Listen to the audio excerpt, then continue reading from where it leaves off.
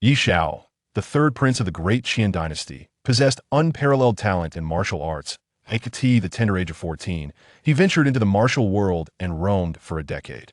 Having acquired the legacy of the human emperor, he returned to the imperial court with ambitions to seize the throne. However, to his surprise, upon his return, he was suddenly betrothed to a formidable female general, notorious across the empire for her ruthless prowess, who had claimed the lives of hundreds of thousands. Chapter 1. The Winds of Tangin. On a scorching summer day, outside the capital city of Tangin in the Great Qian dynasty, the air shimmered beneath the relentless sun. A weary carriage approached, its exterior plain, yet its interior lavishly adorned. Enchanted by a frost-chilling enchantment, the inside of the carriage remained as cool as autumn, devoid of any oppressive heat. Ye Xiao reclined upon the plush cushions, exuding an air of languor. Merely 24. His visage was chiseled and striking, with sharp features reminiscent of a masterful sculptor's handiwork. His sword-like brows and starry eyes were complemented by a subtle smile, lending him an air of playful nonchalance. "Young master, please open your mouth," a charming maiden offered him a peeled lychee. As the fruit entered his mouth, she kept her hand poised, anticipating his spitting of the pit into her smooth, pale palm. He discarded the pit and began to peel another. Ye Xiao gazed through the carriage curtain, feelings of both familiarity and strangeness flooding him. That a decade had passed, and despite being a prince, the memories of his home stirred within him, evoking a sense of nostalgia. Suddenly, the carriage halted, and the driver's voice broke through the air. "Young master, it seems there's been an incident ahead, blocking the city gate." Indeed, before the gates of Tangin, a throng had gathered, drawn by the commotion. In the center, a young man in fine attire was mercilessly assaulting a middle-aged man. As he struck, he shouted, "Damn it, you blind cur! How dare you kill my hound? Today, you shall pay with your life." The assaulted man, clad in coarse garments, curled on the ground, too terrified to resist, begging for forgiveness. Ye Xiao pushed through the crowd and beheld the scene. A black hunting dog lay bloodied on the ground, two deep gashes marking its body, its life ebbing away. Beside it, a young boy wept, his legs stained with blood. Furrowing his brow, Ye Xiao turned to a nearby gaunt man and inquired, "What transpired here?" The man, eager to share, recounted that young master's dog attacked that man's son. In a fit of paternal instinct, he killed the dog with an axe, provoking the young master's wrath. That Ye Xiao frowned in contemplation, questioning, while the dog's death may be justified, to act so violently in broad daylight at the city gate with so many guards present, and yet no one intervenes? The man replied quietly, "You must be a stranger. That is Yi Xingyuan, the son of the Duke of Jing. His father is the emperor's own brother, making him the emperor's nephew. Who would dare to interfere? A beating is tolerable as long as no lives are lost. We mere commoners cannot afford to offend such figures." Understanding dawned upon Ye Xiao. So, it was this little brat. Meanwhile, Yi Xingyuan's fury escalated as he spotted the axe discarded nearby. Grabbing it, he bellowed, "I have raised this dog for 7 or 8 years. You will pay for its death. For every strike against my hound, I shall take 2 of your fingers." Yi Xingyuan was no fool. He understood the implications of a fatal incident. He seized the axe and gripped the man's right hand, aiming for his thumb. The boy, witnessing his father's peril, leaped forward, clinging to Yi Xingyuan's leg, pleading, "Please don't chop off my father's fingers. It was your dog that bit him first. Get the hell away." Yi Xingyuan kicked the boy aside, his eyes gleaming with malice, channeling all his strength into the axe aimed at the man's thumb.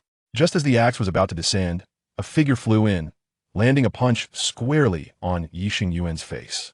Bang! The force sent Yi Xingyuan tumbling to the ground, the axe snatched from his grasp. The newcomer was none other than Ye Xiao, who now toyed with the axe, a smirk playing upon his lips as Yi Xingyuan's guards rushed forward. 2 helped him to his feet while the others stood protectively in front of him. Enraged, Yi Xingyuan yelled at Ye Xiao, "You audacious scoundrel! You dare attack a royal? Kill him!" Upon receiving the command, the guards charged, drawing their weapons. Yet, in the next moment, all were left in shock.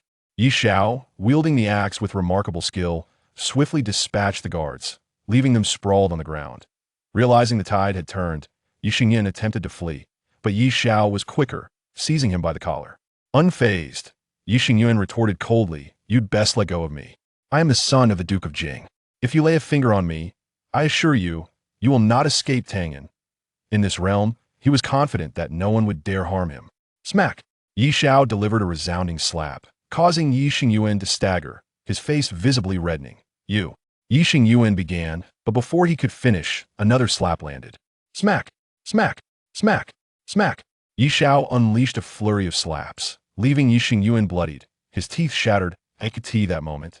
The city guards finally reacted, rushing forward. The leader bellowed, "Stop this at once." He is the son of the Duke of Jing.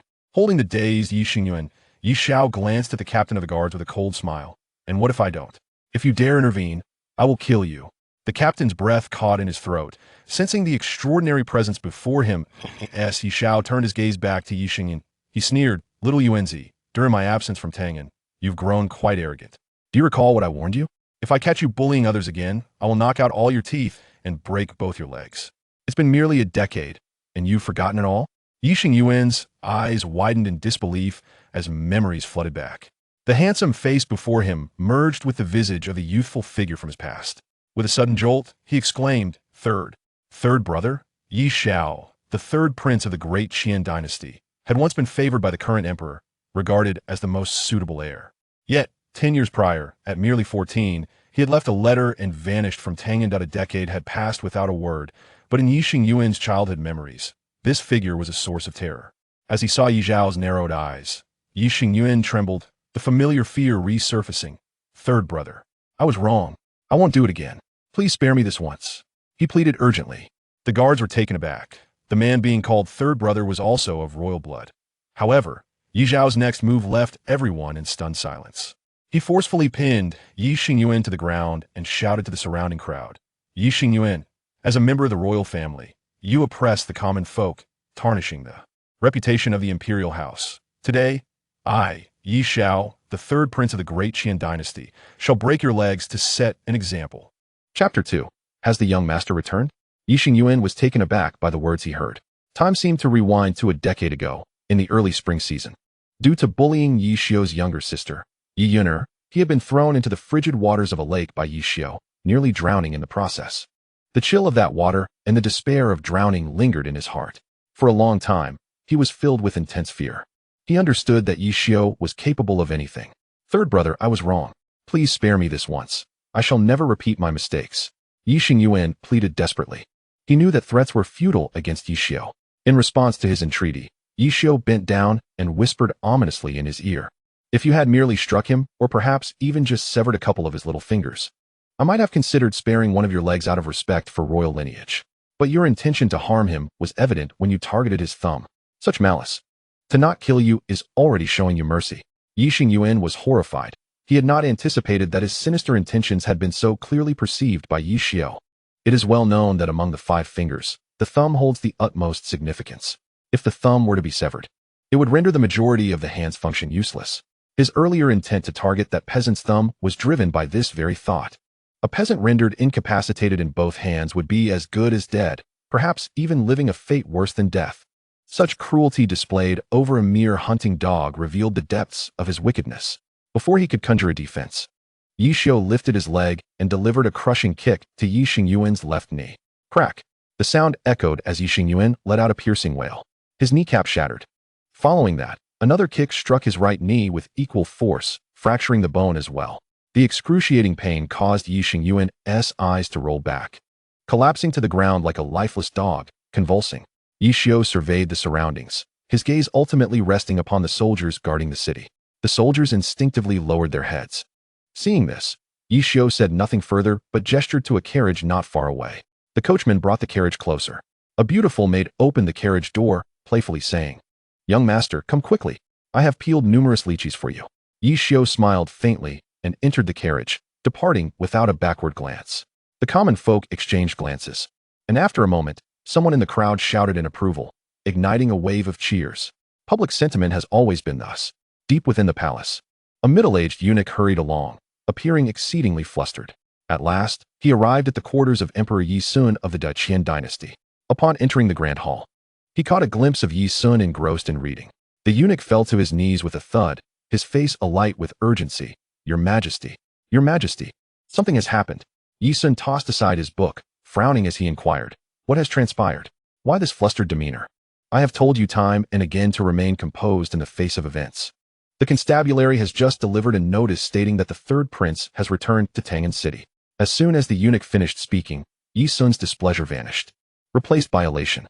He sprang to his feet, completely disregarding his earlier admonition to remain composed. Xiao has returned?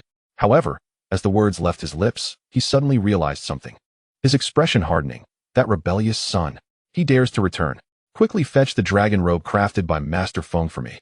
I must let that rebellious son understand my authority. Master Feng is a renowned tailor, having traveled across nations. 5 years ago, he was summoned to the Daiqian court and personally crafted a dragon robe for Yi Sun. The materials, style, and stitching techniques were all to Yi Sun's liking. Over the years, he had only worn the robe on significant occasions. After pacing back and forth, he instructed, "Go and tell the imperial kitchen to prepare the blue-eyed wind hound that was sent by the barbarians the other day for slaughter. Although that rebellious son is disobedient, I cannot allow him to go hungry after punishing him. Also, notify the officials and royal relatives that Xiao has returned to Tang'an City, and I shall hold a grand banquet tomorrow." As he finished speaking, he noticed that the eunuch remained motionless. Yi Sun's displeasure grew. "Why are you still here?" "Zhou Tong." The eunuch forced a smile and said, "Your Majesty, I have yet to finish my report. While it is true that the third prince has returned to Tang'an City, according to the news from the constabulary, he has knocked out all of Yi Xingyuan's teeth at the city gate and shattered his kneecaps. The Jing Prince is likely already on his way to the palace." Before he could finish, another eunuch rushed in, reporting to Your Majesty. The Jing Prince requests an audience outside the hall. Yi Sun rubbed his temples, contemplating briefly before ordering, "Let him in." He then turned to Zhou Tong, instructing, "Hurry, find the dragon robe for me, and also prepare the blue-eyed wind hound." As he spoke, he muttered to himself, "Even if he's caused trouble, he cannot skip a meal." Zhou Tong, as Yi Sun's close attendant, understood him well. This was clearly not a plan for severe punishment.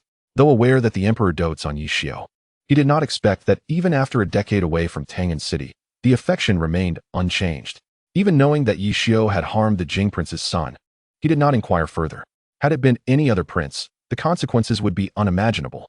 At this moment, in the first prince's residence, the first prince sat regally, listening to a man dressed in black reporting the news. "You mean to say that the third prince has returned and shattered Yi Xingyuan's kneecaps at the city gate?" "Indeed. The news has spread throughout the city. The Jing Prince should have already entered the palace." "Ha ha." The first prince rose, laughing heartily, his eyes gleaming with excitement. "Excellent. Excellent. That rascal is back and has already stirred up such trouble. The Jing Prince's entry into the palace means that even if father favors him, he will surely impose severe punishment. What could be better than this?" One of the attendants, perplexed, asked, "Your Highness, why the delight?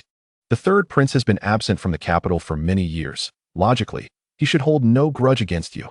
The first prince's expression darkened as he gritted his teeth. "You know nothing. Do you understand why father has refused to establish a successor all these years? It is because of the third prince." In his eyes, the third prince is the one most suited to inherit the throne. No matter how hard I strive or how well I perform, he remains indifferent. At that moment, an elderly man with white hair entered the room. "Your Highness, I believe that while the third prince is indeed talented, he lost the trust of the court when he left a letter to travel abroad. The emperor's decision on a successor may not necessarily involve him. Over the years, it has been the second and fourth princes who have contended with you. Resolving matters with them should be your immediate priority. As for the third prince, even if he returns to Tang'an City, he possesses no capital to contend with you. His actions are so absurd that the officials will surely not allow him to ascend to the position of heir, since the emperor favors him. You should not harbor hostility towards him, but should instead strive to win him over, lest a moment of anger lead him to side with the second or fourth princes." Upon hearing the words of the white-haired strategist, the first prince took a deep breath and clasped his hands in gratitude. "Thank you, Master Mei, for your guidance. I was misled. After father punishes him, I shall personally visit him to demonstrate my brotherly kindness." Seeing his demeanor, Master Mei nodded approvingly, stroking his white beard. "Historically, the eldest son is the rightful heir. Your mother is the current empress, and as the eldest son, as long as you exhibit kindness and generosity, your position as heir is nearly assured. Even if the emperor wishes to designate another, the officials will surely advocate for you." Chapter 3. The rebellious royal within the palace. The Jing Prince wept bitterly, tears streaming down his face. "Your Majesty, even if my son is heired, there are reasons behind his actions. Considering our blood relation as brothers, he should not have been subjected to such cruelty in broad daylight. Moreover, according to the laws, royal offspring who transgress should be dealt with by the ancestral court. How can this be so absurd? I implore your majesty to uphold justice for my brother. The Jing Prince, being astute, did not entirely claim Ye Xiao's innocence. Instead, he primarily focused on the shared bloodline and the breach of decorum as the basis for implicating Ye Xiao, ensuring that Ye Xiao had no opportunity for absolution. Regardless, these 2 points were inescapable. Ye Xian observed the weeping Prince Jing below, a wry smile escaping his lips. Ah, my 7th brother, Ye Xiao, this rebellious child, has always been unmanageable. After roaming the rivers and lakes for so long, it is inevitable that he has picked up some of the roughness of the world. Rest assured, when he returns to the palace, I shall certainly impose a severe punishment upon him, providing you and Xing Yuan with a satisfactory resolution. Prince Jing looked up, a hint of surprise in his voice as he inquired, Ye Xiao has returned to Tang'an and has yet to pay his respects to your majesty? He was intentionally planting seeds of discord between Ye Xian and Ye Xiao. Indeed, upon hearing this, Ye Xian's anger flared. How outrageous. He has returned to the capital, yet does not make it a priority to pay his respects to me. I shall ensure this rebellious child is dealt with severely. No sooner had he spoken than a languid voice interrupted. Here I am, just seeking a place to settle. At my age, I cannot simply reside in the palace. Nor can I go out to the streets after paying my respects. As the words fell, Ye Xiao, clad in a blue robe, ambled into the hall. Prince Jing sprang to his feet, pointing an accusatory finger at Ye Xiao. How can you enter His Majesty's inner palace without prior announcement? This is utterly disrespectful. Ye Xian's expression hardened in agreement. Indeed, you rebellious child, have you no sense of propriety? In the face of their scolding, Ye Xiao retrieved a jade token from his bosom, smiling as he declared, Father, have you forgotten? You granted me the privilege of free movement within the palace. A privilege that has yet to be revoked. You once stated that I could enter the Ministry of Personnel, the inner palace, and the military office without prior notice. Glaring at the token in Ye Xiao's hand, Ye Xian's expression turned icy. I only granted you such privileges due to your youth. I had forgotten. Prince Jing's eyes widened in disbelief. How could Ye Xiao possess such privileges, of which he was unaware? At that moment, Ye Xiao turned to Prince Jing, jesting. What brings you here, 7th uncle? At your age, surely you are not here to weep and complain? That would be quite disgraceful. Prince Jing's face flushed crimson with rage. Ye Xiao, you are heartless. Regardless of the circumstances, Xing Yuan is your kin. How could you break his legs, targeting the knees no less? You have ruined his life. Better his ruin than the tarnishing of the name of the Qian royal family, Ye Xiao retorted coldly. If every royal offspring acted as he does, oppressing the common people, our family would be reviled by all. With that, Ye Xiao abruptly turned, bowing deeply. I hereby report to Father. I wish to censure Prince Jing for his ineptitude in parenting, allowing his offspring to oppress and harm the people, thus damaging the royal reputation. I implore Father to impose strict punishment. Prince Jing was left speechless. It was he who had broken his son's legs. Yet here was Ye Xiao turning the tables on him. A heavy accusation weighed down upon him, and he hurriedly looked to Ye Xian, his voice tinged with panic. Your Majesty, what Ye Xiao says is not true. Xing Yuan has committed no wrongdoing.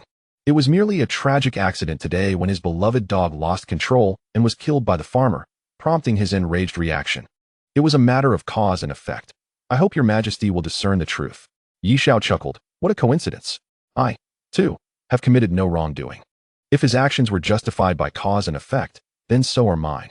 If one is innocent due to extenuating circumstances, then I am also innocent. Prince Jing's mouth gaped open, unsure how to counter this logic, finally sputtering. You are just quibbling. Ye Xiao replied with a grin. What do you mean, 7th uncle? How can this be termed quibbling? The argument is yours, and now you are faced with 2 paths. First, we, along with Xing Yuan, are all guilty, and thus, we shall each face judgment from Father. Second, we are all innocent and may return to our homes, bathe, and sleep. Which do you believe it to be? Prince Jing found himself in a quandary, wishing to avoid both options. He looked to Ye Xian, only to find him calm and unresponsive. Your Majesty, I beseech you for your judgment. Prince Jing implored. Ye Xiao is indeed quibbling, and I am not eloquent. I ask my royal brother to decide for me. Ye Xian responded thoughtfully, 7th brother, while this rebellious child is indeed outrageous, he speaks with some measure of reason.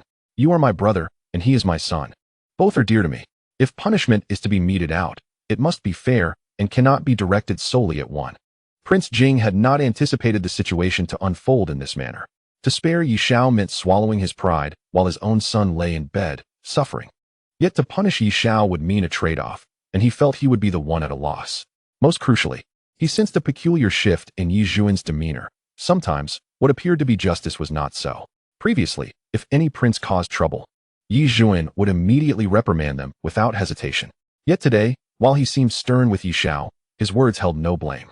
In a moment of desperation, Prince Jing closed his eyes, inhaled deeply, and softly said, "If that is the case, I request your majesty to send palace physicians to treat Xing Yuan, in hopes of preserving his legs." "Granted. You may leave for now." Yi Zhuan turned, casting a deep, furious glance at Ye Xiao. Ye Xiao, smiling broadly, remarked, "Seventh uncle seems quite displeased. Would you care for a spar? Given your age, I shall not take advantage, allowing you to use one hand, as I have always respected my elders." "Humph." Prince Jing snorted coldly, hastily departing. Once he was out of earshot, Yi Zhuan waved his sleeve, and the palace attendants withdrew discreetly. As soon as the servants had exited, Yi Zhuan's expression shifted dramatically. His eyes widened with fury as he scolded, "You rebellious child. Do you even know how to return? The wrath of an emperor is akin to thunder. Anyone would be struck with fear." Yet Ye Xiao merely smiled faintly. "What can I do? I've grown older. I cannot always wander outside. I have returned to play at being an emperor and seek a measure of stability." Upon hearing this, Yi Zhuan's anger turned to incredulous laughter. "You possess such audacity to utter such words?" Ye Xiao replied defiantly, "What is there to fear in saying so? I, your son Ye Xiao, aspire to be emperor. I have more than one son." Yi Zhuan raised his chin proudly. "Your brothers are all exceptional talents." His expression clearly conveyed, "You must come to me." "So formidable?" Ye Xiao stroked his chin, grinning. "Very well, I shall leave in a few days. If I cannot be emperor, then Tang'an holds little allure." "You dare?" Yi Zhuan's complexion darkened, genuine fury igniting within him. "Ye Xiao, should you dare to depart without notice again, do not blame me for severing our ties." Chapter 4. I grant you an opportunity within the imperial palace. Father and son locked eyes. After a long silence, Yi Zhuan sighed deeply. "If you wish to be emperor, that is permissible. However, know that this imperial throne was hard won by our ancestors through countless battles. The nation and its people are of utmost importance and cannot be taken lightly. If you wish to ascend, you must demonstrate your capabilities to me and the ministers, seizing the throne through your own merit. I can grant you an opportunity to contend for the crown, but you must agree to one condition." Ye Xiao raised an eyebrow. "A condition? What is it?" Yi Zhuan smiled slightly. "Marriage. I wish to bestow upon you a marriage alliance. If you accept, I shall permit you to establish your own residence, recruit retainers, and allow you to maintain 3,000 personal guards, along with a monthly stipend of 100,000 and the right to participate in court deliberations." Undeniably, Ye Xiao felt a stirring in his heart. Although he proclaimed his desire for the throne, he was acutely aware of his tenuous foundation after years away from the capital. Yi Zhuan's conditions would undoubtedly provide him a swift route to the heart of power and the chance to cultivate his own influence. Deep within Ye Xiao's dantian, a golden cauldron floated, inscribed with the 2 characters for human emperor. This was the item Ye Xiao had risked his life to obtain. It was an ancient artifact that suppressed destiny. Through this, Ye Xiao had acquired the imperial cultivation technique, the Great Qian Empire technique. This powerful technique was notoriously difficult to master, and unlike any other, it required secret methods to condense the vitality of the masses within the practitioner's body, refining the emperor's true energy to nourish the practitioner. After Ye Xiao's preliminary experiments, it became evident that to gather popularity, one must have loyal followers. The greater the number of loyalists, the stronger they are, the more popularity the emperor's cauldron would amass, resulting in a greater refinement of the true energy of the monarch. It was precisely for this reason, coupled with Ye Xiao's years of wandering and witnessing the suffering of the common people, that he chose to return to the imperial capital of Qian. On one hand, he aspired to re-enter the court, seize the throne, gather popularity, and cultivate the Great Qian Emperor's supreme art. On the other hand, he wished for the people of Qian to live a better life, even if just a little. After a moment of contemplation, Ye Xiao found himself unable to resist the temptation, though he was uncertain of Yi Sun's true intentions. Nevertheless, he decided to acquiesce for the time being. However, before proceeding, he felt the need to clarify certain matters. Ye Xiao raised his head and looked at Yi Sun, stating earnestly, "Marriage is acceptable, but she must not be ugly." What do you mean? You are still my son. Would I marry you off to an unattractive bride? Nor should she be short. Rest assured, she will undoubtedly be tall and slender, and not plump either. Hee. I will certainly find you one of the most exquisite beauties in Qian. Upon hearing this, Yi Xiao's expression did not lighten. Instead, his brow furrowed in concern. What if that woman cannot bear children? Yi Sun, infuriated, retorted, what nonsense are you speaking? Would I choose a wife for you who is incapable of bearing offspring? Ye Xiao sneered. Do you take me for a fool? If that woman were without issues, why would you impose such burdensome conditions and speak in riddles? I simply want you to remain at Tang and in peace. As for the candidate, it's just that I haven't made up my mind yet. You little rascal. Your suspicion is truly vexing. Yi Xiao looked at Yi Sun with skepticism. His instincts told him there was something amiss. Yet he could not discern what it was at that moment. I agree. Yi Sun waved his hand. All right, you may go now. Visit your mother and sister at Mingyue Palace. It has been many years since you last saw them. I have instructed the royal kitchen to prepare a delicacy from the southern barbarians, the blue-eyed tornado, which is exceptionally delicious. Let us dine together at Mingyue Palace. Suddenly, he turned to Yi Xiao and inquired with a smile. After 10 years of travel, what is your current cultivation level? Qian is a nation founded on martial prowess. Given the many skilled fighters across the continent, martial cultivation is of utmost importance. Yi Xiao clasped his hands and replied, reporting to father. I have entered the soul refinement realm and currently possess a 7th grade cultivation level. The martial artist stages are categorized as body refinement, blood nurturing, chi accumulation, and soul refinement, which form the 4 foundational realms. Each realm consists of 9 grades. A 7th grade in the soul refinement realm at the age of 24 is not considered low. However, upon hearing this, Yi Sun's eyes flickered with a hint of disappointment. At 24, achieving the 7th grade in the soul refinement realm may mean that he would struggle to open the heavenly gate by the age of 30, limiting his future potential. The heavenly gate is a crucial threshold to cross at the 9th grade of the soul refinement realm. The earlier one opens the heavenly gate and enters the celestial origin realm, the greater their potential. It is known that many remain stuck at the peak of the soul refinement realm for years without progress. Gesturing dismissively, Yi Xiao withdrew. Alone in the room, Yi Sun sat silently for a while, sighing. This child should not have left back then. It was a waste of time. His tone was filled with regret. After all, in his memory, with Yi Xiao's extraordinary martial talent, he should not still be without the heavenly gate at this age. In the darkness, a voice emerged. Your Majesty, although the 3rd prince is merely at the 7th grade of the soul refinement realm, I observe that his heavenly gate has indeed opened. At these words, Yi Sun, who had been somewhat despondent, suddenly lifted his head. Are you serious? How is that possible? From the shadows, a frail old eunuch stepped forward and smiled. The true energy within the 3rd prince is surging and extraordinarily powerful. It is no longer the technique he practiced in the past. If I am not mistaken, after the 3rd prince opened the heavenly gate, he must have acquired a formidable technique. In shifting to this new method, his cultivation level suffered, thus causing his drop in realm. Yi Sun exclaimed angrily. The Great Sun primordial technique he practiced back then is already one of the finest techniques in the world. What could possibly be more powerful than that? This is simply foolishness. The old eunuch spoke softly. Your Majesty, sometimes paths differ for each individual. Until the end, no one can determine the outcome, so I urge you not to be hasty. Yi Sun fell silent, lost in thought. At that moment, a eunuch named Zhou Tong entered, holding a tray adorned with a black and gold dragon robe. He bowed and said, Your Majesty, the tornado is still half an hour away from being ready. But I have brought the dragon robe. Yi Sun opened his arms, and the old eunuch stepped forward to help him unfasten his robe. Zhou Tong, draft an edict for the Ministry of Internal Affairs to grant the 3rd Prince Ye Xiao a residence, allowing him to gather guests and maintain a private army of 3,000, with a monthly allowance of 100,000 silver. Draft another edict for Marquis Pingbei, Liang Qingyan, to marry his daughter Liang Qing to Ye Xiao as a concubine. Upon hearing this, Zhou Tong, who was kneeling while holding the dragon robe, could not help but show a hint of shock on his face. It is known that Liang Qing, despite her remarkable beauty, had followed the army since childhood, possessing a cold and straightforward demeanor.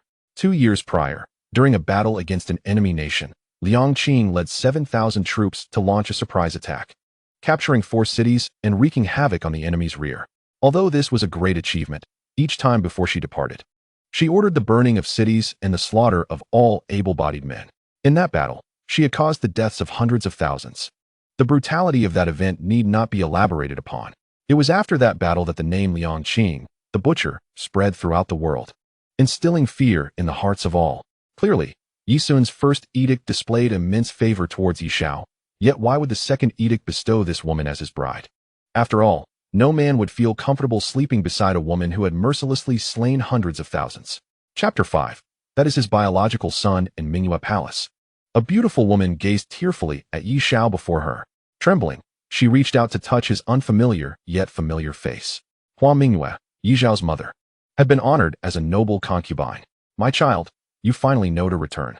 After leaving for so many years, do you have any idea how worried your mother and sister have been for you? The tone of concubine Hua was filled with sorrow. Ye Xiao smiled slightly. Did I not return? Now I am much taller than you. When he left, he was still a half-grown child, yet now he had become a tall adult man. Concubine Hua wiped away her tears and said, Enough. Now that you have returned, you must not leave again. Just stay in Tang and as a noble prince, and it will be fine. After some time, I will find you a girl for marriage. Compared to the other princes, it was exceedingly rare for someone of Ye Xiao's age to remain unmarried. Ye Xiao shook his head and replied, No need. Father has said he will arrange a marriage for me. Concubine Hua was momentarily taken aback before her face broke into a smile. That is splendid. It appears that despite not having seen you for many years, the emperor still keeps you in mind. At this point, her expression dimmed slightly. It's a pity. Had you not left, perhaps you would have already become the heir. It's not too late now. Ye Xiao's lips curled slightly. However, concubine Hua's expression changed, and she lowered her voice urgently. No, Xiao, you have not been in Tang'an for many years and are unaware of the current situation. Now, the eldest, second, and fourth brothers have all established their own factions and supporters. If you show any intention of vying for the throne, you will undoubtedly be targeted by all three, and the danger will be immense. Listen to your mother. You must act discreetly and avoid confrontation. I ask for nothing more than for you to live a stable life. Before Ye Xiao could respond, a girl's joyful yet anxious voice suddenly came from outside. Brother, brother. The girl, lifting her skirt, hurriedly stumbled into the room. Upon seeing Ye Xiao, she leaped directly into his arms. Brother, I missed you so much. The girl clung tightly to Ye Xiao. She was none other than Ye Xiao's biological sister, Ye Yuner. In the royal family, emotions are often distant. The emperor has countless offspring, and generally, feelings tend to be relatively cold. However, the bond between Ye Xiao and Ye Yuner was different. They shared the same mother and father. Their connection as blood relatives was naturally unlike that of others. Deep in the heart of the palace, where countless dangers lurked, Ye Xiao's first experience with murder was because of Ye Yuner. In Ye Yuner's heart, Ye Xiao is the closest person to her. After years of separation, there are naturally endless topics to discuss. The mother and her two sons engage in constant conversation. Meanwhile, 2 imperial edicts have been issued from the palace. In the Grand Prince's residence, the eldest prince listens to his subordinate's report, his face darkening with fury. I knew it. I knew that Father Emperor favored him. The third prince had shattered Ye Xingyuan's knees, yet he faced no punishment. Instead, he was granted a residence, the right to raise private soldiers, and a monthly allowance of 100,000 taels, along with permission to participate in court discussions. Why? Why? His face flushed, he roared in anger.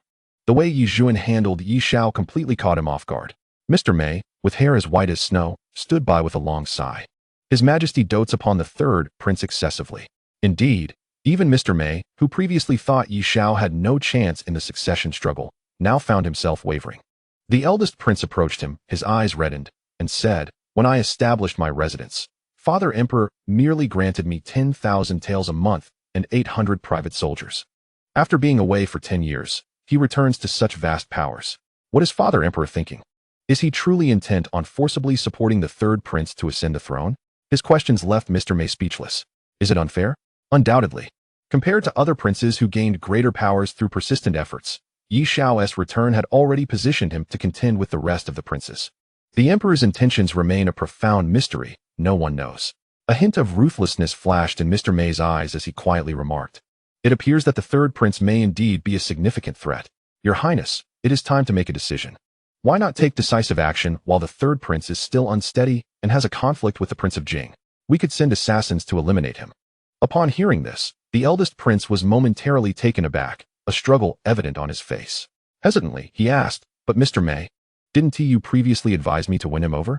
Why now suggest I kill him? Mr. Mei's gaze remained calm as he replied coldly, Every person has 10 fingers, yet they differ in length. If there were no such edict, the emperor's favoritism could merely be seen as a father's affection, which is not inappropriate. However, this decree clearly indicates his intention for the third prince to partake in court affairs, thereby entering the fray for the throne. Consequently, even if his foundation is still weak, as long as the emperor favors him and provides both overt and covert assistance, he will eventually push you and your brothers aside. The eldest prince's expression darkened further. Yet he still wrestled with his thoughts. If Father Emperor favors him, wouldn't he sending skilled protectors to assassinate him be akin to courting disaster? Mr. May, looking resigned, responded. Opportunities must not be missed. They do not come again. Even if there are risks, we must try. Just send trusted assassins, even if the plan fails. It would merely cost one life and would not implicate your highness. Let me think it over, the eldest prince muttered to himself. In the residence of the Marquis of Pingbei, Marquis Liang Qingyan wore a troubled expression across from his wife, Lady Wu. At this moment, Lady Wu was glaring furiously at him, scolding him loudly. Didn't you say that Zhou Tao was your old subordinate, like a brother? You just had to say the word, and the marriage between Qing'er and his son would surely happen? How did it end up being rejected? Liang Qingyan, in his 40s with a short beard and a tall, robust frame, looked as wilted as a frostbitten eggplant. They say they are already engaged. What can I do? He replied helplessly. Engaged? Nonsense. I heard that they finalized the engagement overnight after you visited. Lady Wu bit her teeth in anger. You always talk about brotherhood for life. But when something happens, it's all nonsense. Liang Qingyan retorted, you can't say that. Zhou Tao risked his life to save me, enduring 14 wounds. That bond is genuine. Huh. So what? Is it a grievance for his son to marry our daughter? After all, he is his own son. Liang Qingyan muttered. Upon hearing this, Lady Wu was even more incensed. What nonsense is that? Isn't our Qing'er his own flesh and blood? Liang Qingyan lamented. Who told her to be so ruthless? She even personally led the charge, slaying the young men of the Chu nation. How many soldiers witnessed her slaughtering 1,000 men in one night? The rumors that followed, saying she used the intestines of the Chu people to weave flowers and drank their brain matter, sent chills down my spine. How can those young masters not be terrified? Lady Wu fell silent. Isn't this all your fault? If you hadn't taught her martial arts and allowed her to join the army, would we be facing such rumors today? Now look, a 20-year-old girl who can't get married. What will she do in the future? As she spoke, tears streamed down her face. Liang Qingyan was at a loss for words. He was helpless. Ever since that incident, the rumors had escalated. He even personally approached Yi Zhuan to have Liang Qing's military position revoked, keeping her at home. Yet, previously, suitors had been knocking at their door, and now. After that, not only was there no one proposing, but even his attempts to find someone met with refusal. Just as the couple wallowed in despair, a sharp voice suddenly echoed from outside. Marquis of Pingbei, Liang Qingyan, received the edict. Chapter 6. Kill him in the residence of the Marquis of Pingbei. Liang Qingyan and his wife stood respectfully. Before them, the eunuch Zhou Tong loudly read out the imperial edict. Bestowed marriage of the Marquis of Pingbei, Liang Qingyan's daughter, Liang Qing, to the third prince, Ye Xiao, as a common wife. Thus it is decreed. Although he was a eunuch, his tone held no trace of effeminacy. As the words fell, Liang Qingyan stepped forward to accept the edict with both hands. Zhou Gonggong, has the third prince returned to Tang'an City? Liang Qingyan asked, looking up. Zhou Tong smiled. Yes, he just entered the city today and is currently in the palace. Liang Qingyan hesitated for a moment, then produced a silver note, handing it to Zhou Tong while quietly asking, there is something I wish to clarify. Why is this marriage designated as a common wife? Generally, when the emperor grants a marriage, the status is not specified, implicitly recognizing the position as the primary wife. However, this edict explicitly stated that Liang Qing would marry Ye Xiao as a common wife. The difference in wording is monumental. Zhou Tong did not accept the silver note, smiling as he replied, I cannot say for certain. I am merely the messenger. What His Majesty means by this decree is something for you to ponder. However, there is one more thing His Majesty instructed me to convey to you. Please do tell. This common wife status need not be publicly proclaimed. Simply stating the marriage suffices. After finishing, Zhou Tong smiled slightly. There are matters in the palace. I must take my leave. He turned to leave but suddenly looked back, saying with a smile, Oh, one more thing. I must inform you in advance. His Majesty dotes on the third prince immensely, granting him the right to establish his residence. A monthly stipend of 100,000 taels, permission to raise 3,000 private soldiers, and the right to participate in court discussions. Yi Zhuan's decree will soon be known to all, and making a connection with him will be quite favorable. As Zhou Tong exited the courtyard, Liang Qingyan furrowed his brow. Lady Wu, however, was delighted as she took the edict and examined it closely, a smug expression crossing her face. Let those fellows dare to say that Qing'er can't get married. My daughter is now, after all, a prince's consort, enjoying unparalleled honor. As she spoke, she noticed that Liang Qingyan did not seem particularly pleased. Husband, why do you look so unhappy? Liang Qingyan forced a smile. The third prince likely harbors considerable ambition. I don't know if this is a blessing or a curse. What do you mean? Lady Wu asked, somewhat puzzled. Liang Qingyan sighed deeply, guiding her toward the back courtyard as he spoke.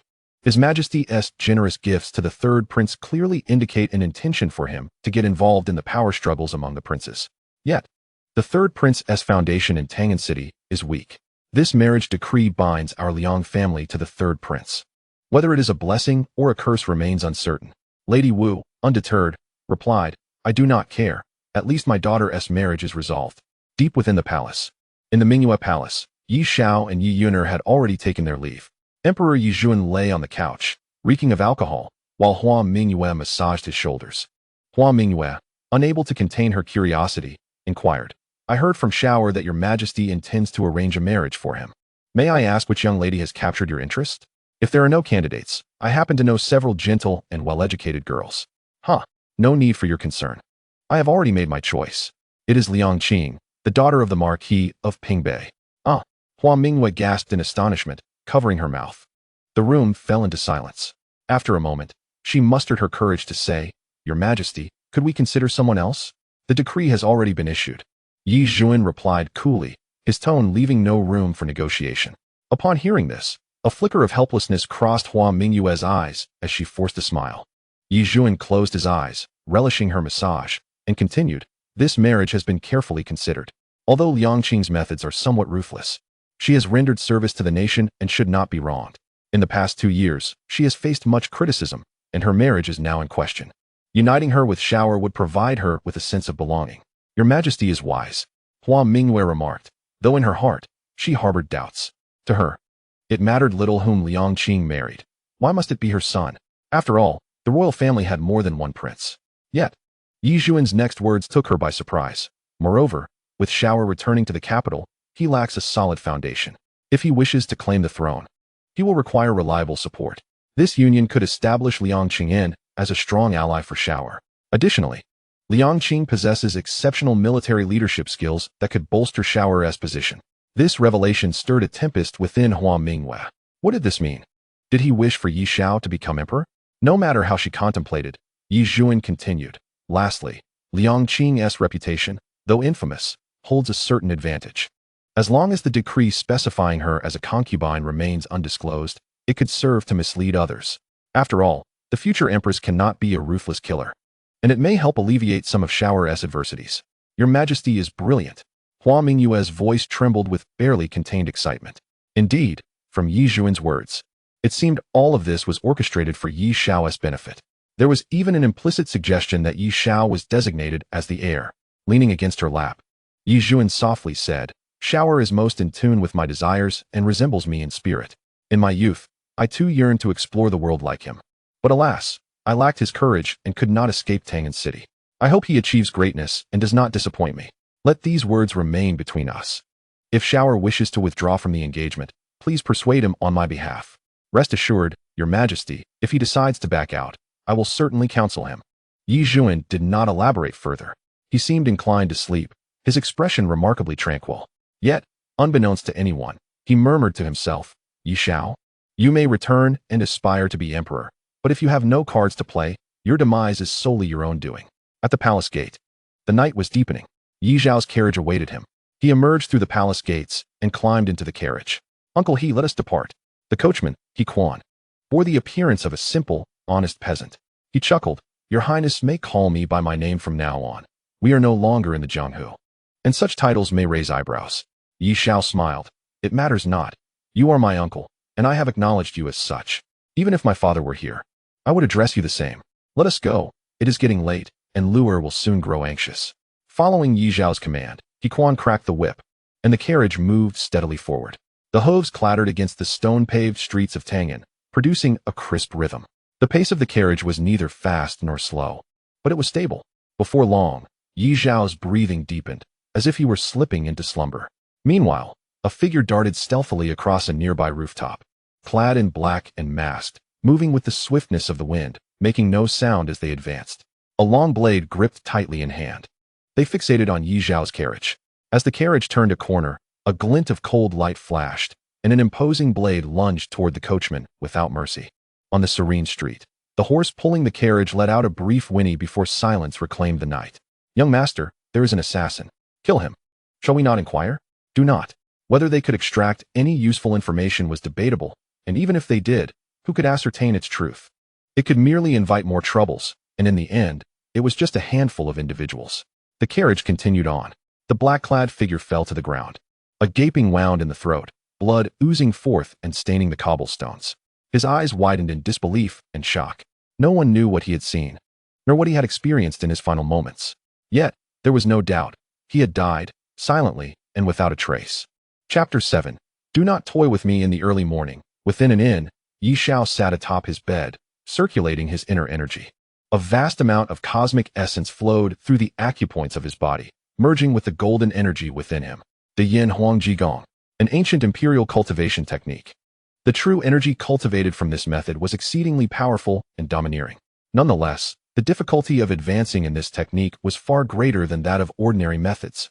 Ye Xiao opened his eyes, a hint of helplessness flashing within them. Too slow. This pace of cultivation is far too languid. I must swiftly acquire those 3,000 private soldiers. Having been endowed with exceptional talent since childhood, he had never faced delays in his training. It was precisely for this reason that he felt immense dissatisfaction with his current progress. To expedite his cultivation, he needed more subordinates. Only then could he gather greater support through the emperor's cauldron and enhance his powers. In the palace, during the morning court session, Ye Xiao, clad in a green and white dragon robe, stood within the grand hall.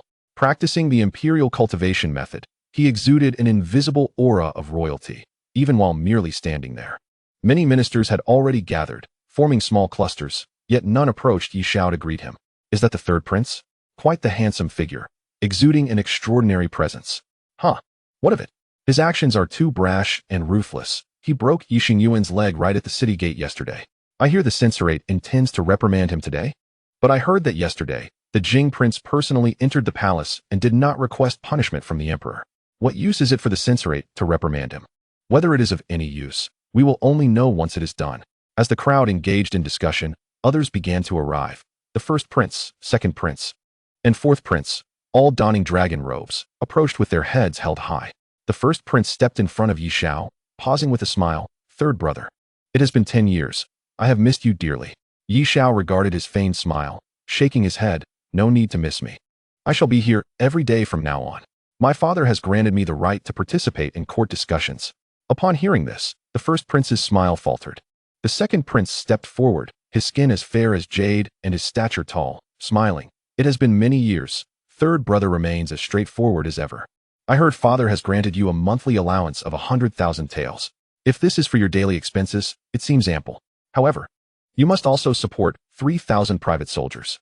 Moreover, now that you are back in Tangan, all alone, this sum might be insufficient for marriage arrangements. If you require funds, feel free to ask me. I will undoubtedly assist you, and I only request an interest of 8%. His words seemed considerate, yet in reality, an 8% interest was exceedingly high compared to the rates of typical moneylenders. His intent was not genuinely to lend, but rather to mock Ye Xiao's financial limitations. Royal brothers held little affection for one another, and mutual ridicule was commonplace. Ye Xiao, upon hearing this, did not take offense but instead broke into a smile. Grasping the second prince's hand, he cast a glance at the first prince and said, "It is indeed thoughtful of you, unlike certain individuals who merely express empty sentiments. However, you are quite right. I am currently in a tight spot. Might I request an advance of 10 million taels to tide me over? I promise to repay you as soon as I am able." The onlookers, having overheard Ye Xiao's words, gasped in shock. A voracious appetite indeed, a staggering 10 million taels. The second prince was momentarily taken aback. Did he truly desire such a sum?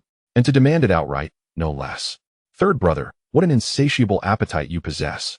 Are you not afraid that an excess of silver may crush your feet? His words dripped with sarcasm, and Ye Xiao was equally unyielding, forcefully tossing aside the second prince's hand, retorting, "Ah? Is it too much to borrow? If second brother cannot afford it, fret not. Your words are as empty as flatulence. Merchants have always been this way."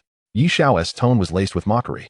The second prince's maternal family was renowned as the wealthiest merchants in the realm, a status that held little esteem among royal offspring.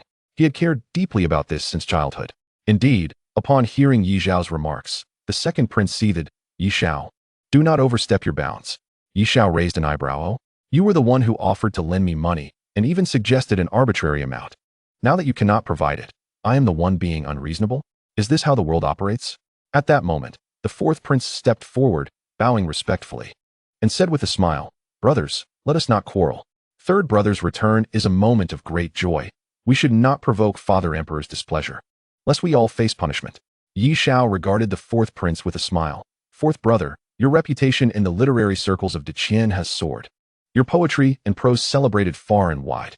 Even in my travels through the martial world, I often hear scholars reciting your latest works. Truly remarkable." This was indeed true. Compared to his other two brothers, the fourth prince's fame was unparalleled. His literary prowess was well known throughout Qian. Hearing Ye Xiao's praise, the fourth prince's face broke into a shy smile. "Thank you, third brother, for your kind words. My humble writings are hardly worthy of mention." Just then, Ye Xiao's gaze fell upon a tall man accompanied by a young woman. The girl had a healthy, sun-kissed complexion, her features strikingly beautiful, eliciting admiration from all who beheld her. There haven't been any recent battles. Why has Liang Qing come to court today? Could it be that Father Emperor intends to employ her again? The eldest prince mused. Ye Xiao, intrigued, remarked, "Ah, so it is she, the formidable woman of Qian, who has slain tens of thousands of enemies. It is rumored that when she attacked Chu, she decapitated their soldiers and used their heads to play football. Who knows if there is any truth to that?" The second prince scoffed. "Not just football. She even dug out their brains to drink as wine." Ye Xiao rolled his eyes. "Heh, only a fool would believe such tales. You may choose to believe what you wish, but I have heard that she personally slaughtered no less than 10,000 young men of the Chu state. Rumors tend to grow more extravagant with each telling." At that moment, several of them noticed Liang Qing's gaze directed towards them. When her eyes met Ye Xiao's, she offered a slight smile, quite charming. Ye Xiao couldn't help but reflect. The fourth prince leaned closer and whispered, "If third brother is interested, I can help facilitate an introduction. She is still waiting in her boudoir." Ye Xiao rolled his eyes. "Do not conspire against me, bringing such a fierce spirit home. Should a quarrel arise, I may awaken to find my head missing." "Ha ha." The fourth prince laughed heartily, agreeing, "Indeed, third brother speaks wisely. If it were otherwise, she would not remain unmarried for so long. I have heard that her father is currently seeking suitors for her, yet no young man dares to propose. I dare say she might be here today to request a marriage from His Majesty." Upon hearing the mention of marriage, Ye Xiao, who had been smiling, suddenly stiffened, as realization dawned upon him. "Damn, Ye Xuan, you better not be toying with me. His Majesty arrives." With Zhou Tong's announcement, everyone instantly fell silent, each taking their place. Heads bowed in anticipation. Ye Xuan made his entrance, casually taking a seat upon the dragon throne. He gestured slightly to Zhou Tong, who then unfolded the prepared edict and proclaimed loudly, "The third Prince Ye Xiao, having traveled the world, returns to Tang, and henceforth he is permitted to establish his own household, maintain 3,000 personal troops, and partake in court discussions. Furthermore, he is granted the hand of Liang Qing's daughter, Liang Qing, in marriage." In the court, Ye Xuan's gaze was fixed intently on Ye Xiao. Observing Ye Xiao's expression twist slightly, he felt an immense satisfaction swell within him. "Ha ha, little rascal, how dare you throw a tantrum with your father? How dare you run away?" This was a small delight for him. He had indeed intended to find a suitable match for Liang Qing, hoping to provide Ye Xiao with a reliable ally. Yet, he also knew that if he desired, he could easily achieve the same end through alternative means. His feelings towards Ye Xiao were complex. On one hand, he cherished him and hoped for his accomplishments. Yet on the other, he held a stubborn belief that a son should heed his father's words. Thus, witnessing Ye Xiao's slight displeasure while knowing he had to comply with his wishes filled Ye Xuan with immense satisfaction. Just as Ye Xuan reveled in this moment, the three princes stepped forward simultaneously to express their gratitude. "Your son Ye Xiao, thanks to the grace of Father Emperor, this humble servant Liang Qing, expresses gratitude to your Majesty for the bestowed favor." The eldest, second, and fourth princes all widened their eyes in astonishment, unable to suppress their grins. The words still echoed in their ears. Ye Xiao had indeed been granted marriage to Liang Qing. It could not have been more fortuitous. Most importantly, this subtly conveyed a signal. Ye Xuan seemingly had no intention of making Ye Xiao the crown prince. After all, the crown prince's consort would most likely become the future empress, and with Liang Qing's reputation, it was evident that she would never ascend to such a position. From their perspective, this also seemed to be Ye Xuan's way of indicating that he had no intention of crowning Ye Xiao as the heir apparent. Suddenly, a voice interrupted their thoughts. "Your Majesty, I have a matter to present." The imperial censor Zhang Pingfei stepped forward from the crowd. Yi Zhuan, slightly irritated at being interrupted, asked, "What is it?" Zhang Pengfei proclaimed loudly, "Your Majesty, I wish to impeach the third Prince Ye Xiao for lacking an official position and for committing acts of violence in public, severely injuring the son of the Jing Prince. If everyone were to emulate such behavior, what use would there be for the government? This trend must not be allowed to continue. I implore your Majesty to punish the third prince and issue an imperial edict to warn the populace." Observing Zhang Pengfei's eloquence, Ye Xiao narrowed his eyes. He had never encountered this individual prior to today, yet here he was, making accusations against him. Loyalty to the emperor and love for the country? Hardly. Whose man is he? Ye Xiao turned his gaze towards the eldest prince, smiling. "Is this one of your subordinates?" The eldest prince was taken aback, then replied in a low voice, "Do not jest. All officials in the court are under Father Emperor's command. What does it have to do with me?" Ye Xiao then looked at the second prince. "Have you bribed him?" The second prince's face reddened with anger. "Do not speak nonsense. How could I act in such a manner?" Ye Xiao stroked his chin, murmuring, "Surely hasn't he defected to the Jing Prince? That would be exceedingly foolish." Upon hearing his words, the other princes exchanged glances. His words were rather direct. Many matters, though perhaps known to all, should not be openly discussed in the court. Their hushed conversation caught Yi Zhuan's attention. He frowned and admonished, "What are you all whispering about?" "Ye Xiao, Zhang Pengfei has accused you. Do you have any words of defense?" Ye Xiao smiled slightly, approached Zhang Pengfei, bowed to Yi Zhuan, and then turned to Zhang Pengfei, asking with a grin, "This esteemed sir, according to your claims, if I were to witness Yi Xingyuan committing acts of violence in the street, what should I do?" Zhang Pengfei did not even glance at Ye Xiao, responding smoothly, "Firstly, I would like to remind the third prince that while Yi Xingyuan may have acted, it does not necessarily mean he was committing an act of violence. There could be reasons behind the incident. Secondly, even if the third prince intervened, he should not have caused such severe injury publicly. He ought to have taken him to the government office for proper handling." This man spoke without flaw. He first negated the premise of Yi Xiao's claim about Yi Xingyuan's violent actions, while also stating that even if Yi Xiao intervened, he should not have inflicted such harm. Yi Xiao regarded Zhang Pengfei with a smile. "How much did you receive?" "What?" Zhang Pengfei looked utterly bewildered. "I say, have you accepted money from foreign lands? Intentionally muddling the waters?" Upon hearing this, Zhang Pengfei was immediately filled with rage. How absurd! How could the third prince speak such baseless accusations? "I, Zhang Pengfei, was born in Daqian, raised in Daqian, and have received imperial grace to attain this official position. How could I possibly accept silver from another nation?" Yet, Yi Xiao maintained a smile, replying, "If you have not accepted money from another country, how could you utter such words devoid of loyalty and filial piety?" "What words devoid of loyalty and filial piety?" Zhang Pengfei remained bewildered. Prior to this discussion, he had rehearsed various responses to Yi Xiao's potential remarks. He had carefully considered his own words, and, reflecting on their dialogue, he truly did not perceive any misstep on his part. Yi Xiao slightly nodded, his gaze sharpening as he pressed Zhang Pengfei. "Zhang Pengfei, Yi Xingyuan is a royal relative, my father's nephew. He publicly assaulted impoverished citizens at the city gate, kicking innocent children and intending to harm them. Such despicable acts, once known, would lead the people of Daqian to view us royal kin as ferocious beasts. The populace's discontent would destabilize the realm. Is this not a simple truth you comprehend, Zhang Yushi?" Before Zhang Pengfei could respond, Yi Xiao continued, his voice rising. "Had I failed to punish Yi Xingyuan and taken him to the ancestral hall, how would the people know the outcome? If they remain unaware, how can the Daqian royal family's reputation be cleansed from the stain of oppressing the people? If the word spreads before the ancestral hall's resolution, how shall we clarify our stance to regain the people's trust?" Yi Xiao's fervent rhetoric grew in intensity. Resounding throughout the hall, the people's disrespect and resentment towards the royal family constitute a grave matter that undermines the foundation of the state. Can we afford to adhere strictly to protocol? You suggest I should not punish him before the people and instead take him to the ancestral hall, which would only diminish the royal family's authority.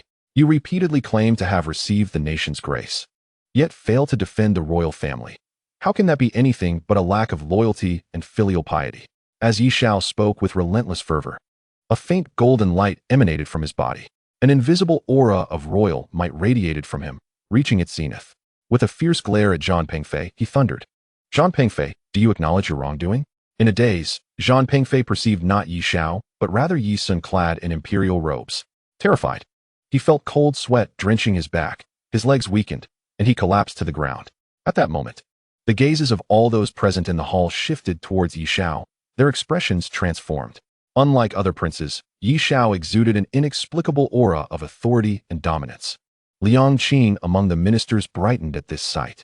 It was such a man she desired in her heart. In truth, Ye Xiao himself was unaware of the awe-inspiring presence he commanded when he sternly rebuked Zhang Pengfei.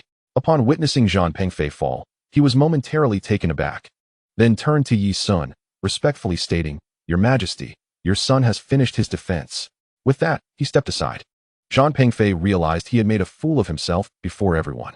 He promptly rose from the ground, kneeling in the hall, repeatedly bowing to Yi Sun. "I was merely thoughtless. I harbor no such notions as the third prince claims. I implore your Majesty to see clearly." His voice trembled. Yi Sun nodded slightly. "Rise.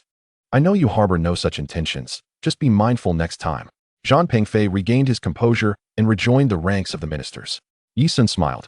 "Does anyone have further matters? If not, we shall adjourn." The hall fell into silence. At that moment, the second prince stepped forward, bowing to Yi Sun. "Father, the third brother intends to form a private army. If he recruits soldiers on his own, they will all be fresh recruits, lacking combat effectiveness. I suggest your Majesty allow the third brother to select from the Divine Martial Academy, where those willing to follow him can serve as the foundation of his forces, thus enabling a rapid establishment of combat readiness to protect him.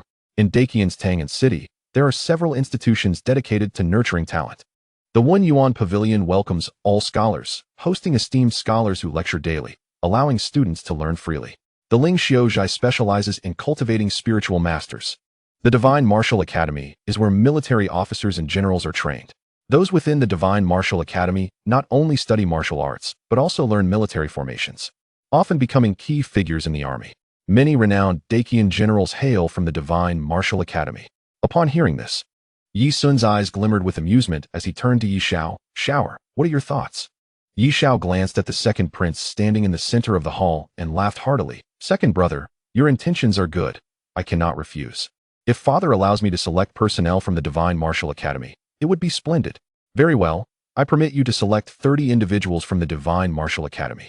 Those willing to join your household may be accepted. We shall adjourn." With Yi Sun's words, he calmly rose and departed. In the palace, Yi Sun walked ahead, while Zhou Tong followed him closely. "Zhou Tong, do you think the third prince will be able to select enough personnel from the Divine Martial Academy?" Zhou Tong chuckled awkwardly. "This servant cannot say." Yi Sun coldly retorted, "I command you to answer."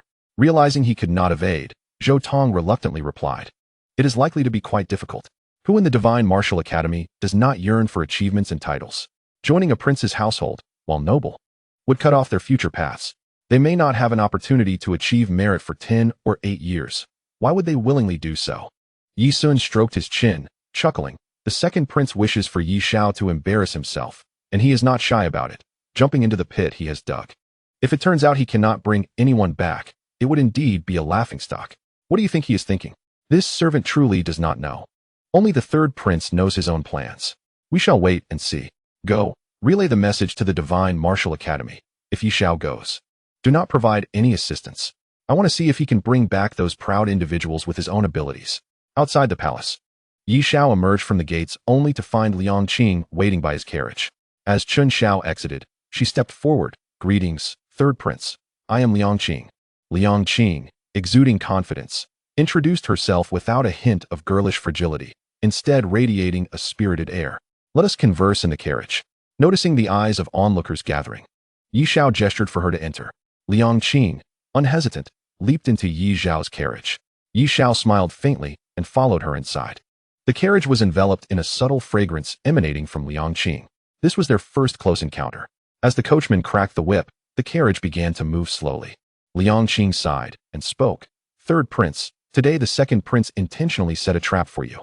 In the Divine Martial Academy, anyone with ambition will not choose to become a private soldier of the prince's household. He suggests you select those willing to follow you.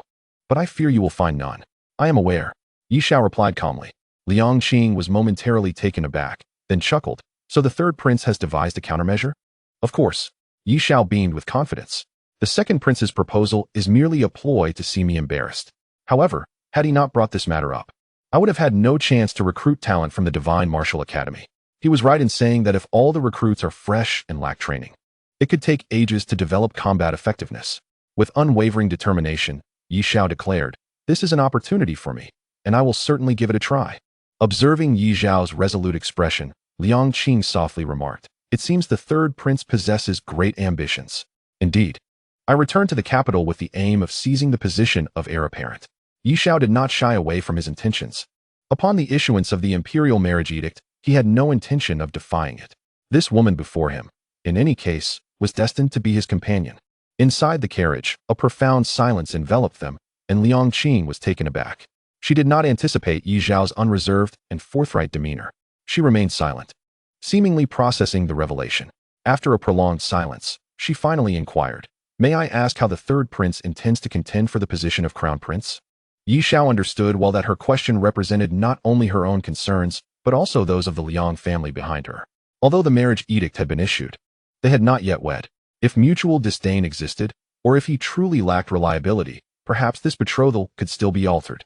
Ye Xiao replied solemnly, "I have not been in the capital for many years and have no connections among the ministers. Those officials who could be swayed have likely already pledged their allegiance to eldest, second, and fourth princes. To vie with them, I must not focus on the court. I plan to leverage these 3,000 private soldiers as my foundation and strive for military achievements, accumulating strength to attain the high office. Starting from the military, you will undoubtedly wield significant power. Are you not concerned about provoking the emperor's suspicion?" Liang Qing voiced her doubts. Ye Xiao erupted into laughter. "Huh? Do you wonder why my father granted this marriage to us?" This question momentarily rendered Liang Qing speechless. Ye Xiao gazed out the window, softly stating, "In the royal family, everyone harbors myriad thoughts. My father has long anticipated the path I would take. Thus, he has provided me with assistance from military generals, simultaneously signaling me to act freely. If I cannot discern this, and proceed with trepidation, how can I speak of seizing the throne?" As he spoke, Ye Xiao suddenly leaned closer to Liang Qing. The proximity was intimate, and he fixed his gaze on her eyes, playfully asking, "It is said that Miss Liang is ruthless and has slaughtered countless people. I am curious. If we were to quarrel, would you sever my head in the dead of night?" In the carriage, Liang Qing felt a tinge of bitterness upon hearing Ye Xiao's question. Ever since that battle, she had been perceived as a heartless butcher in everyone's eyes. Consequently, the Liang family had endured scorn and ridicule regarding her marriage prospects. With a self-deprecating smile, she responded softly, "What? Are you afraid, third prince? If you fear me, you can simply seek to annul the marriage with His Majesty." Their gazes locked, and Ye Xiao sighed with a wry smile. To be honest, as a man, the thought of having a future wife, a beloved companion, who holds the lives of countless people in her hands, does indeed make me somewhat apprehensive. "Is that so?" Liang Qing seemed to anticipate Ye Xiao's forthcoming words. However, to her surprise, Ye Xiao suddenly clasped his fists and bowed respectfully to her, saying, "But as a member of the De Qian royal family, and for the people of De Qian, I deeply admire what you have done, Miss Liang." Liang Qing, with a trace of sarcasm, replied, "What is there to admire? Admiring my ruthlessness?" Ye Xiao's expression turned serious as he stated, "I admire how you have fought valiantly for De Qian, how you have borne the burden of infamy for our nation, and how you have endured grievances for the sake of De Qian." Looking at Ye Xiao's profoundly earnest demeanor, Liang Qing felt an indescribable sensation within her. In 2 years, no one had ever spoken to her in such a manner. But what wrong had she committed? Slaying enemies on the battlefield was simply the duty of a general. The young and strong of enemy nations, if not eliminated, would one day become foes.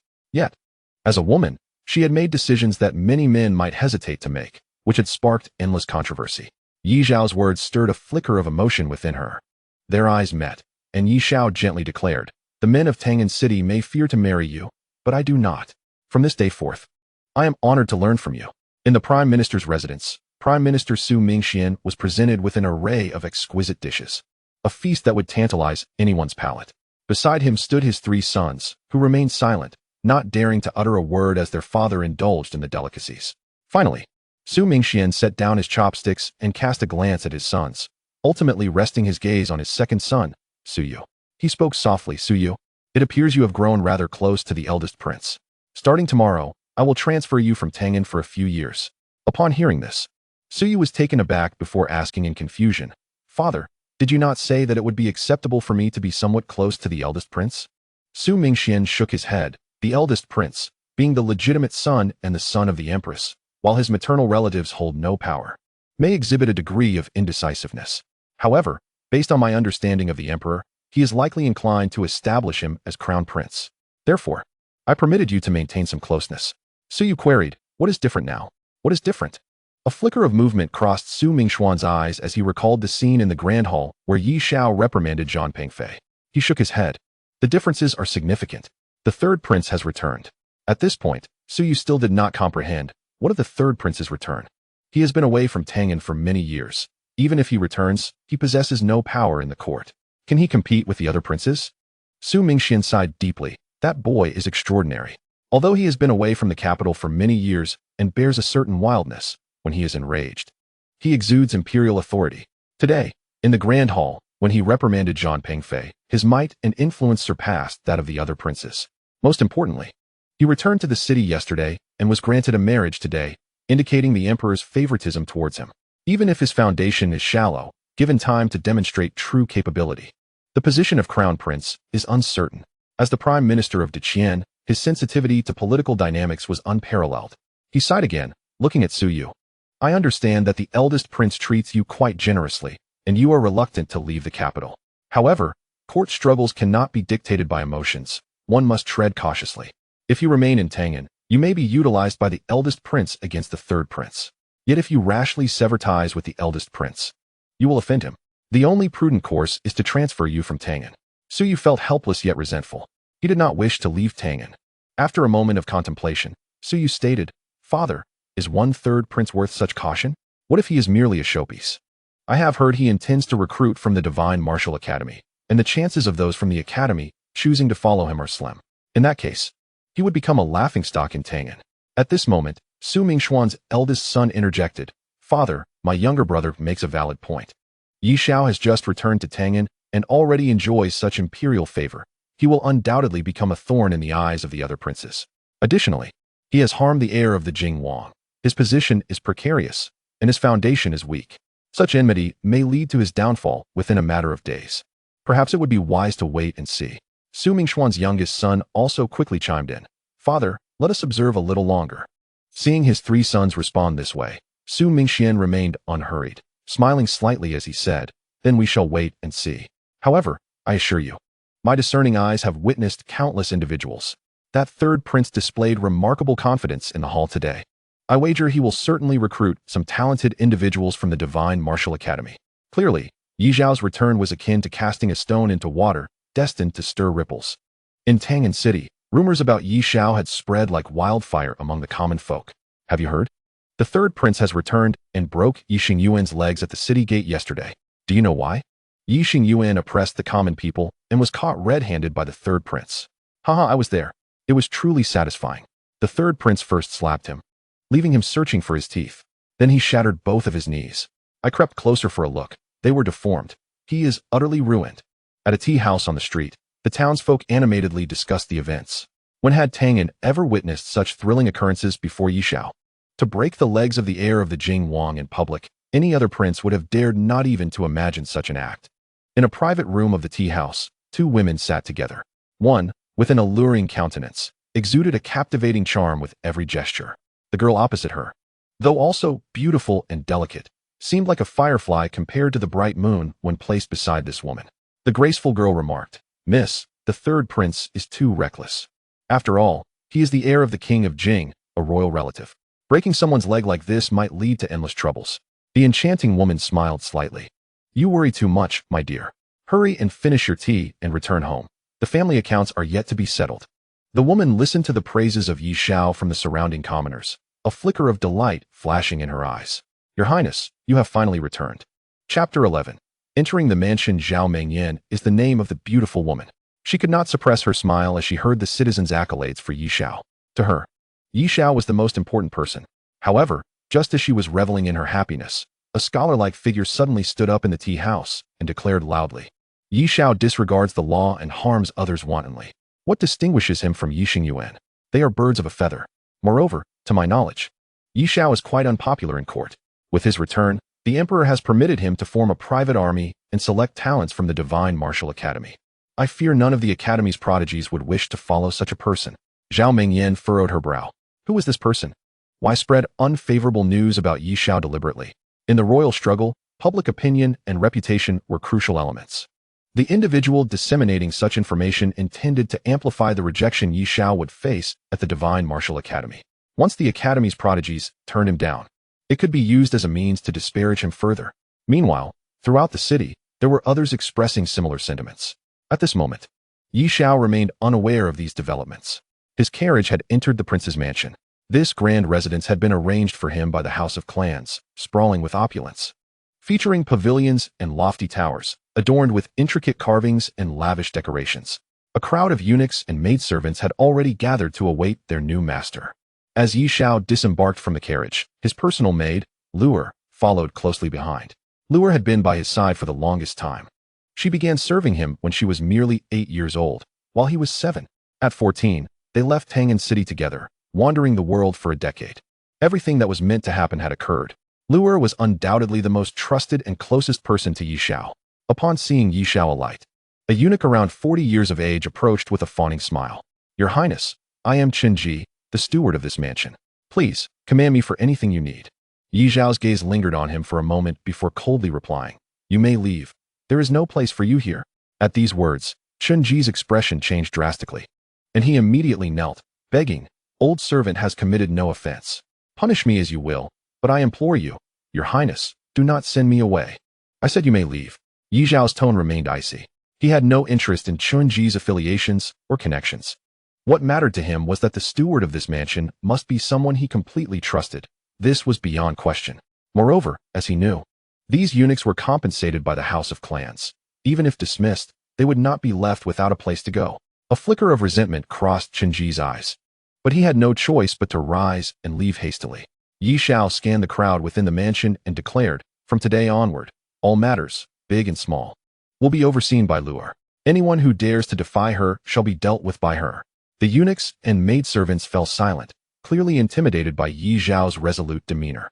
Ye Xiao paid no mind to their thoughts and, after clarifying everything, turned to his coachman, He Quan.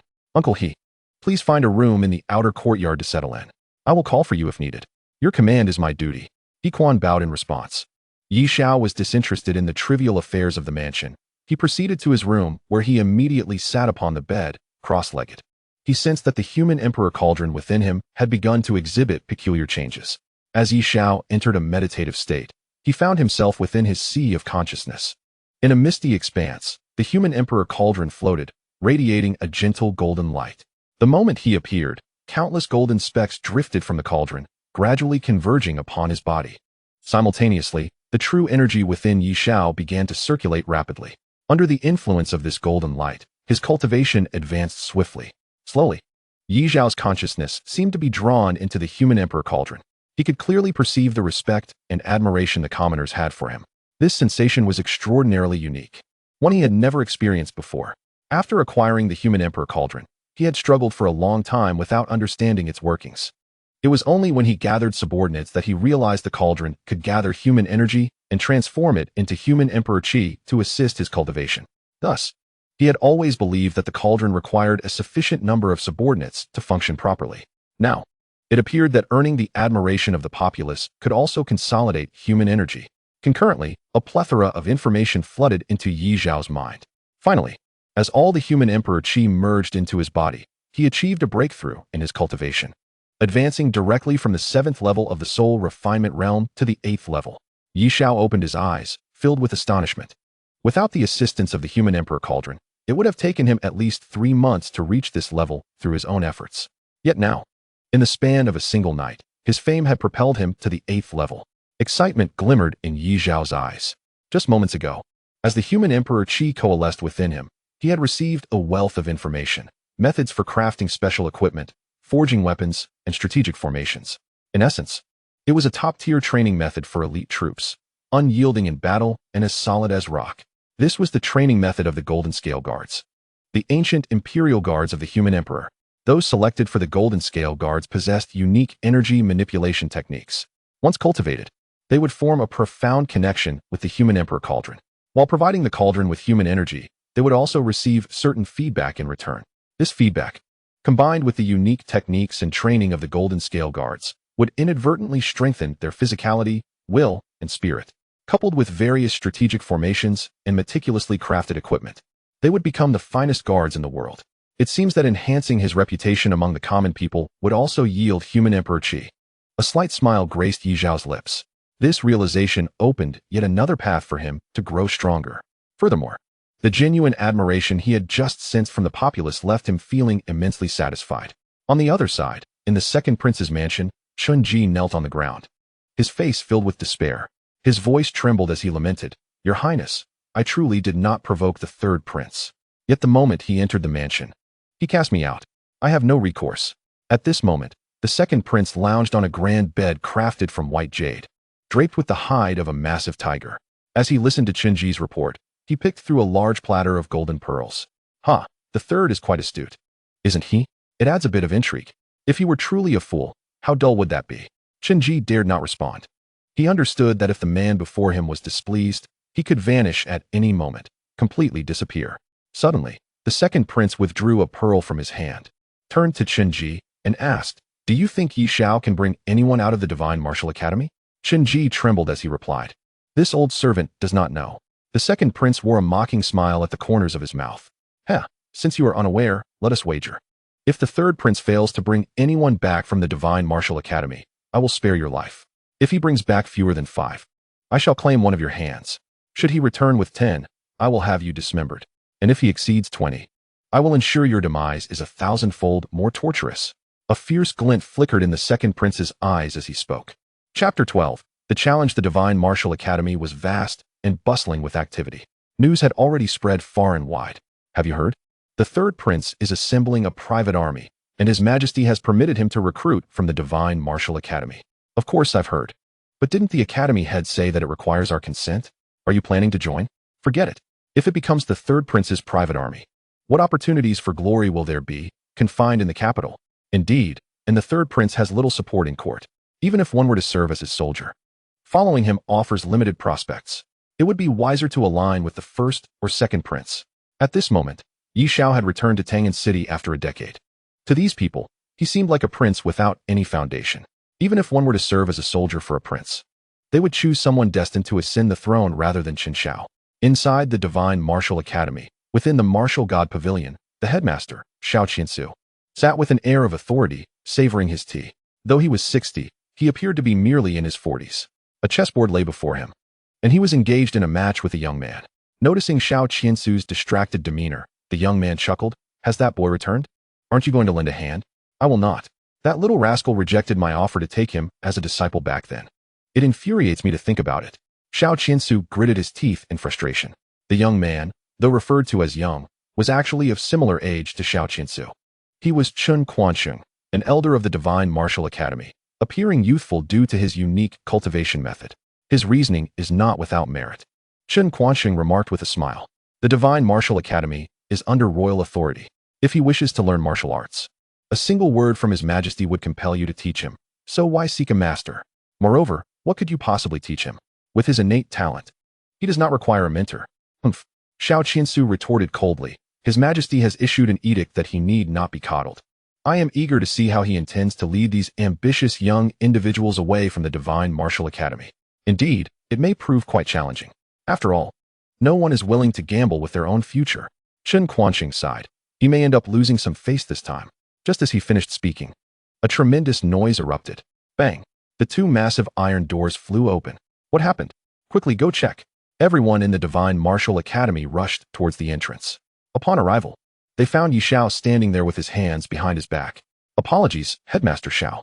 Your grand entrance has fallen into disrepair. I merely exerted a bit of force, and it broke. Ye Xiao said nonchalantly. However, the clear footprints on the iron doors made it evident that they had been deliberately kicked open. Though Ye Xiao feigned embarrassment, his expression conveyed nothing but disdain, exuding arrogance to the highest degree. The students of the Divine Martial Academy glared at Ye Xiao with fury. Xiao Qiansu took a deep breath and gritted his teeth. Ye Xiao, I will inform His Majesty of this incident. Ye Xiao smiled slightly. Headmaster Xiao, after all these years, your skill in complaints has improved. I wonder if the disciples you've nurtured also only know how to complain when faced with challenges. At these words, someone in the crowd could no longer contain their anger, shouting, Ye Xiao, you better show some respect. Ye Xiao stepped forward, approaching the person who had spoken. I once thought the Divine Martial Academy to be quite remarkable, but having traveled the world, I now see that those trained here are rather ordinary. Take you, for instance. You are tall and loud, but I wonder if you possess any real skill.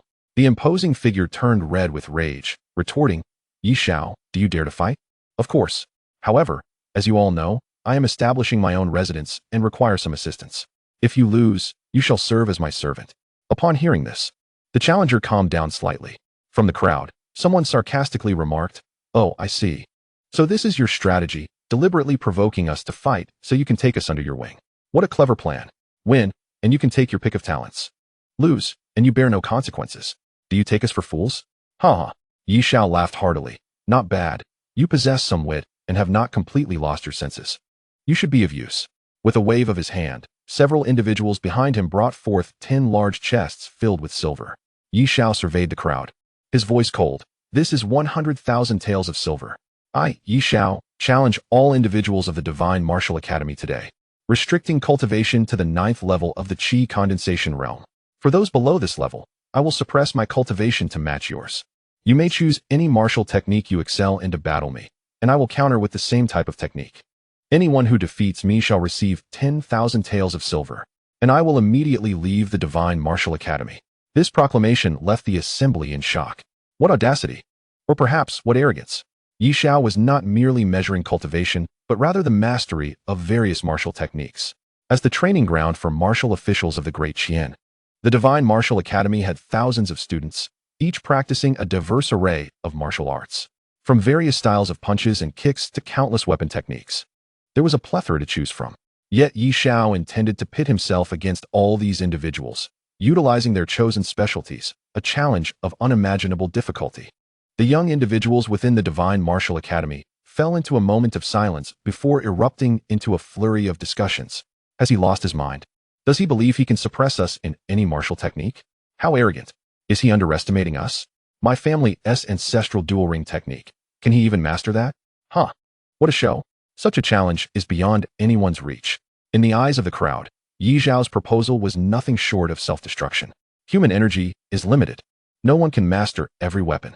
Xiao Qiansu observed Ye Xiao with a complex expression.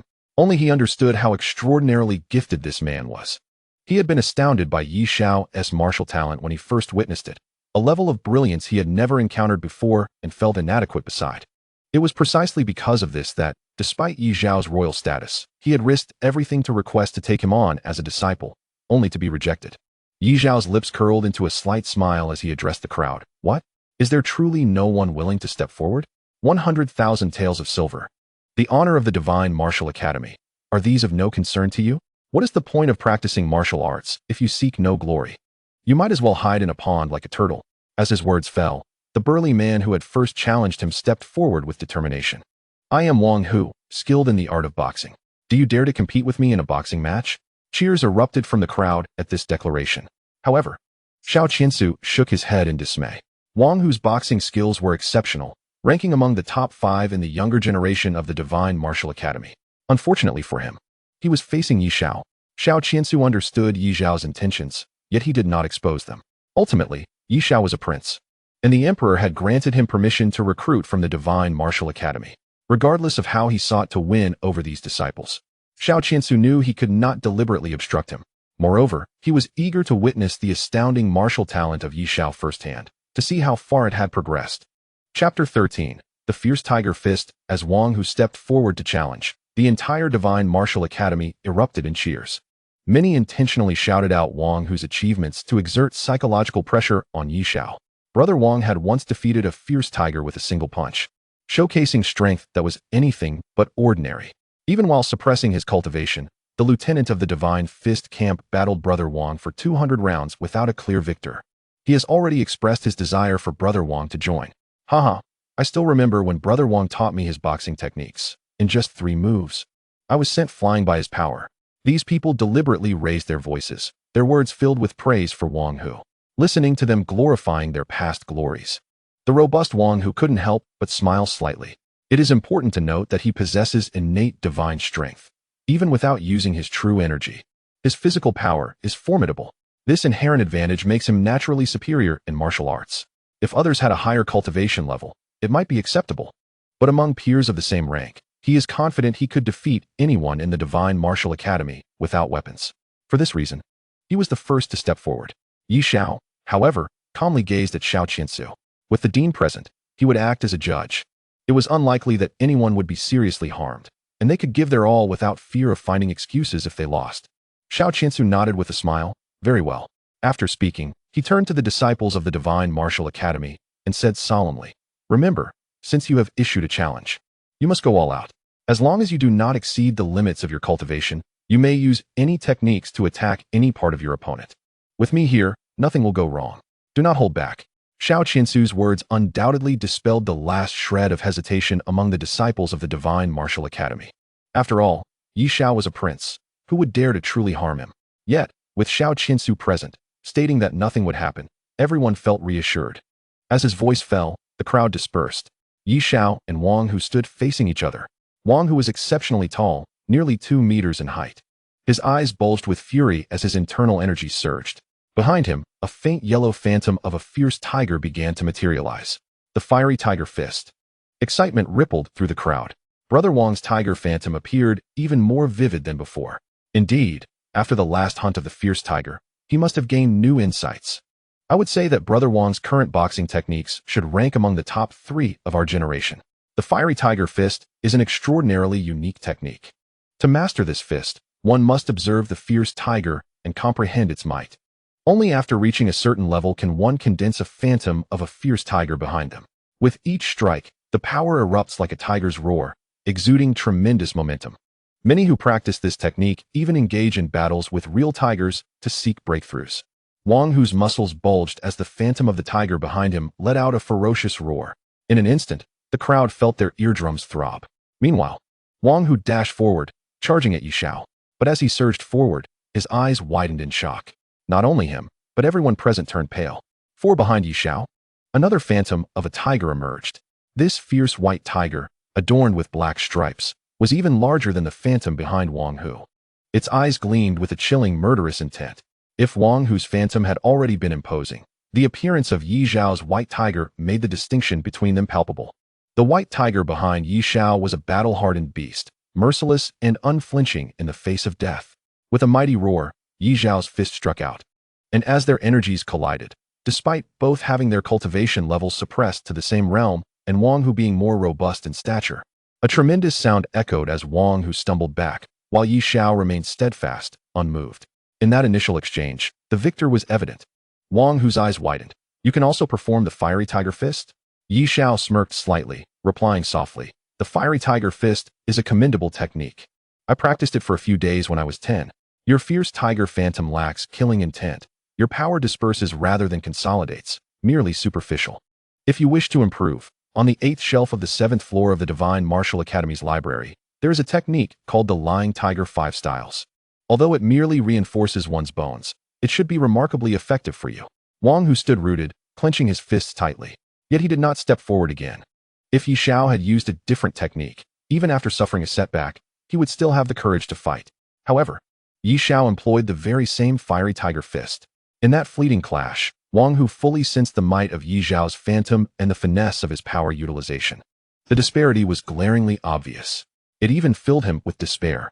Despite his own divine strength, he was still no match for Ye Xiao. Observing Wang Hu's silence, Ye Xiao chuckled. "What? Are you having second thoughts?" Wang Hu lifted his head, solemnly stating, "Third Prince, you jest. Even if I am a fool, I am still a man of honor, not one to act so lowly. I, Wang Hu, pay my respects to the Third Prince. From this day forth, I shall follow you." With that, he knelt on one knee, cupping his fists in salute to Ye Xiao. Ye Xiao quickly stepped forward to assist him up, bringing him to stand behind him. Then he turned to the gathered disciples of the Divine Martial Academy, smiling. "All right, who's next?" A silence fell over the crowd. Everyone had discerned the formidable prowess of Ye Xiao's boxing style.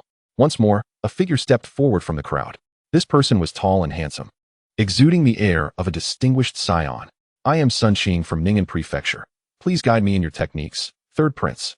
Upon hearing the surname and origin, Ye Xiao smiled slightly. "The Sun family of Ning'an is renowned for their star moon finger. It appears you are a descendant of that illustrious family." "Indeed." Sun Qing raised his chin, a hint of pride gracing his features. Practitioners of finger techniques are relatively rare, and the Sun family's star-moon finger is exquisite beyond compare. The Sun family holds a dominant position in Ning'an, and when mentioned, no one is unaware of their reputation. Their standing in the martial world is exceedingly high. Then let us begin, Ye Xiao stated calmly, standing with his hands behind his back. Sun Qing ceased further words, channeling his true energy as he advanced. The two closed the distance rapidly, and Sun Qing struck out. He extended his fingers, shouting, "Vast sky of stars." In an instant, countless finger shadows danced through the air, enveloping Ye Xiao in a myriad of attacks.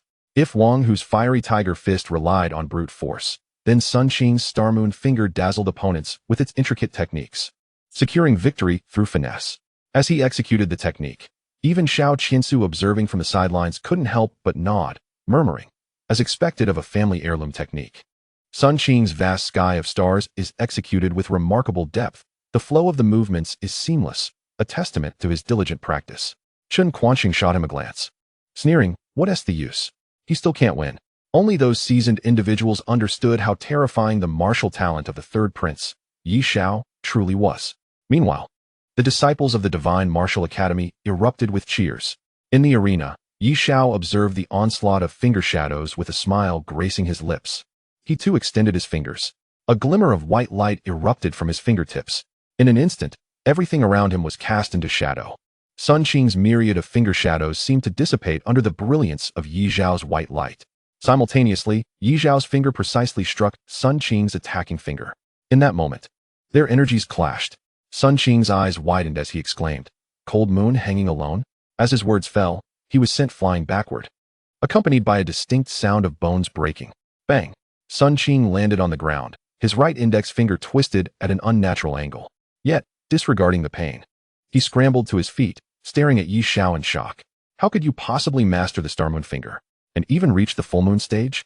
The Star-Moon finger is actually divided into 3 realms. The first part is the vast star realm, which is the realm Sun Qing currently practices. It primarily involves activating the Star-Moon finger's vast star technique. The technique employed by Ye Xiao, known as the lone moon hanging high, represents the second realm of the Star-Moon finger, referred to as the bright moon realm. Ye Xiao shrugged slightly and remarked with a smile, "The Sun family's finger technique has made its way into the royal armory. I practiced it for a few days during my childhood. It is impossible. I have trained diligently for 10 years and have yet to enter the bright moon realm. How could you achieve such mastery in just a few days?" Sun Qing, unwilling to accept Ye Xiao's claims, shouted at him in anger. This finger technique is the pride of the Sun family, as well as his own. He dedicated a decade to mastering the Star-Moon finger, unwavering in his efforts day after day. Now, he could not fathom accepting that Ye Xiao could dismantle his achievement with a mere gesture.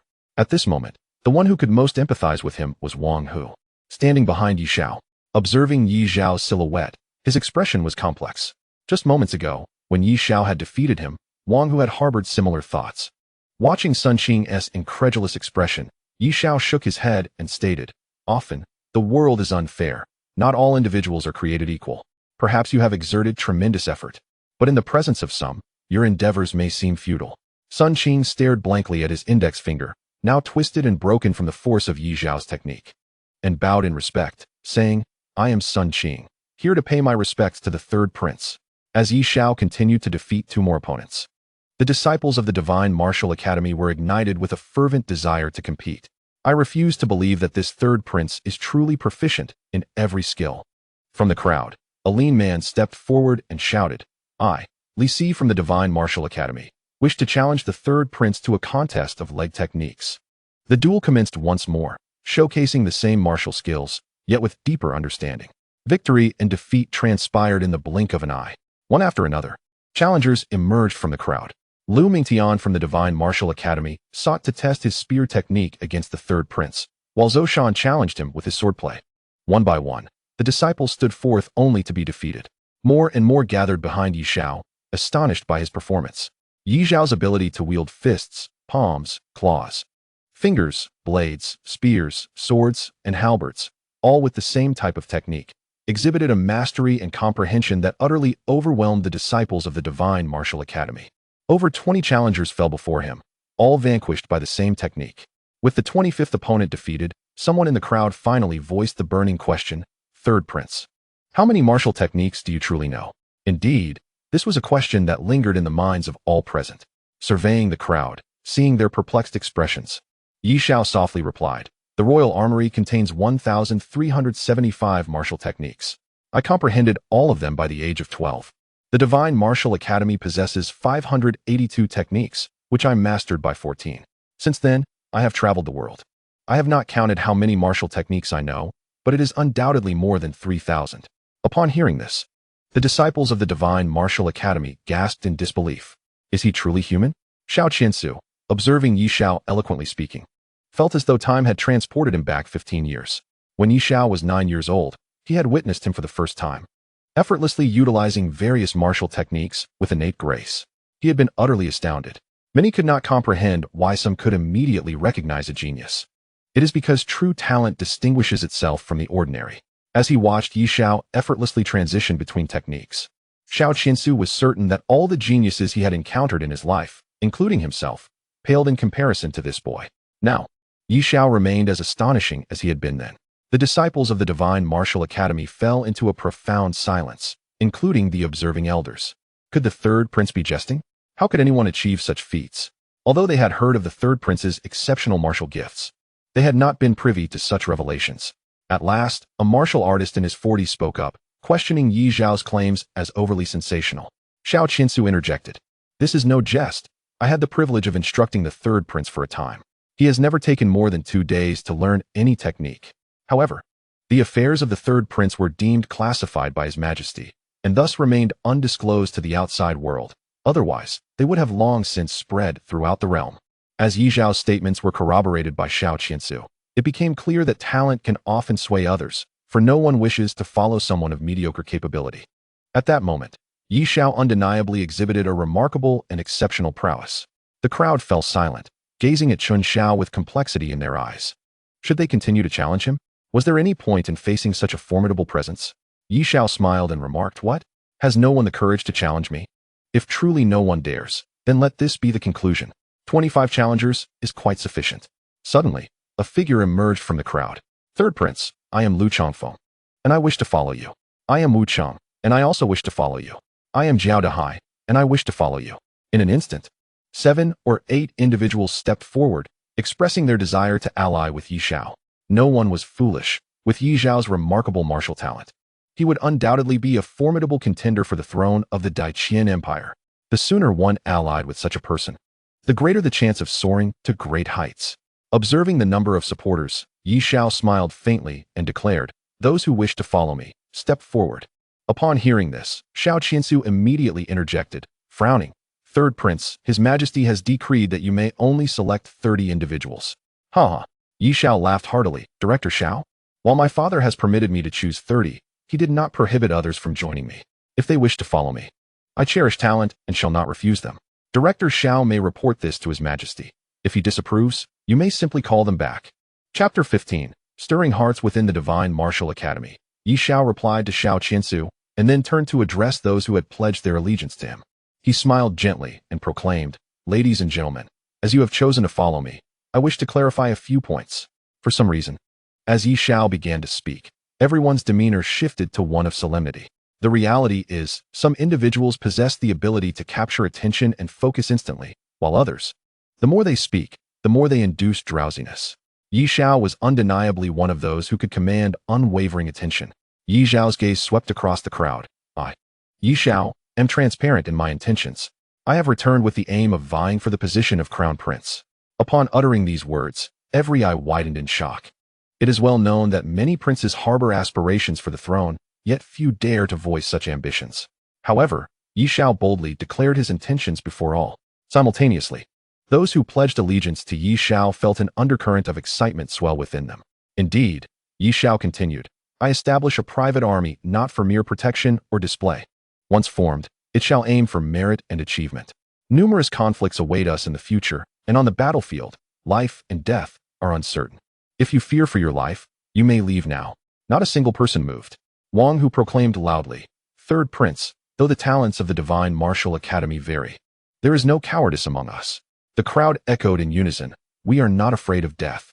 Ye Xiao's lips curled into a smile as he exclaimed, "This is the spirit of the disciples of the Divine Martial Academy. While abilities may differ, none here are cowards." As Ye Xiao's praise resonated, The disciples lifted their chins slightly. Yet Xiao Qiansu sensed a disquieting shift. He realized that the emotions of the Divine Martial Academy's disciples were being stirred by Ye Xiao. What is this boy planning? Xiao Qiansu wondered. Ye Xiao's speech was far from over. With a wave of his hand, he continued. A long sword flew from behind and struck directly into his hand. Ye Xiao gazed at those who had already pledged their allegiance to him. Wielding the sword with a flourish, an aura of murderous intent enveloping the air around him, he proclaimed loudly, a true man, born between heaven and earth, must wield his sword to vanquish foes and achieve greatness. We, as warriors, seek glory through our blades and seek wealth on the battlefield. From this day forth, let me, Ye Xiao, lead my brothers to slay generals and enemies, leaving our names in the annals of history. Do you all agree? Ye Xiao's movements were strikingly graceful, the murderous intent radiating from his sword further igniting the spirits of the disciples from the Divine Martial Academy. In unison, they fervently declared, "We are willing." Dozens of voices roared, rising to the heavens. The onlooking disciples of the Divine Martial Academy were stirred by the fervor, some even feeling envious of those who had chosen to follow Ye Xiao. Ha ha! Ye Xiao laughed heartily, then turned to the disciples of the Divine Martial Academy, exclaiming, "Unprecedented glory lies upon the blade, amidst life and death. Brave warriors of Deqian, come with me today to wander through Tangyan, creating legends. When we meet again in the Yellow Springs, let it not be in vain." With that, Ye Xiao leapt onto the top of a carriage, brandishing a golden dragon flag that he had prepared in advance. Holding the flag in his left hand and the sword in his right, Ye Xiao stood tall, exuding a commanding presence. The carriage slowly departed, and all who had pledged to Ye Xiao followed without hesitation. Meanwhile, the remaining disciples of the Divine Martial Academy were already swept up in the fervor. One among them hurried to catch up, and his movement triggered a rush, causing everyone to pour out in a torrent. In an instant, the entire procession swelled to over 1,000 souls, triumphantly departing from the Divine Martial Academy. What a calamity! The Emperor tasked him with selecting 30 men, and he has incited everyone to leave. I will report you, Ye Xiao. I will go to the Emperor and tell him about this. Just wait. Watching the departing figures, Xiao Qiansu pounded his chest in frustration, his cries echoing far and wide. Beside him, Chun Quanqing scoffed. Heh, still putting on a show? If you wanted to stop him, you should have spoken up sooner. One word would have sufficed. Why did you not speak up before they left? Xiao Qiansu glared furiously at him. Do you think you can intimidate me with your words? Chun Quanqing sighed. If I were 40 years younger, I would surely have joined them today. That lad has quite the talent for rallying people. Xiao Qiansu muttered. Youthful bravado is not necessarily a bad thing, but with so many following him, he cannot possibly manage them all. The Emperor would not allow such a thing. Chen Xuanqing's tone carried a hint of regret. But it no longer matters. Those disciples are his now. Xiao Qiansu's expression revealed a touch of helplessness. However, I must go to the palace to report this. The proper protocols must be followed. Moreover, given that this son has damaged the main gate, our emperor deserves some compensation. Within Tangyan City, Ye Xiao's procession was grand and imposing. It began with a mere 1,000, but soon countless citizens joined in. Their reasons were simple. They merely wished to witness the spectacle. The accompanying citizens were abuzz with chatter. Is that the third prince? He is quite handsome. Are these all disciples of the Divine Martial Academy? They are willing to follow the third prince. I heard that no one wanted to follow him before. What happened to those rumors? Why would they not want to follow such a figure? However, where were they headed? No one knew, not even the disciples of the Divine Martial Academy themselves.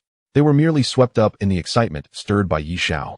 Yet, during their parade, the gaze of the citizens upon them filled them with an unparalleled sense of fulfillment, a feeling they had never experienced before.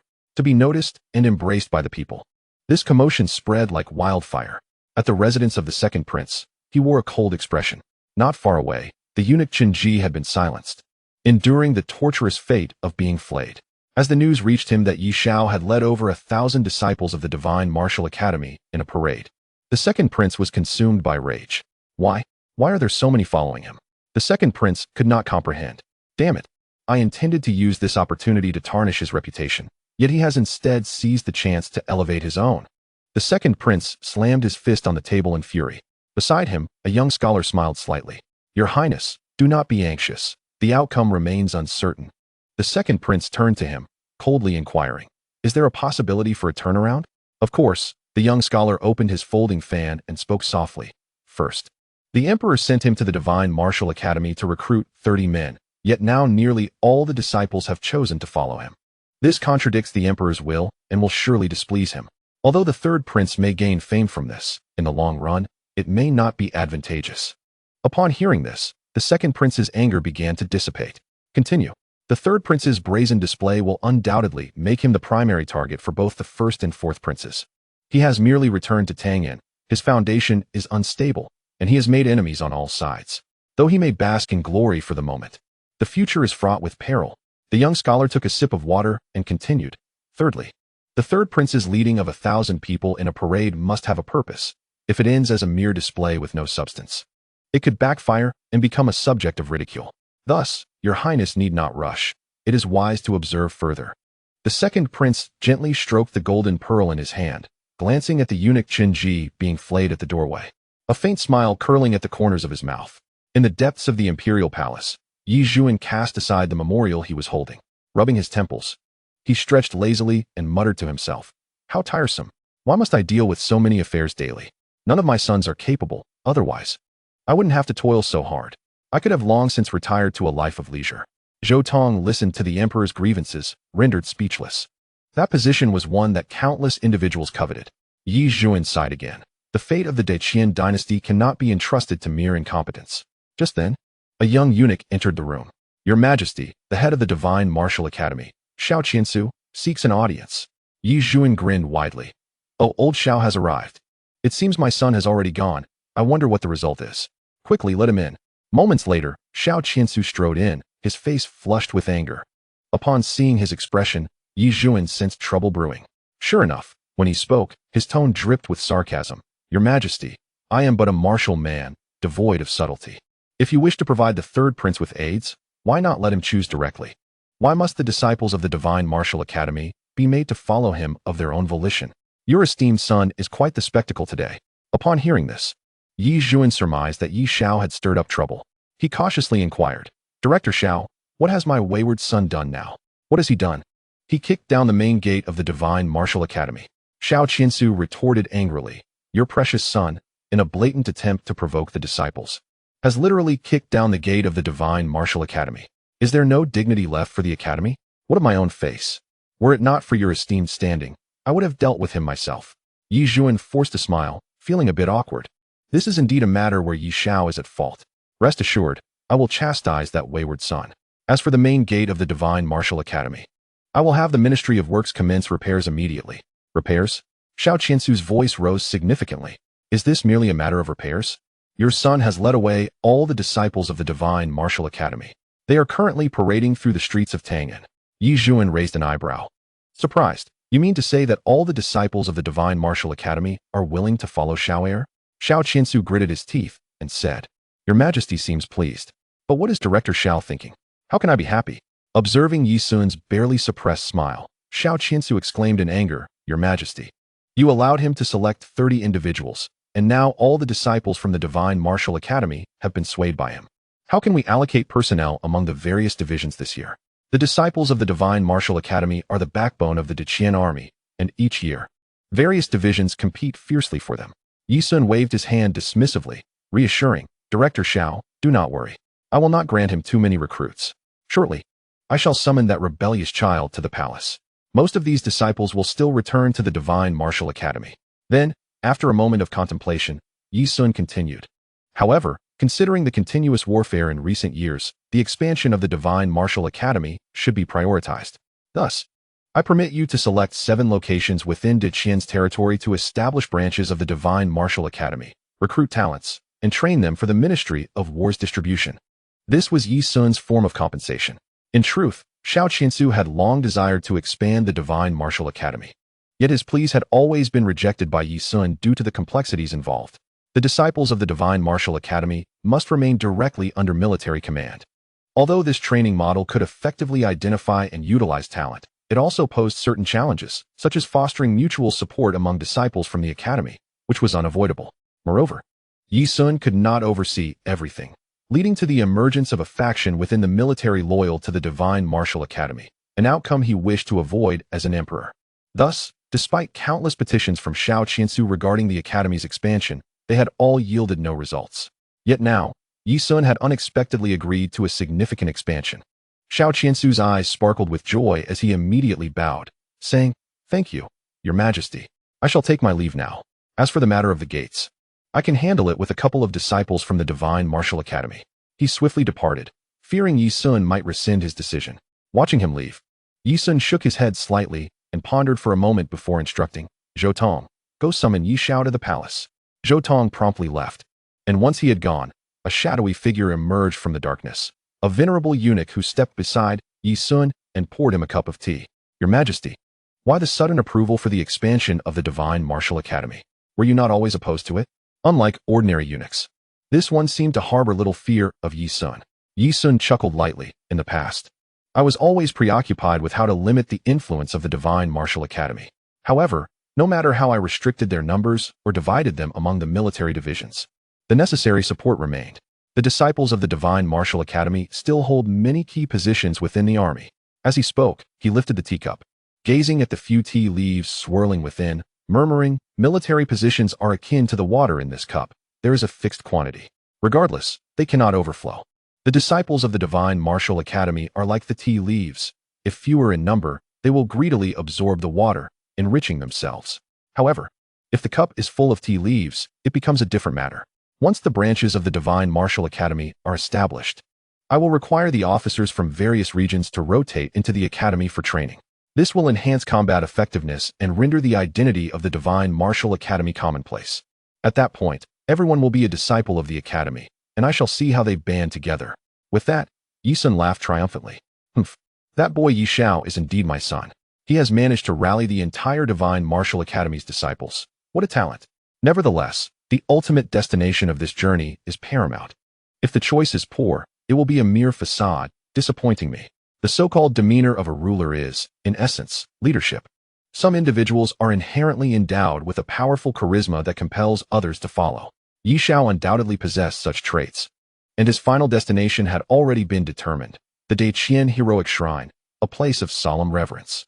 Here, countless renowned generals and the spirits of those who sacrificed their lives for the nation are enshrined. As a prince, Yi Xiao leading the gathering for worship is most fitting, and both he and the disciples of the Divine Martial Academy, as well as the citizens of Qian, should take these figures as their exemplars. The carriage came to a halt, and Yi Xiao leapt down from the roof, the dragon flag billowing fiercely in the wind. He stood at the entrance to the heroic shrine, bowed deeply, and proclaimed, "For a millennium, Qian has endured, with countless loyal and valiant souls sacrificing for the nation. I, Yi Xiao, as a member of the royal family, lead the brave sons of Qian to pay homage. May the spirits of the martyrs bless the sons of Qian." Upon finishing, he bowed 3 times, and the disciples of the Divine Martial Academy followed suit. The surrounding citizens mirrored their actions.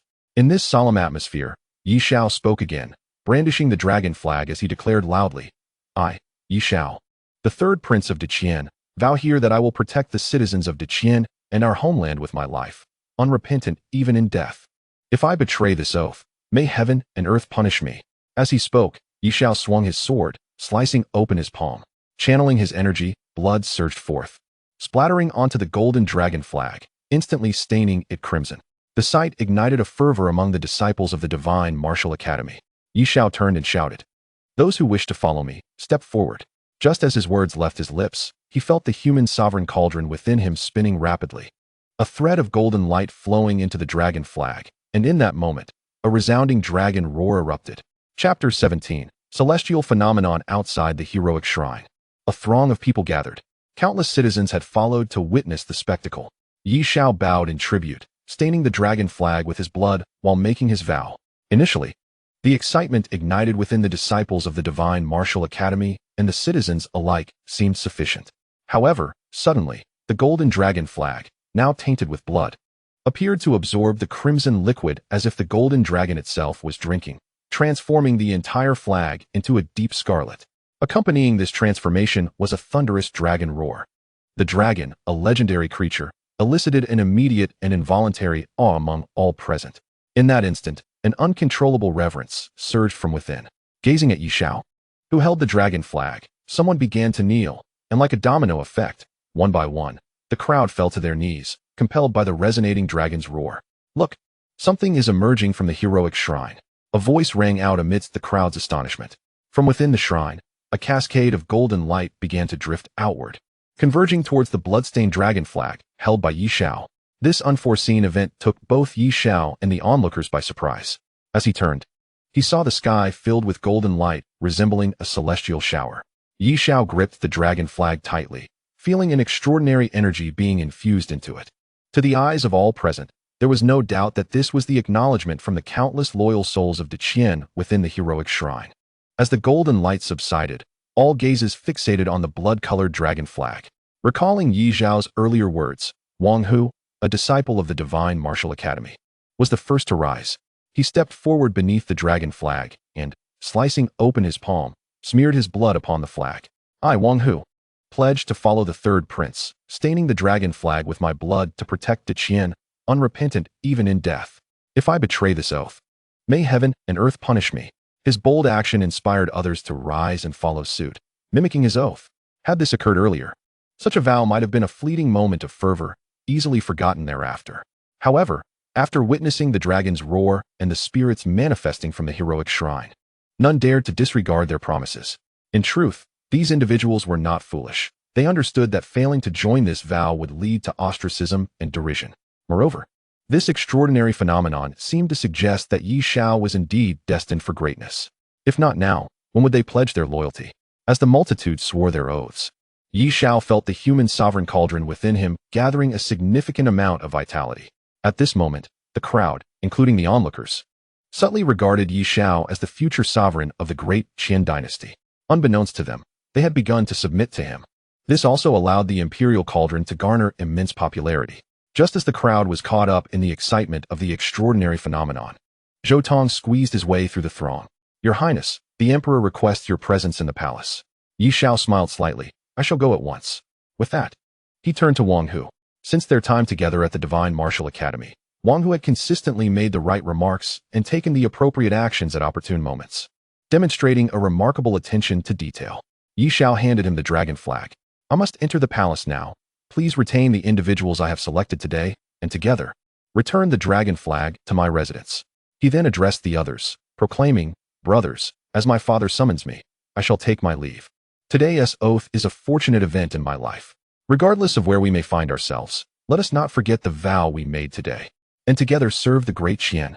May you all soar to great heights and enjoy a bright future. With that, Ye Xiao slipped into the carriage amidst the cheers of the crowd. The carriage moved slowly, and the surrounding populace instinctively parted to clear a path. Inside the carriage, Lu Er handed him a glass of cold water. Your Highness, you have worked hard. Ye Xiao relaxed completely, leaning back against Lu Er's lap, and sighed. To be a sovereign requires a certain decorum. One cannot act recklessly. He had not anticipated that the imperial cauldron would evoke such extraordinary phenomena today, aiding him significantly. Was it the imperial cauldron that caused the phenomenon? Lu Er asked in surprise. I thought it was your recognition by the spirits of the brave and fierce altar. Ye Xiao chuckled. Do you think a mere oath would earn such recognition? It is not that simple. The dragon roar and the golden light were both instigated by the imperial cauldron. Lu Er countered. The imperial cauldron and you are inherently linked. If it were not for your actions today, the imperial cauldron would not have been activated. Thus it was indeed you who instigated it. Her argument had merit, and Ye Xiao chose not to dispute it. Instead, he playfully pinched her nose and smiled. You are quite clever. At that moment, the coachman, He Quan, sensed Ye Xiao's cultivation steadily improving. He smiled faintly. The young master had forsaken his previous cultivation to practice the Great Qian Imperial technique, merging with the imperial cauldron. It seemed he was finally reaping some rewards. Both He Quan and Lu Er were among Ye Xiao's most trusted companions.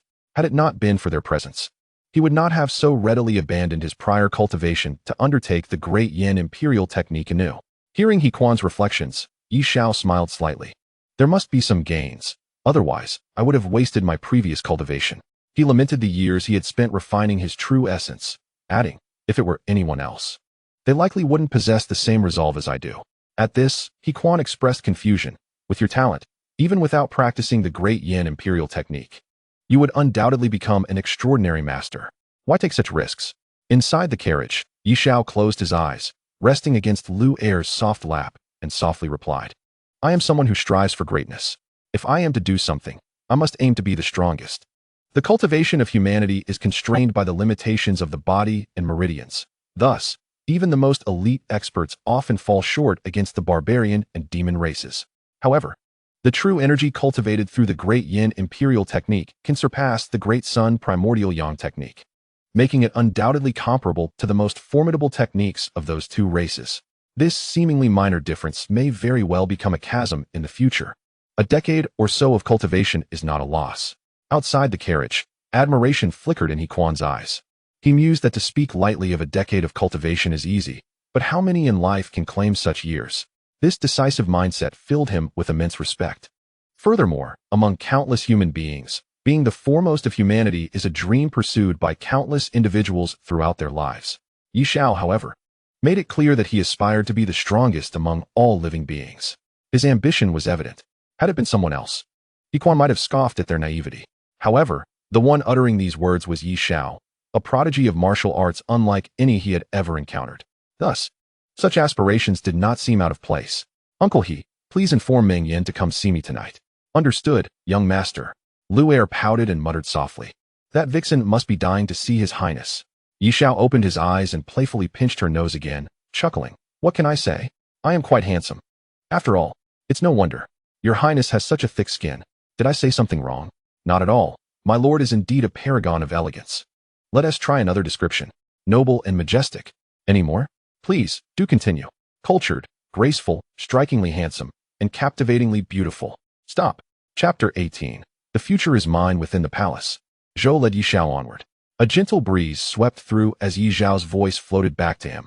I recall that when I left the palace, you were not yet serving my father, were you? Zhou replied. Indeed, at that time, I was with Unique. It was only after Unique retired that I became one of His Majesty's attendants. He spoke the truth. At this moment, he dared not underestimate Ye Xiao in the slightest. Just moments ago, he had witnessed the extraordinary phenomenon at the brave and fierce altar firsthand. Zhou had no idea how Ye Xiao had accomplished such a feat, nor whether it was a coincidence or a deliberate act. However, he understood one thing clearly. From today onward, Ye Xiao would undoubtedly be the center of attention among the imperial princes. After hearing Zhou's words, Ye Xiao sighed deeply.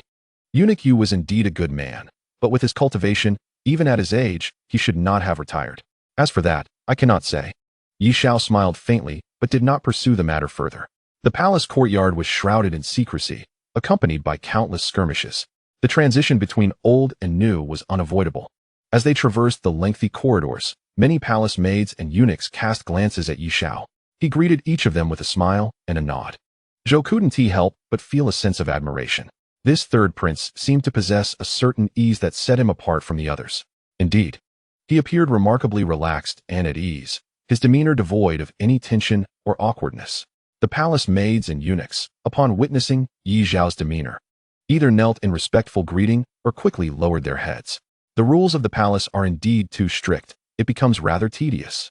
Ye Xiao remarked. Zhou chuckled. These attendants have never encountered a person as amiable as the third prince, so it is only natural they feel nervous. Ye Xiao smiled slightly. You mean to say they have never met someone as unruly as I? Upon hearing this, Zhou halted, bowed deeply, and hurriedly stated, Your Highness, please do not misunderstand. I would never dare to think such a thing. Ye Xiao stretched lazily, ignoring him, and continued forward, pulling out a handful of sunflower seeds to munch on. Let me ask you something. During my absence from the palace, has anyone bullied my mother or sister? Zhou's forehead began to bead with sweat. He realized that in front of Ye Xiao, he involuntarily felt a tinge of trepidation, something he had never experienced with the other princes. While the other princes maintained a semblance of decorum, he had never received anything but respect from them. Yet, in front of Ye Xiao, despite his casual demeanor, there was an inherent feeling that his life was easily within Ye Xiao's grasp, as if he were merely a servant to be commanded. Although Ye Xiao seemed unrestrained, his very presence emanated an aura of authority. Thus, how to respond became a dilemma. Should he be vague or speak the truth? Zhou's mind raced as he quietly responded. Life in the palace follows strict protocols. I have primarily served His Majesty, and as for matters in the harem, I truly do not know. However, I believe with the established rules, no one would dare to bully Lady Hua and Princess Yunmeng. Yunmeng was the title of Yi Yuner. Upon hearing Zhou's words, Ye Xiao narrowed his eyes, a glint of sharpness flashing within, and softly replied, I understand. In the palace, conversations are conducted with utmost discretion. Although Zhou Tong's words did not explicitly reveal certain information, they nonetheless hinted at significant details, which Ye Xiao grasped quite well. The rules of the harem dictate who holds authority, the empress. However, Ye Xiao needed to investigate further what transpired in this matter, as he could not extract answers from Zhou Tong. Inside Yi Zhuan's chamber, upon Ye Xiao's entrance, Yi Zhuan abruptly rose, his face contorted with rage. "You ungrateful wretch! I instructed you to select 30 disciples from the Divine Martial Academy willing to follow you. Yet you have managed to lead away all the disciples. What do you intend to do? I demand to know your intentions." The sudden intensity of Yi Zhuan's presence startled Zhou Tong, who had followed Ye Xiao inside. Maintaining his composure, Ye Xiao replied with a smile, "What can I say? They wish to follow me. Are you envious?" Zhou Tong was taken aback.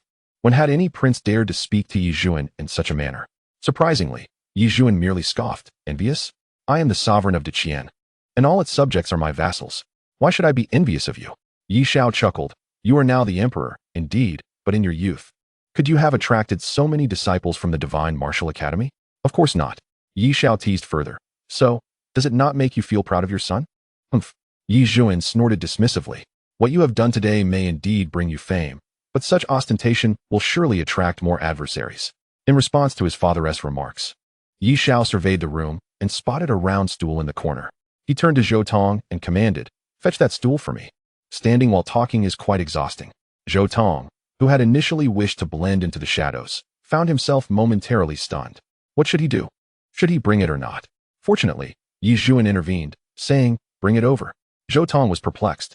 Based on his understanding of Yi Zhuan, any other prince would have been punished for such a breach of decorum.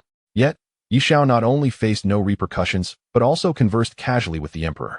He placed the stool beside Ye Xiao, who promptly sat down with satisfaction, remarking, "Ah, this stool is quite comfortable with its cushioned seat." "Humph. I had it modified for the comfort of those who are granted a seat," Yi Zhuan replied with a hint of pride. For a moment, Zhou Tong felt as though he was witnessing not a sovereign and his son, but rather a pair of rustic father and son. This sentiment was something he had never experienced during Yi Zhuan's interactions with other princes. As he remained in a state of confusion, Yi Zhuan turned to Zhou Tong, saying, "You may leave now." "Yes, your majesty." Zhou Tong quickly bowed and exited, anxious to avoid overhearing anything inappropriate. Once he had departed, Yi Zhuan turned to Ye Xiao, sighing, "You are far too ostentatious and reckless. This will only lead your brothers to turn against you." Ye Xiao laughed. "Being timid and disingenuous is not my style. I prefer to stand in the light rather than hide in the shadows. If they have means, let them employ them." Yi Zhuan replied coldly. "Excessive hands must return to the Divine Martial Academy. The resources must be shared among all departments, not solely for your benefit. I have already sent them back. Regarding your marriage, what are your thoughts?" This inquiry was the primary reason Yi Zhuan had summoned Ye Xiao. He was concerned that Ye Xiao might not accept the situation. To his astonishment, Ye Xiao merely smiled and rose to bow, saying, "The blessings from the heavens are all bestowed by your majesty. I am profoundly grateful and truly satisfied." "Really?" Yi Zhuan inquired, bemused. "Of course not." Ye Xiao lifted his gaze, anger glimmering in his eyes. "Let me ask you, would you marry a bloodthirsty female demon into the palace?" The two locked eyes, and Yi Zhuan chuckled awkwardly, rubbing his nose, avoiding the question and retorting, "And then what? What do you intend to do?" Yi Xiao's anger dissipated, and he sat back down, sighing, "The decree has been issued. I must marry her. Liang Qing has contributed significantly to the Qian and has already endured much hardship. If I do not marry her, would that not make her plight even more unbearable?" Yi Zhuan raised an eyebrow, somewhat surprised, and praised, "You show a sense of responsibility. Naturally, after all, the Qian is my future. Without responsibility, how can one bear the weight of the world?" Chapter 19. Producing sons, who cannot.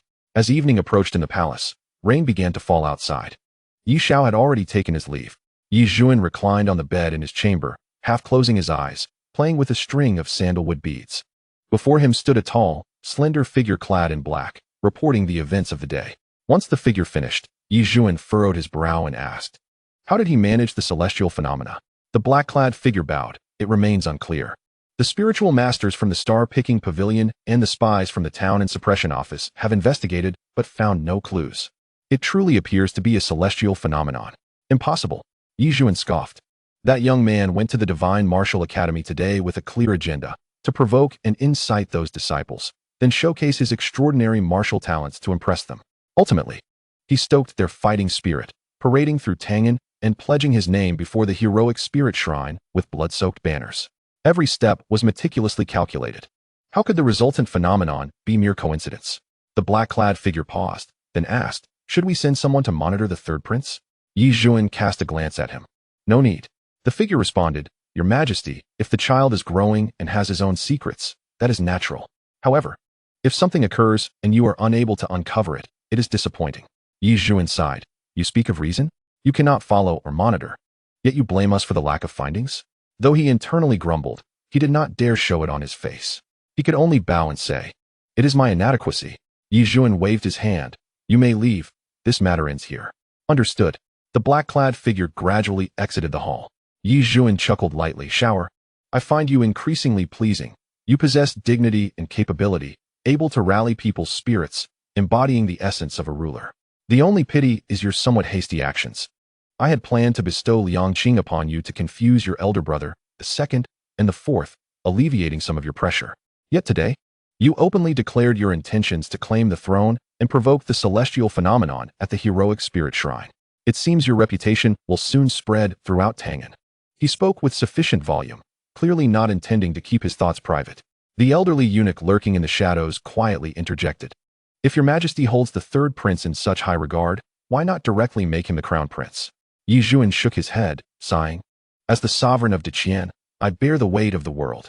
Presently, there are the Chu and Xia kingdoms among the human race, opposing us, alongside the barbarians and demons eyeing us greedily. If I were to choose someone lacking in ability, one misstep could lead to the ruin of our nation. Although Shower has shown some capability, he remains inexperienced in significant matters, and his wings are not fully developed. This struggle for the throne, while fratricidal, serves to refine their abilities and strengthen their wings. Only through this trial can we truly select the worthy leader of Qian. Despite my affection for him, I shall not allow emotions to cloud my judgment." Upon hearing Yi Zhuan's words, the elderly eunuch could only shake his head in resignation. The phrase "the sovereign is heartless" was vividly exemplified in Yi Zhuan at that moment. In Yi Xiao's residence, Lu'er was massaging Yi Xiao's shoulders. Zhao Mingyan, adorned in a light yellow gown, with eyes like paintings and a swaying waist, entered through the door, lowering her umbrella to reveal a stunningly delicate face. Upon seeing Yi Xiao, her eyes seemed to hold no one else in their gaze, entirely oblivious to Lu'er's fierce glare behind him. With a gentle parting of her lips, her soft voice sent shivers down one's spine. "Mingyan greets His Highness. It has been a long time. Mingyan thinks of you constantly." As the woman expressed her longing, Yi Xiao remained calm and softly inquired, "Pray, share with me your accomplishments over the past year." Zhao Mingyan took a deep breath, confidently recounting, "Over the past year, as per your instructions, I have come to Tangan primarily to recruit individuals from the lower rungs of society. At present, I have 34 storytellers under my employ, 52 singers, along with 5 theater troupes and 19 performers specializing in risque songs. To ensure a balance in income and expenditure, I have also established 5 fabric shops. His Highness bestowed upon me 30,000 taels of silver, and currently, the balance in the account stands at 130,000. Upon hearing of this achievement, Yi Xiao's expression revealed a hint of emotion. In truth, when I initially sent her back to Tangan, I did not anticipate her doing so remarkably well. With the 30,000 taels provided by Yi Xiao, she not only fulfilled the directive of controlling the lower echelons, but also turned a considerable profit within a year. This was a delightful surprise for Yi Xiao. "You have worked hard." "It was no hardship. Serving His Highness is my utmost desire," Zhao Mingyan replied, gently biting her lip and gazing affectionately at Yi Xiao. "Your Highness, I truly miss you." Yi Xiao could feel the increasing weight of the hand on his shoulder. "You and Lu'er are my closest companions. I will eventually grant you both a rightful status, but the time is not yet ripe." Yi Xiao spoke candidly. "I deserve a higher status than her." Lu'er shot a glare at Zhao Mingyan, who immediately returned the look. Their tone turned less gentle, even rising in pitch. "Why should that be? I have helped His Highness earn substantial profits and recruited those from the lower classes. I have made significant contributions. What gives you the right to overshadow me?" Lu'er retorted defiantly. "Just because I have spent more time with His Highness. In the future, I can bear him sons." Zhao Mingyan rolled her eyes dismissively. "We are all women. What is so remarkable about bearing sons? Anyone can do that. I could bear 2. I could bear 5. I could bear 8. Enough. Both of you, silence." Yi Xiao interrupted their bickering. In reality, sending Zhao Mingyan back to Tangan first was partly due to the constant squabbling between these two. With Yi Xiao's decree, both fell silent, though neither was willing to concede. Glaring at each other defiantly, Yi Xiao chuckled. Let us not dwell on trivial matters. Should we fail in our ambitions, and all three of us lose our heads? It would indeed be a farce. Zhao Mingyan disregarded lure and gazed deeply at Ye Xiao. If it means sharing the fate of losing our heads with your highness, I would be overjoyed. Ye Xiao chose not to engage with her declaration. After a moment's thought, he commanded, upon returning tomorrow, instruct the storytellers, singers, and theater troops to travel to the towns and villages surrounding Tangan. They are to spread the word of today's events through their performances, exaggerating both the martial talents and the celestial phenomena as much as possible. Let this matter be widely known. Rest assured, your highness, I will see to it. Zhao Mingyan promised, and Ye Xiao nodded in satisfaction. After all, he understood that besides garnering loyalty from his followers, earning the admiration of the populace would also help consolidate his power. Luer sensed the underlying implications of Ye Xiao's words and expressed her discontent. Such an important task should require her to return tonight. His Highness has asked me to stay. You should mind your own business and go to sleep. I will take care of His Highness tonight, Zhao Mingyan said, swaying her hips as she moved behind Ye Xiao, using her waist to nudge Luer aside. Her slender arms wrapping around Ye Xiao's neck, her cheek pressed against his. The faint scent of flowers wafted into Ye Xiao's nostrils as Zhao Mingyan purred, Your Highness, let us rest early. Chapter 20. Uncle Yin, do you think my blade is dull? What is the most hotly debated topic within the city of Tangan? The third prince, Ye Xiao. Ever since Ye Xiao returned to Tangan, he seems to have captured everyone's attention. First, he shattered Yi Xingyuan's legs. And then he led the disciples of the Divine Martial Academy in an oath at the Brave Sacrifice Shrine, provoking celestial phenomena. Have you heard? That third prince possesses nearly terrifying martial talent. He is barely in his 20s and has already mastered thousands of combat techniques. Is that true? Even if he learned one technique a day, it would take over 10 years. Of course it's true. Otherwise, how could that third prince recruit so many disciples from the Divine Martial Academy? I find that hard to believe.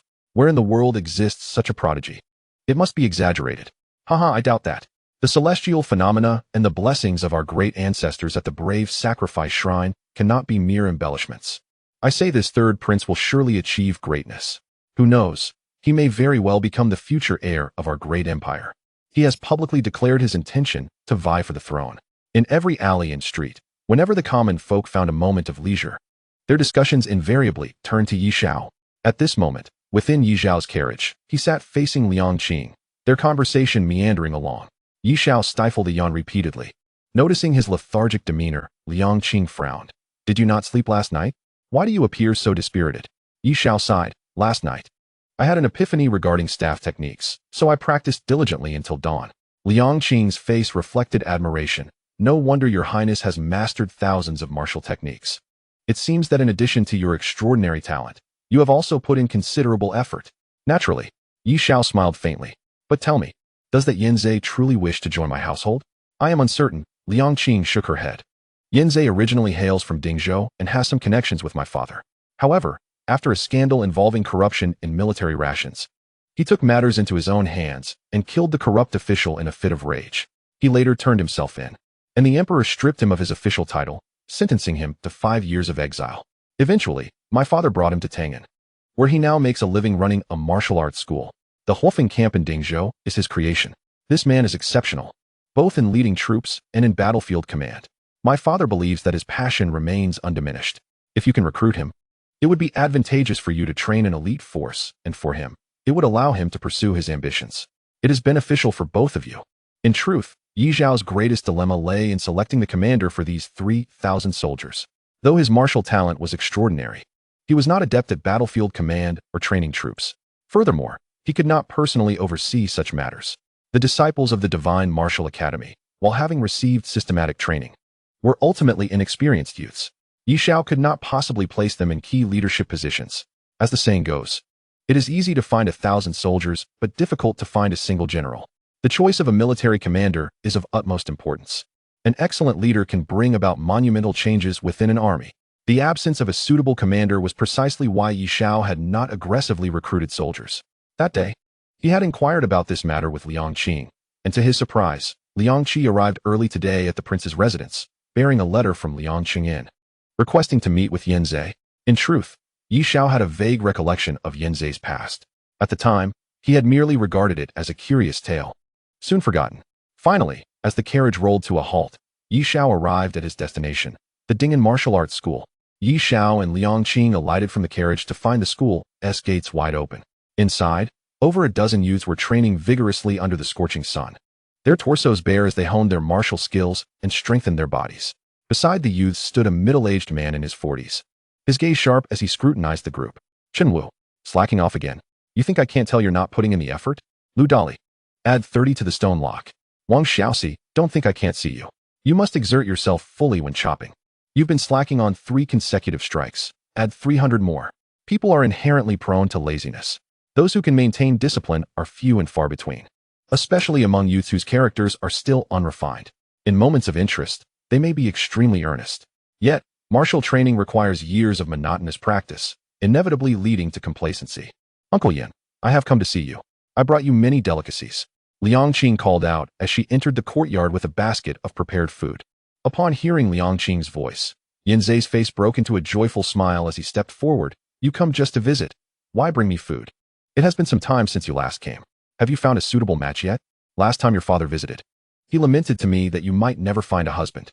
Upon hearing this, Ye Xiao immediately discerned that the individual before him possessed a rather low emotional intelligence. It was evident, had there been a modicum of emotional acumen, one would not be so rash as to provoke the esteemed Shangwan in a fit of anger. As expected, Liang Qing, who had been smiling moments ago, now wore a frozen expression. Fortunately, the emperor had already arranged a marriage. Otherwise, such words would have surely shattered her composure. With a forced smile, she replied, Uncle Yin, I have indeed found a suitable match. At this moment, Yin Zhe also noticed Ye Xiao, bursting into laughter. Is it this young lad? I must say, he looks quite impressive. He resembles me in my youth, not much different at all. Young man, what is your surname? And who is your father? Ye Xiao grinned. My father is Yi Zhuan. Yi Zhuan? That name sounds somewhat familiar. Damn it, it's right on the tip of my tongue. Yet I cannot recall. Yin Zhe furrowed his brow in deep thought. The name Yi Zhuan indeed rang a bell, albeit vaguely. Typically, the emperor's name is seldom mentioned in conversation. After much contemplation, Yin Zhe shrugged and declared, whatever, it doesn't matter who he is. You, young man, are quite bold to marry this fierce lady. I admire you. Uncle Yin, Liang Qing shouted in anger. Yin Zhe seemed to realize his blunder, scratching his head and chuckling. Did I say something wrong again? I truly apologize. My mouth tends to get me into trouble. Taking a deep breath to steady her emotions, Liang Qing stated, Uncle Yin, the emperor has arranged our marriage. He is my future husband, the 3rd prince of Qian, Ye Xiao. What? Yin Zhe's eyes widened in realization. Your father is the emperor. Ye Xiao smiled and nodded. Yin Zhe glanced between Ye Xiao and Liang Qing, struggling to absorb this revelation. Finally, he exhaled, so that is how it is. No wonder you're getting married. Liang Qing fell silent, and 3 seconds later, a faint red light flickered from the ring on her right hand, and a crimson long knife manifested in her grasp, emanating a palpable aura of menace. Her gaze darkened as she said, Uncle Yin, do you think my blade is dull? The spiritual weapon, forged by a spirit master, could transform at will for convenience, and possessed formidable power. Liang Qing's blood-red blade had claimed countless foes. The mere act of drawing it indicated she was genuinely furious. Yin Zhe was taken aback. I was wrong. Please don't make a move. There are children in the courtyard. Liang Qing's murderous intent only intensified, causing even the training children to instinctively halt their activities, afraid to breathe. She gazed at the vibrant long knife in her hand, softly remarking, the emperor has granted the 3rd prince 3,000 private soldiers, but a general to lead them is still needed. Yin Zhe, realizing the gravity of his words, hurriedly added, next time, I won't say anything you dislike. I understand. Chapter 21. Sister Liang Qing bullying others often. The course of events unfolds in the most unexpected ways. Ye Xiao had not anticipated that what he had initially thought would require considerable persuasion would resolve so smoothly under Liang Qing's provocation. Even Liang Qing's letter remained unused. However, it must be said that the murderous aura Liang Qing had exuded was truly chilling. The aura emanating from someone who had taken countless lives was unlike anything Ye Xiao had ever encountered.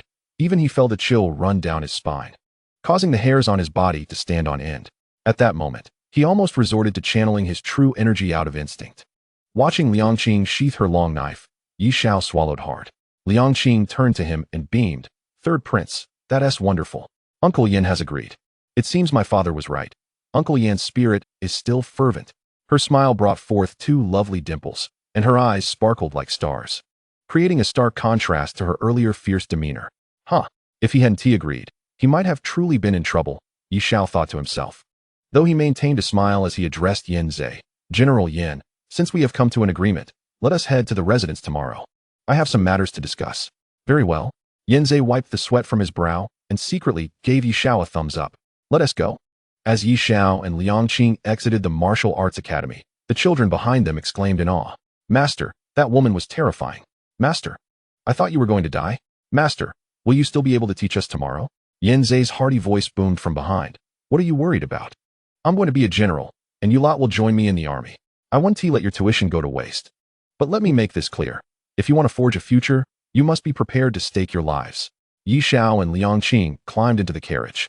She glanced at him and said, Don't take it to heart. Such things are unavoidable. Ye Xiao smiled. I understand. Whoever takes the lead must have their own people. It's only natural. As the saying goes, clear waters hide no fish. Ye Xiao was not naive enough to believe he could completely restrict the autonomy of his subordinates. Such a notion was impractical. As the carriage rolled on, Ye Xiao and Liang Qing engaged in casual conversation. She shared insights about training new recruits and military strategies. While he spoke of the wonders of the world and fresh experiences, they found themselves enjoying each other's company, growing increasingly familiar. Meanwhile, in the Empress's palace, Empress Yongli reclined on a couch. The mother of the crown prince was nearing 50 but still possessed the beauty of a woman in her 30s. With her eyes half closed, as if in a light slumber, she breathed in the fragrant incense surrounding her. Before her knelt a young girl. What was the reaction of Yixingro? She has gone to seek revenge on the third prince. Upon hearing this, a glimmer of excitement crossed Yang Li's face. That is more like it. That wild child, Ye Xiao, has returned to Tangan City. If he were to behave himself as a noble prince, it would be acceptable. But daring to compete with my son? I am eager to see how he will respond to Yixingro's quest for vengeance. In the bustling streets of Tangan, a crowd had gathered. In the center stood a girl of around 15 or 16, brandishing a sharp blade and pointing it at Ye Xiao's carriage, demanding, Ye Xiao, you disregarded our familial ties and severed my brother's legs. I challenge you to a fight to the death. Do you dare step down for a battle? According to De Qian's laws, duels to the death were permissible for resolving disputes. If both parties consented and established a death pact, they could settle their differences with their lives at stake. The aggressor would not be held accountable for murder. Yixingro, the daughter of the King of Tranquility and younger sister of Yixingyuan, was merely 15 years old. Ye Xiao furrowed his brow, regarding the young girl who blocked his carriage and felt a twinge of headache. A fight to the death. He was not afraid. However, the issue lay in the fact that his opponent was a young, inexperienced girl. In the eyes of society, it was undeniably disgraceful for a man to strike a woman, particularly for an adult male to assault a mere child. Should he truly resort to violence, it would likely incite considerable criticism. Ye Xiao pondered for a moment, then opened the carriage door and leaped down, proclaiming, Your brother has oppressed the common people and tarnished the royal reputation. He deserves his fate. You challenge me. Does that mean the offspring of the King of Tranquility should act with impunity, without fear of consequence? He aimed to persuade the girl to step aside. Yixingro shook her head defiantly. I do not grasp such lofty principles. My brother has always treated me well.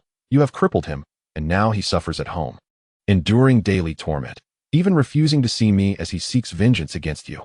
If you do not dare accept this duel, I will defy the law and slay you here today. Ye Xiao sighed.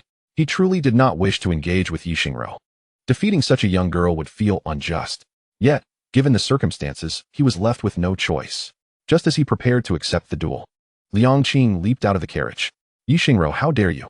Upon seeing Liang Qing, Yixingro's expression changed dramatically. Sister Liang Qing, she exclaimed. How did you end up in his carriage? As Liang Qing's name echoed, the surrounding populace gasped in astonishment. Oh my, is that the infamous woman slayer? Quickly stand back. I've heard that anyone who dares to glance at her may lose their head. Humph, look at your cowardly demeanor. What are you afraid of? If you aren't scared, why are you shrinking back? As Liang Qing made her entrance, the crowd instinctively recoiled nearly 2 meters. Standing beside Ye Xiao, she declared, The emperor has arranged our marriage. He is now my betrothed. What issue could arise from my sitting in his carriage? As for you, how audacious to block my fiancé in public and challenge him to a duel. Do you truly believe you can intimidate me? Yixingro bit her lip, murmuring, But he harmed my brother. And then what? If your brother had not oppressed the common folk, he would not have been injured. Even if we entertain the notion that you harm him today, it's likely your father, mother, and entire family would meet their demise. Liang Qing's words referred to Ye Xiao's royal status. However, Her statement was entirely misconstrued by the crowd. Indeed, she is the woman slayer, threatening to annihilate entire families. How terrifying. This woman is truly fearsome. She speaks of the extermination of families as if it were mere banter. Ye Xiao clenched her fists, her reluctance evident. Liang Qing stepped forward, saying, "If you truly seek vengeance, I shall accept the challenge on his behalf. If you desire a life and death duel, then let it be so. I assure you, not only will you fail to avenge your brother, but you may also lose your own life here." She recognized that Ye Xiao was not in a position to retaliate. Nonetheless, as a woman, she would take up the mantle. With that, Liang Qing's gaze hardened, exuding an aura of menace. As her killing intent radiated, Ye Xiao, once resolute, began to waver. After a moment of hesitation, the young girl suddenly threw down her weapon, tears streaming down her face. "Sister Liang Qing, you're bullying me." As she cried, she turned and fled. Incredible. She frightened that girl to tears. Haha, I have goosebumps. Aren't you afraid to confront her? But truly, the third prince is quite formidable. He dares to marry such a woman. The third prince, a man blessed by the heroes of Dian. Surely, he fears nothing. Impressive. A true role model among men, a paragon of masculinity. I've heard that the third prince is a manifestation of the martial star, while this Liang lady is a descendant of the celestial Punisher. They are indeed a match made in heaven. As Ye Xiao departed, Liang Qing surveyed her surroundings. The crowd had fallen silent. The two returned to the carriage, which moved forward as the onlookers parted to create a passage. Only after the carriage had left did the fervent discussions resume. Ye Xiao lowered the curtain and turned to Liang Qing with a smile. "It seems these people fear you greatly." Liang Qing shook her head. "It's to be expected. How many dare to not fear me?" There was a hint of bitterness in her voice. Ye Xiao gently reassured her, "Though they may fear you, they also understand that your actions are justified." "Perhaps," Liang Qing mused, running her fingers through her hair, smiling, "their opinions matter little to me. After all, it's impossible to garner everyone's affection. Fear or dread, the thoughts of irrelevant individuals do not concern me. Otherwise, I would not have acted so decisively in the past." At this, Liang Qing expressed her regret. "If only I were more ruthless. If I had slaughtered the old and young without exception, it would have significantly weakened the military strength of the Chu kingdom. Perhaps this is the compassion of a woman." Ye Xiao sighed. "If you were truly that merciless, I would fear to marry you. To slay the innocent is a brutality I cannot condone." This was an undeniable truth. While nations may engage in extreme warfare, humanity ought to retain some semblance of compassion. If Liang Qing were to indiscriminately slaughter the innocent, Ye Xiao would find that intolerable.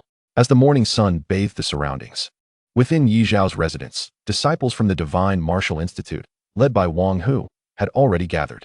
Yan Zhe had donned a clean outfit and, having shaved his beard, appeared revitalized. His attire was immaculate and fitted, exuding a completely different aura compared to the previous day. "Who is that old fellow? I'm not sure. He seems extraordinary." The disciples whispered among themselves. Yet, Yan Zhe remained oblivious to their chatter. Finally, Ye Xiao emerged from the rear courtyard. "Your Highness," the crowd greeted in unison. Ye Xiao scanned the assembly and noted that all expected individuals had arrived. He then declared, "I intend to form a private army, named the Golden Scales Guard, with Yan Zhe as the commander." As he spoke, Ye Xiao pulled Yan Zhe to his side and introduced him loudly to the disciples. "From this day forth, he will be the commander of the Golden Scales Guard, responsible for all military affairs." Ye Xiao continued, "Sun Qing will serve as the chief clerk, overseeing all accounts and expenditures. I will periodically send someone to verify the accounts. It is imperative that no discrepancies arise. Wang Hu will serve as the deputy commander, assisting General Yan with all matters." Ye Xiao appointed personnel directly and established the basic structure of the military hierarchy. From now on, all appointments and dismissals within the ranks would require written documentation submitted for review. Punishments for officers and soldiers must also be documented to prevent the arbitrary exercise of power over the ranks. With the framework established, Ye Xiao had silver and resources brought forth. He turned to Yan Zhe earnestly.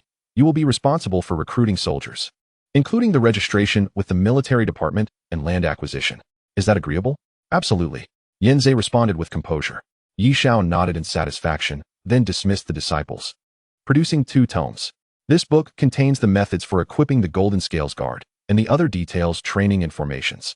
"General Yan, you may study these at your leisure." Yan Zhe was taken aback. He perceived that Ye Xiao's prior appointments and rules were intended to limit and supervise him, yet he found this to be acceptable. However, The direct provision of the so-called methods of equipping and training led him to question whether the army was truly Ye Xiao's or if he was merely a puppet. A sense of discontent brewed within him. Nevertheless, as Ye Xiao was the true master of the Golden Scales Guard, he refrained from voicing his concerns, silently accepting the 2 books. As he departed, Lu Er emerged from the side, smiling. "Young master, it seems General Yin is somewhat displeased." Yin Zhe was not one to harbor deep thoughts, and even Lu Er could see his discontent. "It's quite normal," Ye Xiao stated calmly. "He has his own understanding of military training and would naturally resist interference. Even as his superior, if I constrained him in cooking by limiting the sugar and salt, wouldn't he be displeased?" "Indeed," Lu Er wholeheartedly agreed. "But why does your highness still intervene?" "Because those are the recipes of the finest chefs in the world." Ye Xiao sighed. "The Golden Scales Guard is my first military force, and its effectiveness is of utmost importance. Rest assured, once he reviews those 2 books, all discontent will dissipate, and he may even express gratitude towards me." "Your highness, I have another matter that perplexes me," Lu Er inquired curiously. "Isn't there too much restriction on Yin Zhe? I overheard earlier, and it seems he must run everything by you." Ye Xiao stretched lazily, embracing Lu Er as they strolled toward the backyard, explaining, "Lu Er, I will have many subordinates in the future. It is impossible for me to discern the character and nature of each individual. Establishing emotional connections with every subordinate is also unfeasible. Hence, rules are of paramount importance. These regulations will ensure their actions remain within acceptable limits." As he spoke, Ye Xiao provided an example. "Take Sun Qing, for instance. I appointed him as the chief clerk to oversee financial matters. I want Yin Zhe to be fully aware that there is oversight in place." "Why?" Ye Xiao chuckled. "Tell me, do you think there are more good people in this world or more bad ones?" Lu Er was momentarily taken aback, pondering the question without arriving at a conclusion.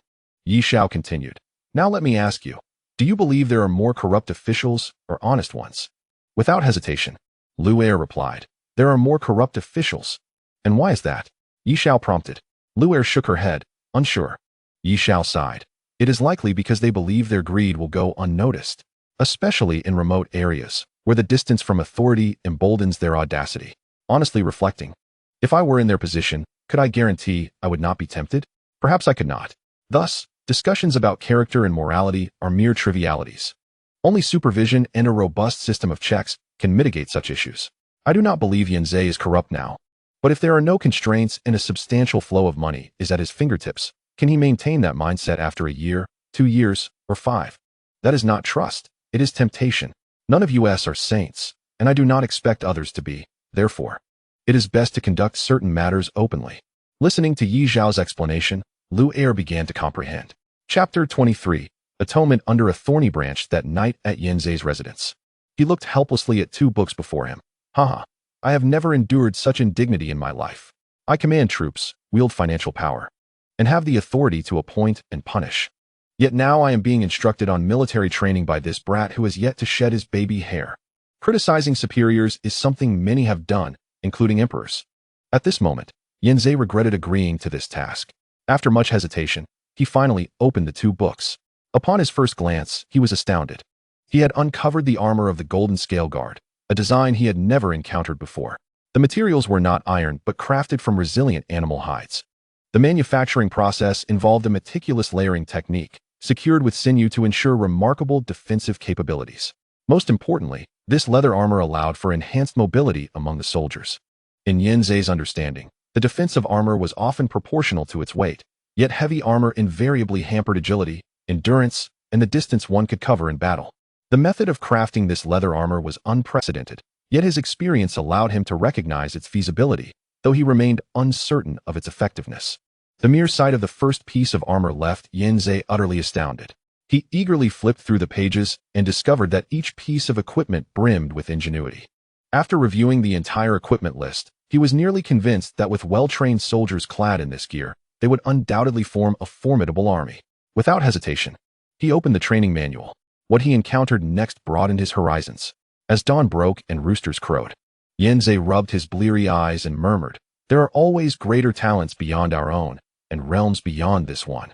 If the training methods depicted in this book prove effective, producing the world's strongest soldiers would not be an exaggeration." However, he also recognized that adhering to the training methods outlined would require a financial investment several times that of ordinary soldiers. Closing the books, Yanzei sat in a daze for a moment before suddenly delivering a sharp slap to his own face.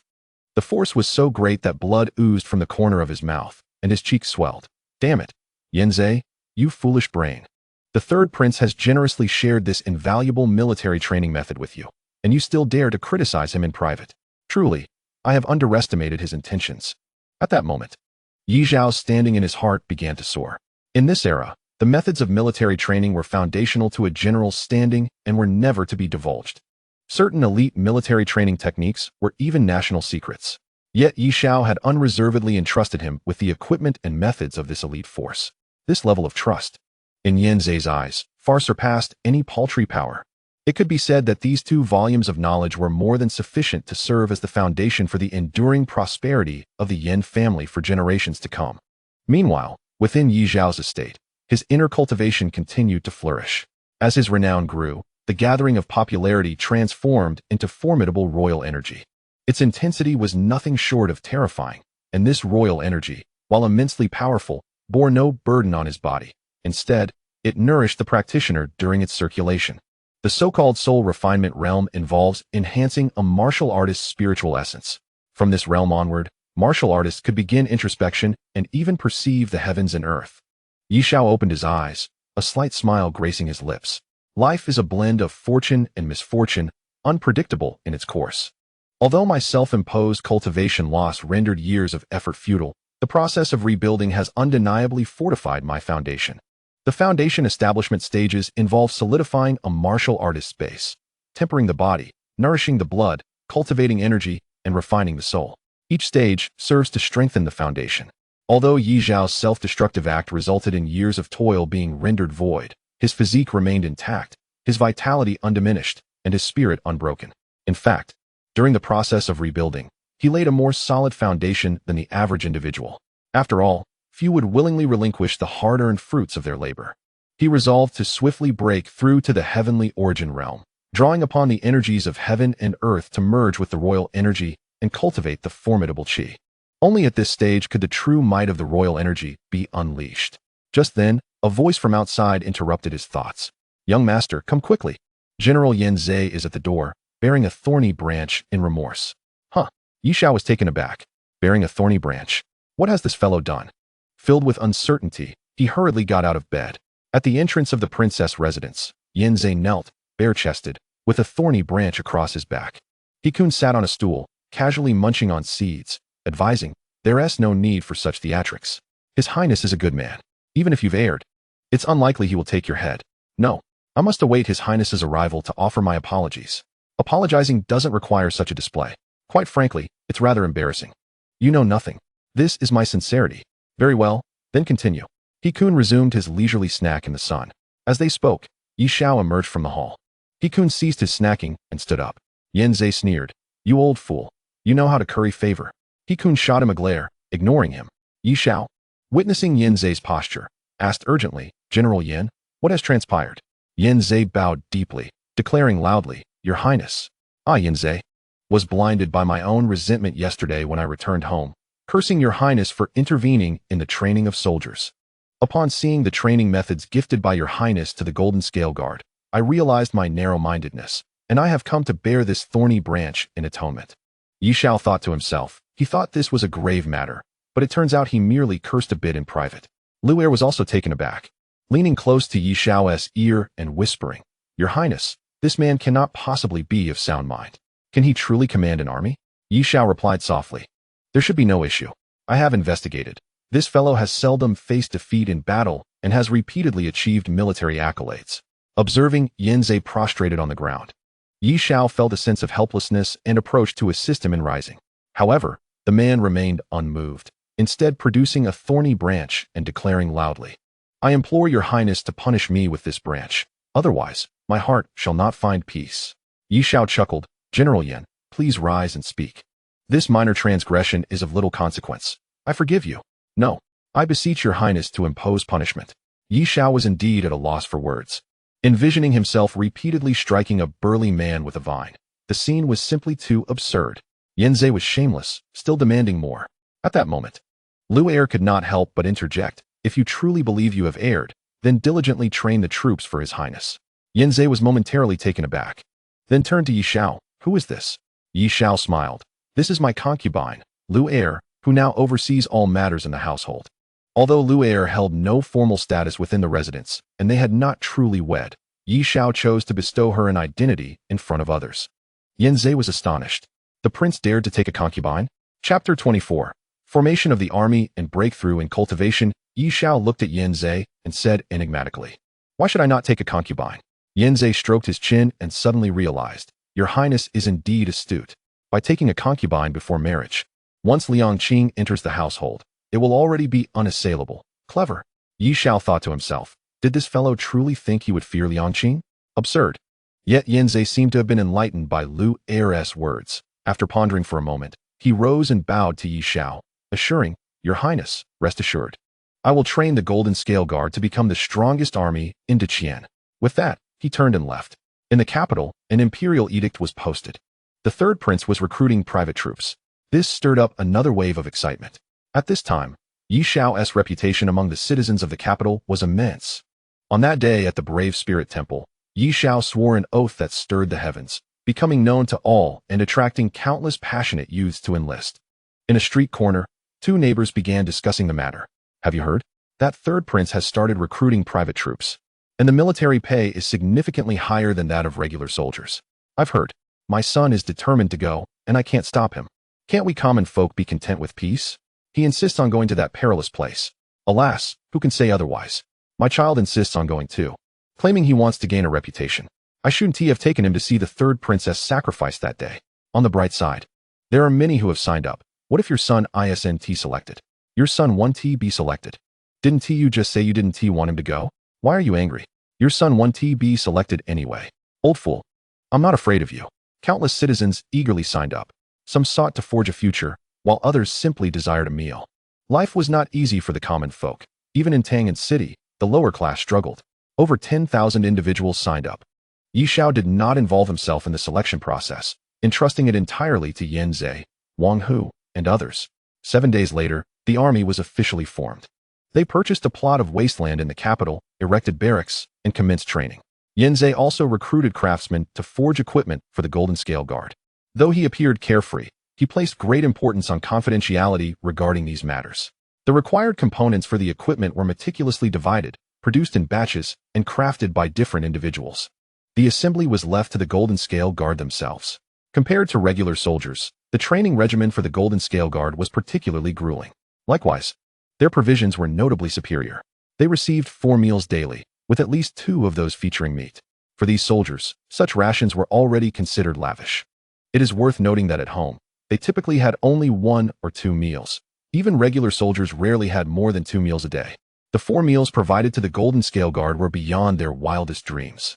Ye Xiao and Yanzei roamed the camp, inspecting the soldiers as they trained fervently. Ye Xiao advised, ensure the training is rigorous, and the provisions must keep pace. "Rest assured, Your Highness, I am well aware of this. But the recent expenditures have indeed been considerable." Yanzei cast a worried glance at Ye Xiao. "Do not fret regarding finances. As long as the accounts are clear and provisions assured, I have ample funds. But I have heard that His Majesty provides you with 100,000 taels of silver each month. This month alone, the cost of the equipment has been substantial. Can we truly sustain this?" Yanzei was acutely aware of how much the Golden Scale Guard had cost. So far, just the expenses he had managed had already exceeded 120,000 taels.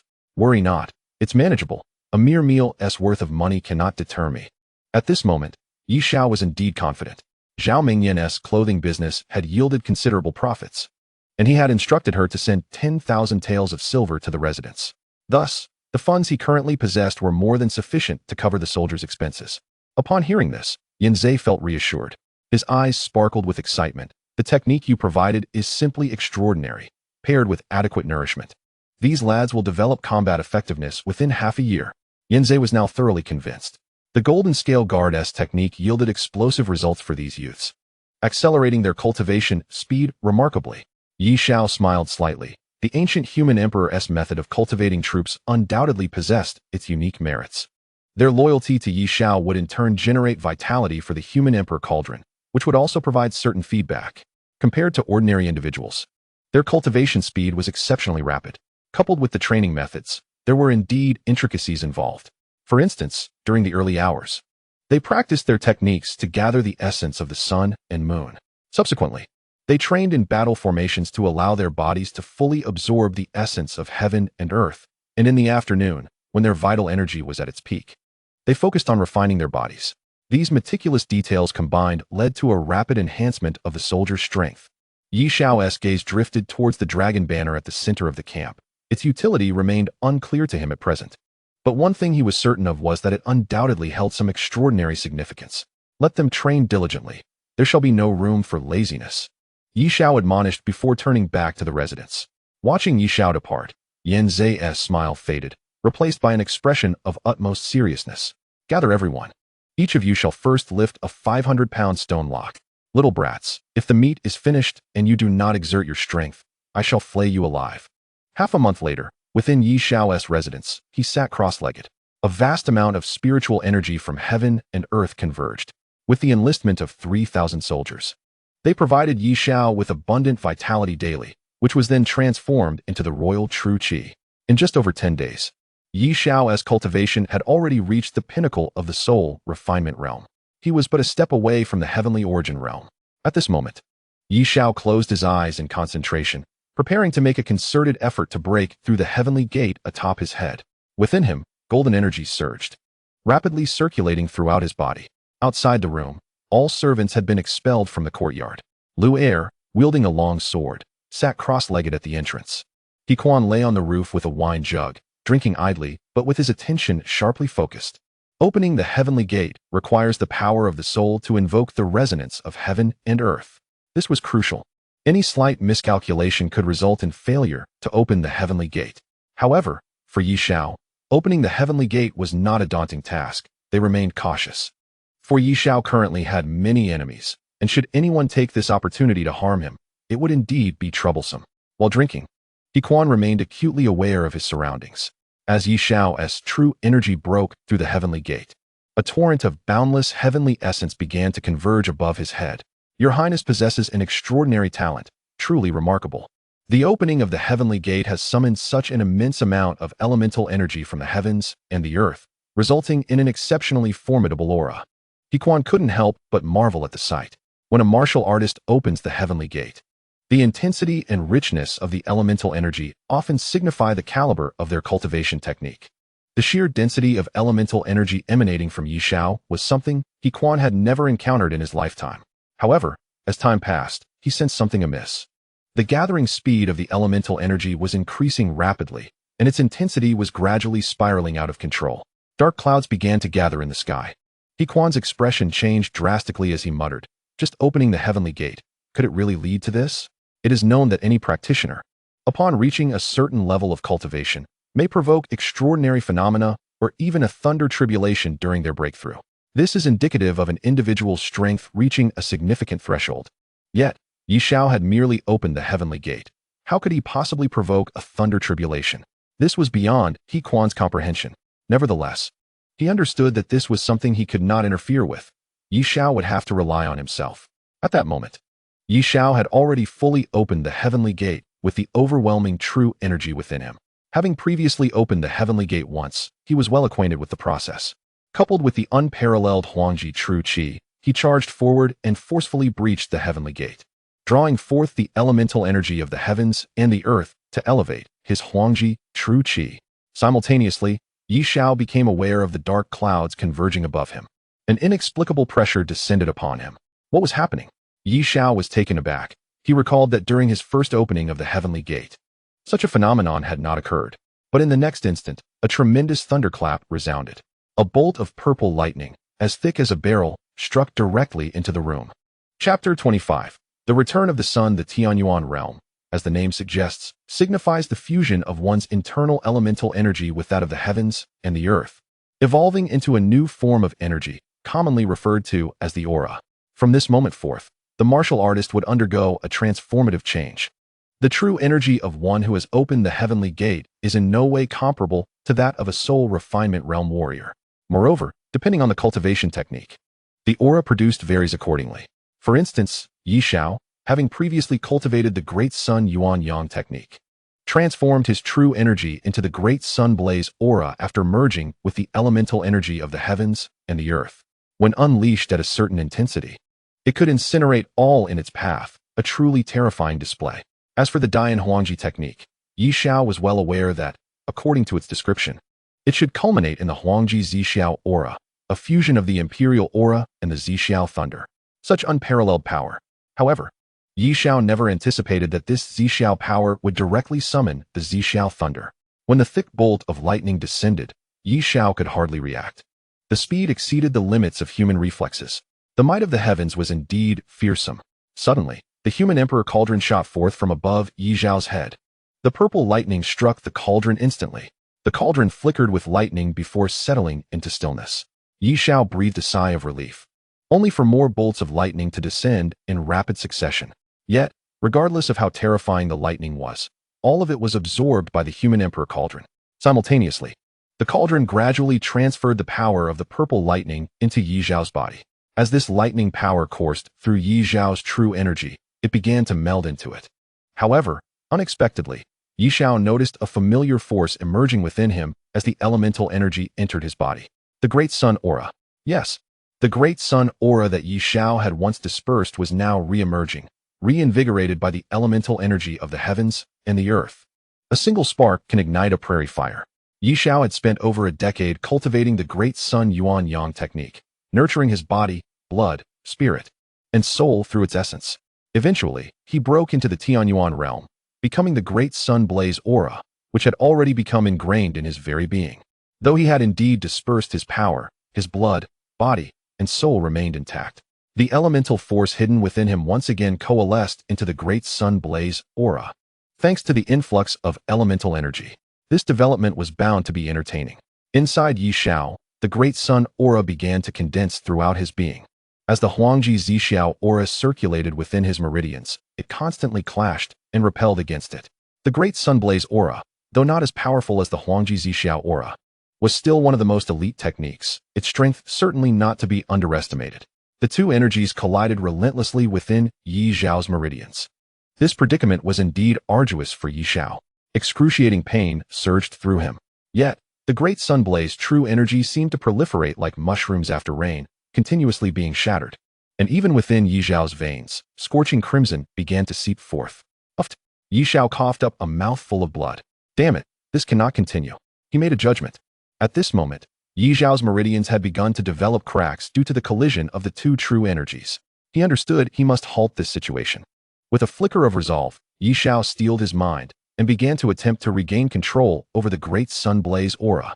Simultaneously, he diverted his focus to guide the Huangji Xiao aura back to his Dantian. Soon after, he activated the Great Sun Yuan Yang technique, consolidating all of his Great Sun true energy. An unusual phenomenon occurred within Ye Xiao's body. The Huangji Xiao aura spiraled within the Dantian, while the Great Sun Blaze aura surged rapidly through his veins. As the Great Sun Blaze aura proliferated, Ye Xiao began to draw it into his Dantian. He was determined to forcibly merge the two true energies. This was the only solution Ye Xiao could conceive. If he allowed the Huangji Xiao aura to recklessly shatter the Great Sun Blaze aura within his meridians would inevitably rupture. Once they did, his true energy would spiral out of control. His meridians could not withstand the collision of the two true energies, but the Dantian could. The Dantian, being the reservoir of true energy, is often referred to as the Sea of Qi. The size of one's Dantian is also a manifestation of innate talent. Ye Xiao's Dantian was vast, immensely so. This enabled him to accommodate more true energy and provide some space for the two energies to collide and merge. Ye Xiao cautiously manipulated the two true energies.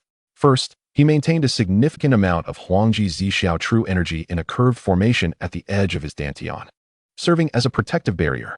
Simultaneously, he guided a thread of Great Sun Blaze true energy into the Dantian, followed by a thread of Huangji Xiao true energy. While striving to stabilize the true energies within his meridians and Dantian, he meticulously controlled the two energies to collide and merge. Multitasking. This was beyond the capability of an ordinary person. Yet Ye Xiao, with his extraordinary martial talent, could accomplish such control. Collision, fragmentation. Yet this time, it would not harm Ye Xiao. Countless collisions, countless fragments. Under Ye Xiao's deliberate guidance, The Ye Xiao aura no longer held absolute dominance. Within Ye Xiao's dantian, the presence of the purple-red aura increased. The shattered aura began to merge slowly. After all, the powers of thunder and fire are inherently complementary. Finally, after numerous failures, a strand of aura, intertwined with purple, gold, and red, emerged within Ye Xiao's dantian. With the appearance of this aura, Ye Xiao's heart leapt with joy. He had succeeded. Moreover, he could sense that this aura was even more formidable than the pure Ye Xiao aura. A single success heralded a beginning. More and more auras began to coalesce within him. This tricolored aura underwent further transformation, gradually morphing into a golden aura, imbued with glimmers of purple-red light. Ye Xiao could distinctly perceive that this newly formed aura could adapt to any attribute of power, shifting according to his will and encompassing myriad combinations. Predominantly driven by Huangji true energy, complemented by the forces of thunder and fire, they harmonized and bore endless variations. In the residence of the second prince, 3 princes sat together. The 4th prince chuckled, "I wonder why my second brother summoned me and elder brother here?" The second prince spoke softly. "You have all heard the rumors about Tangyan, correct? In the eyes of the common folk, the 3rd prince is now regarded as a figure comparable to the martial star. His reputation has soared, surpassing that of the 3 of us combined within a mere month of his return." The 1st prince scoffed, "And then what? What do you mean by that?" "Nothing of great consequence. Merely an alliance," the 2nd prince replied calmly. "You and I, along with the 4th prince, should join forces to eliminate the 3rd prince. Once he is deprived of his chance to vie for the throne, we can compete amongst ourselves later. Otherwise, if we continue to squabble, it will only benefit him." The 4th prince smiled slightly. "Has my second brother made preparations?" The 2nd prince's gaze darkened. "Of course. In 7 days, it will be the empress's birthday. The 3rd prince has been boasting of his extraordinary martial talents, has he not? I propose we prepare several young masters to challenge him at the banquet, using the empress's words to publicly humiliate him and shatter the reputation he has built." Chapter 26. Long-held grievances in the Yi residence.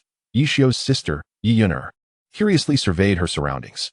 "Brother, please reserve a room for me here. I shall come to stay whenever I have the chance."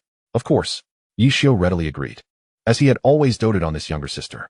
After exploring the estate, Ye Yun'er remarked with a hint of envy, "Father truly treats you well. This residence is far more spacious than my princess's quarters." What she truly envied was not the size of the estate, but the affection Yi Sun received from their father. "How have you and mother fared during my absence in Tangyan?" Ye Xiao inquired softly. "Quite well." Ye Yun'er seemed reluctant to elaborate, offering only a perfunctory response. "No one has bullied you in the palace, has there?" "Not at all. I am doing just fine," Ye Yun'er replied with a smile. After observing her for a moment, Ye Xiao returned her smile. "That's good to hear." Sensing Ye Xiao's probing, Ye Yun'er took his hand and changed the subject, recounting amusing anecdotes from her life with Huang Mingyue over the years. "Brother, I have joined the star-picking pavilion. I am now a spirit master. Mother recently embroidered a pair of mandarin ducks, but they turned out even uglier than ducks. I have been practicing embroidery too. Soon, I will make you a set of python robes." Ye Xiao smiled indulgently, watching his sister with warmth. She possessed a gentle nature, which was ill-suited for the palace, making her vulnerable to bullying. He knew she preferred to avoid trouble, enduring silently to spare him any concern. Suddenly, Ye Xiao interrupted her. "Yun'er, do you know? I returned with a singular purpose. I intend to become emperor." Ye Yun'er was taken aback, unsure of what to make of her brother's declaration. Seeing the confusion in her eyes, Ye Xiao's gaze hardened as he declared, "I aim to be emperor. The 1st prince is the most unwilling, and the empress is equally opposed. They desire nothing more than to eliminate me. Our conflict is one of life and death. Likewise, you and mother will also become their targets. Even if you remain accommodating, it will not lessen my troubles in the slightest. In fact, if you withhold information from me, it will only make you and mother instruments in their schemes against me." Ye Xiao looked earnestly at Ye Yun'er and asked, "Let me ask you once more, has the empress ever bullied you or mother during these years?" At this point, Ye Yun'er's grievances began to surface. She spoke softly, "Brother, you have always been favored by father since childhood, drawing envy from others. Your strong-willed nature meant that while you were in the palace, no one dared to mistreat us. But after your departure, father visited mother less frequently, and our lives became less bearable, especially in the 3rd year after you left.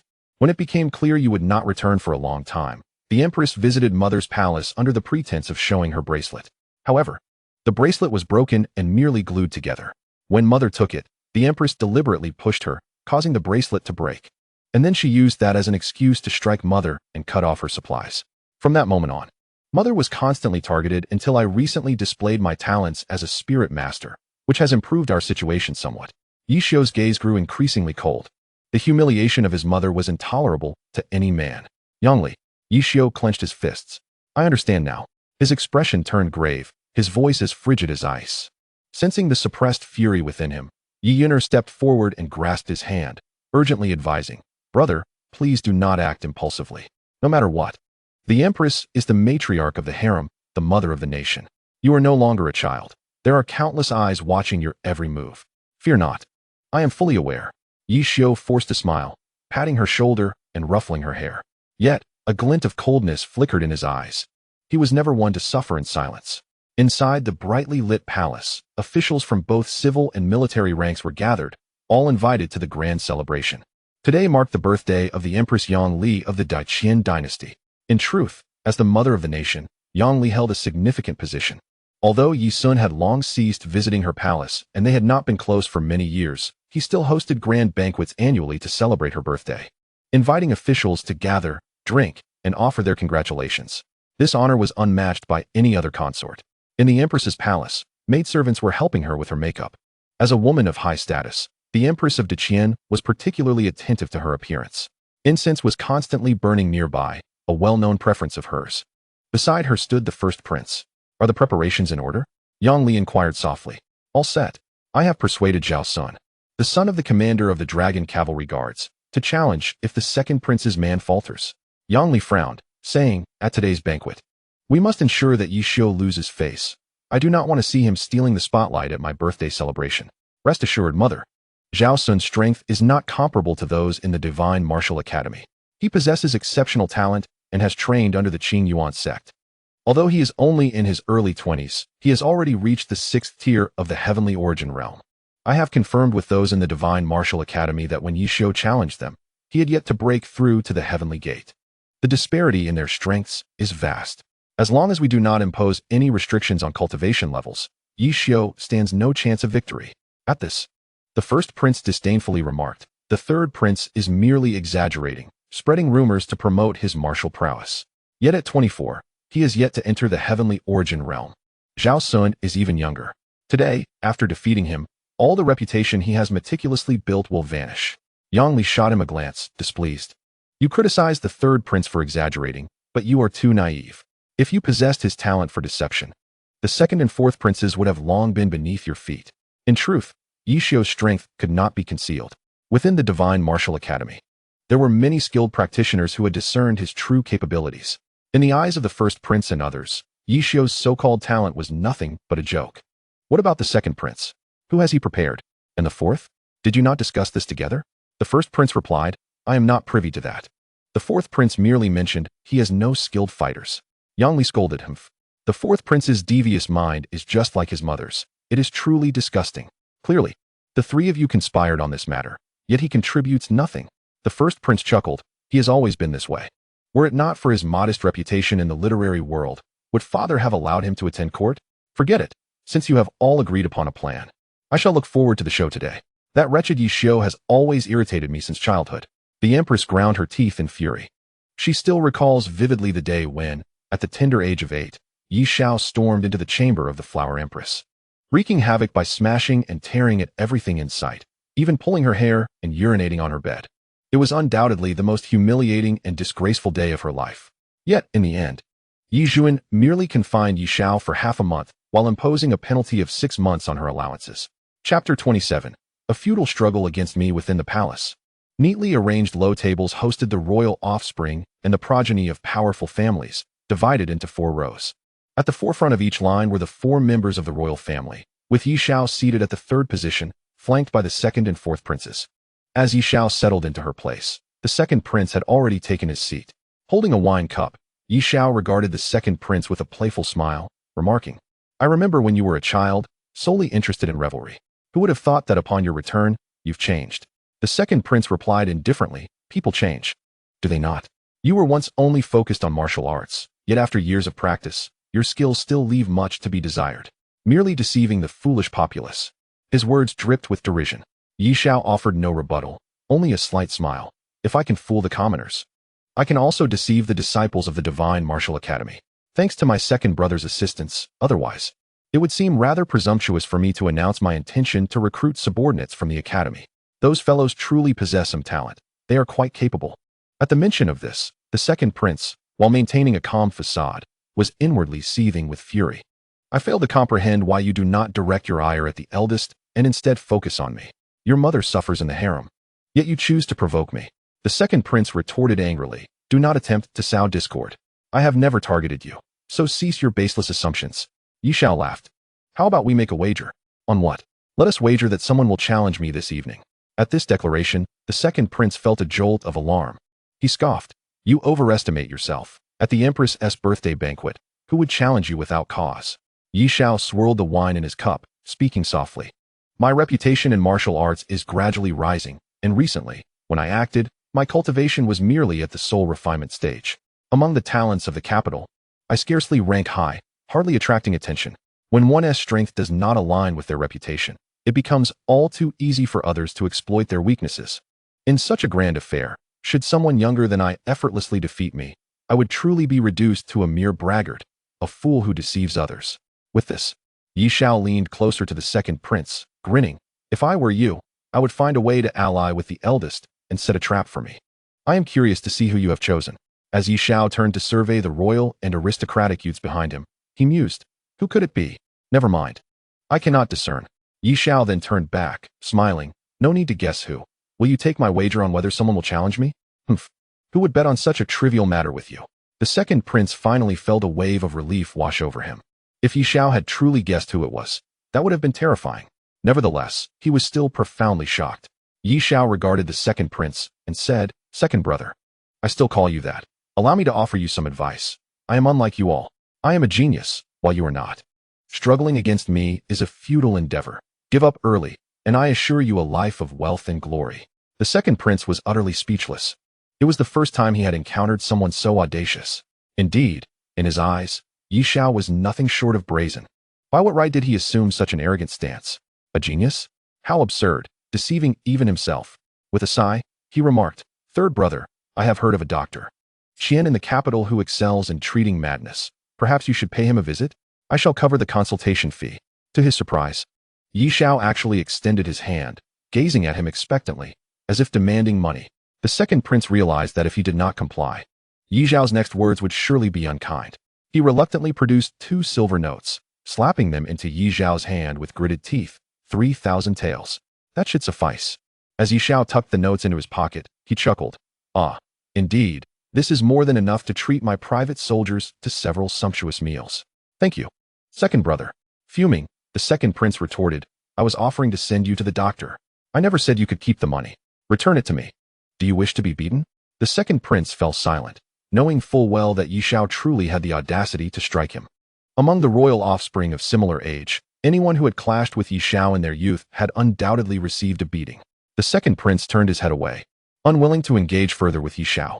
As time passed, the hall filled with more and more guests. The first and fourth princes arrived in succession. Inside the hall, laughter and chatter echoed throughout. Yet, the atmosphere among the 4 princes felt somewhat peculiar. Ye Xuan had 14 sons and 21 daughters. Only these 4 contended for the throne. It was not that the others lacked ambition, but rather that they struggled to gain recognition. For instance, the 5th prince had previously attempted multiple times to attend court and participate in governance, but each time, Ye Xuan had rejected his requests. Now, he sat behind the 1st prince, glaring intently at the 4 in front of him. Especially when his gaze fell upon Ye Xiao, his resentment and bitterness were unmistakable. After a decade away from the capital, Ye Xiao returned to open his own office and attend court. In contrast, he had always been diligent, never daring to make a mistake. What did that amount to? Finally, as a eunuch announced, His Majesty has arrived, the hall fell silent. Ye Xuan led the Empress Yang Li into the scene. The elderly eunuch who had remained in Ye Xuan's chamber emerged, silver-haired and following closely behind. Upon seeing this man, Ye Xiao's pupils constricted. Lu Tong, though a eunuch, was not to be underestimated. He hailed from the Tianlong courtyard and had been by Ye Xuan's side for as long as Ye Xiao could remember. The Divine Martial Academy is where martial officials are cultivated, while the Tianlong courtyard serves as the supreme military institution of the Great Qian royal family. According to the ancestral teachings of the Great Qian, Anyone entering the Tianlong courtyard was forbidden from holding any other official position, answering solely to the emperor. Thus, those who chose to enter the Tianlong courtyard were often individuals who devoted their lives to martial arts. Within the Tianlong courtyard, they need not concern themselves with anything else, focusing only on cultivation and executing the emperor's orders. Lu Tong was the only eunuch to have entered the Tianlong courtyard since the founding of the Great Qian. Ye Xiao distinctly remembers that during his first attempt to practice martial arts, it was Lu Tong who examined his body. The Great Sun Yuan Yang technique was also established by him. Noticing Ye Xiao's gaze, Lu Tong offered a slight smile and a nod. Yi Jun and Yang Li took their seats at the head of the table. All present rose to pay their respects, greeting, "Long live His Majesty and the Empress." "Gentlemen, no need for formalities," Yi Jun replied. "Let us all enjoy the Empress's birthday banquet. Do sit down and let the feast begin." Everyone took their seats, and palace maids and eunuchs began serving dishes and pouring wine. Such banquets typically follow certain protocols. For example, some officials would step forward to offer congratulations, raising their cups in salute.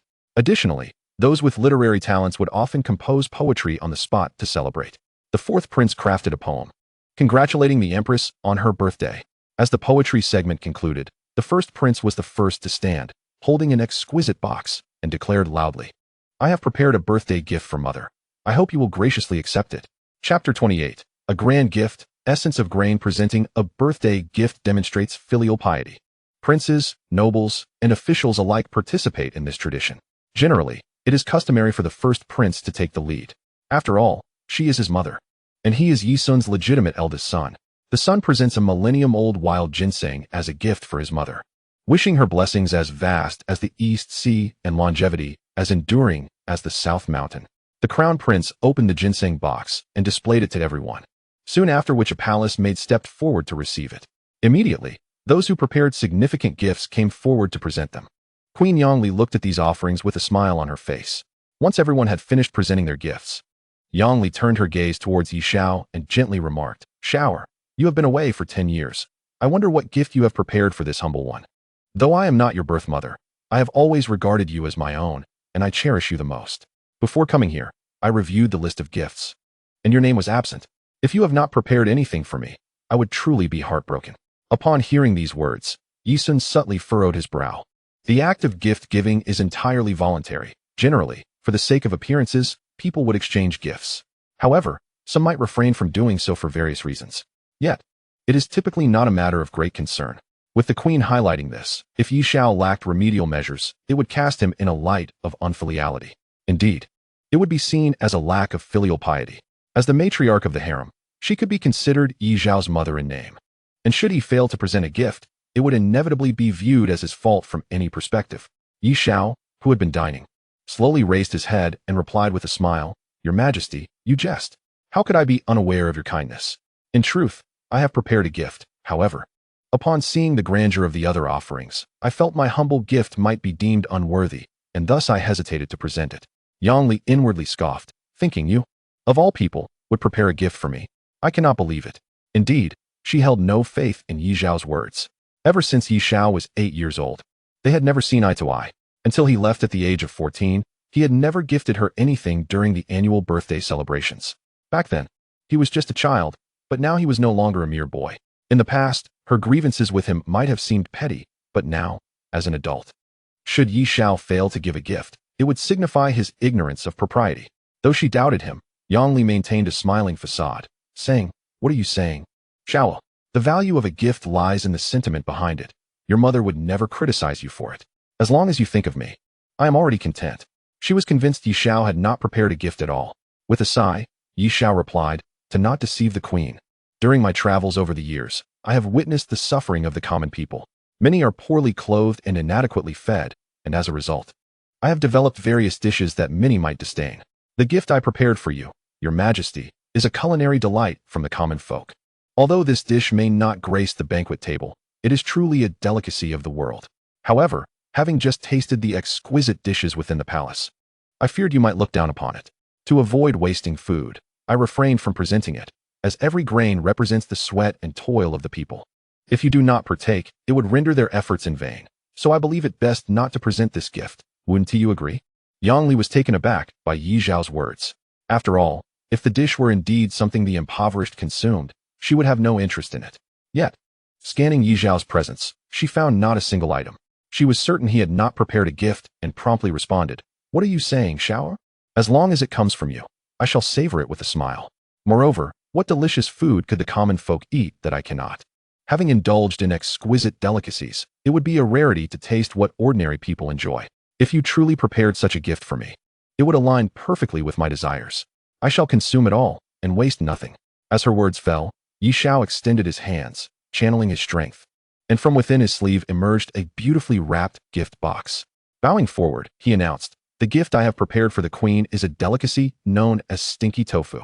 This dish is inadvertently created when the common people allow tofu to spoil. Although it carries a foul odor, it is quite delectable. Tofu is the essence of beings, representing the hard work of the populace. I implore you not to waste it. Otherwise, recalling the hardships endured by the farmers, my heart would be in anguish." As he spoke, Ye Xiao approached and unveiled the gift box. Inside lay several pieces of gray, spoiled, stinky tofu, immersed in a yellow-brown sauce that emitted an unbearable stench. Yang Li's expression changed dramatically. Having been raised in luxury, she had been accustomed to fragrant delicacies.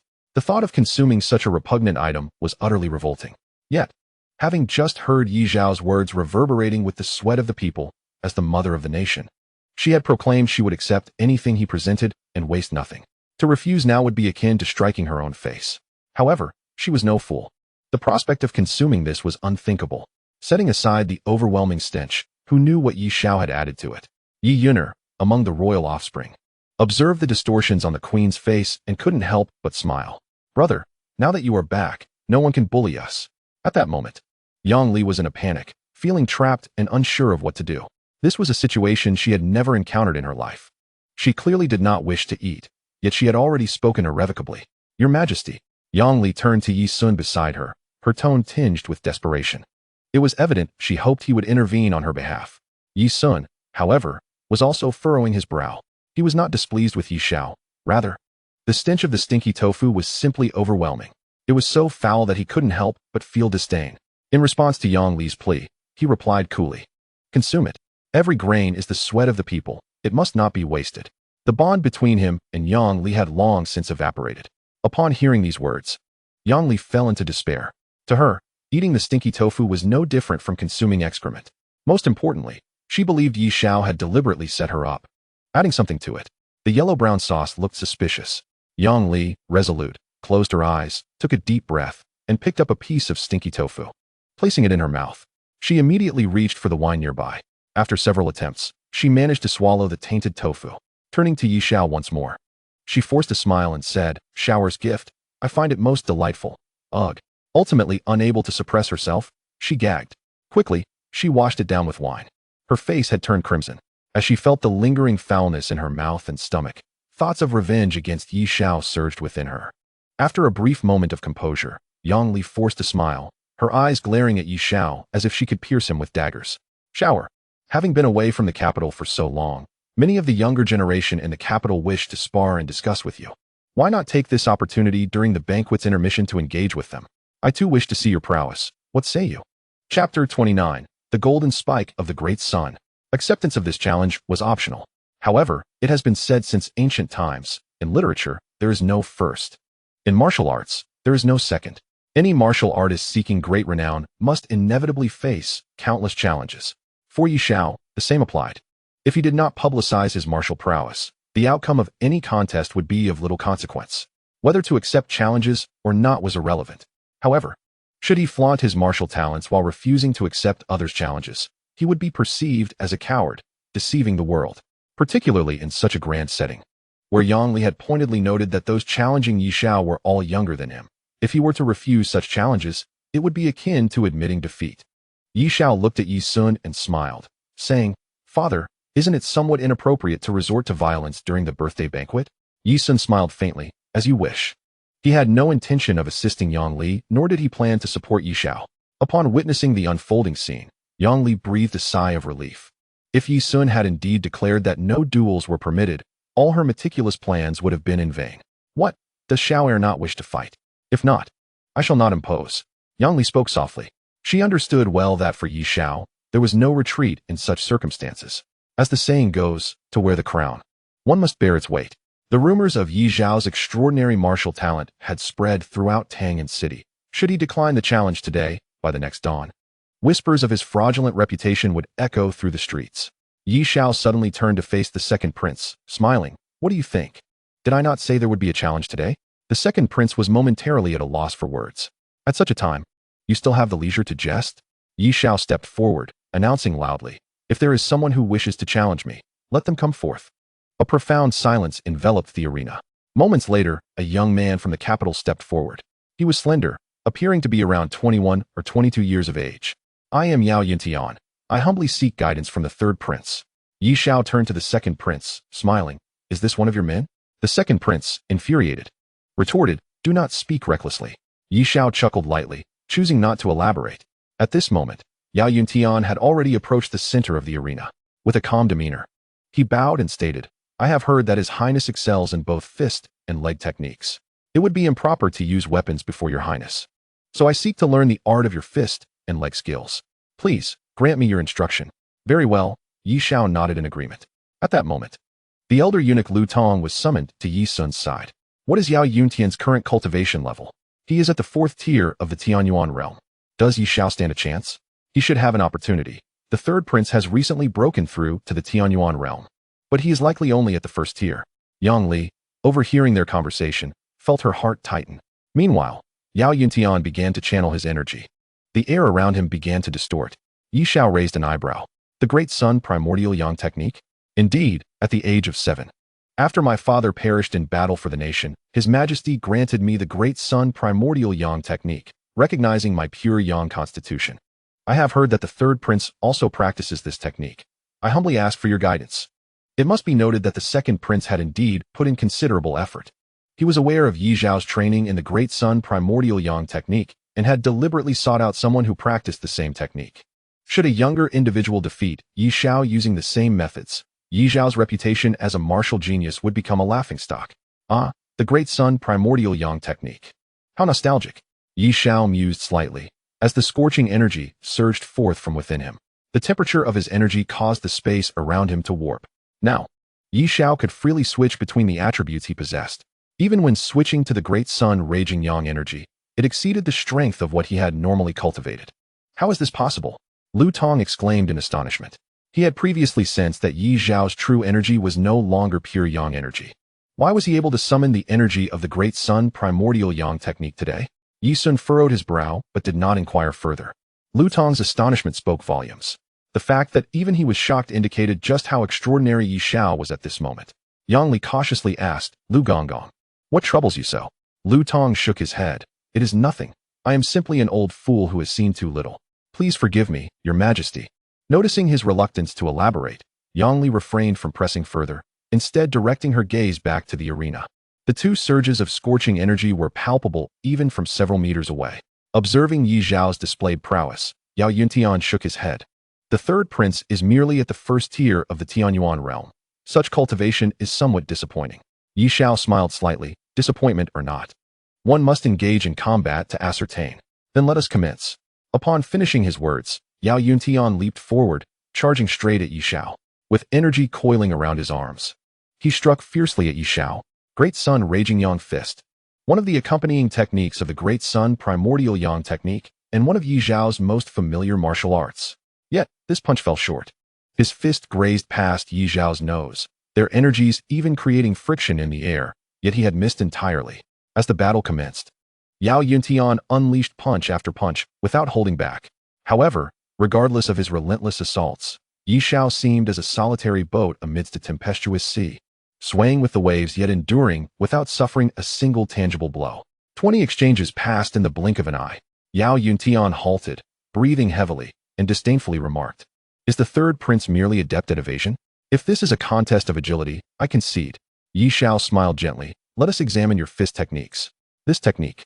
You are practicing incorrectly. Now, observe closely. This time, Ye Xiao did not hesitate, but advanced boldly. Upon seeing Ye Xiao charge, Yao Yuntian's eyes glinted with malice as he shouted, Great Sun Golden Spike. Prepare yourself, third prince. With that, he unleashed a powerful punch. A crimson surge of energy rapidly advancing towards Ye Xiao. This technique was one of the 7 ultimate forms of the Great Sun Raging Yang Fist. Its power was formidable, and it was his most confident move.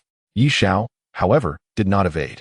He took a stance and executed the same move, the same form. One punch hurled forth. Yet, this strike showcased the disparity between them. Yao Yuntian's energy was as thick as a fist, while Ye Xiao's energy was scarcely 2 fingers wide. Moreover, Ye Xiao's energy radiated a more vibrant crimson. In an instant, the two energies collided. Identical techniques, identical forms, identical fiery energies. Yet the outcome defied all expectations. Despite Yao Yuntian's cultivation being 3 tiers superior to Ye Xiao's, his energy was instantaneously shattered. The two energies soared past Ye Xiao's sides. And Ye Xiao's force, no. It could no longer be termed mere force. It was akin to an arrow released from its bowstring. Having shattered Yao Yuntian's energy, it directly struck his body. Yao Yuntian's eyes widened in disbelief. But the force was upon him, a torrent of power akin to an immense river, unyielding and relentless. He exerted every ounce of strength, attempting to resist, yet it bore no effect. Despite his cultivation being 3 tiers higher than Ye Xiao's, Yao Yuntian was brutally sent flying, a mouthful of blood spattering forth. In midair, he heard Ye Xiao's cold voice. This great sun golden spike. The energy it condenses is arrow-like in form, sharp as a dart, fierce as the blazing sun, and vast as the mighty river. Your feeble, loose energy is hardly worthy to contend with me. Chapter 30, Martial Arts, the Heart of Heaven and Earth. Within the great hall, an eerie silence prevailed. Ye Xiao stood with his hands clasped behind his back, his gaze icy. An indescribable aura emanated from him. From the moment he took this matter seriously, he seemed utterly transformed. Yao Yuntian struggled on the ground for some time, unable to rise, with just one punch. His internal organs had been severely injured. Suddenly, a burly warrior among the crowd stood up. What an impressive fist technique, he exclaimed with laughter. The third prince's martial skills are extraordinary. His shout ignited a chorus of praises throughout the hall. Yi Sun spoke. Bring Yao Yuntian to the imperial physician for treatment and reward him with 1,000 taels of silver. Immediately, guards stepped forward to assist Yao Yuntian away. Yang Li managed a faint smile, saying, Xiao truly does not disappoint. This fist technique is remarkably powerful. Even I, without understanding, was taken aback. Is there no one else willing to challenge? This is a rare opportunity. Thus, the victor of the next duel shall receive the 1,000-year ginseng I mentioned earlier. She was well aware that the next challenger would be one of her son's subordinates. Offering such rewards cost her little. She also aimed to prevent the eldest prince's followers from feeling intimidated by Yao Yuntian's dismal defeat, thus encouraging them with the prospect of a reward. Ye Xiao turned to face the noble youths of Tangyan, his sharp gaze sweeping over the crowd as he awaited his next opponent. Among the throng, Zhao Sun slowly rose. His countenance grave. He dared not underestimate his opponent. After all, Yao Yuntian, who practiced the Great Sun Yuan Yang technique, had been defeated with a single punch. Such ferocity was daunting, and even he found it difficult to comprehend how a first-tier Tianyuan realm, Ye Xiao could achieve such a feat reluctantly. He acknowledged the terror that Ye Xiao instilled in others. However, the matter was settled. There was no retreat for him unless he wished to sever ties with the crown prince. In the world of martial arts, one often found themselves constrained. And the same was true within the court. Zhao Sun stepped forward, bowing respectfully to Ye Xiao as he intoned, Zhao Sun seeks guidance from the third prince. Upon hearing Zhao Sun's name, Yi Zhuan turned to Lu Tong and quietly inquired, this lad is considered a prodigy among the younger generation in Tangyan. I wonder if Xiao can prevail against him? At this, the Empress Yang Li perked up her ears. Lu Tong shook his head and replied, it is difficult to say. Just now, the third prince was able to defeat Yao Yuntian with a single strike, partly due to his superior comprehension of the Great Sun Golden Nail technique. Moreover, Yao Yuntian's martial arts were the Great Sun Fierce Fist, which the third prince is most familiar with. Each move was calculated and his weaknesses exposed. In contrast, Zhao Sun has studied under the Qingyuan sect, and his techniques are unrecorded in either the Palace Armory or the Divine Martial Institute. With a cultivation of 6th-tier Tianyuan realm, he holds a 5-tier advantage over the third prince. While not a significant disparity, the Qingyuan sect is one of the 7 major sects of the Great Qian, and its Qingyu heart technique is not inferior to the pinnacle of the Great Sun Yuan Yang. For the third prince to triumph against such odds may not be an easy task. Upon hearing this, Yang Li felt a sense of reassurance. Meanwhile, Ye Xiao assessed Zhao Sun closely. Suddenly, he turned to the second prince with a smile and said, Second brother, this contest lacks excitement. How about a wager between us brothers? I bet I can win. The second prince, already in a foul mood from witnessing Ye Xiao's display, retorted angrily, "Ye Xiao, this is the Empress's birthday banquet. What nonsense about betting is this? What's the matter? Is second brother short on funds?" Ye Xiao replied with a grin. "I can lend you some, up to 3,000 taels, interest-free. Unlike you, I am quite generous. 3,000 taels? That 3,000 belongs to me." The second prince shot back. At that moment, Yi Zhuan interjected, "Today is the Empress's birthday, a festive occasion with no strict rules. Since we are to wager, let us make it worthwhile. I shall present 1,000-year ginseng to the victor, and I shall not be stingy. The winner shall also receive a reward of 10,000 taels." Upon hearing this, the second prince paused before sneering, "Since father permits this wager, then let us proceed.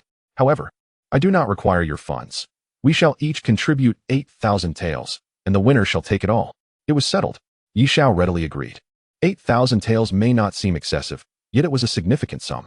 Many ordinary citizens earned only 1 or 2 taels a month. The monthly stipend for Ye Xiao's private soldiers was merely 3 taels. 8,000 taels was a fortune that many common folk would never amass in their lifetimes. However, for the second prince, who hailed from a prominent merchant family, it was a trifling amount. Just as the previous 3,000 taels irked him, Ye Xiao's acquisition of it had left him feeling unsettled. At this point, Zhao Sun was filled with excitement. The Empress's 1,000-year ginseng, Yi Zhuan's 10,000 taels, and the 8,000 taels from both Ye Xiao and the second prince meant that if he emerged victorious, he would walk away with a staggering 26,000 taels and a prize ginseng. With such a substantial reward, he was determined to win the contest at all costs.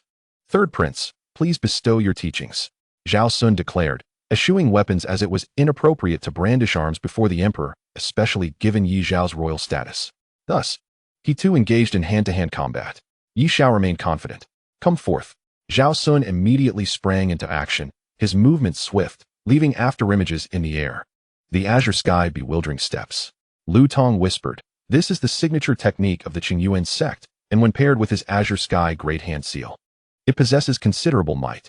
Zhao Sun is young, yet his mastery of this technique is impressive. I fear we may witness a fierce battle." Yi Zhuan remained silent, his gaze fixed intently on the arena, eager to see the extent of Ye Xiao's capabilities. As Zhao Sun approached, Ye Xiao took a deep breath and murmured, "With a 5-tier difference in cultivation, defeating him should not be difficult, yet achieving that specific goal may prove challenging. At the first tier of the Tianyuan realm, I should be able to hold out for a quarter of an hour. Alas, today I shall show you something that you should not have the privilege of witnessing." Resolute, Ye Xiao summoned his strength, his mind ablaze with energy. As his secret technique activated, the world around him appeared to shift and change. Martial arts embody the heart of the heavens and the myriad forms. This was Ye Xiao's soul's self-created technique. As he channeled his martial arts, others could not discern the subtleties, but Lu Tong's eyes widened in astonishment as he murmured, "Truly a prodigy. To think that a first-tier Tianyuan practitioner could brush the edges of the martial realm. It is known that when a martial artist opens the heavenly gate, they can enter the 4 realms of martial arts: Tianyuan, Holy Body, True Martial, and Star Domain. The Tianyuan realm involves harmonizing with the energies of heaven and earth to transform one's essence into a powerful force. In this realm, the intensity of this force directly reflects the practitioner's cultivation level. The Holy Body realm strengthens the body with this force, further enhancing physical prowess. The True Martial realm comprehends the ultimate principles of martial arts, granting immense power to techniques. The Star Domain realm entails cultivating a martial domain, forming a unique space that amplifies specific abilities. At this moment, despite being merely at the Tianyuan realm, Ye Xiao exhibited an extraordinary enhancement of self-perception. Though he had not yet formed a domain, his prowess was already astounding. In the arena, Ye Xiao's eyes gleamed with golden light. With a flick of his hand, he struck Zhao Sun, who had conjured several phantom images, landing a direct hit. The scene soon grew peculiar. Ye Xiao's moves appeared entirely unstructured, yet oddly, with each strike, Zhao Sun seemed to collide with him like a headless fly. It resembled the fray of 2 mischievous children rather than the elegance of earlier exchanges between Ye Xiao and Yao Yintian. Zhao Sun felt utterly out of sorts, as if he were unable to exert himself fully, despite the significant disparity in their cultivation levels. Every strike he launched at Ye Xiao was effortlessly countered by seemingly simplistic maneuvers. Ye Xiao's every punch, though straightforward, struck him in the most uncomfortable places. No matter how Zhao Sun varied his tactics, he could do nothing but endure the blows. This sensation was unprecedented in his life. Why Why was this happening? Zhao Sun could not fathom the reasons behind it. As they continued to exchange blows, Zhao Sun inadvertently found himself maneuvered to within mere meters of the Empress. Suddenly, Ye Xiao leaned back and crashed into Zhao Sun's chest, forcing a mouthful of blood from him. In the next instant, Ye Xiao's right hand snaked around to grasp Zhao Sun's jaw. With a sickening crack, Zhao Sun's jaw was dislocated. At the same moment, Ye Xiao's elbow connected with Zhao Sun's abdomen, sending a powerful force surging through him, twisting his insides. This rapid succession of movements took less than a second. Despair washed over Zhao Sun as he realized that the hand gripping his jaw had positioned his mouth toward the Empress Yongli. Puke. Countless digested food mixed with liquor was forcefully expelled by Ye Xiao, shooting out from Zhao Sun's mouth like a high-pressure water gun at an astonishing speed. Lu Tong, standing beside Ye Zhuan, suddenly stepped forward. An invisible force intercepted in front of Ye Zhuan, blocking the splattered filth entirely. However, Yongli was not so fortunate. The foul-smelling, digested matter splattered all over her head and face. Ah! Yongli shrieked in horror. At that moment, Ye Xiao had already released his grip and turned back, angrily shouting, "You, Zhao Sun! This is a sparring match. Yet why did you vomit on the Empress?" Zhao Sun was utterly petrified. In such a situation, losing his head was a real possibility. He attempted to explain, but realized his jaw had been dislocated by Ye Xiao, rendering him speechless. Ah! Zhao Sun was in a panic, beads of sweat rolling down his forehead. He reached to support his jaw, desperate to reposition it, only to be restrained by Ye Xiao. At that moment, Zhao Chuan, the commander of the Dragon Xiong Guards, rushed out from the crowd and fell to his knees, repeatedly bowing and stating, "Your Majesty, my son has acted recklessly, offending the Empress. This incident was merely an unfortunate accident during sparring. I hope your Majesty will pardon him." Ye Zhuan rose abruptly, coldly declaring, "What is this nonsense? Leave this matter to the Empress to handle." With that, he swept his sleeves and departed. Zhao Chuan's forehead remained pressed against the ground, drenched in cold sweat. Yongli, meanwhile, felt a surge of murderous intent rising within her. But what could she do? Kill Ye Xiao? Absolutely impossible. Kill Zhao Sun. He was her son's subordinate.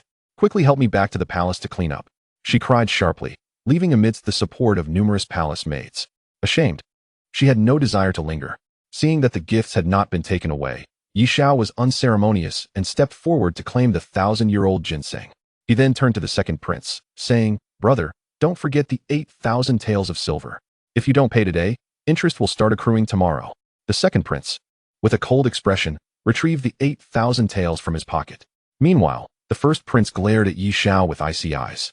"Third brother, you have gone too far." Ye Xiao, refusing to back down, retorted, "Have I? I see no transgression. Perhaps even more egregious acts are yet to come. In this world, some matters are destined to be irreconcilable." In the palace rear courtyard, Yongli was violently retching. That wretched, foul-smelling stinky tofu, combined with being splattered upon, had utterly humiliated her. Yet, she could find no fault with Ye Xiao. The gifts were what she had desired. The sparring was her proposal. An unexpected event during the match could not be blamed on Ye Xiao. "Damn Ye Xiao. I will see him dead one day," she thought, desperately rubbing her body.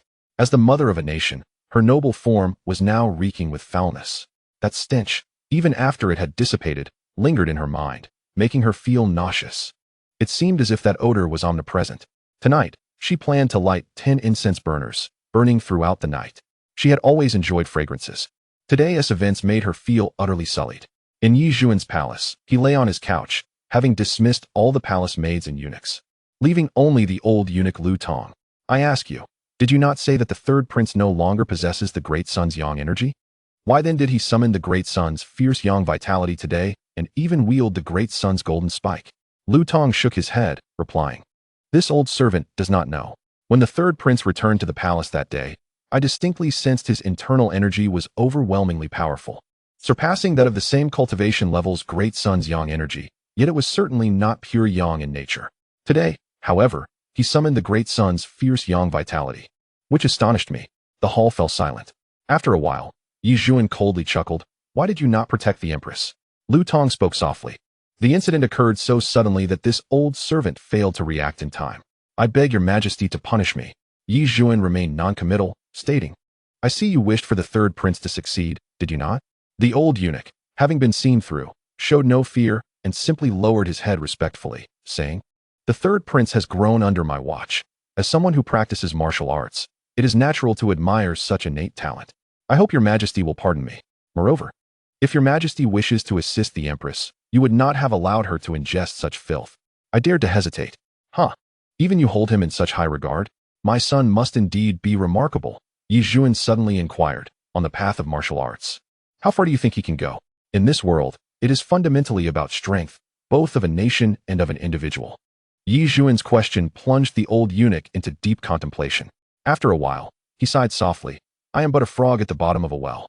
Your Highness is a dragon soaring in the 9 heavens. Where you can go, I cannot see. But merely catching a glimpse of your brilliance is already a stroke of fortune. Ha ha ha. Ye Xiao's laughter echoed through the palace. It seemed immensely gratifying. Go. Summon concubine Hua to my side. Reward her with a platter of gold cakes and 10 bolts of silk. The emperor's favor in the harem is like a protective talisman. The worth of the items, be they precious or humble, is inconsequential. What truly matters is the attitude. Yet, at this moment, there were few as elated as Ye Xiao, particularly the first and second princes. They had both suffered a double loss today.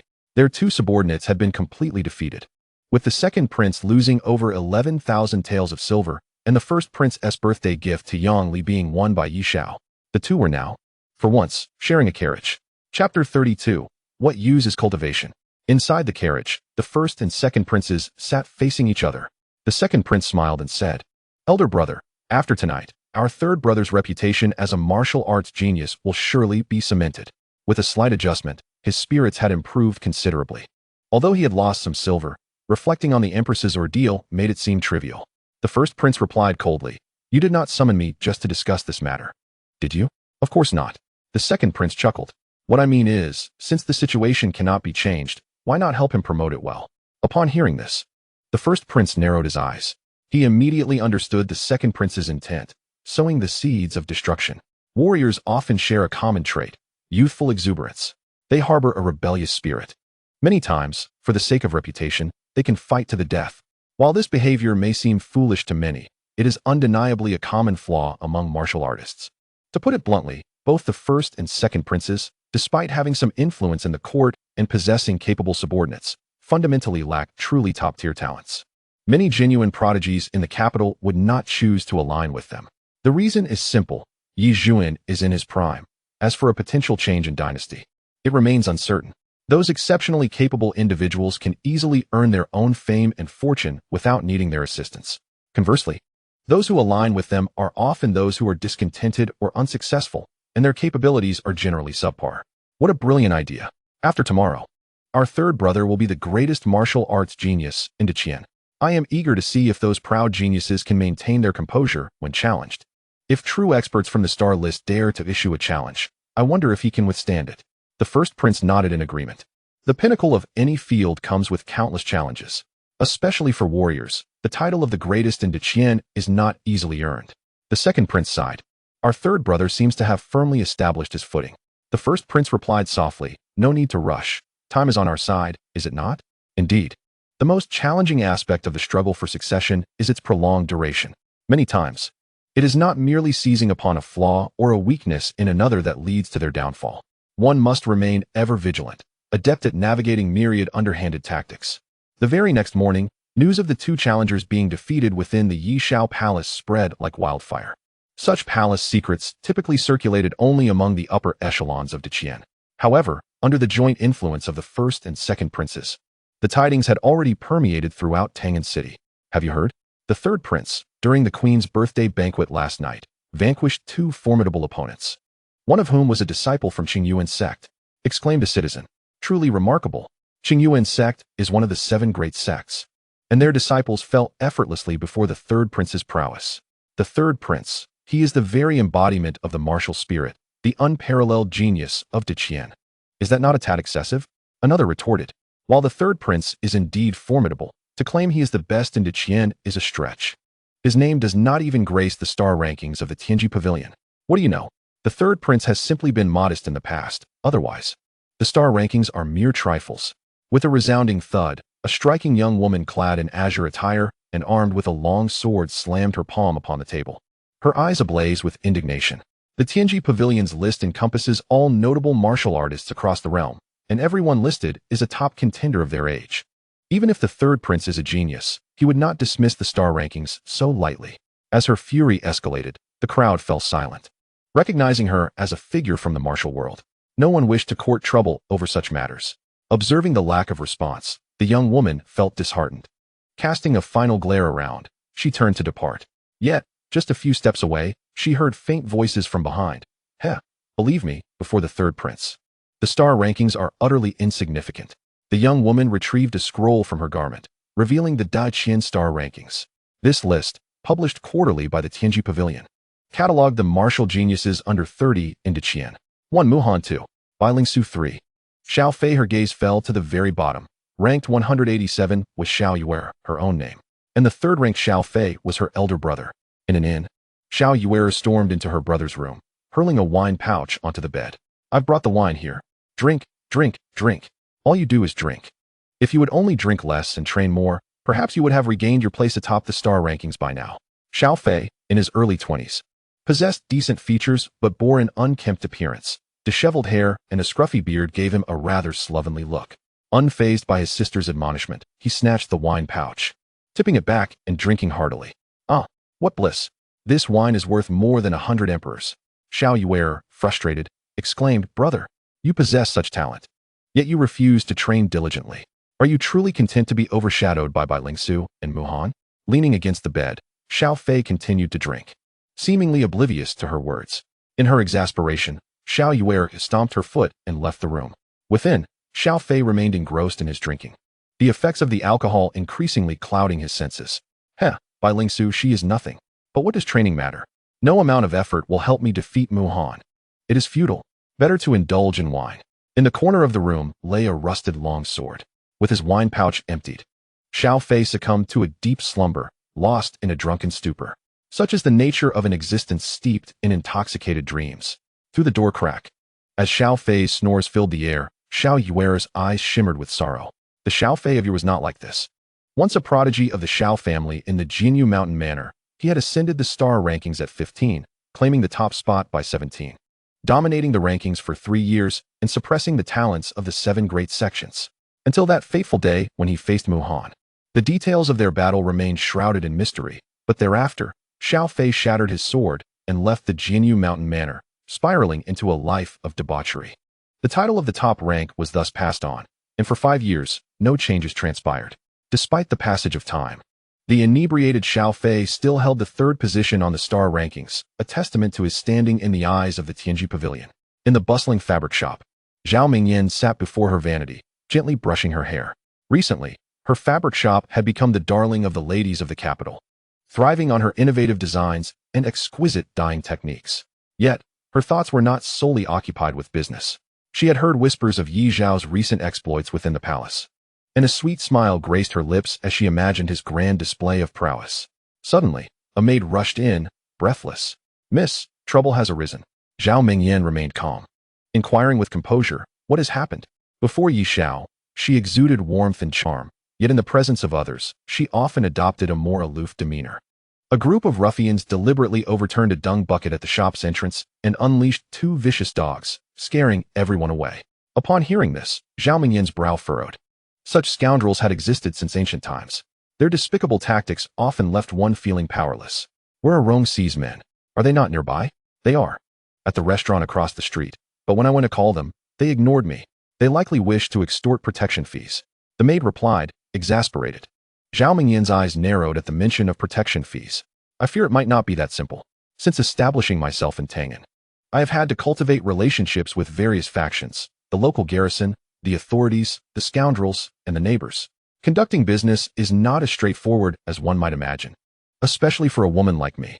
From the moment Rongxi laid eyes on her, his gaze had glimmered with greed and desire. She was acutely aware of the depths of his sordid intentions, were it not for her leveraging the influence of the authorities and her willingness to pay them handsomely. She might have faced dire consequences long ago. Have the shop's errand boys inform Rongxi that I invite him to my residence for a feast. That very afternoon, a banquet was prepared at Zhao Mingyan's home. A bald man in his 40s, with a pronounced belly, swaggered in. Rongxi, a notorious ruffian of Tangan's western district, had his fingers in every pie in that area. Upon entering, his eyes fixated on Zhao Mingyan. Zhao shopkeeper, I have missed you dearly. He reached out, Attempting to grasp her hand, Zhao Mingyan deftly evaded his advances, swiftly creating distance between them. Rong-Si, taken aback, chuckled.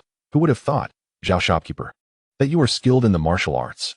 A glint of caution flickered in his gaze. This woman had never before revealed her capabilities. With a slight smile, Zhao Mingyan replied, Rong-Si, I am but a humble woman engaged in business in Tangan, seeking only fortune, not trouble. However, should anyone dare to obstruct my livelihood, I, Zhao Mingyan, will not hesitate to retaliate fiercely. Rong-Si, upon hearing her words, replied with a grin that did not reach his eyes. Zhao shopkeeper, let us speak plainly. I, Rong-Si, have taken a liking to you. If you are willing to spend a few nights with me each month, I assure you your business will flourish. Otherwise, unforeseen incidents may ensue today. How dare you? Zhao Mingyan retorted, spitting in his direction. The one surnamed Rong, take a moment to reflect upon your own appearance. Today, I shall make my intentions clear. If you are willing to earn money, we shall proceed as per our previous arrangements. If you insist on pushing me towards my demise, I shall not hesitate to offer 50,000 taels of silver for your life. Do you truly believe I would not? Rong-Si, consumed by fury, retorted with a cold laugh. You brazen woman, the fact that I have taken an interest in you is already a privilege. Do you genuinely think that a mere few tens of thousands of taels could buy Rongya's life? Go and inquire, in this Tang Anchi city, which month does my business not yield at least 10 to 18,000 taels? My life is not so easily taken. If it were, my head would have rolled long ago. Rongyi scoffed. By all means, give it a try. Regardless, I will take my leave. And every coin I earn in the future will be spent on your head. Zhao Mingyan's resolute words left Rong-Si speechless. Very well, Zhao manager, I concede. Let today's words be forgotten, and we shall continue as before. With that, Rong-Si clasped his fists in farewell and departed. Once he had left, Zhao Mingyan contemplated for a moment before commanding, gather my belongings, collect all valuables. The maid, perplexed, asked, Miss, did not Lord Rong just agree to continue as before? Zhao Mingyan replied with a cold laugh. Do you trust the words of such a man? If my instincts are correct, he will undoubtedly come with men tonight. We shall abandon this shop in the West City. Zhao Mingyan's instincts proved accurate, for that very night, the shop in the West City was engulfed in flames. Fortunately, she had already removed all valuable items, and as the premises were leased, the losses were not severe. Within the Ye Xiao mansion, Zhao Mingyan reported everything truthfully. Ultimately, she lamented, Rong-Si has developed lascivious intentions towards me. The West City business is utterly unfeasible now. Ye Xiao pondered, stroking his chin, and replied with a smile. Rong-Si, how intriguing. I was contemplating bringing Niu into Tangan, and he has now entangled himself in this mess. There is no rush regarding business. Once Niu arrives in a few days, let him deal with this so-called Rong-Si. When Niu was mentioned, Zhao Mingyan smiled slightly. Your Highness, do you intend to support Niu's establishment in Tangan? Ye Xiao nodded. Indeed. 3,000 men are insufficient. I require more loyal subjects. Moreover, I need personnel to gather intelligence from various avenues.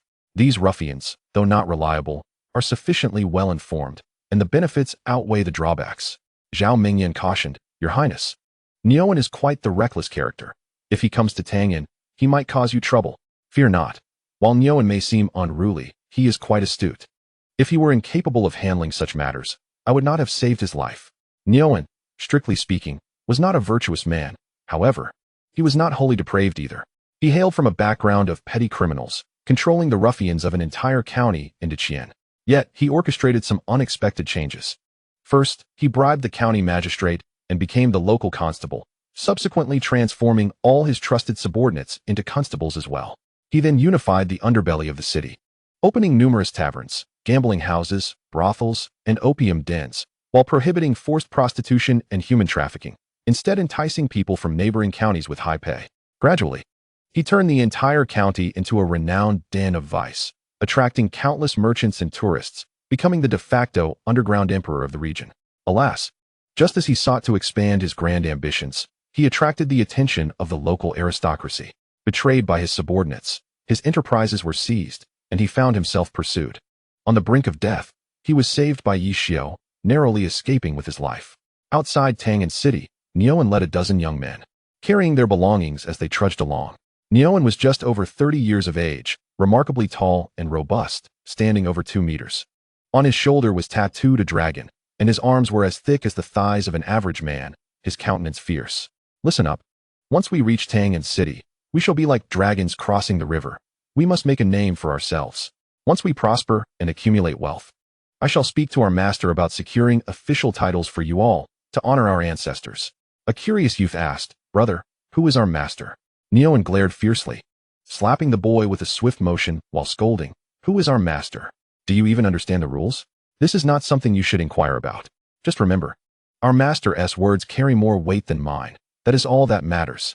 Don't confuse the ranks. If someone tries to harm me, I will make them pay dearly." Though his words were harsh, he did not strike with true force. It was merely a symbolic gesture. The boy, unperturbed, merely chuckled. For them, Tang'an City represented a land of dreams, a place they had once dared not even imagine. Chapter 34. Voluntary Loyalty. Before Ye Xiao, Neo shed his bravado, his towering figure slightly hunched as he wore a fawning smile. "Your Highness, this past year, I have adhered strictly to the training regimen you set for me. Without a hint of sloth, my subordinates have also followed your instructions meticulously." Ye Xiao scrutinized him briefly and noted significant progress in his cultivation. He spoke softly. "From today onward, I want you to establish a reputation in the west city of Tang'an. He Quan will assist you. Within a month, accomplish 3 tasks. First, Rongxi must perish. Second, ensure that the underworld's operations are kept within reasonable bounds. I do not wish for the common people to live in fear, nor for anyone to sell their children or experience ruin. Third, collect intelligence daily. Arrange for a dedicated person to sort and deliver it to the mansion." Ye Xiao would not personally confront Rongxi. To him, Rongxi was unworthy of his time. To Ye Xiao, taking Rongxi's life was as simple as crushing an ant. However, controlling the underground forces in Tang'an City would yield several advantages. Firstly, it would allow him to bypass overt restrictions and gather a loyal following, thereby attracting more support for the emperor's cause. Secondly, it would provide a source of intelligence, potentially yielding valuable insights. Thirdly, having more subordinates would enable him to undertake tasks that were inconvenient for him to handle personally. Since returning to Tang'an City, Ye Xiao had been targeted, primarily due to his weak foundation and lack of personal allies. Rest assured, with Ye Xiao's assistance, Rongxi will surely meet his end. Enough. Go now. Ye Xiao waved his hand, and Neo hurriedly departed. After his exit, Zhao Mingyan and Lu Er stepped out from behind a screen. "Your Highness, can we truly rely on this fellow?" Lu Er expressed her doubts. Ye Xiao smiled slightly. "Do not worry. Although he appears reckless, he is far more reliable than many so-called principled scholars. The bravado of the righteous often leads to bloodshed." Lu Er remarked. "Your Highness seems to hold a low opinion of scholars." "To a certain extent, yes." Ye Xiao replied calmly, not denying it. Zhao Mingyan, perplexed, inquired, "Why is that? Why should I hold them in high regard?" Ye Xiao countered, "Scholars can govern and maintain order." "Huh, but all I see are their actions leading to national ruin." Ye Xiao's eyes flickered with anger as he spoke softly. "After traveling the world for a decade, I have witnessed that 8 or 9 out of 10 officials collude with local aristocrats, oppressing the common folk. Those who are slightly less corrupt are considered clean officials, parading their superficial achievements while the powerful indulge in unchecked privilege, causing families to be torn apart.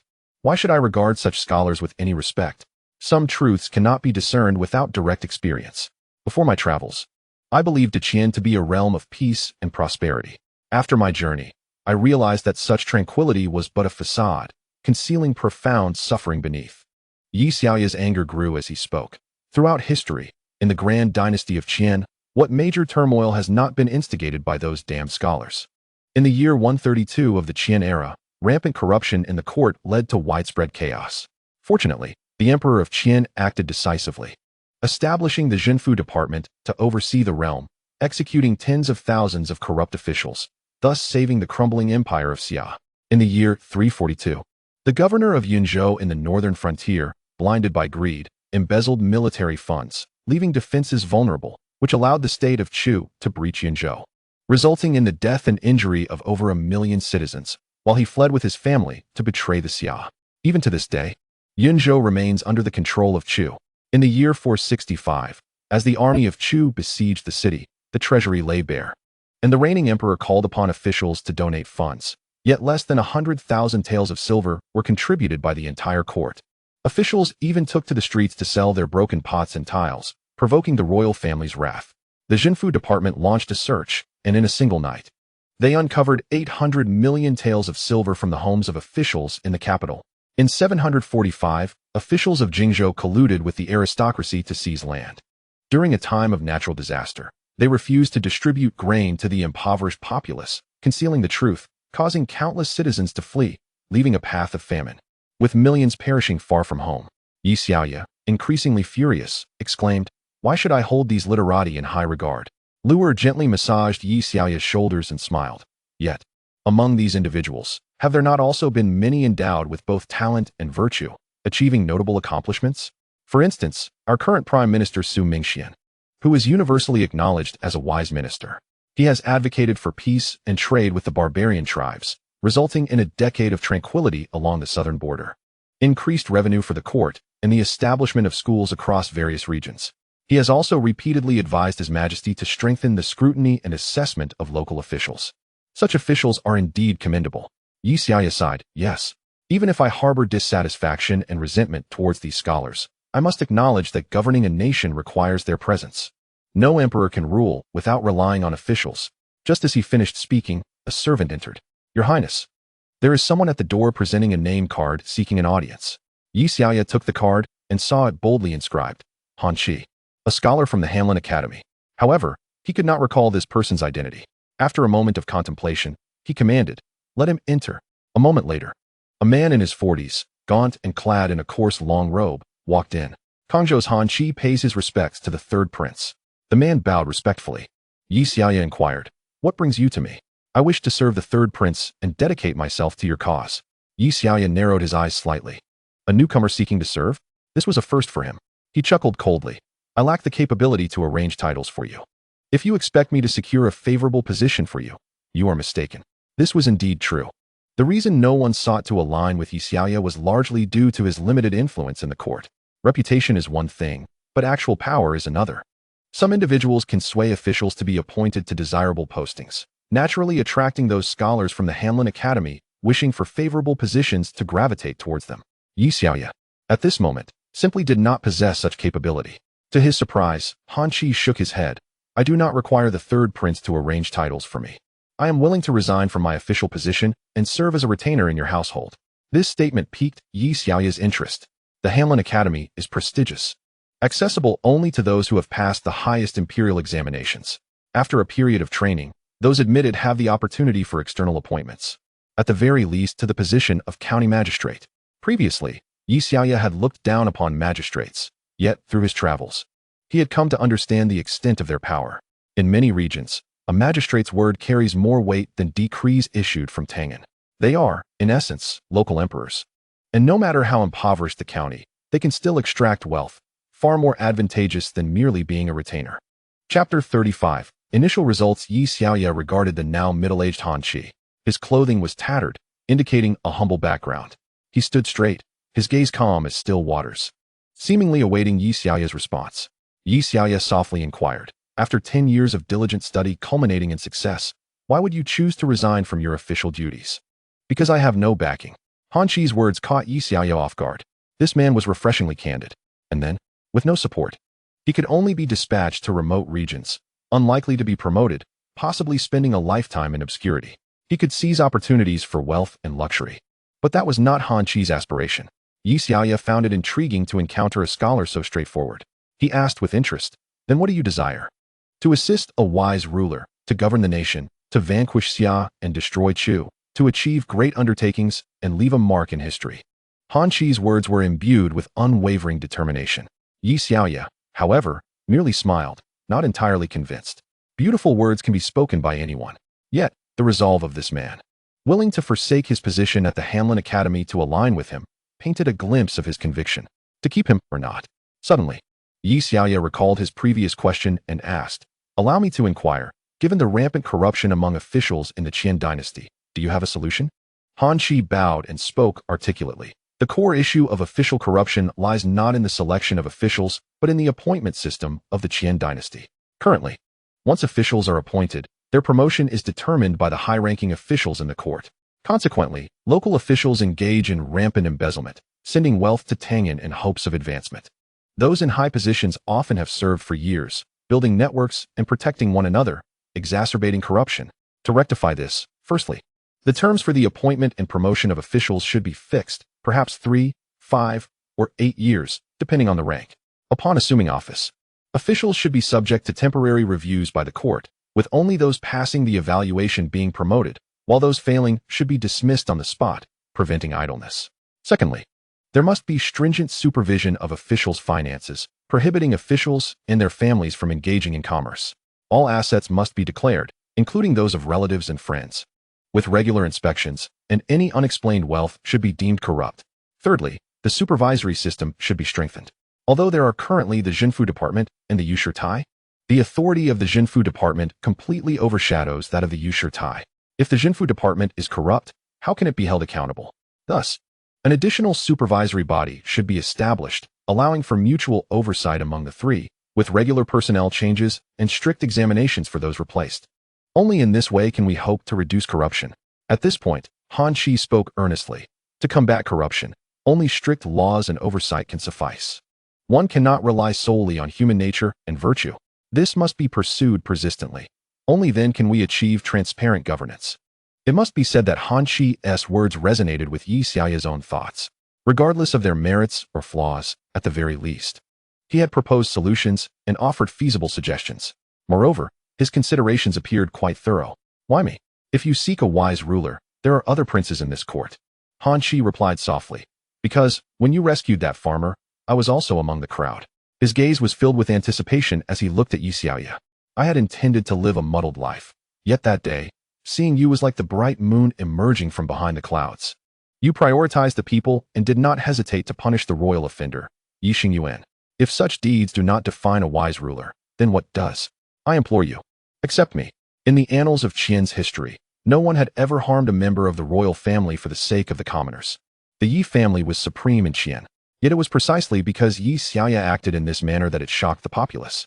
The citizens of Tang'an sang his praises, and Han Shi wished to serve him. Ye Xiao sighed, but I truly lack the means to secure an official position for you. Han Shi smiled slightly. I am indeed willing to resign from my position in the Hanlin Academy to follow you. Many, perhaps, are willing to follow a person because of a single event or a spoken word. Han Shi truly resigned from his position in the Hanlin Academy. Entering the residence of Ye Xiao, I became an honored guest with a monthly salary of 10 taels. In Tang'an City, at the entrance of the Golden Scale Guard camp, Ye Xiao and Liangqing disembarked from their carriage. Why must you come here?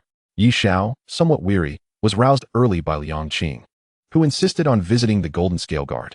Liangqing, with eager anticipation in her eyes, exclaimed, Yesterday, Uncle Yin visited my home and spoke with my father over drinks. He mentioned the Golden Scale Guard, declaring it to be the foremost military force in Qian. I am keen to see what gives him such confidence. It was evident that Liangqing harbored a deep admiration for soldiers. Upon entering the camp, Liangqing's eyes widened in astonishment. Within the grounds, the soldiers of the Golden Scale Guard trained vigorously, their upper bodies bare, having undergone a remarkable transformation. Each bore a physique marked by robust muscle, exuding strength and endurance. Though their features might not have been sharply defined, the soldiers trained with fervor, their sun-kissed skin a testament to their relentless exposure to the elements. Their gazes fierce and resolute. In just a month, the changes were profound, while their faces still retained a hint of youth. Liangqing recognized that even seasoned soldiers would struggle to achieve such results in years of training. She murmured, Uncle Yin truly did not exaggerate. At this rate, this private army may indeed become the strongest force in Qian. Focus on your training. Wang Hu commanded, making his way through the ranks. I have met His Highness the Third Prince. General Yan is on rest today, and I am leading the training. Wang Hu reported succinctly, his skin darkened from the sun. Yet the youthful naivete had significantly diminished. The fierce spirit instilled by Yan Zhe had permeated every soldier. This exemplifies the influence wielded by a commanding officer, not merely through direct instruction, but through an unspoken impact.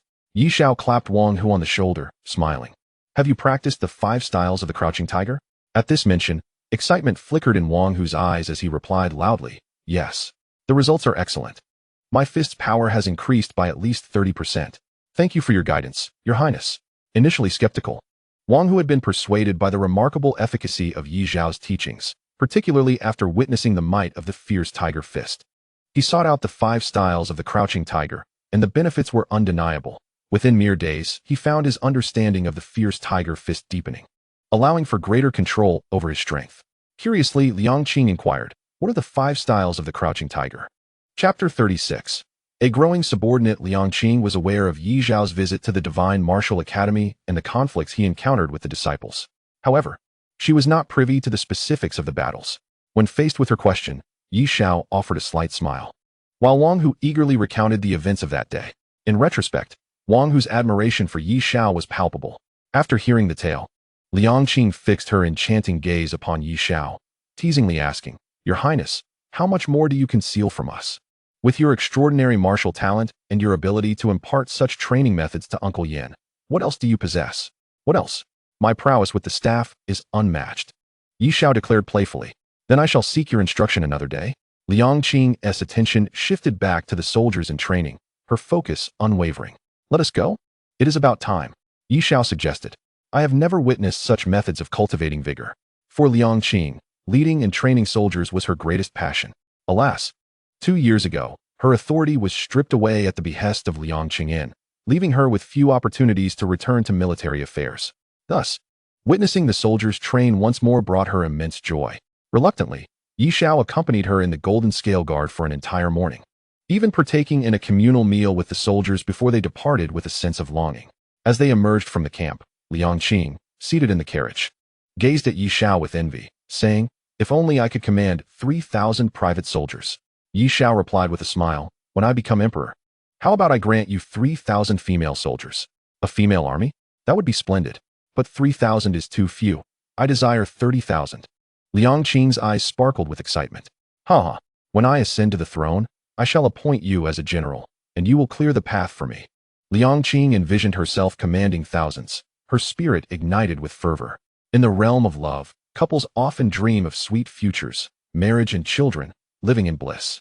Yet these two were unique, one aspiring to be an emperor and the other a general, a rather peculiar pairing indeed. That night, at the headquarters of the Tiger Gang, Rongxi's eyes gleamed with despair. He could not fathom why such formidable experts had become embroiled in the gang's sordid conflicts. Outside, the screams of his subordinates echoed. Yet he dared not step out. Clutching a knife, he trembled in fear. Bang! The door was kicked open. Niuan, wielding a sharp blade, entered, accompanied by He Quan. Rongxi's eyes were wide with terror as Niuan advanced, kicking the knife from his hand and forcefully dragging him down onto the table. "Brother Niu, spare my life. From now on, the Tiger Gang will follow you. Whatever you say goes," Rongxi pleaded urgently.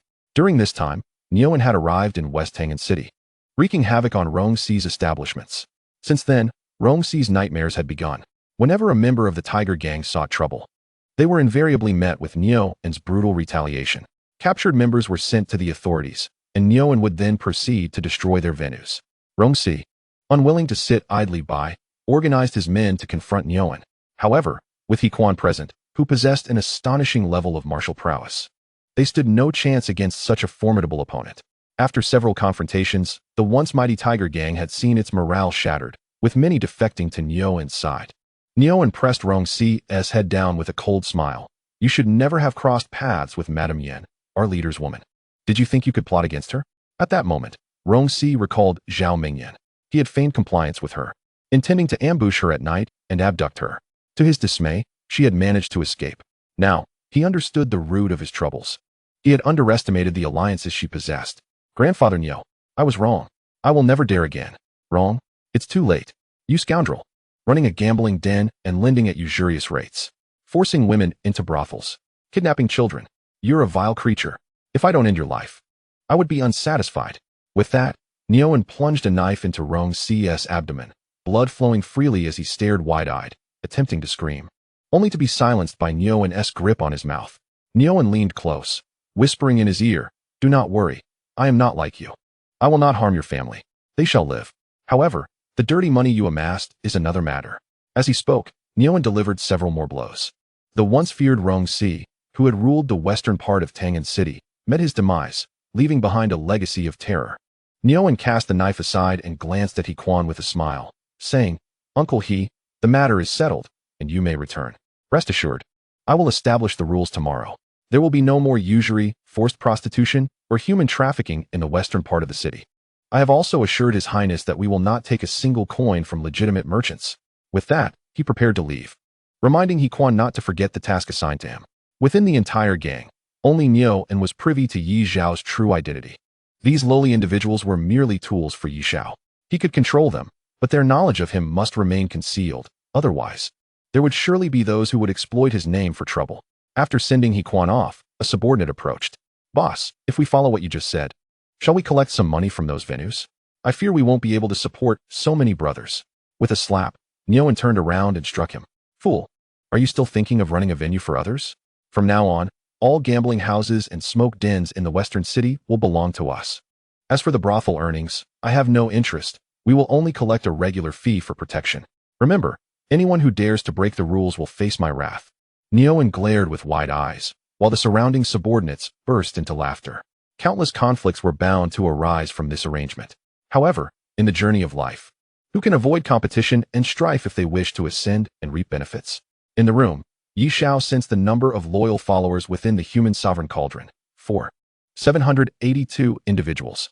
Indeed, Ye Xiao could perceive all his subordinates through the cauldron. He even discovered that the contributions of these individuals varied greatly depending on their strength. For instance, although He Quan was just one person, his contribution equated to that of hundreds. Conversely, Niuan's subordinates were a mixed bunch, primarily composed of the dregs of society, contributing the least. Nevertheless, having any loyal followers was better than none. With the addition of Niuan's men, Ye Xiao's cultivation speed would notably accelerate. Chapter 37. The Jianghu trembles in the room. Ye Xiao opened his eyes. Lu Er lay beside him, her face flushed with shyness. Ye Xiao's cultivation had broken through to the second rank of the Tianyuan realm. After reaching this level, each subsequent breakthrough required an even greater amount of imperial true qi. 4,000 individuals were still too few for Ye Xiao. He had spent nearly 4 months cultivating at the first rank. While this was not a slow pace, Ye Xiao remained dissatisfied. In another month, the Golden Scale Guard would be ready for initial formation, and he could lead them to seek out places of conflict to achieve merit. With a sigh, Ye Xiao recognized that nothing could be rushed. Over the past 4 months, he had also faced challenges from various individuals. The young and impetuous often courted such encounters. Even though Ye Xiao was a prince, he still faced challenges from young warriors. He welcomed these challenges with open arms, knowing full well that to ascend to a higher position, one must endure trials. Meanwhile, in an inn, the second prince stood before Xiao Yuer. He appraised her from head to toe. Her features were exquisite, her skin fair, and a hint of sharpness radiated from her delicate visage. Xiao Yuer scrutinized the man before her, puzzled as to why he had blocked her path. What do you want? I wish to discuss something with you. The second prince replied calmly. I'm not interested. Xiao Yuer attempted to leave, but at that moment, a man in a black robe, with a sallow complexion, extended his right hand, exerting a powerful force that pressed her back into place. The man in the black robe coldly remarked, "The second prince has not permitted you to leave." Xiao Yuer was taken aback. She had not anticipated that this man was indeed the second prince of Qian. What do you want? Nothing much, just a conversation. Spit it out quickly. Xiao Yuer retorted, her temper flaring despite being intimidated by the black-robed man's strength. The second prince, who had initially worn a smile, suddenly stiffened. After a moment, he took a deep breath and said, I need your brother's assistance. At this declaration, Xiao Yuer's brow furrowed. My brother? What do you want him for? To challenge the third prince, Ye Xiao? Ha ha. Xiao Yuer laughed disdainfully. Ye Xiao? A person who has yet to make it onto the star rankings, and you think my brother would bother to intervene? Although Ye Xiao had defeated several challengers, none of those on the star rankings had faced him, representing the top 200 young talents of Qian. This left the second prince feeling dissatisfied, prompting him to send people in search of a star rankings expert. He had stumbled upon Xiao Yuer, but his true target was her elder brother, Xiao Fei. Miss Xiao, it would be best if you cooperated with me, the second prince said with a forced smile. If you do so, I will offer you a reward of 100,000 liang of silver. Otherwise what? A man's voice echoed from the staircase. Xiao Yuer exclaimed in delight, Brother. Xiao Fei, with bleary eyes, descended the stairs step by step until he stood before the man in black. You laid hands on my sister, didn't you? The black-robed man tensed, glaring at the disheveled man before him, ultimately fixating on the sword at his waist. Your sword is rusty. Killing you would be sufficient. With that, the sword was drawn. Yet no one witnessed the flash of the blade. It was an eerily surreal sensation. Everyone felt that Xiao Fei had made his move. Yet no one could see the sword. The man in black also moved, his right hand frozen in midair. His palm had been severed from his arm, blood gushing forth. Just moments ago, he had used that hand to push Xiao Yuer back. Xiao Fei walked over to Xiao Yuer, helping her to her feet, and grumbled. My wine is gone. Why did you take so long to return with the drinks? Xiao Yue stared blankly at her brother. It had been so long since she had witnessed Xiao Fei in action. Xiao Fei led Xiao Yue past the second prince, but suddenly halted. You are a prince. I won't harm you, but I cannot stand by and watch my sister be bullied. The second prince's eyes widened. This was the first time in his life he had felt the chill of death. At the moment Xiao Fei drew his sword, he distinctly sensed a cold breeze sweep across his neck. Only after Xiao Fei departed did he regain his senses. Turning to the black-robed man, the second prince's eyes flashed with fury. Useless. He had anticipated that those on the star rankings would be formidable, but he never expected that the third-ranked Xiao Fei would defeat his specially recruited expert with a single strike. He had always been the one to control the life and death of others. When had anyone dared to treat him with such disrespect? He muttered to himself, damn it. Had I known, I would have brought the 4 ghosts of Tianqi. How could this fellow be so powerful? Upon exiting the tavern, Xiao Yue joyfully exclaimed, brother, you finally made your move. From now on, let us practice martial arts instead of drinking. Xiao Fei's expression remained calm. No, why not? Practicing martial arts is futile. Xiao Yue gritted her teeth. If you lacked martial skills, what would you have done in that situation? Die? Xiao Yue was taken aback by his unexpected response. Then go die? Stop joking. The 2 siblings, not lacking in wit, hurried out of the city. Yet, in their haste, Xiao Yue suddenly spoke up, brother. I believe you need not concern yourself with that Mu Han any longer. Why? He's dead. Instantly, Xiao Fei halted in his tracks, turning his head with a piercing gaze fixed on Xiao Yue, as if he were a beast ready to pounce. The oppressive aura sent shivers down Xiao Yue's spine. I'm not the one saying this. It's the latest star rankings from the Tianji Pavilion. He has been removed, along with the reason for his removal. As she spoke, Xiao Yue pulled out a list from her bosom and handed it over. First, Bai Lingsu. Second, Xiao Fei. Third, Xiao Fei was too indifferent to concern himself with the rankings of others, his gaze fixed solely on the last entry. There it stated, the former number 1 on the star ranking, Mu Han, has been missing for 2 years, no longer seen in the martial world. With no trace of his existence, suspected to be deceased, hence removed from the list. Impossible. He cannot be dead. That fellow would never die. Xiao Fei flung the star ranking away. Let us go. Where to? To find Luo Yuchong, that madwoman. For Mu Han, she would dare to do anything. The Heavenly Machine Pavilion released this list. She will not let it rest. Meanwhile, this list had already stirred a tempest in the martial world. In the icy expanse, Bai Lingsu opened her eyes amidst the falling snow. Her hair and brows were as white as snow. Mu Han, you have oppressed me for 3 years. How could you possibly be dead? If you are not here, what use is my mastery of the extreme northern cold ice chi? At a station of the Heavenly Machine Pavilion, corpses lay strewn about. A breathtakingly beautiful woman. Indeed, she was stunning beyond compare, leaving one breathless. Yet now, this enchanting visage bore a manic smile. Mu Han is dead. Who permitted you to write this? I ask you, who allowed you to inscribe such words? As she spoke, she cleaved one man's head from his shoulders with a sword, her smile growing ever more frenzied. Whoever dares to claim Mu Han is dead, I shall be the first to end their life. You scoundrels of the Heavenly Machine Pavilion, so fond of rankings, today you shall rank your own demise. Luo Yuchong, renowned as the most infamous madwoman in the martial world, was also celebrated as the greatest genius. Previously ranked first on the star ranking, at the age of 24. She broke through 4 realms of martial arts, entering the Bright Moon ranking. Now she stood third on that prestigious list. Yet all knew she would eventually ascend to the first position. The Heavenly Machine Pavilion spanned 3 kingdoms, filled with countless masters and profound depth, yet even so, she dared to challenge their stronghold. At Ye Xiao's residence, a Heavenly Machine Pavilion ranking lay before him. He smiled faintly, casually shattering it. Let them die, let them die. It would be for the best if that madwoman does not find out. Chapter 38. Various strategies in the Imperial Palace. The second prince stood respectfully in the chamber of his mother, concubine Cui Yunqi. What schemes are being devised against the third prince lately? The focus was primarily on tarnishing his reputation. On one front, exaggerating his martial talent to provoke discontent among the martial elites, leading to challenges against him. On another front, spreading rumors among the common folk and scholars that his martial prowess was of no use for governance. The second prince side, the third prince currently lacks allies in court, making it difficult to find any leverage against him. I intend to contemplate the upcoming imperial examinations, hoping to gather some followers. Cui Yunqi nodded in approval. Good.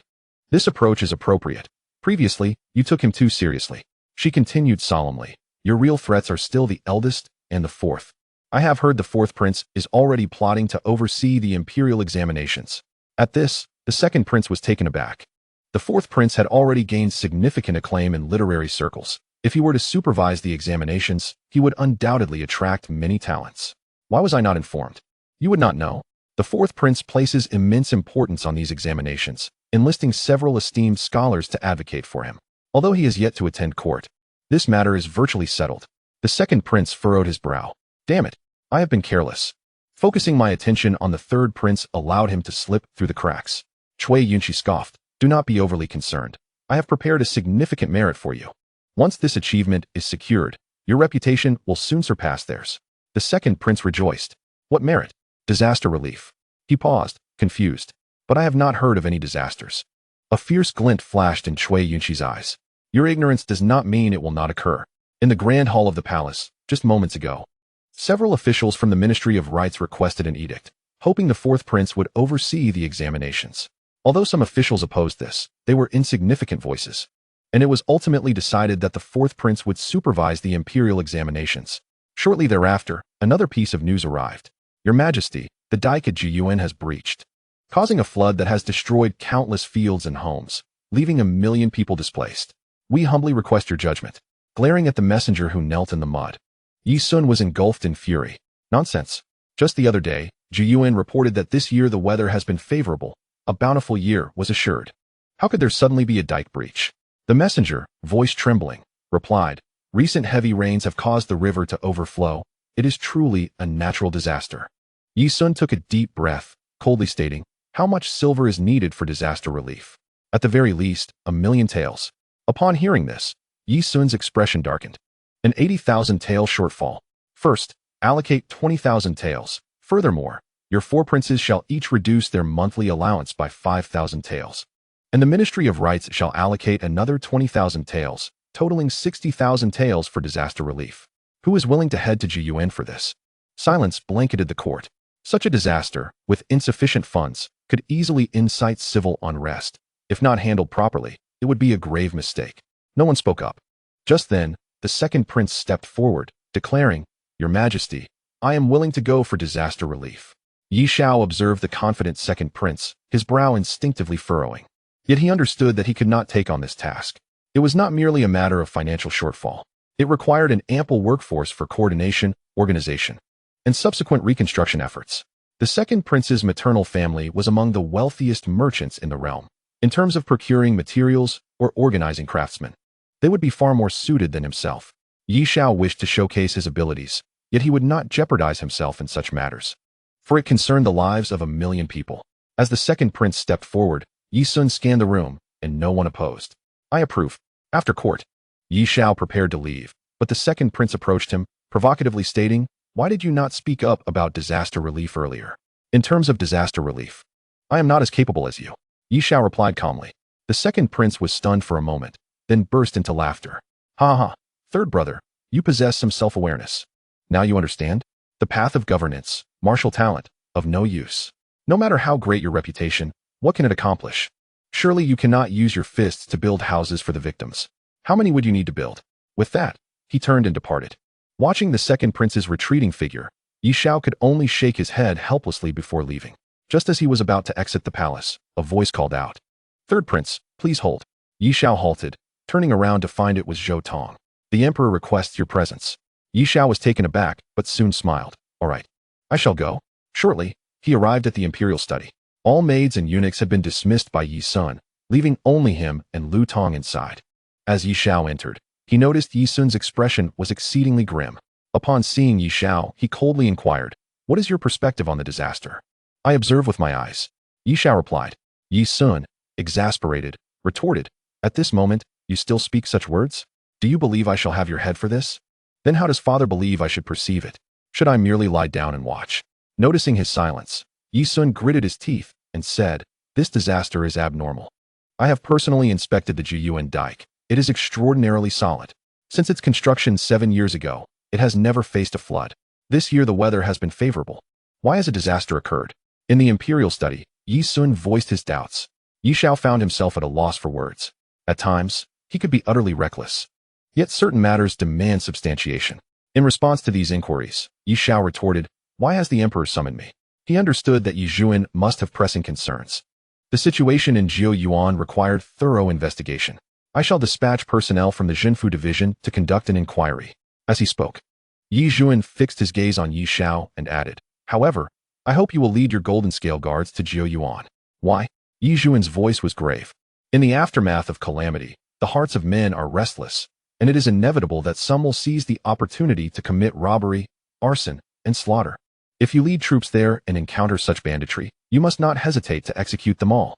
Furthermore, since you will be there, you can also investigate the cause of the disaster. If it is a natural calamity, there is nothing to be done, but if it is man-made misfortune, I shall not spare those vile scoundrels." Upon hearing these words, Ye Xiao pondered. The Golden Scale Guards had been formed for nearly half a year and were ready to engage in battle to enhance their combat experience. This opportunity was indeed not to be overlooked. Moreover, investigating the second prince could potentially be advantageous. He promptly replied, "I shall obey." He then instructed, "Prepare your belongings. We shall set off immediately. There is no need to wait for the second prince and his entourage." Chapter 39. Yi Zhuan's thoughts. The world of martial arts and the court often exist as two disparate systems. The violence of the martial world starkly contrasts with the subtle power struggles of the court. Yet, at times, there is a convergence. For instance, among the younger generation of the Deqian court, many have also ascended the star list. Liang Qing ranked 124th on the star list. Indeed, her military leadership is exceptional, and her martial talent is remarkable. However, this time, Liang Qing truly felt the disparity. In sparring with Ye Xiao, no matter how hard she tried, aside from their differences in cultivation, her comprehension of martial arts was leagues behind his. She felt as if her own martial training bore no resemblance to Ye Xiao's. It was akin to a child practicing with a giant. "Third prince, with your innate talent, how can your cultivation be merely at the second tier of Tianyuan?" Liang Qing was utterly perplexed. Ye Xiao smiled faintly and replied, "In my early years, I did not apply myself. I squandered much time." "What a pity." Liang Qing, however, did not doubt his words. She merely expressed regret, saying, "If the third prince had truly devoted himself to cultivation, he might have a chance at the top 10 of the star list." Perhaps. Ye Xiao was not modest. Liang Qing had come to bid farewell to him, and since neither of them was one to dally, they soon engaged in a friendly match. As Ye Xiao finished packing his belongings, a slight blush appeared on Liang Qing's face. She stepped forward to adjust his collar. Akin to a wife sending her husband off to war, and gently advised, "Be cautious and return soon." After spending half a year together, she had developed feelings for Ye Xiao. "Rest assured, I value my life greatly," Ye Xiao responded as he stepped outside, where 3,000 golden scale guards awaited him. Clad in dark green leather armor and iron helmets, their resolute gazes exuded an air of grim determination. Ye Xiao mounted his horse, the crimson dragon Qi billowing in the wind. This was his first time leading an army out of the city. However, shortly after departing, Ye Xiao retreated into his carriage. Tossing aside his helmet, he reclined against Luer's thigh. The carriage is indeed more comfortable. Ye Xiao sighed. Luer, having prepared grapes, placed them in Ye Xiao's mouth and smiled. "Why the haste, your highness?" It took less than 3 hours from the palace to the city gates. Ye Xiao's expression turned somewhat frigid. He called out, "Let Han Qi come aboard." This time, Ye Xiao had brought Han Qi along. During their recent interactions, he had discovered that Han Qi possessed genuine abilities. Most importantly, at present, Han Qi was the only one capable of offering him advice. The more minds, the more strategies. After all, this was not merely a straightforward battle. Han Qi climbed into the carriage, and Ye Xiao sat up, recounting everything that had transpired in the court that day. He concluded, "Do you think this matter could have been orchestrated by the second prince? If we are to investigate, where should we begin?" He would never voice such thoughts in front of Ye Zhuan, for regardless of the circumstances, Ye Zhuan remained the emperor. To speak of such significant matters without evidence would be excessively reckless. However, Han Qi was different. He was Ye Xiao's subordinate. Upon hearing Ye Xiao's words, Han Qi fell into contemplative silence. After a pause, he shook his head and said, "Perhaps so, perhaps not. But I believe it is not of utmost importance at this moment." Ye Xiao was puzzled. Why? If the second prince truly committed such acts, endangering countless lives, his greatest fear would be exposure. Thus, he would undoubtedly eliminate all participants immediately. Therefore, whether or not he was involved, it is likely we will find no incriminating evidence. Han Qi's words left Ye Xiao in silence. Indeed, if it were the second prince behind these ruthless deeds, would he hesitate in silencing those involved? Deep within the palace, Yi Zhuan leaned back in his chair, his gaze cold. Tell me, who among the second and third princes will gain the advantage during this expedition? I do not know.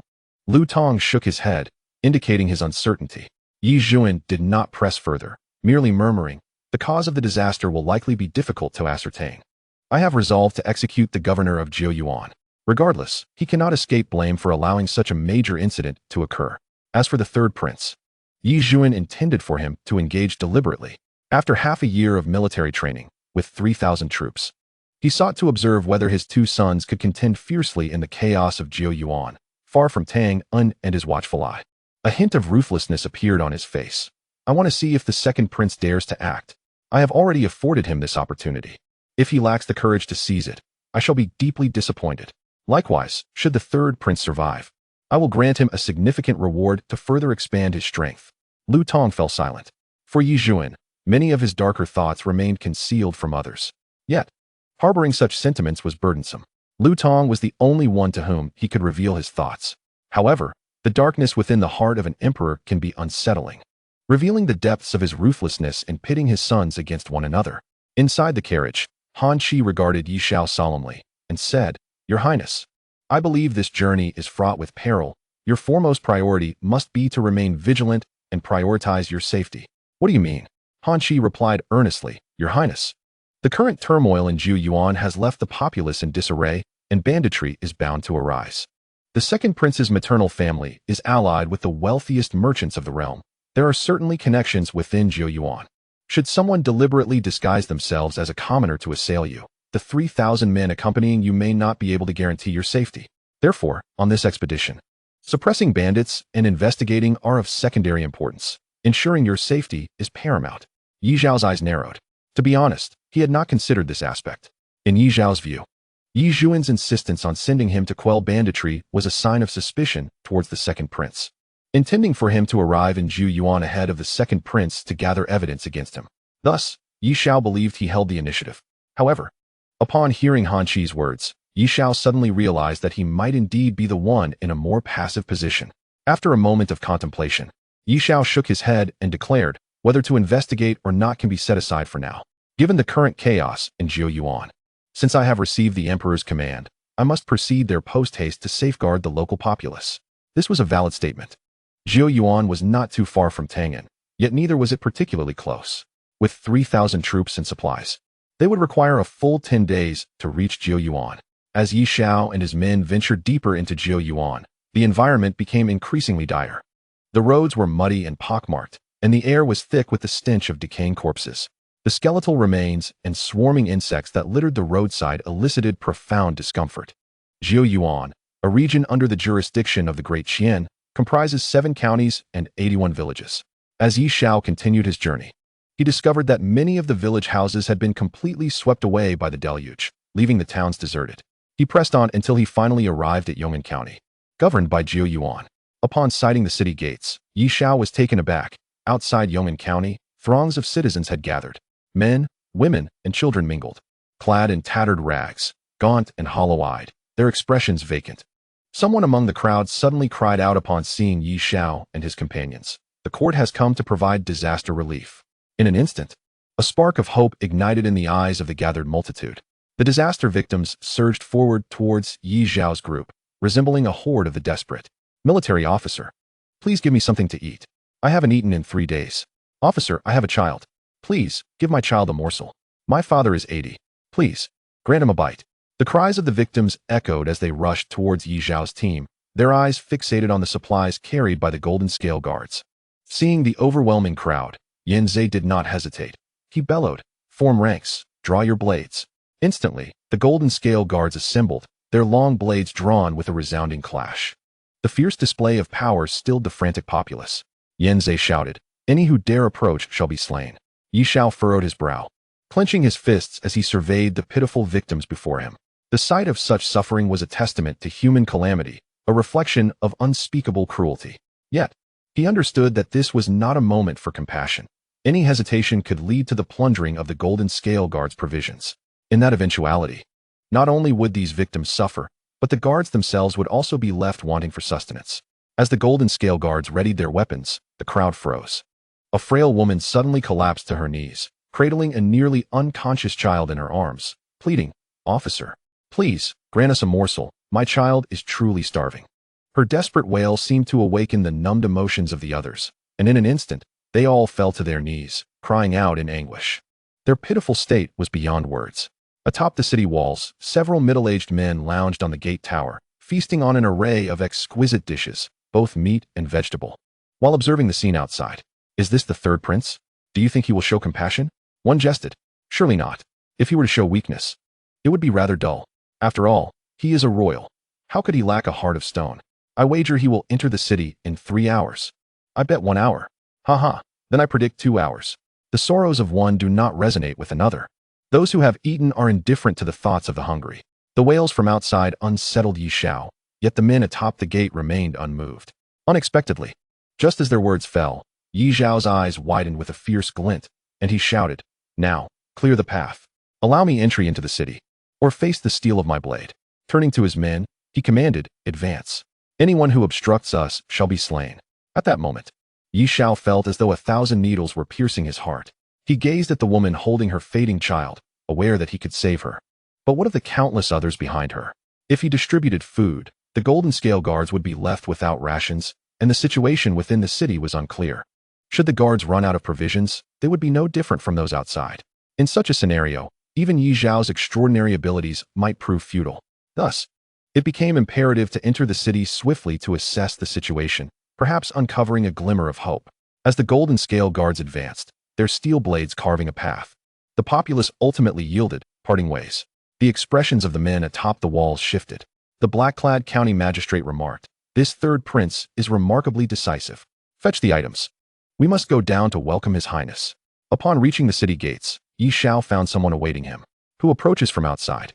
The third Prince Ye Xiao, leading the Golden Scale Guards, on imperial orders to inspect Jiu Yuan. The gates creaked open, allowing Ye Xiao and his entourage to enter. As they stepped inside, the gates were swiftly shut to prevent any disaster victims from sneaking in. Upon entering, Ye Xiao was surprised to discover that the conditions within the city were not as dire as he had anticipated. The buildings stood intact, the streets clean and orderly, presenting a stark contrast to the chaos outside. Just then, a man of about 40, clad in black, approached Ye Xiao. "Your Highness, I am Wang Fu, the magistrate of Yong'an County." Ye Xiao's brow furrowed as he inquired. "It appears that this city has not suffered from disaster." Wang Fu replied respectfully, "Indeed, it has not. Yong'an County lies on the periphery of Jiu Yuan, elevated in terrain. During the flooding, the city walls and moat protected us. No water reached within." Ye Xiao's anger flared. "If that is the case, why have you not aided the disaster victims?"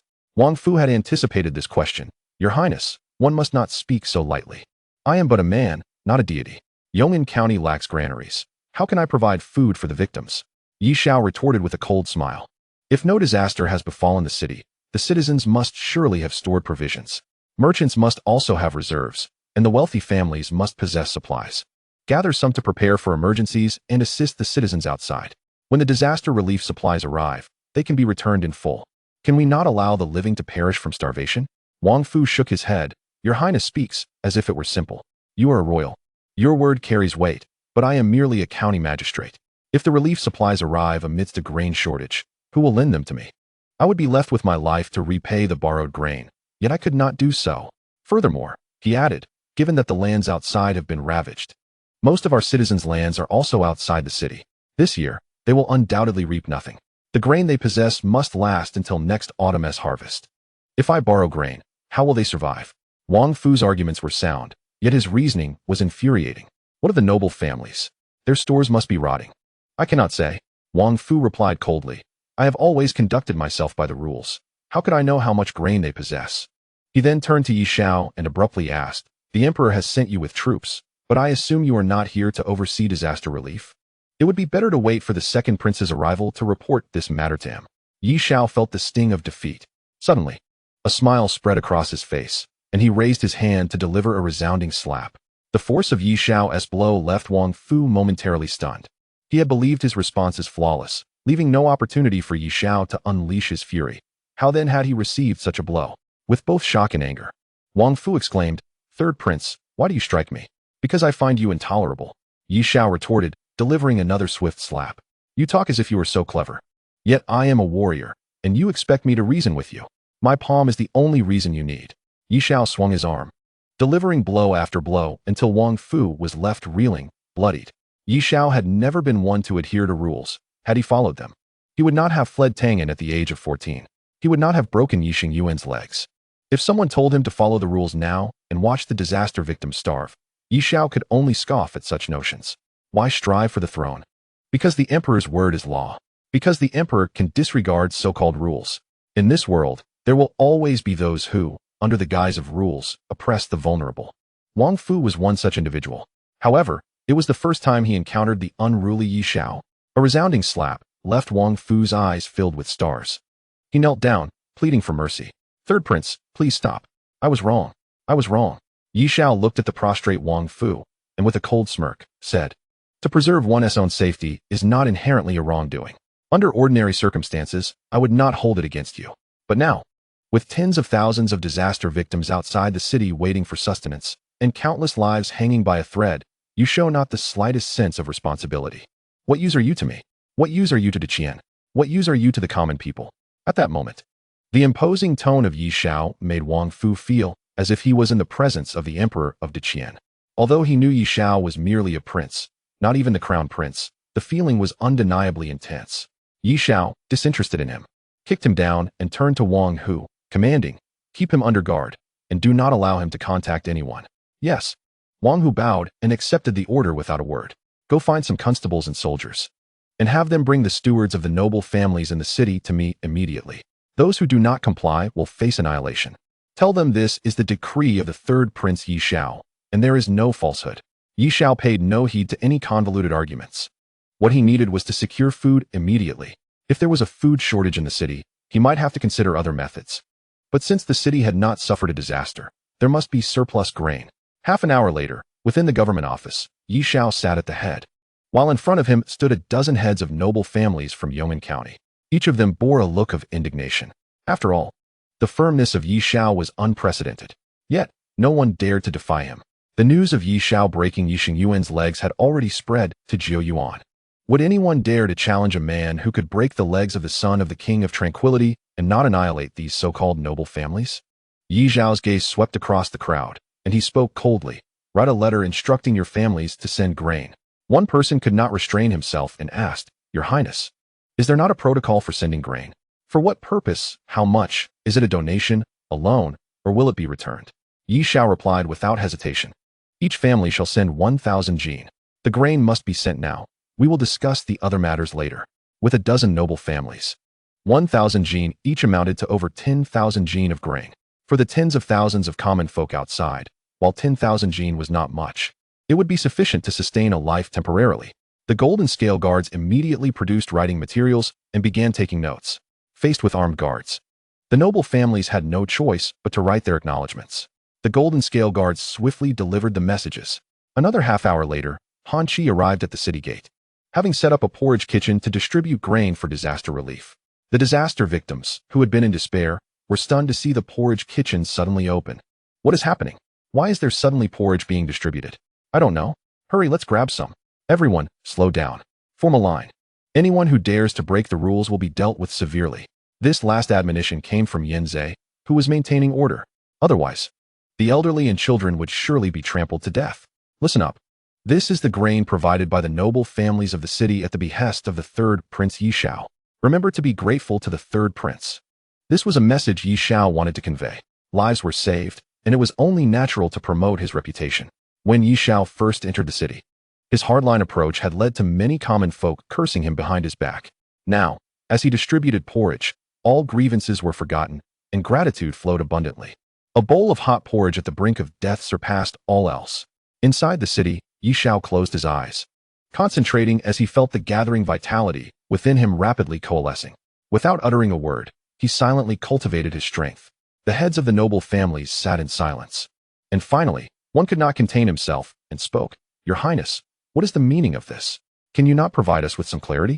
We are not unwilling to provide grain. Why must you act this way? Ye Xiao opened his eyes and cast a faint glance at him, instantly freezing him in place. Finally, Ye Xiao slowly rose, his gaze sweeping over them as he coldly declared, The grain you provide is considered a loan from me. Ye Xiao? If the court does not repay it, I, Ye Xiao, will find a way to repay it. I do not wish for the disaster victims outside to perish. Tomorrow, I will send people to inspect the granaries of each family. The necessary grains must be preserved, and the rest must be handed over. Ye Xiao was also contemplating under what pretext he should take the grain. Ultimately, he decided to shoulder the responsibility himself. Regardless, the benefits would be his, and the reputation would also belong to him. If he could obtain grain from Yi Sun to replenish it, Ye Xiao would naturally not spend his own money. But if he could not acquire it, Ye Xiao planned to supplement it himself. To speak frankly, Ye Xiao was quite wealthy at present. Although the expenses of the Golden Scale Guard were significant, they primarily went towards equipment and barracks. Once everything was on track, the monthly salaries and food allowances could not exhaust the 100,000 taels of silver allocated. Thus, Ye Xiao always had a considerable surplus each month. Coupled with Zhao Mingyan's flourishing business and Niu An's monthly contributions to the household, Ye Xiao had amassed nearly 400,000 taels of silver over the past 6 months. As long as he navigated this immediate crisis, repaying the grain would not be a difficult task. When Ye Xiao spoke, the heads of the noble families, who had initially thought he would forcibly requisition grain, were taken aback. Are you serious? Ye Xiao sneered. Am I not a prince of Qian? Would I deceive a mere rural landlord? Upon hearing this, someone in the room became displeased. My Lu family is a scholarly lineage. Ye Xiao glanced at that person. Oh, does the sage teach you not to save those in peril? With that retort, the person was left speechless. As night fell, after a long day, Han Shi entered the city and returned to the government office. Your Highness, the common folk outside have received a bowl of hot porridge. Although it is not enough to fill their bellies, it should suffice to keep them alive. Han Shi reported earnestly. Ye Xiao nodded, sitting in a chair, and suddenly asked, do you think I could replicate this method and continue to enter Jiuyuan to provide disaster relief? No. Han Shi exclaimed urgently. Your Highness must not act impulsively. Ye Xiao, intrigued, inquired why not. Han Shi promptly analyzed. Your Highness, Yong'an County is situated on the edge of Jiuyuan. With the current situation, it is bound to be even more corrupt internally. If you recklessly venture deeper, who will manage the disaster relief in Jiuyuan? That is one reason. Secondly, while the noble families may have some surplus grain due to the disaster, in severely afflicted areas, they may not have enough. Your forces consist of only 3,000 soldiers. If every county is like this, it will undoubtedly provoke dissatisfaction among the powerful. If someone maliciously incites conflict, and if the surrounding counties, or even the entire Jiuyuan unite against you, it will surely lead to turmoil. Thirdly, while the nobles may stockpile grain, it will never be sufficient for the disaster victims, as this calamity has not come to pass in a day. It has lingered for a long time, requiring adequate funds to fill the gaps. Our household has sufficient silver to assist Yong'an County, but if we are to aid the entire Jiuyuan, it would be like a drop in the bucket. Fourthly, after a great disaster, there will certainly be a great plague, especially following floods, with rotting corpses contaminating water sources, easily spreading epidemics. Within Jiuyuan, there may already be outbreaks of plague. Your Highness has no military doctors, nor any medicine. If you lead your troops in, and if an infection occurs, the consequences would be unimaginable. Please, do not act impulsively. Han Shi, looking anxious, feared that Ye Xiao would truly lead his forces into the heart of Jiuyuan for disaster relief. Chapter 42. Malicious rumors. Ye Xiao looked at Han Shi before him and smiled slightly. Mr. Han, you have worked hard.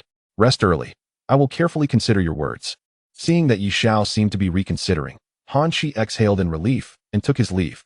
After he departed, Ye Xiao maintained his seated position, staring at the table, lost in thought. After a while, he murmured, it seems that Han Shi is not aligned with the second prince. He Quan stepped out from the side and sat beside Ye Xiao, saying, I have been keeping an eye on him these days and have found no evidence of his connections with anyone outside the estate. Ye Xiao nodded and remarked, I hope he is not someone planted here by others. That would be beneficial for both him and me.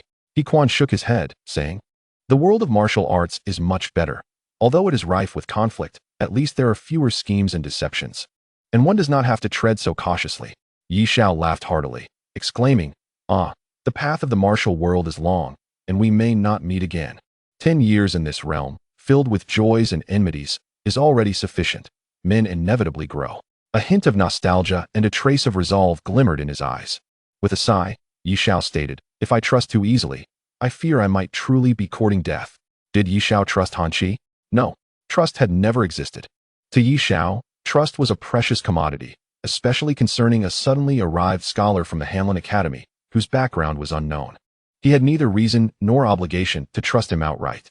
Observing his words and actions was the only way to gradually establish trust. The same applied to Han Qi, who was equally scrutinizing Ye Xiao's capabilities, ambition, and decisiveness. If Ye Xiao were truly incapable, Han Qi would not remain by his side. Ye Xiao understood well that he could not take charge of disaster relief. It was not his place. In his view, the second prince possessed remarkable mobilization capabilities, able to procure food, physicians, and medicines from outside, and organize sufficient craftsmen to assist the victims in rebuilding their homes. Such feats were beyond his reach. His assertion that disaster relief was better handled by the second prince was not mere flattery. After all, the strength of the prince's family was evident. However, Ye Xiao was taken aback when the second prince, whom he had expected to arrive within 3 to 5 days, had delayed for a full 7 days without making an appearance. Meanwhile, the victims of Yong'an County, having received food, had begun to rebuild their homes. Ye Xiao's reputation among these people had risen to that of a savior. In their time of dire hunger, Ye Xiao's arrival had rescued them. These tens of thousands of victims contributed significantly to Ye Xiao's popularity daily, accelerating his cultivation. Yet, in their hearts, there was no concept of loyalty. Gradually, they would forget Ye Xiao, focusing instead on their own lives. Occasionally, when they remembered him, a sense of respect would still linger. Ye Xiao's subordinates, however, continuously bolstered his popularity. In the Yong'an County government office, Ye Xiao's expression was as dark as stormy waters. The second prince, I never expected him to be so ruthless. Ye Xiao slammed his fist down, causing a thunderous noise against the desk. Han Qi, standing nearby, shook his head helplessly, saying, the second prince is deliberately stalling. The disaster relief funds provided by the court indeed have a shortfall. With each day he delays, countless victims perish, thus reducing the shortfall. By the time he arrives to carry out the relief, the people will still be grateful to him.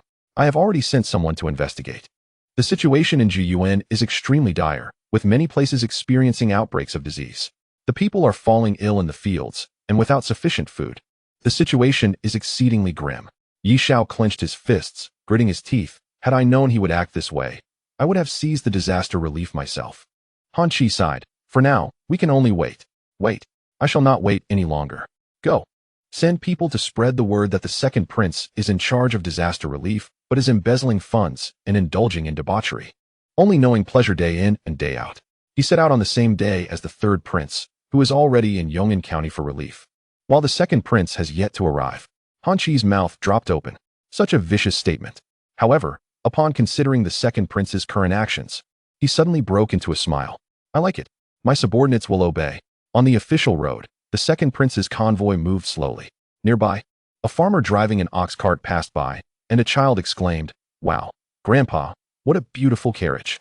What is it for? Shoo, no noise. This is a procession of important figures. But why are they moving so slowly? They are important people, so they cannot be rushed like us. At that moment, the second prince reclined comfortably inside his luxurious carriage, which far surpassed Ye Xiao's in opulence, drawn by 6 tall steeds. He lay on the soft cushions, a book covering his face, sound asleep. Suddenly, a voice came from outside the carriage. Report. Your Highness, news from Jiyuan. The knight broke the wax seal, withdrew the letter, and upon reading its contents, his eyes widened in shock. Your Highness, you should read this yourself. I told you to read it. How filthy could the news from the disaster area be that it needs to come through me? The man, left with no choice, could only read softly. Recently, there have been rumors throughout Jiyuan. The second prince, snapping the book from his face, opened the carriage window and shouted angrily, Speak louder. Are you trying to sound like a mosquito? Who can hear you at this volume? The subordinate's face flushed, and he raised his voice. Recently, rumors abound in Jiyuan that the second prince has embezzled disaster funds, indulges in debauchery, and enjoys dressing as a woman to attract the affection of strong men. He only knows pleasure daily and has delayed his arrival by over half a month, resulting in the worsening of the disaster. Han Qi had made slight modifications to Ye Xiao's statements. The reader's voice was now loud enough for the entire convoy to hear clearly. Even the grandfather and grandson who had just passed by. Grandpa, what is a young boy? Shut up, hurry up. The old man whipped the ox desperately while tightly holding his grandson. The ox let out a long bellow, quickening its pace. The second prince's face turned beet red. He clenched his teeth, glaring fiercely at the person who had just read the letter. The reader, filled with trepidation, instinctively lowered his head. Such vicious slander. It must have been the work of the third prince. No one else could utter such shameless words. The second prince roared, Go, summon all my advisors. The second prince's convoy came to a complete halt. Before long, a group of people gathered around the carriage, exchanging glances as they read the letter. What should we do now? The second prince was now utterly furious. He could accept being slandered, and he was indifferent to accusations of embezzlement. But what did those latter words mean? One scholar furrowed his brow and said, "Your Highness, in my humble opinion, we should first instruct the officials in Jiyuan to quell the rumors and claim that the third prince arrived first due to having no disaster relief duties, while your Highness needs to coordinate resources, hence the delay. Furthermore, we should hasten our journey. Otherwise, if these rumors spread, even if disaster relief is completed later, we might not reap any benefits." Chapter 43. You cannot enter the city. The second prince, upon hearing this, fell into deep contemplation. "Your Highness, is there any hesitation left? The disaster relief funds provided by father are insufficient, and my uncle will also want a profit. How can we go now?" The people surrounding him were all trusted confidants of the second prince, speaking without reservation. One of them laughed. "Your Highness, with the outbreak of plague in Jiyuan, if you go, the sick and healthy will be mingled together, and with no medicine available, half of them will likely perish. In this way, even if you arrive a bit early, the shortfall will not be too great, and we can still request the court for additional relief funds, which should allow us to complete the relief, albeit with reduced profits." Greed is the hidden demon within the human heart. It can be said that everyone harbors greed. Yet, the extent to which one is willing to go for profit varies from person to person. Does the second prince lack money? No. His maternal family is not short of funds either. Yet, even so, in the face of tight disaster relief resources, he still seeks to profit. He ultimately decided to expedite his journey. With the increase in speed, it was not long before the second prince entered Jiyuan with a large supply of disaster relief food. Yong'an County, the first stop in Jiyuan. Ye Xiao remained there. He did not rashly enter the depths of Jiyuan. One reason was that during his reconnaissance, he discovered that although some individuals took advantage of the chaos to plunder, there were, in fact, no organized bandits to speak of. Thus, the matter of suppressing banditry could not be broached at the moment. Secondly, he lacked sufficient resources. Without food, as previously analyzed, it would be exceedingly difficult to effect any meaningful change in regions severely afflicted by disaster. The adage "a clever woman cannot cook without rice" aptly illustrates this predicament. The convoy of the second prince, laden with ample provisions, grandly approached Yong'an County. As the city gates opened, word spread that the second prince had arrived. However, before his carriage could enter the city, Ye Xiao emerged from within, leading the golden scale guards with great pomp. One of the members of the second prince's entourage furrowed his brow and shouted, "What does the third prince mean by this?" With a cold smirk, Ye Xiao stepped forward, glancing at the sun. "What do I mean? It is just past noon. If we hasten our pace, we could reach Liang by evening. The disaster in Yong'an County has temporarily eased. What is your purpose in entering the city?" Upon hearing this, the second prince lifted the curtain of his carriage, anger bubbling forth. "Ye Xiao, do not make a scene here. We have traveled a great distance and require rest and preparation. Enjoying rest so much? Why not lie at home instead? What need is there to come out and distribute relief? I have yet to address you. Did you have someone castrated? Can you not walk? You took 22 days to cover a journey that should have taken 10. Suppressing his fury, Ye Xiao unleashed his full might. The second prince could hardly fathom such blatant disrespect from Ye Xiao. His face flushed with indignation as he retorted, "What do you know? Gathering, purchasing, and transporting grain across the regions does not require time? Do you think I can simply arrive as swiftly as you, bringing my men along? Why do you not go and distribute relief yourself? Ah, have you gained some courage? Dare to speak back?" Ye Xiao advanced with a chilling smile, but at that moment, several individuals blocked the path before the second prince, their aura and cultivation evidently surpassing Ye Xiao's by a considerable margin. Ye Xiao halted, casting a wary glance at them, and stated coldly, "In any case, you shall not enter the city today. You may either proceed to Liang now or remain outside." "Very well. Ye Xiao, remember this. Today's affair is far from over." The second prince understood that if Ye Xiao declared he could not enter the city, then he simply could not.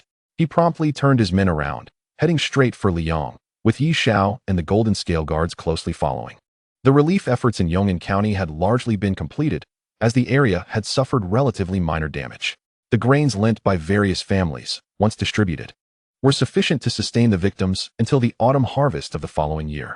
During the interim, Ye Xiao kept himself busy, instructing Han Shi to organize the local populace to assist the disaster victims in rebuilding their homes. Han Shi worked tirelessly, visibly thinning with the days. Yet his abilities shone through. Whether it was communicating with the citizens, mobilizing manpower, or organizing construction, he executed his tasks with impeccable precision. It was evident that he was no mere bookish scholar. As they ventured deeper into Jiyuan, the environment grew increasingly dire, littered with corpses and permeated by a stench of decay. At that moment, Ye Xiao noticed that his crimson dragon flag emitted sporadic glimmers of golden light, which drifted into the bodies of the golden scale guards. Though he was unclear about the significance of this phenomenon, he believed it could only bring benefits, not detriments. Meanwhile, the second prince arrived in Liang by evening. Compared to Yong'an County, the plight of Liang's citizens was far more tragic. The city had also been ravaged by floods. The local government, unlike in Liang, did not keep the disaster victims at bay, but instead consolidated food supplies for distribution. Although the populace struggled to find enough to eat, they at least had some thin gruel to stave off starvation, albeit each individual appeared gaunt and emaciated. The county magistrate, Li Yan, greeted the second prince in a tattered official robe. As the prince prepared to welcome him, he noticed Ye Xiao riding in alone behind him. He turned in anger. "What do you follow me for?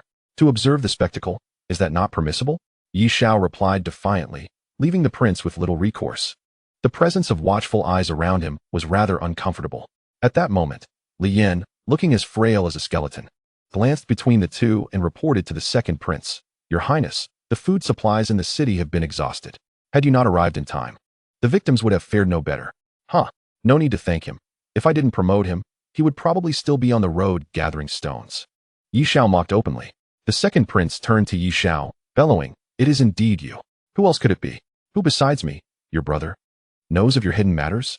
They are all mere fabrications. How can you prove that? Shall you strip bare for all to see?" Listening to their bickering, Li Yan sighed. "Your Highnesses, the most pressing concern now is disaster prevention and epidemic control. Some plague victims have already appeared in the city.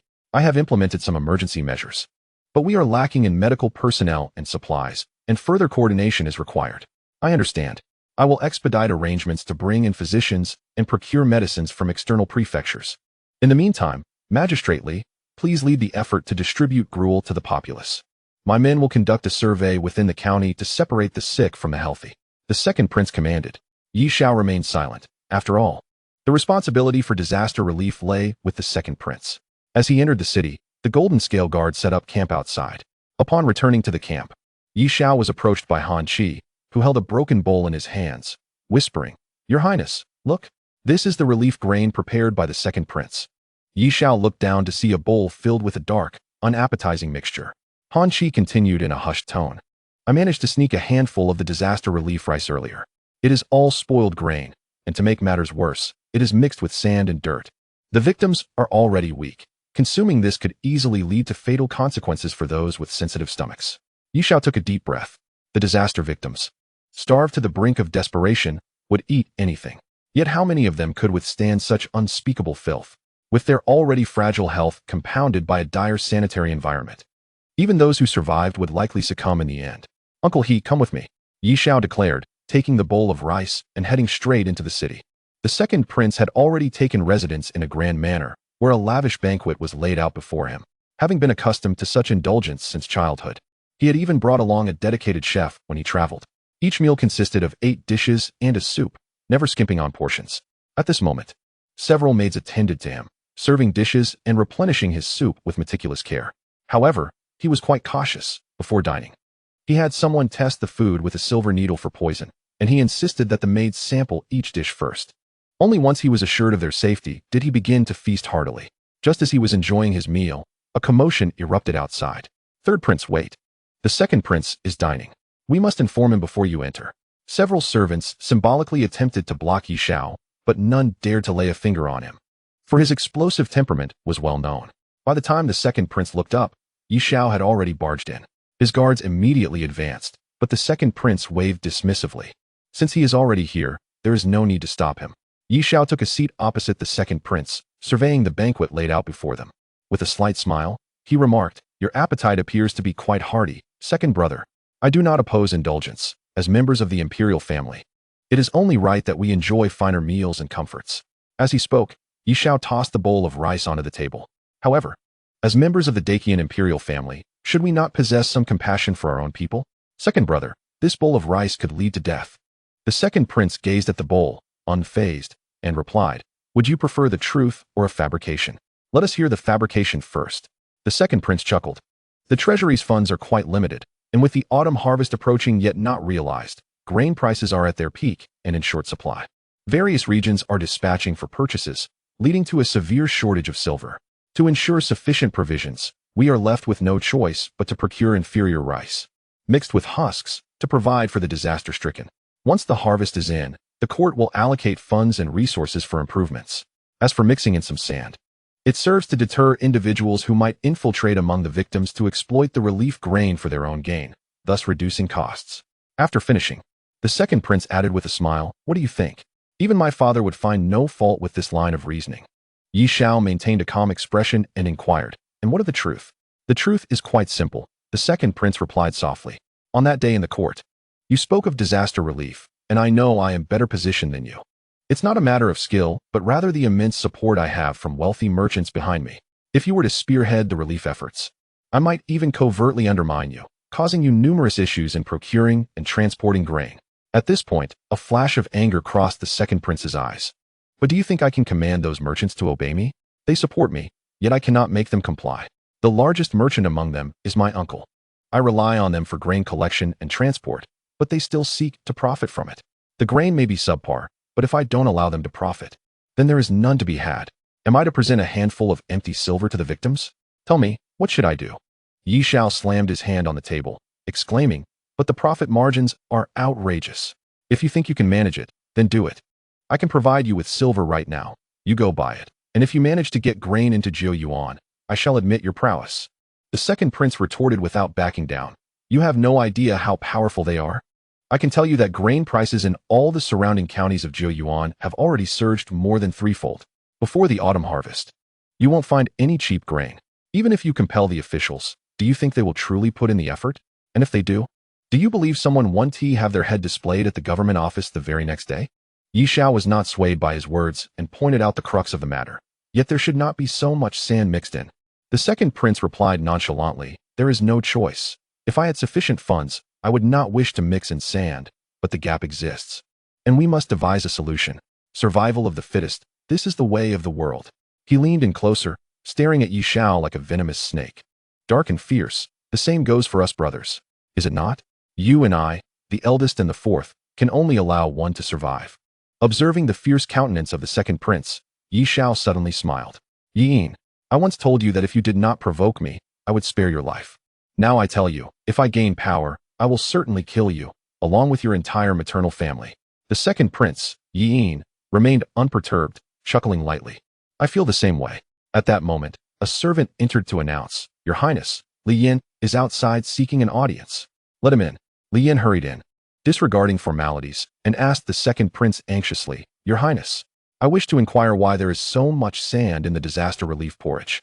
While mixing sand into the relief porridge was not unprecedented, excessive amounts could significantly heighten the danger. The second prince glanced at him.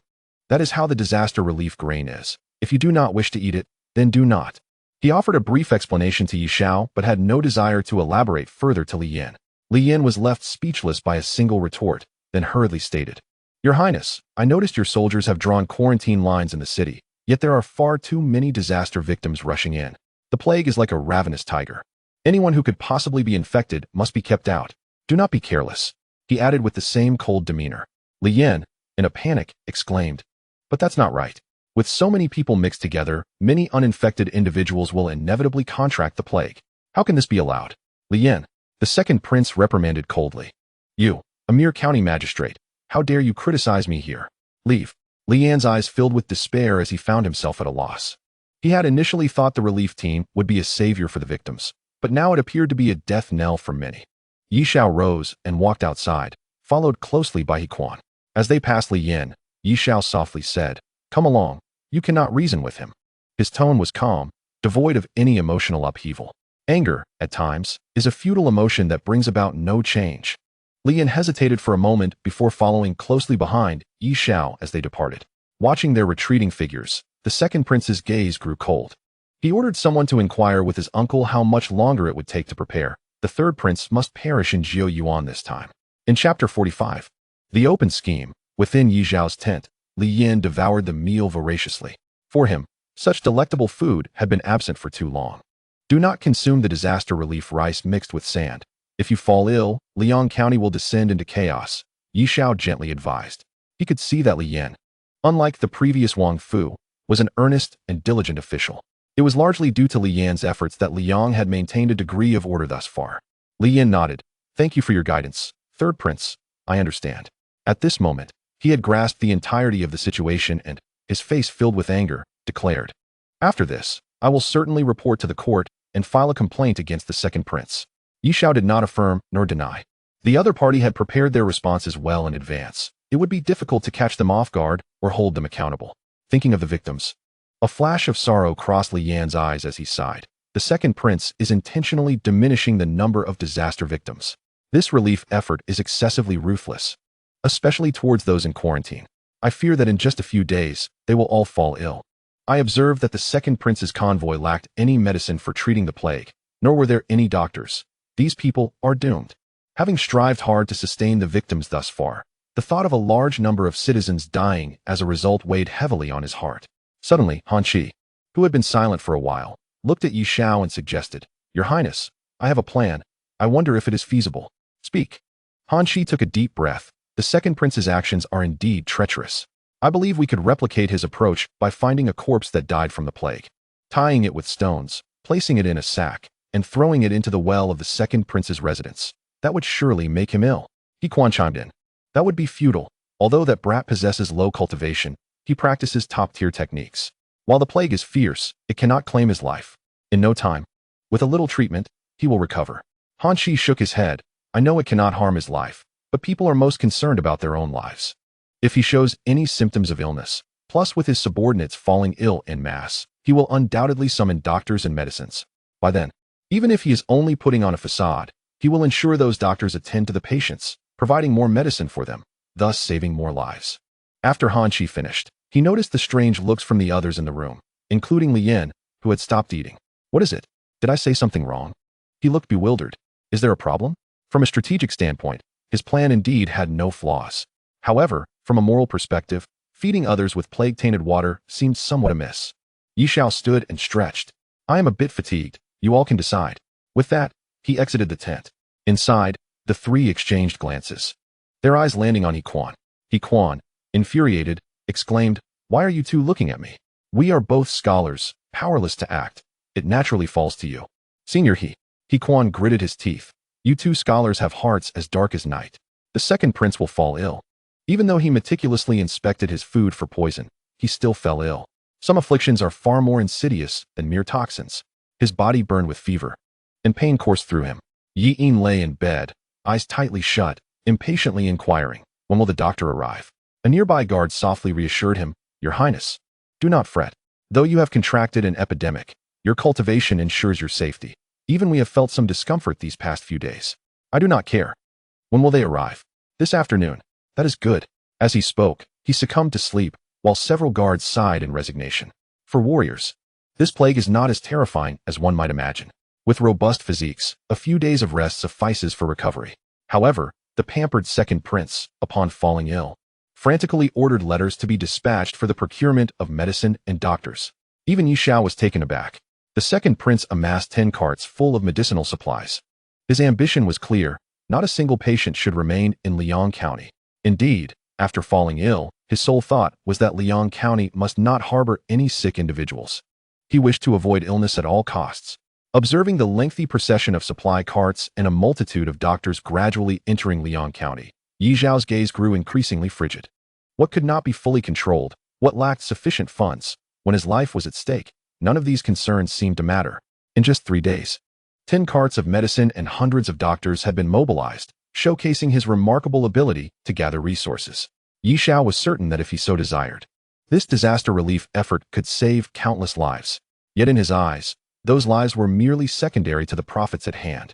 At that moment, as Ye Xiao beheld the medical convoy entering the city, a figure rushed towards him, bowing in greeting. Third Prince, the second prince requests your presence. He has urgent matters to discuss. Upon their reunion, the second prince lay beneath the covers, his eyes dimmed. Upon Ye Xiao's entrance, he gritted his teeth and said, Third brother, do you know? Just now, a corpse was retrieved from the well in the backyard. It was stuffed in a sack and weighed down with stones. Oh. It seems the residence you sought has witnessed a tragedy. We must have Li Yin investigate thoroughly. Ye Xiao remarked casually. The second prince fixed his gaze on Ye Xiao, seemingly searching for any flicker of emotion on his face. However, my subordinates examined the body and stated that it had only been dead for a few days. Judging by the degree of decomposition, it must have been discarded in the well shortly after I took residence. Haha, your subordinates possess such talent, second brother, impressive. Ye Xiao feigned ignorance, but then deliberately added, that water is certainly undrinkable. It is utterly repulsive. Repulsive? Indeed it is. The second prince has already vomited several times. Enough. Let us discuss serious matters. The grain convoy bound for Jiyuan has been intercepted. The second prince's voice turned cold as he sternly reproached. Father commanded you to lead troops against the bandits. What have you done? You squander your days reveling outside the city. If this continues, how many will perish in Jiyuan due to the shortage of supplies? Ye Xiao narrowed his eyes slightly. So, what does second brother mean? I will immediately dispatch another batch of grain, medicine, and doctors to Jiyuan. To prevent further bandit attacks, you will oversee the transport. Surely, third brother, with your compassionate heart, would not refuse. If this shipment is lost, Jiyuan will be filled with corpses. The two locked eyes, an unspoken understanding passing between them. This was a trap, a blatant pitfall laid out for Ye Xiao. The choice to leap or refrain lay solely with him. Ye Xiao's duty was to eliminate bandits, not to escort supplies. He could easily decline, claiming to venture out in search of the bandits. Yet, in the second prince's eyes, he discerned a profound provocation. Without uttering a word, Ye Xiao grasped the challenge conveyed through his gaze. Was it not said that one must possess compassion to risk transport, intertwined with disaster relief supplies? Would he dare? Those supplies were the lifeline of the common people. Should he fail to act, they would surely be lost. In that event, the blood of the populace would be on his hands. Likewise, the blame for ineffective bandit suppression and inadequate disaster relief would also fall squarely upon him. However, to accept this task would likely lead him into a veritable inferno of peril. This was an overt scheme, a strategy designed to ensnare Ye Xiao in a dilemma. Chapter 46. Bloodstained interest. The room fell into silence. Ye Xiao and the second prince, Ye Yin, exchanged glances. The latter awaited Ye Xiao's response. Suddenly, Ye Xiao smiled. It appears you have dug quite the pit for me. Ye Yin remained silent, his voice hoarse as he replied, Is third brother unwilling to go? I can find someone else. Being ill, with a sore throat, even with his cultivation, he could not escape some discomfort. Ye Xiao turned to leave the room. Just provide me with the grain, medicine, and doctors. I do not require a single soldier from you. I will gather common laborers myself. Ye Xiao had no desire for the second prince's men. Should any trouble arise, he would need to guard against them, complicating matters further. As Ye Xiao exited, the second prince called after him, Then I wish third brother great success. As those words fell, a middle-aged man emerged from behind a screen. So this is Ye Xiao? Truly a striking figure, exuding an air of authority. The speaker was named Cui Chang'e, a member of the esteemed Cui family and the second prince's uncle. Hearing him praise Ye Xiao, the second prince expressed his dissatisfaction. Third uncle, are you unable to distinguish between kin and outsiders? Cui Chang'e laughed heartily. It is precisely because I can discern such things that I need to assist you. I was merely lamenting. As your uncle, I have traveled the world, encountered countless dignitaries and nobles, and interacted with royal families from various nations. It is rare to find someone with Ye Xiao's commanding presence. Yin gritted his teeth. In what way am I inferior to him? Have you observed his demeanor? He exhibits no sense of decorum. Cui Chang'e sighed. While his conduct may not adhere to royal protocols, the innate pride, nobility, and authority that emanate from him are indeed rare in this world. I am not mistaken. These qualities are ineffable, yet palpably present. As for you, despite your noble lineage, you lack the gravitas to command respect and win hearts, relying instead on wealth and ruthless tactics. The second prince fell silent. To be honest, had anyone else made such remarks, he would have dismissed them outright. Yet, Cui Chang'e was his uncle, and the Cui family had always been his staunch supporters. When such a figure expressed admiration for Ye Xiao, he was compelled to acknowledge that Ye Xiao indeed possessed unique qualities. Uncle, is Jiyuan truly secure? He asked, deliberately changing the subject. Of course. Cui Chang'e replied with a slight smile. Ye Xiao's journey may well lead to a perilous fate. Outside Liang City, the Jinlin guards were breaking camp. A substantial amount of disaster relief grain, medicinal herbs, and dozens of doctors accompanied the convoy. Li Yin personally ran back and forth, gathering 3,000 laborers, most of whom were honest farmers. to assist in escorting the supplies. Yanzhe, have the soldiers ensured the safety of the convoy and inspected the goods? The inspection is complete. Everything is in order. There are no hidden items in the grain, and all personnel have been checked. None possess any cultivation, weapons, or spiritual items. Yanzhe approached Ye Xiao and bowed. Your Highness, the inspection is complete. We may set off. Ye Xiao gazed into the distance, then suddenly turned to Yanzhe, saying, General Yan, this journey may very well lead us into a veritable hell, with many lives at stake. If we regret it now, it will still be too late. Yanzhe was taken aback, puzzled. Your Highness, why do you say such things? As soldiers, if we fear battle and death, how can we speak of achieving merit? How can we discuss warfare? In battle, life and death are determined by fate. We are no different. Ye Xiao regarded him silently for a moment before bursting into laughter. Ha! General Yin speaks truly. I was overthinking it. Let us depart. The convoy set off in grand procession. At this moment, atop the city gate tower, the second prince gazed coldly at Ye Xiao's departing figure, murmuring to himself, Ye Xiao, today you shall comprehend that the wealthy merchants you disdain possess far more power than you can fathom. Within the convoy, Ye Xiao seemed to sense something. Glancing back at the guards beside Ye Yin on the gate tower, this fellow has formidable protectors. Were it not for Uncle He's intervention, it would have been much simpler to deal with him. In truth, Ye Xiao was not devoid of murderous intent. Currently, his conflict with Ye Yin was one of life and death. However, the strength of Ye Yin's companions dissuaded Ye Xiao from risking He Quan's life. Along the official road, the procession moved forward with great momentum. Under the blazing sun, despite it being early autumn, the heat remained oppressive. The soldiers beneath their leather armor were drenched in sweat, each step seemingly requiring immense effort. The convoy advanced silently. The city walls of Jiuyuan appeared on the horizon, and Ye Xiao finally exhaled in relief.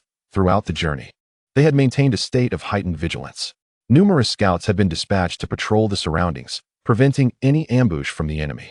Yet, contrary to Ye Xiao's expectations, the journey had been eerily calm. What surprised him further was the sight beneath the city walls. No refugees, only stark, white bones. Wang Hu summoned the city, commanded Yanzhe. Suddenly, Ye Xiao interjected. Hold on. Something is amiss. Yanzhe, taken aback, asked, Your Highness, what seems to be the issue? Ye Xiao turned to him. Pointing to the white bones below the city wall, his voice icy. General Yan, what do you think caused those bodies to become mere bones? Yanzhe fell silent. What does His Highness imply? Ye Xiao surveyed the towering walls of Jiuyuan, coldly asserting, those bleached bones are the result of cannibalism. Jiuyuan has now become a hell on earth. No sooner had he finished speaking than the gates of Jiuyuan swung wide open. Countless young men surged forth from the city, wielding swords, axes, sickles, and clubs. Their eyes were filled with a fierce bloodlust. Kill, slay the treacherous dogs of the court, and we shall have food. In an instant, the air was filled with the cacophony of battle cries. In Liang, the second Prince Ye Yin's health had considerably improved. Before him lay an array of fruits, meats, and wine, while Cui Changhe sat across from him, downing his cup in one gulp. With a laugh, Cui Changhe remarked, the calamity in Jiuyuan has driven the wealthy clans and merchants to flee. Many influential families have already escaped the city. Your Highness has delayed on the road for quite some time, and the refugees can no longer endure. In times of desperation, humans will resort to anything, and ambitious souls are never lacking. A little provocation can incite a rebellion. Out of hundreds of thousands, only a mere tens of thousands of able-bodied men remain. The rest have turned to food. That Ye Xiao has merely 3,000 armored guards. Faced with over 100,000 desperate men, even with his cunning, he cannot survive. The second prince hesitated for a rare moment, and said, Uncle, is it not too many lives lost this time? Too many? Not at all. Though Jiuyuan is in turmoil, have you not already submitted your memorial? Once His Majesty receives it, the imperial army shall arrive shortly. Those tens of thousands of refugees will be nothing but dust before the might of the imperial forces. When the dust settles, Jiuyuan will be nearly desolate. Vast lands lying fallow. After the disaster, you may recommend Wang Fu as the governor of Jiuyuan. My Chui family can seize the opportunity to annex lands, rest assured. The taxes owed to the court will remain intact, and in due time, you will gain merit for your recommendations, while my family stands to profit immensely. Chapter 47. Blood battle deep within the palace. Two memorials lay before Ye Zhuan, a playful smile gracing his face. Standing before him was the Prime Minister of Deqian, Su Mingxian. Ah, Prime Minister Su, take a look at these two memorials. Su Mingxian stepped forward, bowing slightly as he accepted the documents from Zhou Tong. As he lowered his gaze to read, his brows furrowed deeply. Yi Zhuan leisurely remarked, "The second prince accuses Ye Xiao of failing to suppress the bandits, resulting in the diversion of disaster relief supplies and the degradation of conditions in Jiuyuan. With the city lost, he requests imperial reinforcements. The third prince, on the other hand, criticizes the second prince for his slow progress, deliberately delaying the aid. Pray tell, Prime Minister, which of these two do you find more just?"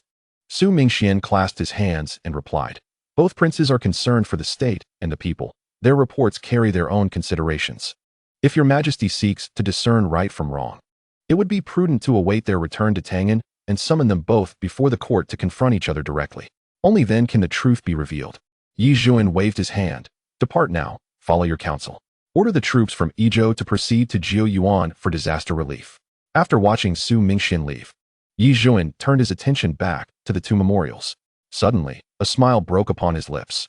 "Ah, Su Mingxian, sharp as ever, discerning the essence of the issue. Should one fail to return to Tangan, what remains of right and wrong? Let them battle it out. As long as they leave no trace behind, the harsher the methods, the better. The ruler of Deqian bears the weight of the world. Without a few shrewd tactics, how can one sit securely upon the dragon throne?" Outside the walls of Jiuyuan, the tumultuous army emerged.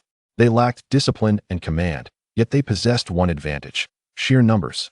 Martial prowess is commendable, but often, quantity can induce a qualitative change. With enough men, even the most skilled warriors can be overwhelmed. Tens of thousands charged from the city, battle cries reverberating through the air.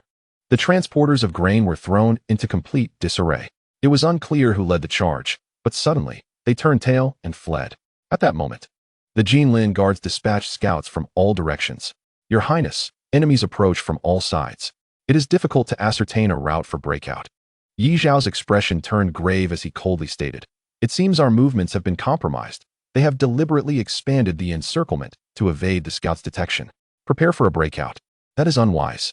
Just then, Yanzhe surveyed the surroundings, noting the dense throng of armed refugees emerging from all directions. He spoke gravely, "Your Highness, the enemy's numbers vastly outnumber ours. Should we attempt to break through, our formation will surely crumble. Our troops lack the experience, and we will be annihilated. With only a few surviving, I am willing to lead the troops to form a defensive formation, striving to hold our ground and slay the enemy, fighting to the last breath for a glimmer of victory. Your Highness may have senior he protect you and break out on your own." As he spoke, the fleeing transporters encountered the chaotic army, which had already lost all sense of mercy, ruthlessly slaughtering the farmers without hesitation. In a matter of moments, those men were all cut down. Ye Xiao looked at Yanzhe and then at the tense Jinlin guards. Suddenly, he bellowed, "Gentlemen, these chaotic forces present us with an opportunity for glory. We must not let it slip. I, Ye Xiao, as a prince of Deqian, vow to fight alongside you here. If we perish, may our souls accompany the spirits of the fallen." The previously anxious Jinlin guards, invigorated by Yi Zhao's fervent declaration, rallied with renewed vigor. "We shall follow the third prince into battle." The air erupted with the clamor of battle cries, their morale rivaling that of 100,000 troops. Though these men were also fresh recruits, until today, none had taken a life. However, enduring rigorous training had instilled in them a fearless spirit. At that moment, Yanzhe's voice rang out, "Jinlin guards, form a triple circular formation." In an instant, everyone instinctively sprang into action. Countless rehearsals had trained them to remember their roles even in the heat of battle. Within 15 breaths, the formation was complete. Crossbows at the ready. The Jinlin guards did not carry bows, but each sleeve contained a crossbow and 5 bolts. The first line aimed for the legs, and the second line prepared to fire. "Shoot." As the enemy drew near, Yanzhe commanded coldly, "Fire." Whoosh, whoosh, whoosh. The crossbows unleashed their bolts. Compared to conventional bows, the power of the crossbows was considerably diminished. However, the chaotic rabble of refugees bore no decent armor. With countless bolts flying forth, the advancing foes fell instantly to the ground. Second row, fire. Third row, prepare. Third row, fire. The circular formation continued to unleash bolts, causing countless enemies to perish in their wake. As the bolts were exhausted, the foes closed in. Yanzhe remained calm and indifferent, like an unyielding boulder, commanding with unwavering resolve. First row, shields up. Second row, pierce through the gaps. Wang Hu, lead a battalion to reinforce. Sun Qing, prepare the thunderfire bombs. With each command issued, the disparity became evident. The long-term, systematic training had forged a deep-seated camaraderie among the golden-scaled guards. Their ferocity ignited as they tasted blood. They maintained their formation while relentlessly slaying the enemy. Waves of attackers fell, yet the golden-scaled guards suffered no significant casualties. The issue, however, was the sheer number of the rabble, seemingly endless. Ye Xiao also joined the fray. Armed with a long sword, he plunged into the crowd, his blade slicing through foes with ease, cleaving several in two within moments. Were these adversaries strong? Not particularly. In fact, they posed no resistance against Ye Xiao. Yet, it mattered not. As time passed, Ye Xiao lost count of how many he had slain. The ground was littered with corpses, his body drenched in blood. He Quan was similarly relentless, cutting through the throng to alleviate the pressure on the golden-scaled guards. Yet, despite their efforts, the number of injured among the guards continued to rise. Strength waned with each passing moment. Gradually, despair crept into the hearts of the golden-scaled guards. Despite the feeling of having slain many, despite the sea of bodies beneath their feet, the enemy appeared inexhaustible. In truth, had it not been for the protection of their quality leather armor, many of the golden-scaled guards would already have perished. Yet Yin Zhe's gaze remained resolute. Experienced in battle, he could see that some of the rabble had begun to falter. Their advance hesitated, their resolve wavering. On the city wall, a towering man observed the hesitation of the chaotic forces below. Suddenly, he bellowed, "Brothers, we have no way out. If we do not slay these imperial dogs, we shall perish. A bounty of 1,000 gold coins and 10 beauties for each enemy slain. Slay Ye Xiao. Earn the title of general." Indeed, this was a critical moment. The golden-scaled guards were nearing their limits, yet the rabble had also sustained heavy losses. No one wished to lose their life. Survival is the instinct of humanity. A surge of adrenaline leads to initial strength, but inevitably, it wanes. The two factions were like a taut rubber band. Either the formation of the golden-scaled guards would break, leading to a complete melee with the rabble, resulting in inevitable annihilation, or the morale of the rabble would collapse entirely. The man's cultivation was formidable, and his voice resonated powerfully. The rabble surged forward as if invigorated. After all, the promise of 10 beauties was a fantasy unimagined by these peasant men. They charged towards the golden-scaled guards. Towards Ye Xiao. Ye Xiao gasped heavily. Were the golden-scaled guards strong? Indeed, a newly formed army, enduring the onslaught of over 100,000 rabble, had held their formation for an entire hour without losing a single man. They had even claimed the lives of thousands of foes. Yet ultimately, human strength is finite. Observing the frenzied rabble and the nearly exhausted golden-scaled guards, any discerning eye could see that their hold was faltering. Just then, He Quan rushed to Ye Xiao's side, urgently stating, "Your Highness, Luer and I will protect you as we cut through. This cannot continue. Decisive action is necessary." In the heart of the battlefield, He Quan tugged at Ye Xiao, pressing him to act. To him, the lives of all present could not compare to a single hair on Ye Xiao's head. Even if all 3,000 golden-scaled guards perished, even if Yin Zhe fell, it mattered not. The survival of Ye Xiao was paramount. Facing the frenzied onslaught of the enemy, Ye Xiao did not look back. He swung his sword wildly. Blood splattered, heads rolled. "Ye Xiao," He Quan shouted angrily. "You are different from them. Survive, and you can avenge them. If you die, it is all over." With a roar, Ye Xiao clenched his right fist and unleashed a powerful punch. In an instant, a crimson glow flickered around his fist.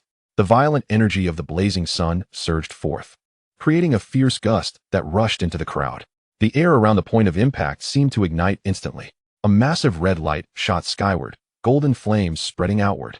At the center of the punch, several of the rabble fell dead, engulfed in searing flames, their screams piercing the air. Some were even ignited, becoming living torches. Ye Xiao panted heavily. He turned to the anxious He Quan, his eyes reflecting a stubborn defiance as he gritted his teeth. "Uncle He, give me a moment longer. Let me try again. If I flee now, the morale of the golden-scaled guards will surely plummet, leading to their total destruction. As long as the formation holds, there is still hope. I cannot escape." Indeed, even as the wounded multiplied, the golden-scaled guards held their ground. It must be said that Yin Zhe's command was exceptionally skilled. Forming a circular formation at the outset was the best defensive measure against enemies from all sides. Preventing attacks from the rear while each golden-scaled guard faced only 2 or 3 enemies was the ideal defense. Moreover, being divided into 3 tiers, with the second tier supporting the first, allowed the guards to rotate positions and alleviate fatigue, coupled with the relatively weak strength of the rabble. This ensured the formation remained intact. However, Extreme exhaustion and continuous fighting had frayed the nerves of these new soldiers to the breaking point. A collapse could happen at any moment. As Ye Xiao stated, if he and He Quan were to break through first, the golden-scaled guards would surely lose heart and collapse in an instant. This was something he was unwilling to witness. Just as He Quan hesitated, considering whether to forcibly take Ye Xiao away, suddenly, at the center of the golden-scaled guards, the blood-red dragon on the standard slowly opened its eyes. Amidst the corpses and flowing blood, the air was thick with the scent of death. The blood dragon took a deep breath, drawing in the crimson essence of life from the fallen. A dragon's roar erupted. From the standard, golden rays shot forth, landing upon all those loyal to Ye Xiao. The golden-scaled guards, whose strength had nearly been depleted, felt a surge of vitality coursing through their bodies. Minor injuries began to heal rapidly. Simultaneously, a phantom of the blood dragon surged from the standard, charging directly towards Ye Xiao. "Ah!" Ye Xiao roared. In that moment, he felt an overwhelming surge of vital energy forcibly infused into his body. Behind him, a ghostly blood dragon began to materialize. Ye Xiao sensed his power reaching an unprecedented zenith. With a casual punch, bang, the head of an approaching rabble was shattered by his fist. Erupting in a cloud of blood mist, He Quan swallowed hard. Such destructive power was not uncommon among high-level martial artists. Yet he had just felt clearly that Ye Xiao had not utilized any internal energy to achieve such results purely with physical strength. Was this still human? Meanwhile, the golden-scaled guards, who had been teetering on the brink of despair, were completely revitalized. In the crowd, Wang Hu let out a fierce roar. "The third prince is destined for greatness. We are blessed by the heavenly dragon. Victory is ours today." All the golden-scaled guards were now exhilarated, collectively roaring, "Victory is ours today." Though they numbered only 3,000, their spirits soared against the backdrop of over 100,000 foes. The recently emboldened mob now stood in stunned silence, witnessing the golden-scale guards, invigorated as if by elixir, mercilessly slashing at their enemies. A chill crept into their hearts. Most notably, the dragon's roar, the celestial anomalies, and the colossal dragon shadow looming behind Ye Xiao had transcended the comprehension of these common folk. It seemed as though their wounds had healed.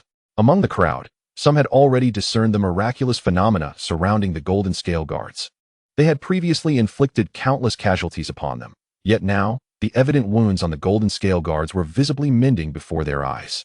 In that moment, the morale of the mob plummeted to its nadir. On the battlefield, both sides were acutely aware of each other's condition.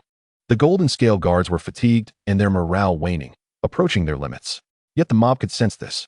After all, they could observe the expressions and movements of the golden-scale guards directly. At this moment, they felt that these golden-scale guards not only radiated an indomitable aura, but had also fully regained their vigor. Rewards were enticing. However, life is singular. These golden-scale guards had already slain countless adversaries, with innumerable bodies lying at their feet. The mob was well aware of their combat prowess. They were on the brink of exhaustion, yet victory still seemed plausible. But now, the golden-scale guards appeared revitalized, who would willingly step forward to meet their demise. An extraordinarily peculiar scene unfolded on the battlefield. The chaotic mob, the rioters, all stood frozen in place. Why did they not flee? For their eyes were filled with the disaster relief provisions carried by the golden-scale guards. At that moment, Ye Xiao suddenly soared into the air, landing atop the dragon banner. He bellowed fiercely, "I, Ye Xiao, the third prince of Qian, assure you that if you lay down your weapons, I shall guarantee your lives. Otherwise, under the protection of the celestial dragon, you shall all face annihilation." In Ye Xiao's eyes, these individuals were deserving of death, yet also deserving of mercy. They deserved death for their heinous deeds that had drawn the wrath of heaven and humanity. Their sins too grave to overlook. Yet they did not deserve to die, for they were driven to desperation. These disaster-stricken people were ultimately on the precipice of death, willing to do anything for survival, a notion not surprising. However, Ye Xiao's intention to spare their lives was not born of compassion. It was merely that the sheer number of them was overwhelming, and in comparison to the disaster victims from other counties in Jiuyuan, their current state was far more favorable. Should they flee, and if reassembled by others, they would launch assaults against the remaining counties of Jiuyuan, bringing about even more death and calamity. Upon hearing Ye Xiao's proclamation, a man atop the distant city wall grew increasingly anxious. He shouted, "The crime of rebellion knows no forgiveness. He is but a prince, he cannot dictate our fate. Brothers, charge forth and slay these soldiers. Only then do we have a chance to survive." Ye Xiao turned his cold gaze towards the man on the city wall. He recognized him as the one orchestrating the insurrection among the disaster victims. Yet Ye Xiao was aware that this man possessed formidable skills. Moreover, his actions indicated a level of caution. From this distance, even if the rioters were defeated, he could still make a swift escape.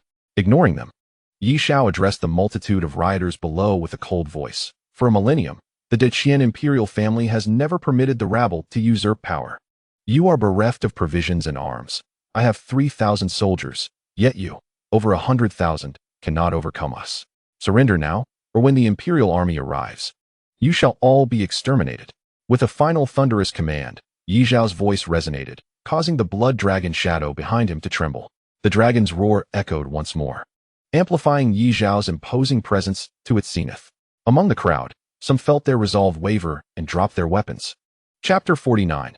Tang-en and unruly winds. The Qian dynasty, having stood for a millennium, still commanded respect in the hearts of the common folk. The formidable might of the Golden Scale Guards, the extraordinary events unfolding, along with Ye Xiao's power, thoroughly intimidated the rioters. They dared not attack, for they could not win. They could not flee, for there was nothing to eat. Surrendering, with Ye Xiao's guarantee, seemed the best option. Some in the crowd discarded their weapons. This act triggered a chain reaction. The disaster victims cast down their arms, weeping in despair. Ultimately, they were simple folk. Most had toiled honestly their entire lives, never committing any wrongdoing. In these desperate days, they had abandoned their humanity.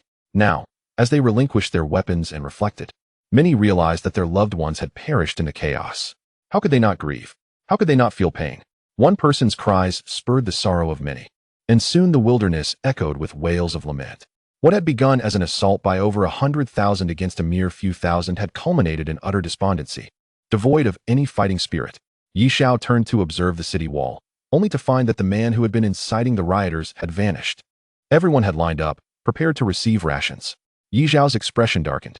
He issued orders. His mood was far from pleasant. Those 3,000 conscripted laborers had all been slaughtered by the mob. Perhaps to the court, they were merely a cold statistic, but to the families of those 3,000, it was an unbearable blow. However, Ye Xiao understood that he had successfully navigated this challenge. Turning to Yan Zhe, Ye Xiao instructed, reorganize these people, divide and conquer. Implement a collective punishment system. If one escapes, the entire camp shall be executed. Our men shall maintain vigilance on the periphery to ensure that no one escapes. These individuals may evade the death penalty, but they could not escape the consequences of their actions. Ye Xiao did not intend to pardon them. Regardless, the deceased must pay the price. In the Liyang, within the residence of the second prince, Yi Ying was asleep when a figure rushed in. It was Cui Changhe. Quickly, awaken the second prince. There's trouble. Soon, in the meeting hall, the second prince's eyes were filled with gloom. Third uncle, what did you say back then? Did you not claim that there would be no survivors?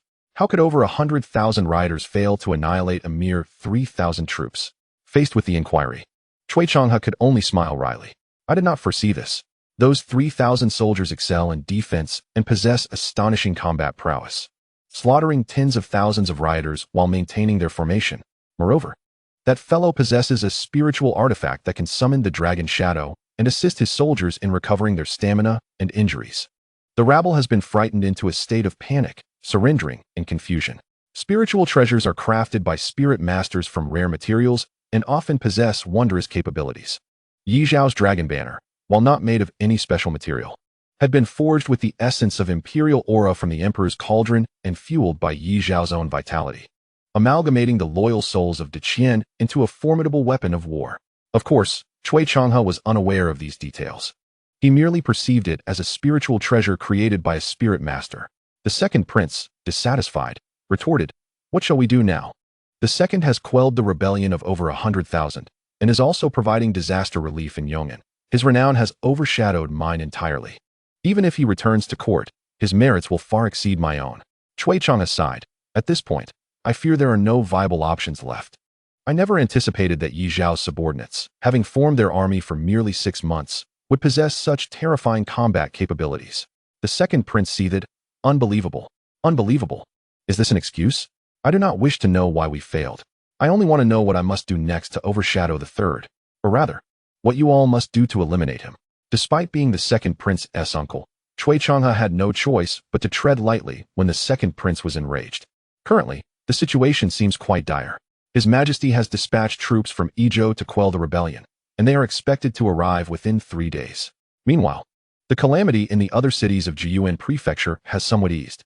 At this moment, Cui Changhe finds himself in a state of helplessness. The second prince closes his eyes and takes a deep breath.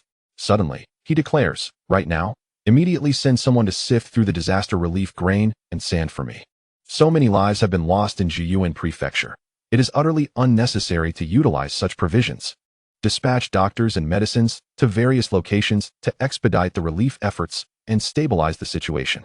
Cui Changhe hesitates, saying, in that case, the cost of relief efforts might be. Do not concern yourself with expenses. It has come to this, and I cannot afford to give third brother the opportunity to criticize me. Additionally, send someone back to Tang'an to spread rumors that third brother's failure to eradicate the bandits has led to the unrest among the populace of Jiyuan Prefecture. The second prince speaks coldly, I will contact those in court. My next confrontation with him shall take place within the imperial court. He has already determined that the larger scheme is set. As long as the food, doctors, and medicines are in place, the situation will stabilize. With the support of the troops from Izhou and the governance of the local officials, Jiyuan Prefecture will soon regain order. Soon, a wave of rumors sweeps through Tang'an City. News of the rebellion in Jiyuan Prefecture reaches Tang'an City. Have you heard? That third prince, Ye Xiao, has taken his soldiers to Jiyuan Prefecture. But instead of combating the bandits, he spends his days indulging in feasting and revelry, allowing the relief grain to be intercepted by nefarious individuals, resulting in the uprising of hundreds of thousands of Jiyuan citizens. Over 100,000 have perished. Is that so? Ye Xiao's previous demeanor hardly suggests he could commit such acts. Ah, you simply do not understand. This is the guise of a flowered pillow. It may appear impressive, but in reality, it lacks substance. A donkey's dung egg, all show. Exactly, that is precisely the point. In the streets and alleys, the common folk engage in fervent discussions. While many may not fully believe Ye Xiao capable of such actions, the persistent guidance of certain individuals sways their opinions, such as at the Baifilu in Tang'an City, one of the Cui family's establishments. Typically bustling with patrons, the inn's server now lowers his voice and whispers mysteriously, "You are unaware of this news? Let me tell you, that third prince is truly a disgrace." Before he can finish, two individuals burst through the door, carrying a foul-smelling bucket of excrement, which they hurl into the hall.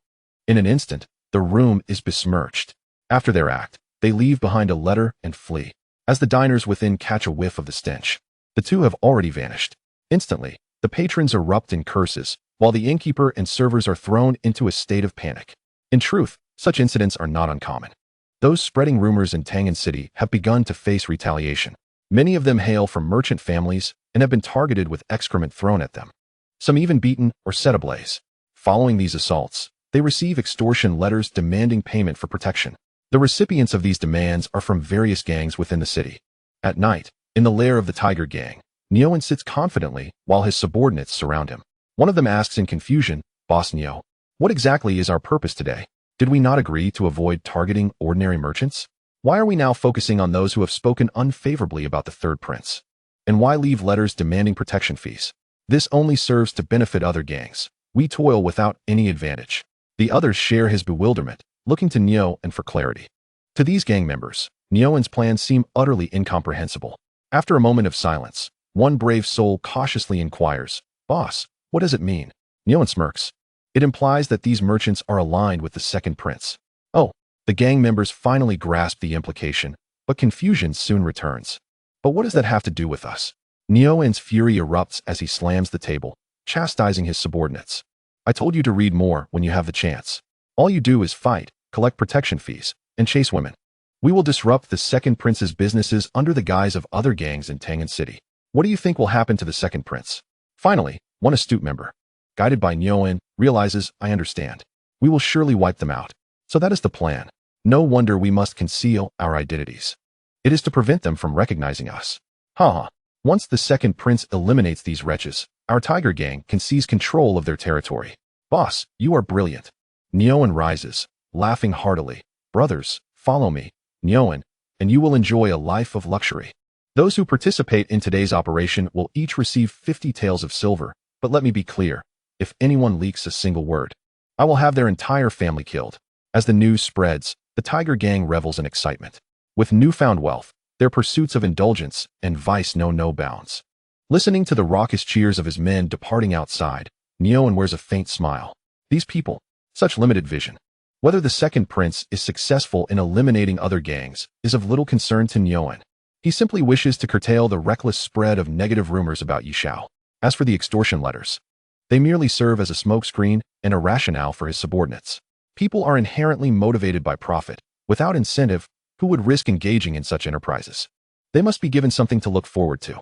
Thus, I have concluded my affairs. However, this will only slightly delay the dissemination of rumors. As for when my master will return, that remains uncertain.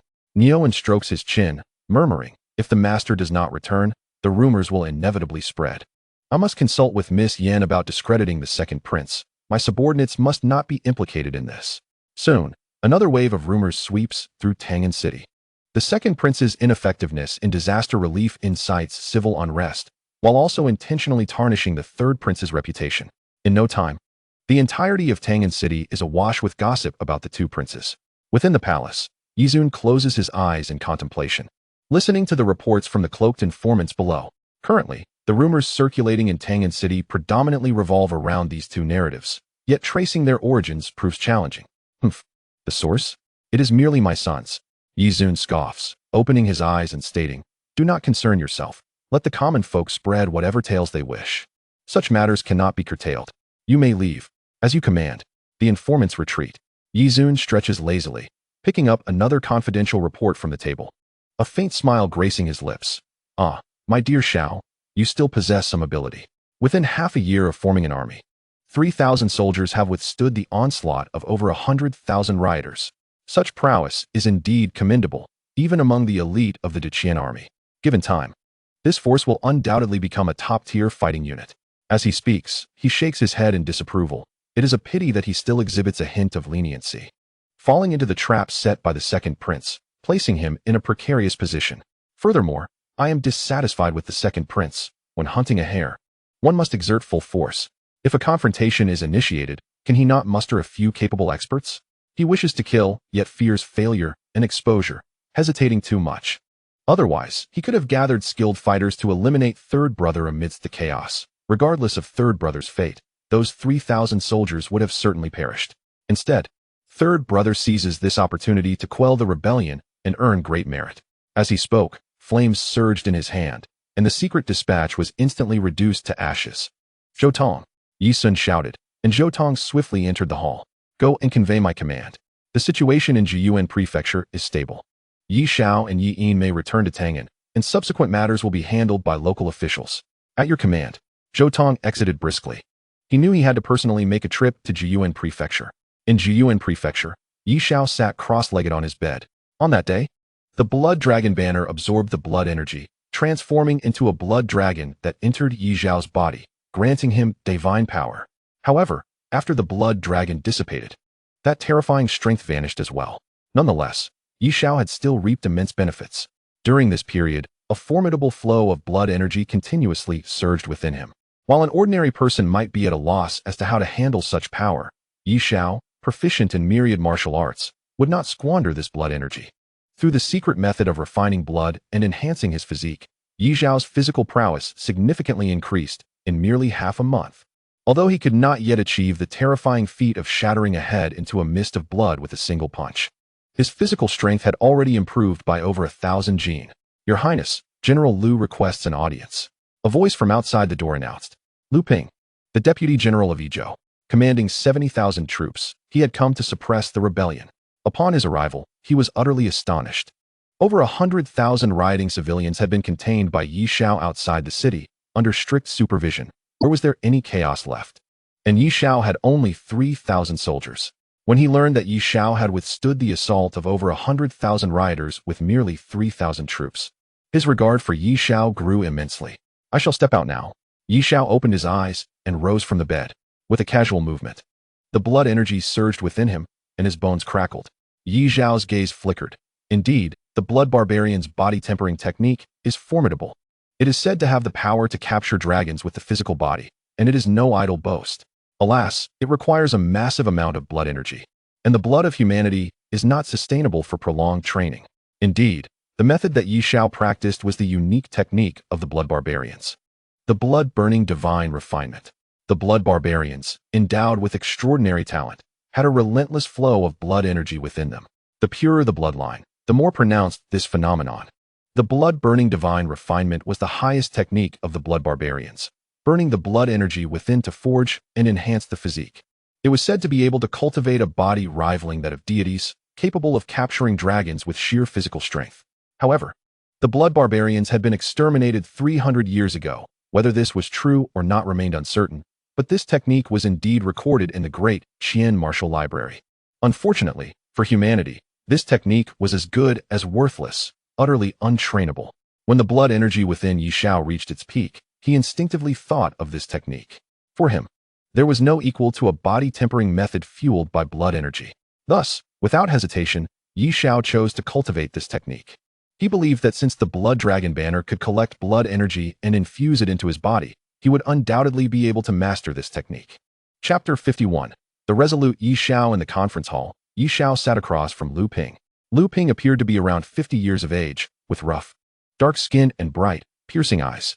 Lu Heir served tea and discreetly withdrew. Ye Xiao regarded Lu Ping and spoke softly. Might I inquire as to the purpose of General Lu's visit today? Lu Ping chuckled and grinned. Third Prince.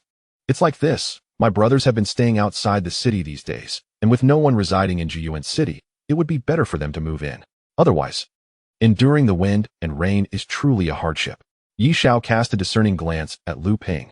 In truth, he was well aware of Lu Ping's intentions. On the first day of Lu Ping's arrival, Ye Xiao had already prohibited the majority of his forces from entering the city. The reason was simple. Although Jiyuan City had suffered from floods, there were still many valuable items to be found within. For the ordinary soldiers, picking up something valuable could earn them a significant sum of silver. This could indeed be manageable. Ye Xiao set the tone for the situation, and Lu Ping's spirits lifted instantly.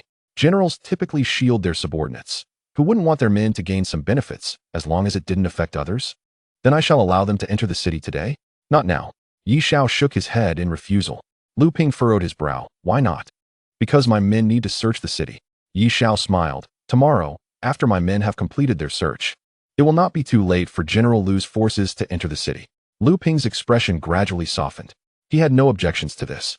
Simply put, Ye Xiao's forces had bravely resisted over 100,000 rioters, ultimately defeating them and persuading them to surrender. This was indeed a great merit. Moreover, it guaranteed that his subordinates would not need to engage in battle. Furthermore, Jiyuan City was vast, and with only 3,000 men, Ye Xiao's troops would not be able to search it thoroughly. It would be beneficial for his subordinates to gather some spoils as well. Your words are most reasonable.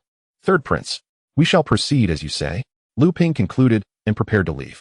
However, Ye Xiao called out to him, saying solemnly, General Lu, I have one matter to entrust to you.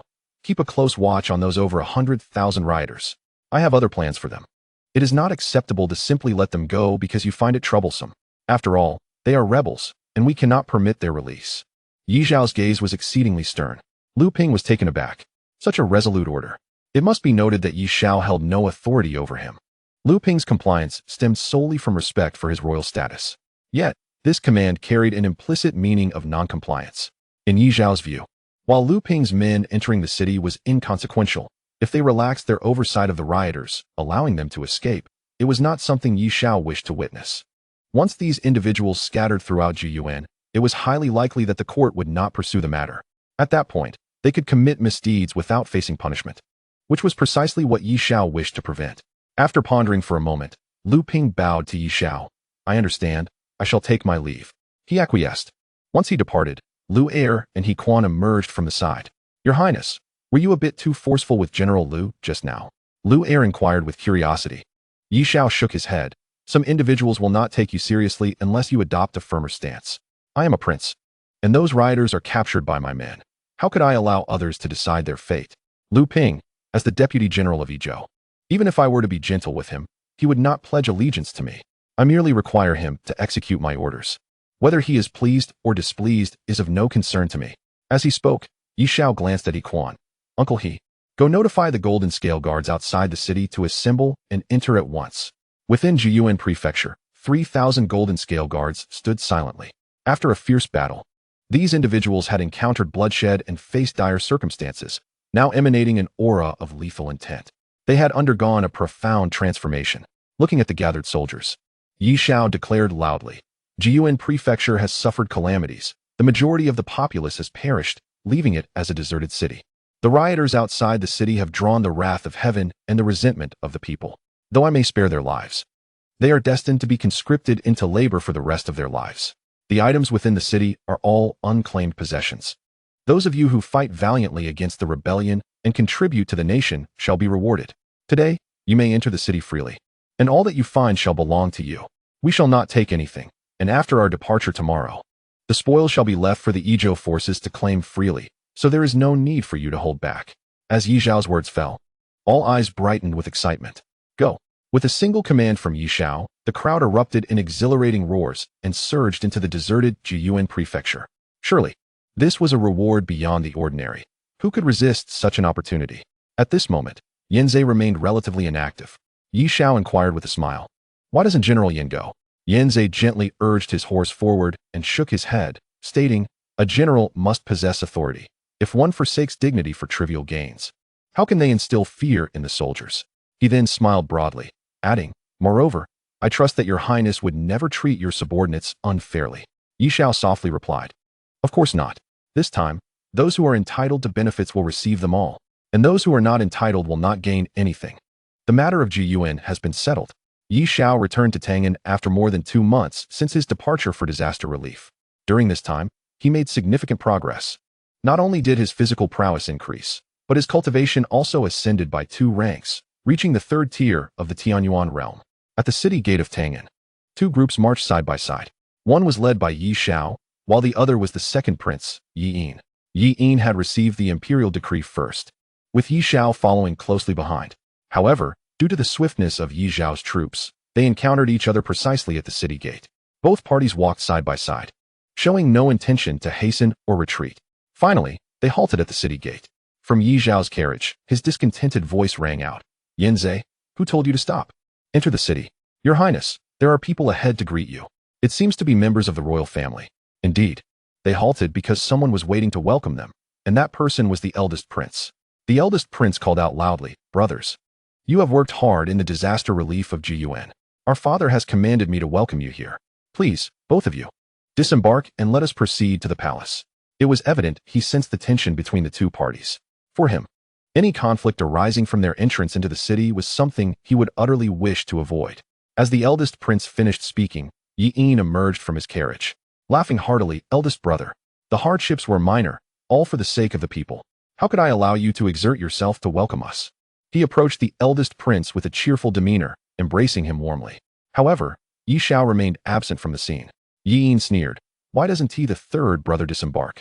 Doesn't he see that our eldest brother is here to greet us? In the carriage, Ye Xiao leaned out to observe the 2 men at the city gate. Both were dressed in splendid attire, their tall statures radiating the grandeur of royalty. Upon seeing Ye Xiao emerge, Ye Yin provocatively remarked, 3rd brother, do you truly look down upon eldest brother? He is waiting at the city gate, yet you remain in your carriage? The eldest prince's displeasure flickered momentarily in his eyes before he smiled, and said, the 3rd brother has been away for a long time. He may not be familiar with the customs. It's quite all right. Ye Xiao leapt from the carriage, holding his head high as he approached the 2. Soon, he stood before them, the 3 brothers being of similar height and strikingly handsome, drawing attention as they stood together. Ye Xiao's gaze completely bypassed the eldest prince, fixating intently on Ye Yin. Ye Yin remained unperturbed, smirking slightly. It seems you are quite dissatisfied with me, 3rd brother. Ye Xiao sighed indeed. While we may all be ruthless at heart, there are distinctions even among the wicked.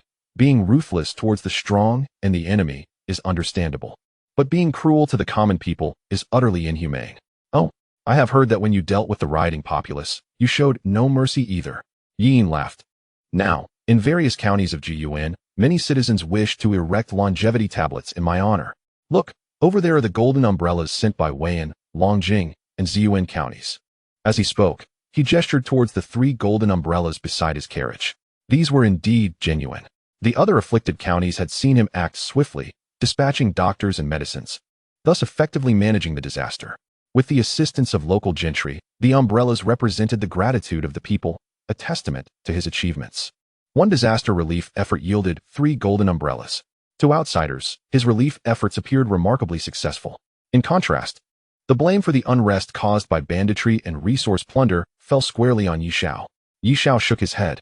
You cast the blame upon me while reaping all the glory and fame. Yi Yin's face displayed a triumphant smile, yet he feigned ignorance. What are you saying, third brother? I merely act out of compassion to help the disaster victims. Beyond that, I know nothing. Ye Xiao sighed deeply, remarking, second brother, you truly have a clever mind. But it seems you have overlooked something. Yi Yin, puzzled, inquired, what have I overlooked? A sinister smile crept onto Ye Xiao's lips as he said, you dare come this close without your vicious hounds at your side. At these words, Yi Yin was taken aback, exclaiming, you dare, before he could finish. Ye Xiao had already swung his fist. Do you think I wouldn't dare? With a resounding thud, Ye Xiao's fist struck Yi Yin squarely in the face.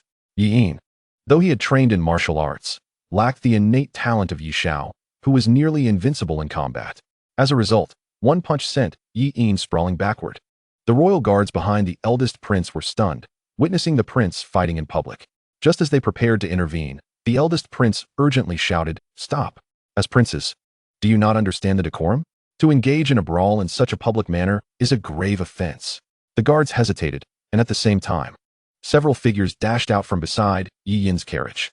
Concurrently, two figures sprang from Ye Xiao's entourage to confront them. It was He Quan and Yan Zhe, both equally powerful, clashing with Yi Yin's guards, resulting in a fierce battle. While they fought back and forth, Yi Yin found himself pinned to the ground by Ye Xiao, receiving a one-sided beating. With each blow, Ye Xiao railed, you enjoy being sarcastic, do you? I'll show you sarcasm. Damn it. I've been holding on to this anger the entire journey. What are you pretending for? What about those golden umbrellas? You know exactly what you've done. Do you think I wouldn't dare to hit you? I had the courage as a child, and I possess it now as well. In truth, Ye Xiao did not dare to kill. Without evidence, taking Yi Yin's life would exclude him from the competition for the throne and potentially lead to severe punishment. However, he had no hesitation in delivering a thorough beating to Yi Yin. He Quan and Yan Zhe held off Yi Yin's skilled guards, preventing reinforcements from reaching him. The eldest prince shouted in desperation, third brother, cease this at once. Look, you've swollen his left eye. How can he face anyone like this? Oh dear. Just as you mentioned it, why did you just bruise his right eye too? As brothers, how can you strike him so mercilessly? In our youth, a mere spanking sufficed for our misdeeds. You have gone too far. He is a grown man. At last, Ye Xiao relented, halting his assault. Yi Yin lay on the ground, his trousers partly stripped, revealing a pale backside, his face battered and bruised, covered in numerous contusions. His eyes were tightly shut. Having lost consciousness, Ye Xiao looked upon his pitiful state and burst into raucous laughter. He then turned to the eldest prince, saying, eldest brother, I will indeed enter the palace. No need for your assistance. I will take my leave. The eldest prince smiled slightly, unfazed by the events. Ye Xiao swiftly returned to his carriage, while He Quan and Yan Zhe also retreated to their positions. The master beside the second prince rushed forward, attempting to assist him, only to discover that he had succumbed to unconsciousness. Upon entering the city, anyone daring to obstruct their path would be slain. In that moment, Yi Xiaoshan's cold voice echoed through the air. Understood. The golden scale guards, positioned behind him, responded in unison. In an instant, an overwhelming aura of menace filled the atmosphere. During this battle at Jiyuan Prefecture, the golden scale guards were stained with blood, each bearing more than one life on their hands. And the morale of the entire unit was vastly different from when they had departed the city. Even though the skilled men under the second prince felt a sense of reluctance, they could perceive the unwavering resolve of both the golden scale guards and Ye Xiaoshan. Should they dare to impede their progress, Ye Xiaoshan would undoubtedly command their execution. Exchanging glances, they hurriedly carried the unconscious Yi Yin back to their own ranks, then watched as Ye Xiaoshan's grand convoy entered the city with great pomp and circumstance. The eldest prince muttered to himself, well done. The second has lost his dignity. How can we let this matter rest? I am curious to see how father will handle the third. Having achieved a great feat, yet also caused a significant calamity. Surely there must be some repercussions. Deep within the palace, Zhou Tong hurriedly rushed forth, his forehead glistening with sweat.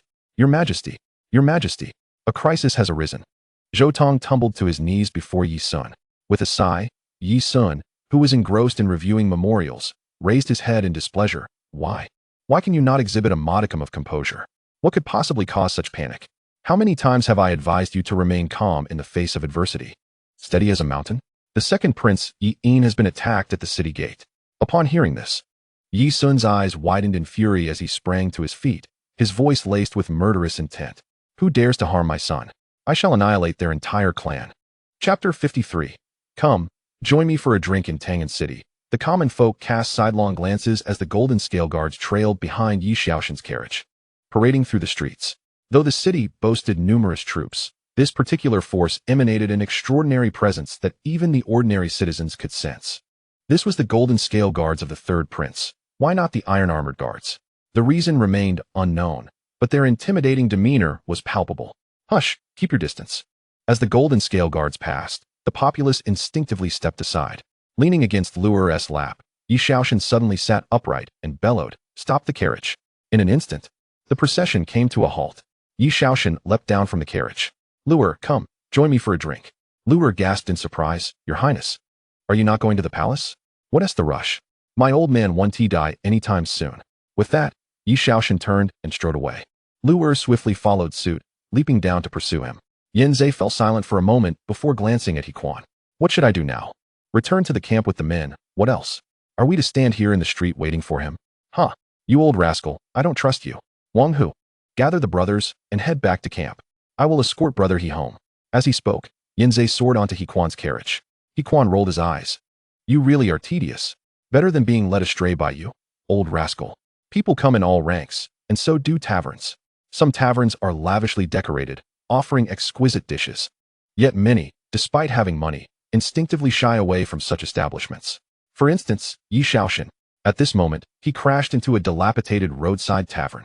Most patrons here wore simple attire, including a few wandering adventurers, yet none matched the opulent appearance of Ye Xiaoxian.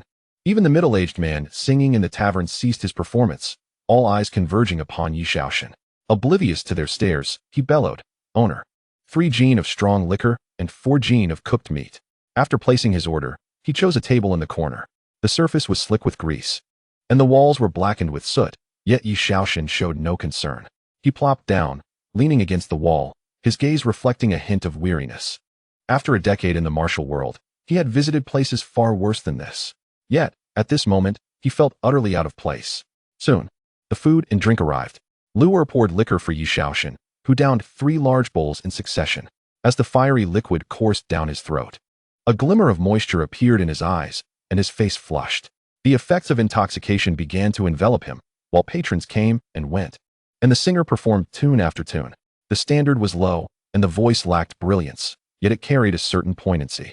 Unbeknownst to him, Ye Xiaoxian felt as if he had returned to the cherished realm of his heart, the martial world of the past decade, exhilarating and joyous, filled with the clash of blades and the thrill of vengeance. With each bowl he consumed, his drunkenness deepened. Suddenly, Luer whispered, "If the young master is unhappy in Tangan City, we can leave." She could sense that his fatigue was not merely physical, but stemmed from a deeper emotional exhaustion. Ye Xiaoxian turned to her and smiled gently. "Leave? Join me in wandering the martial world, enduring hardships, and seeking joy." Joy. Luer's eyes radiated unwavering determination. "Huh." Ye Xiaoxian leaned against the dark wall, a self-deprecating smile gracing his lips. "Yet, I do not wish to. I promised that child I would make this world a better place.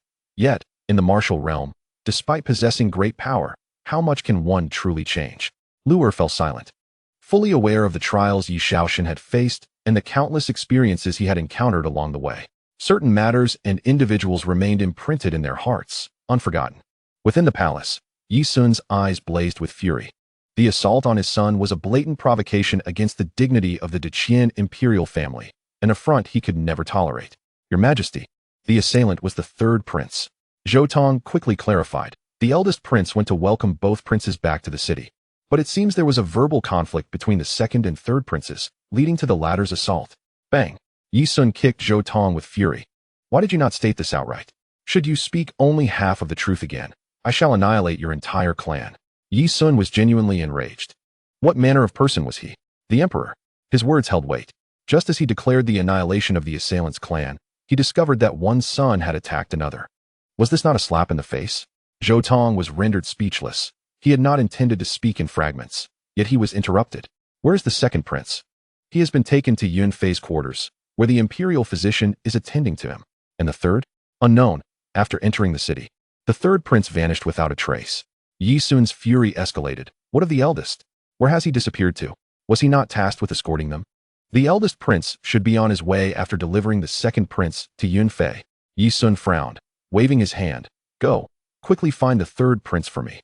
Zhou Tong bowed and exited. Yi Sun returned to his seat, lost in contemplation, unaware of the thoughts swirling in his mind. In Yunfei's quarters, Cui Yunxi stood before the second prince, who had been beaten to a pulp. Mother, will you not speak a word to father on my behalf? Cui Yunxi's gaze was icy. What is there to say? With you in such a state, what can I possibly argue? Shall I go and wail? Do you think that would be of any use? The second prince fell silent. Cui Yunxi instructed, remember, once you arrive, do not weep or discuss this matter.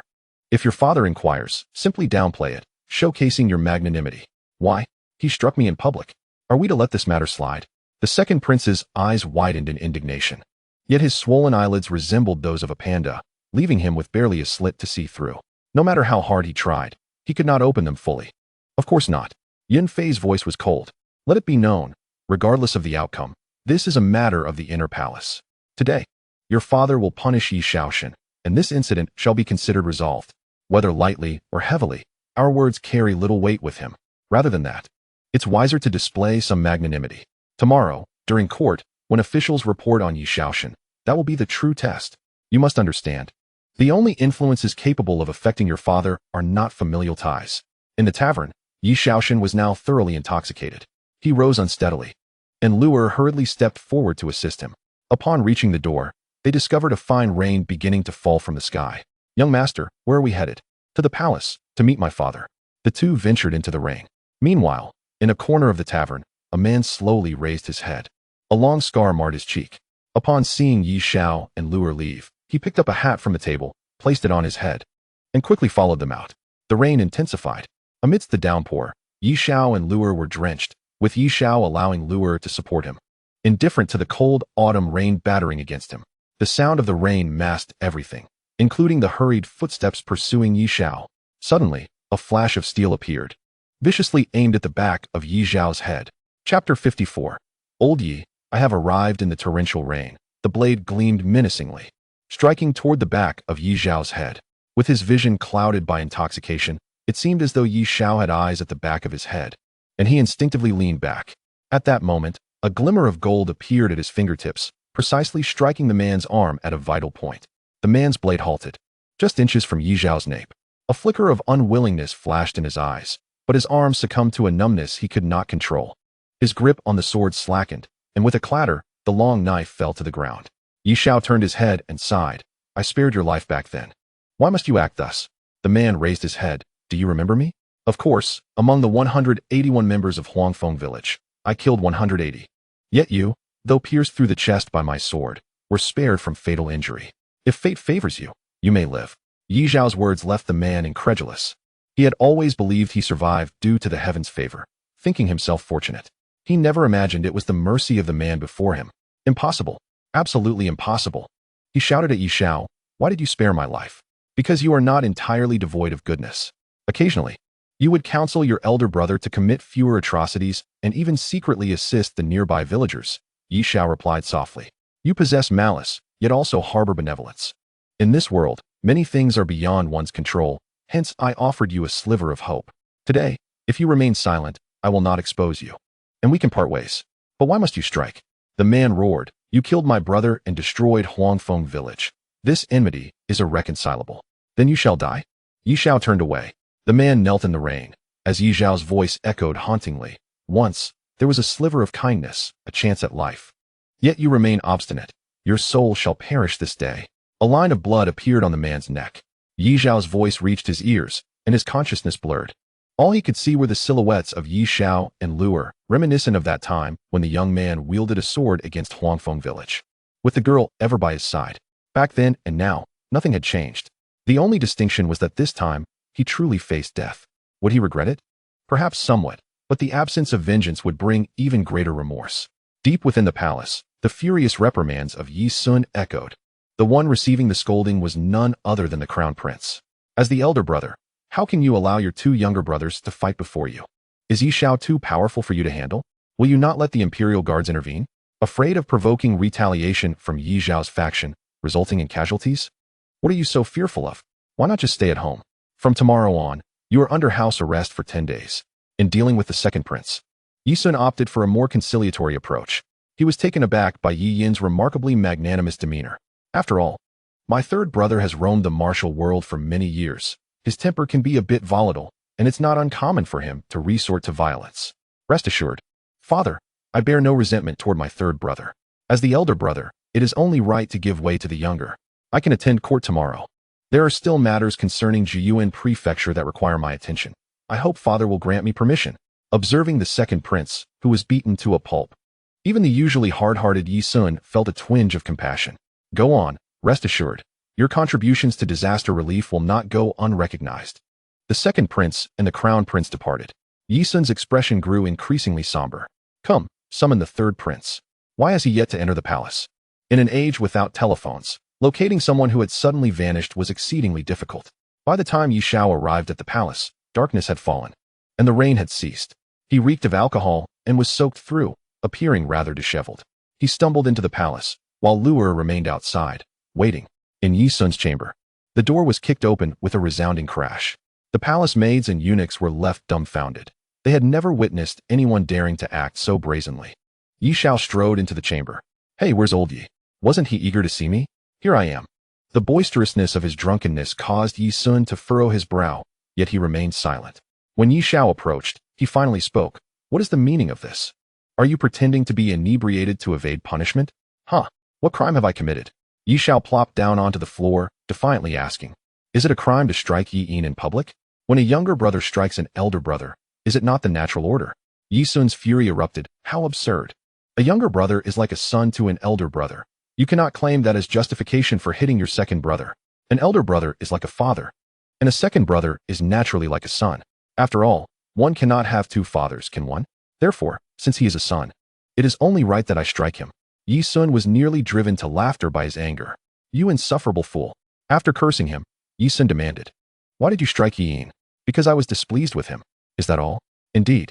This blunt reason left Yi Sun momentarily speechless, struggling to find a way to excuse Ye Xiao. Then what is the situation now? Don't tell me you genuinely drank too much. Haha. Nothing more than my disdain for him. Yi Sun's expression darkened further. Ye Xiao, you would do well to recognize the gravity of this situation. Haha. Ye Xiao sat on the ground, gazing up at Yi Sun. The two locked eyes, and Ye Xiao could see the anger reflected in Yi Sun's eyes. Yet, Ye Xiao felt no fear. He murmured, You know, I understand your intentions. You merely wish to provoke a conflict between me and the second prince. However, I believe our brotherly strife should have a premise. It should not harm the interests of Deqian or its people. What vexes me is that you are aware our participation could lead to more innocent lives lost, yet you still insist on sending us. Do you know how dire the plight of the people in Jiyuan Prefecture is? How many lives have been lost? Yi Sun replied, Let me ask you. Do you think if you do not go, the second prince will go obediently to provide disaster relief? If Yi Yin follows his initial thoughts, with disasters rampant and food supplies tainted with sand, will more people in Jiyuan Prefecture survive? He was uncertain. Yi Sun rose, coldly stating, The path of an emperor emphasizes balance. When assigning personnel, one must consider myriad factors. The disaster is peculiar, and the court is presently short on funds and provisions. The second prince has volunteered. I have no reason to refuse. If it were any other official sent, do you truly believe they could manage the disaster? Behind the second prince are the wealthiest merchants in the realm, who pursue profit without limits. I would never trust them. Sending you to Jiyuan is like wielding a sharp blade over the second prince's head. He will indeed harbor deep hatred and wish for your demise. Yet he must also exercise caution. Tell me, even if I know the two of you will clash, if I do not send you, who should I send? Chapter 55. A meeting in the vast, empty hall. Only the father and son remained. Yi Sun's voice was cold and devoid of warmth. As an emperor, one desires to command everything. Yet the reality is that in both the court and the world outside, no one refrains from pursuing their own selfish interests while concealing them from me. At this point, Yi Zhuan's gaze fell upon Ye Xiao. Even you, my son, are no exception. Though you profess to be selfless, each person harbors their own desires. Ye Xiao did not contest this assertion. Yi Zhuan resumed his position on the bed. Pouring himself a cup of tea and taking a delicate sip, he murmured, Do you think I send you to Jiao Yuan merely to incite conflict among you? You underestimate me greatly. What I desire is to quell the disasters in Jiao Yuan with minimal cost and utmost efficiency, regardless of the circumstances that led to this situation. My priority is this outcome. He cast a sidelong glance at Ye Xiao. As for the chaos and casualties that may arise from your actions, what of it? A swift resolution is far more gratifying than a prolonged struggle. Allowing the second prince to play his games will lead to untold suffering among the people, as those wealthy merchants behind him possess myriad ways to exploit and torment the common folk over time. However, if you place sufficient pressure on the second prince, compelling him to act against you, whether you live or die, he will resolve the disaster with utmost diligence. So, does this answer satisfy you, my son? Ha ha. Ye Xiao burst into laughter. He rose from the ground and bowed respectfully to Ye Zhuan. Thank you, father. I was wrong. Not angry anymore. What is there to be angry about? Ye Zhuan smiled faintly. I am risking your life. Should there be a next time, it shall be me. Ye Xiao murmured. I never expected any paternal affection. Depart now. Ye Xiao turned to leave. Suddenly, Ye Zhuan's voice echoed from behind. Your altercation with Ye Yin is far from over. I understand, willing to accept whatever punishment. Ye Xiao exited, leaving the grand hall desolate. Ye Zhuan sat beneath the lamp, letting out a long sigh. A solitary figure. Such is the fate of an emperor. My dearest is Ye Xiao, yet even so, his life is but a pawn on the chessboard. Send word to inquire about the situation in Jiuyuan. The old eunuch promptly departed to relay the message. Shortly, a man clad in black arrived at Ye Zhuan's chamber. Reporting to your majesty, I have investigated the destruction of the dam in Jiuyuan, and it is impossible to ascertain whether it was man-made. As for the civil unrest, it is said to have been instigated by a man named Wu Wenshan. His likeness has been drawn, but he has since vanished without a trace. Upon hearing the report, Ye Zhuan pondered for a moment. Is that all? Sensing his dissatisfaction, the man in black began to sweat profusely. For now, that is all we have. The town suppression department has certainly not lived up to its reputation. The moment Ye Zhuan uttered this, the man in black fell to his knees, bowing his head. It is my incompetence. Wen Zhao, tell me, among the four princes, who do you believe is fit to inherit the throne? I do not know. Wen Zhao felt a cold sweat trickle down his back, uncertain of Ye Zhuan's intent. Not knowing? No matter, you may assist me. From this day forth, I will lift the surveillance restrictions on the princes by the town suppression department. Gather as much intelligence as possible. Wen Zhao paused. Recalling that last time he had suggested monitoring the princes, Ye Zhuan had not reacted this way. I understand. Depart now. Wen Zhao left, and Ye Zhuan sighed deeply. Ah, the second prince, if he wishes to claim the throne, those wealthy merchants can only serve him. If he fails to discern priorities, it shall be a great disappointment to me. At Ye Zhao's residence, he stepped inside. Your Highness, Miss Liangqing and Steward Zhou are waiting for you. Ye Xiao was surprised to find Liangqing still present in his residence at such a late hour.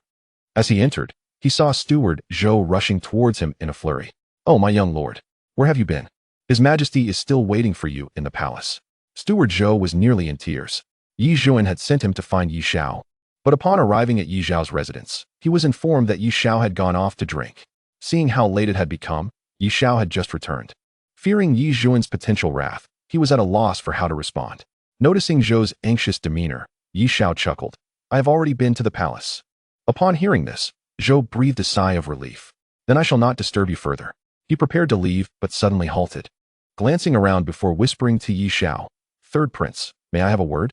Ye Xiao waved his hand, signaling the others to discreetly withdraw. Steward Zhou lowered his voice. Third Prince, recently, the saintess of the Qingyuan sect has arrived in Tangan and has met with His Majesty and the Empress, who has taken a particular liking to her, contemplating adopting her as a goddaughter. Upon hearing this, Ye Xiao furrowed his brow. The Qingyuan sect, one of the 7 sects of Qian, with profound heritage and an abundance of masters. Generally, these sects maintain a respectful distance from the court, wary of entanglement. Why, then, is the Qingyuan sect actively seeking to align with the monarchy? After a moment's reflection, Ye Xiao smiled at Zhou. I understand. Thank you for the information.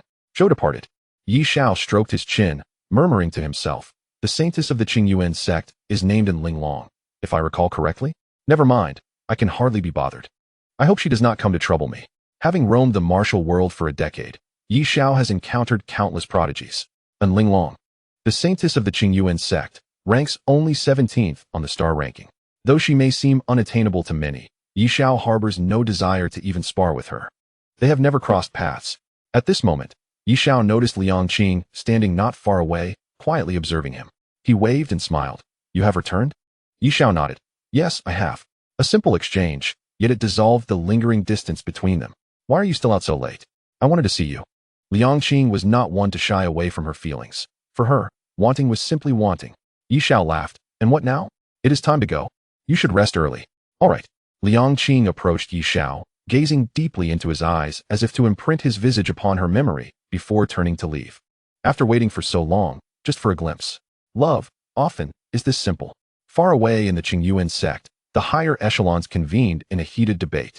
I believe Linglong should adopt the empress as her godmother. Currently, our Qingyuan sect is in a precarious position with a generational gap in emerging talents. In 10 years, our status among the 7 sects will surely wane and be usurped by others. If the court agrees to our conditions, establishing a department to regulate the martial sects based on the Qingyuan sect, we would rise above all others. What harm is there in adopting her as a godmother? Humph.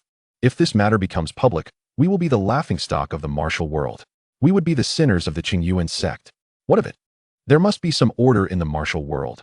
By aligning with the court, we would become officials, overseeing and regulating various sects, compelling their compliance. What difference is there from being the leader of the martial world? Utterly ridiculous. We, from the martial world, have always avoided entanglements with the court. Now we would have our saintess adopt the empress as her godmother, making our sect's members into the court's hounds. What a disgrace. Silence. The head of the Qingyuan sect, and Baisong, issued a stern reprimand, cutting off the ongoing debate. Chapter 56. Ye Xiao's distress within the Qingyuan sect, and Baisong gazed at the assembly. In a cold voice, he declared, our Qingyuan sect has existed for centuries, once dominating the martial world of Deqian, yet what does that matter? As soon as our top masters perish, the sect's prestige will immediately fade. Currently, Linglong ranks only 17th on the star ranking and is exhibiting signs of instability. 10 years from now, who among the new generation can take on the mantle? And do not only speak of the younger generation. In our own, aside from myself, who else can truly assert themselves among the top in the martial world? Our ancestor is nearing 300 years of age and may soon face a heavenly tribulation, forced to seclude himself in the icy abyss to accumulate strength. If, in 30 years, he fails to survive the tribulation, who will safeguard the sect's peace? A chorus of inquiries rendered everyone speechless. In the realm of martial conflict, it is true that past glory and profound heritage can give rise to many first-rate masters within a sect. However, for the truly elite sects, what truly matters is the presence of the most exceptional talents. Since the previous generation, the Qingyuan sect has already begun to experience a decline in its lineage. This trend has only intensified with the new generation. The absence of top-tier experts for 2 consecutive generations, coupled with the inability of the sect's ancestors to intervene, has compelled them to contemplate the future. The room fell into a heavy silence. Suddenly, someone ventured, if only we could bring back that child Cheng Hu. Silence. And Baosong shot a furious glare at him. That ungrateful wretch, obsessed with the sorceress of the demonic sect. Do not even mention him. And Cheng Hu, the eldest son of An Baozong, ranked 5th on the star list. He was once the hope of the Qingyuan sect, a talent admired by all. Yet, tragically, 5 years ago, and Cheng Hu had betrayed the sect, and Baosong's wrath rendered everyone present mute. After a moment of contemplation, and Baosong composed himself, inhaled deeply, and solemnly declared, I have made my decision. As long as the court agrees to establish a governing body for the martial factions based on the Qingyuan sect, then Linglong can acknowledge the empress as her adoptive mother. It is not an impossible proposition. After all, he is the leader of the Qingyuan sect and a descendant of its ancestors. Although many within the sect do not share his views, they cannot openly oppose him. Meanwhile, in the city of Tangyan, a man and a woman traversed the night. Little Tiger, do you think the person the tavern owner mentioned could be young Master Mu? The woman, youthful and strikingly beautiful, spoke with an air of anticipation, her gaze fixed ahead. And Cheng Hu fell into a moment of silence before responding slowly. He is already dead. Slap. The woman swiftly struck Cheng Hu across the face. Little Tiger, if you dare to say young Master Mu is dead again, then you shall never appear before me again. The 5th-ranked Cheng Hu bore the blow without flinching or retaliating, merely stating coldly, he does not like you. Upon hearing this, the woman fell silent. After a while, she sighed, I do not like you either, but do you know why I have you accompany me? Because I understand the pain of loving someone whom you cannot even see. And Cheng Hu clenched his fists tightly. Some individuals are destined to be infatuated. Ever since he encountered this woman, he has been ensnared by her charms. Yet, her heart has always belonged to another man. Why is it that this man is so irresistible? Why do you and Luo Yuchang insist on pursuing him? Because he is formidable. The woman asserted, the man I, Nangong Wanwan, Desire should be the strongest in the world. If you, little tiger, can defeat him, I will marry you. Upon hearing this, despair flickered in Chenghu's eyes. And though he wished to argue, he found himself at a loss for words. Ultimately, he could only sigh helplessly, I cannot win. Recalling the encounters he had with that man, even after years of relentless training and notable advancements in his cultivation, Chenghu still did not believe he could triumph. He had faced defeat before, but the only one who left him feeling utterly hopeless was that singular individual. I heard your sister has come to Tangan. Do you not wish to see her? Not interested. What a dull fellow. As dawn broke, the sun had yet to rise. Within the prince's residence, Ye Xiao stood tall, arms outstretched, allowing Luer to help him don his dragon robe. The prince's official attire, adorned with dragons, signified his nobility. While adjusting Ye Xiao's garments, Luer remarked, Your Highness, clad in the dragon robe, truly exudes an extraordinary demeanor. When you roamed the martial world in this attire, I cannot fathom how many talented young women would have been captivated. Ye Xiao scoffed, Captivated? Those few already give me enough headaches. I have been chased across the land. For the last 2 years, I dared not even show my face. If there were more, would I still be able to live? Hee, I thought you rather enjoyed it. After all, those ladies are indeed unparalleled beauties. Admittedly, Ye Xiao's decision to return to court stemmed from numerous reasons. Upon mentioning their beauty, Ye Xiao shook his head in resignation. Those women are beautiful indeed, but they should not be trifled with. Their minds have become quite unhinged from martial practice. Humph. Your Highness speaks so lightly. Who told you to intentionally challenge them back then? They are extraordinary talents, and yet you defeated them. Afterward, you shared drinks with them. Your noble birth and exceptional demeanor naturally draw attention, and now you blame them for being enamored with you? In light of this, Ye Xiao felt wronged and could not help but defend himself. I challenged them merely because they ranked highly on the star list. To perfect my martial technique, I need to battle more masters and acquire more skills. And what of the celebratory drinks? After a fight, it is only natural to become friends and share a drink. Exchanging martial philosophies. What is wrong with that? I was sincerely trying to engage them in martial discourse, yet they lusted after my body. And now I am to be blamed? All right. My prince is flawless, not a single fault. It's all their fault. Perhaps it is not entirely so. Look, you are feeling sorry for yourself. I am not. You are. Once his attire was arranged, Ye Xiao had breakfast and hopped into a carriage. His expression turned solemn, for he knew that during today's court session, Ying would undoubtedly seize the opportunity to strike. In the grand hall, Ying stood before the assembly, his head resembling that of a pig. To be frank, although Ye Xiao's strikes were not gentle, such injuries could be treated with spirit medicine, and by the next morning, he should not appear so wretched. It was evident he had not sought treatment and had instead deliberately presented himself in such a state for court. As Ye Xiao entered the main hall, all the ministers turned their gazes toward him, everyone's attention fixated on Ye Xiao. In the eyes of the ministers, Ye Xiao exhibited excessive arrogance. Indeed, he was far too arrogant. He even dared to assault his own brother, a prince, in public, truly lawless. Chapter 57. I request my second brother to act. Under the watchful eyes of the crowd, Ye Xiao strode confidently toward his seat. Oh, second brother. You appear to be in good spirits. It seems you had a restful night. Ye Xiao smiled, greeting the pig-headed Ying. At this moment, the second Prince Ying wished he could devour Ye Xiao whole. However, he knew that today someone would stand up for him. He merely turned away in silence. He did not wish to engage in a war of words with Ye Xiao. Speaking pained his face. Unfortunately, Ye Xiao had no intention of letting him be, seeing him silent. Ye Xiao remarked, Did my second brother partake in something last night? Were you perhaps stabbed in the throat with a stick? Is the rumor true? Enraged, the second prince retorted, Third brother, do not push your luck. I do not wish to engage with you, so do not provoke me. And if I do provoke you, what can you do? Ye Xiao coldly regarded the second prince, stating, The citizens of Jiyuan Prefecture have not provoked you either. What are you talking about? I do not understand. At this moment, the second prince, seeking to avoid giving Ye Xiao an opening, glanced at the 3 grand umbrellas of the people standing in the corner of the hall, chuckling, I knew countless citizens would sing praises. Ye Xiao followed his gaze to the 3 large yellow umbrellas and nonchalantly remarked, What a pity that these praises cannot be converted into the silver you so dearly love. That is not necessarily the case. Before Ying could respond, the sharp voice of Zhou Tong rang out, The emperor has arrived.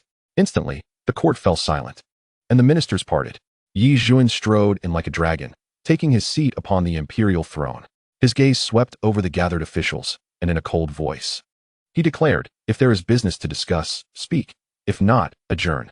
In the court, a middle-aged scholar stepped forward and bowed, proclaiming, I, Xiajia, The deputy minister of rights accused the third Prince Ye Xiao of assaulting the second Prince Ye. His nature is cruel and ignorant of propriety.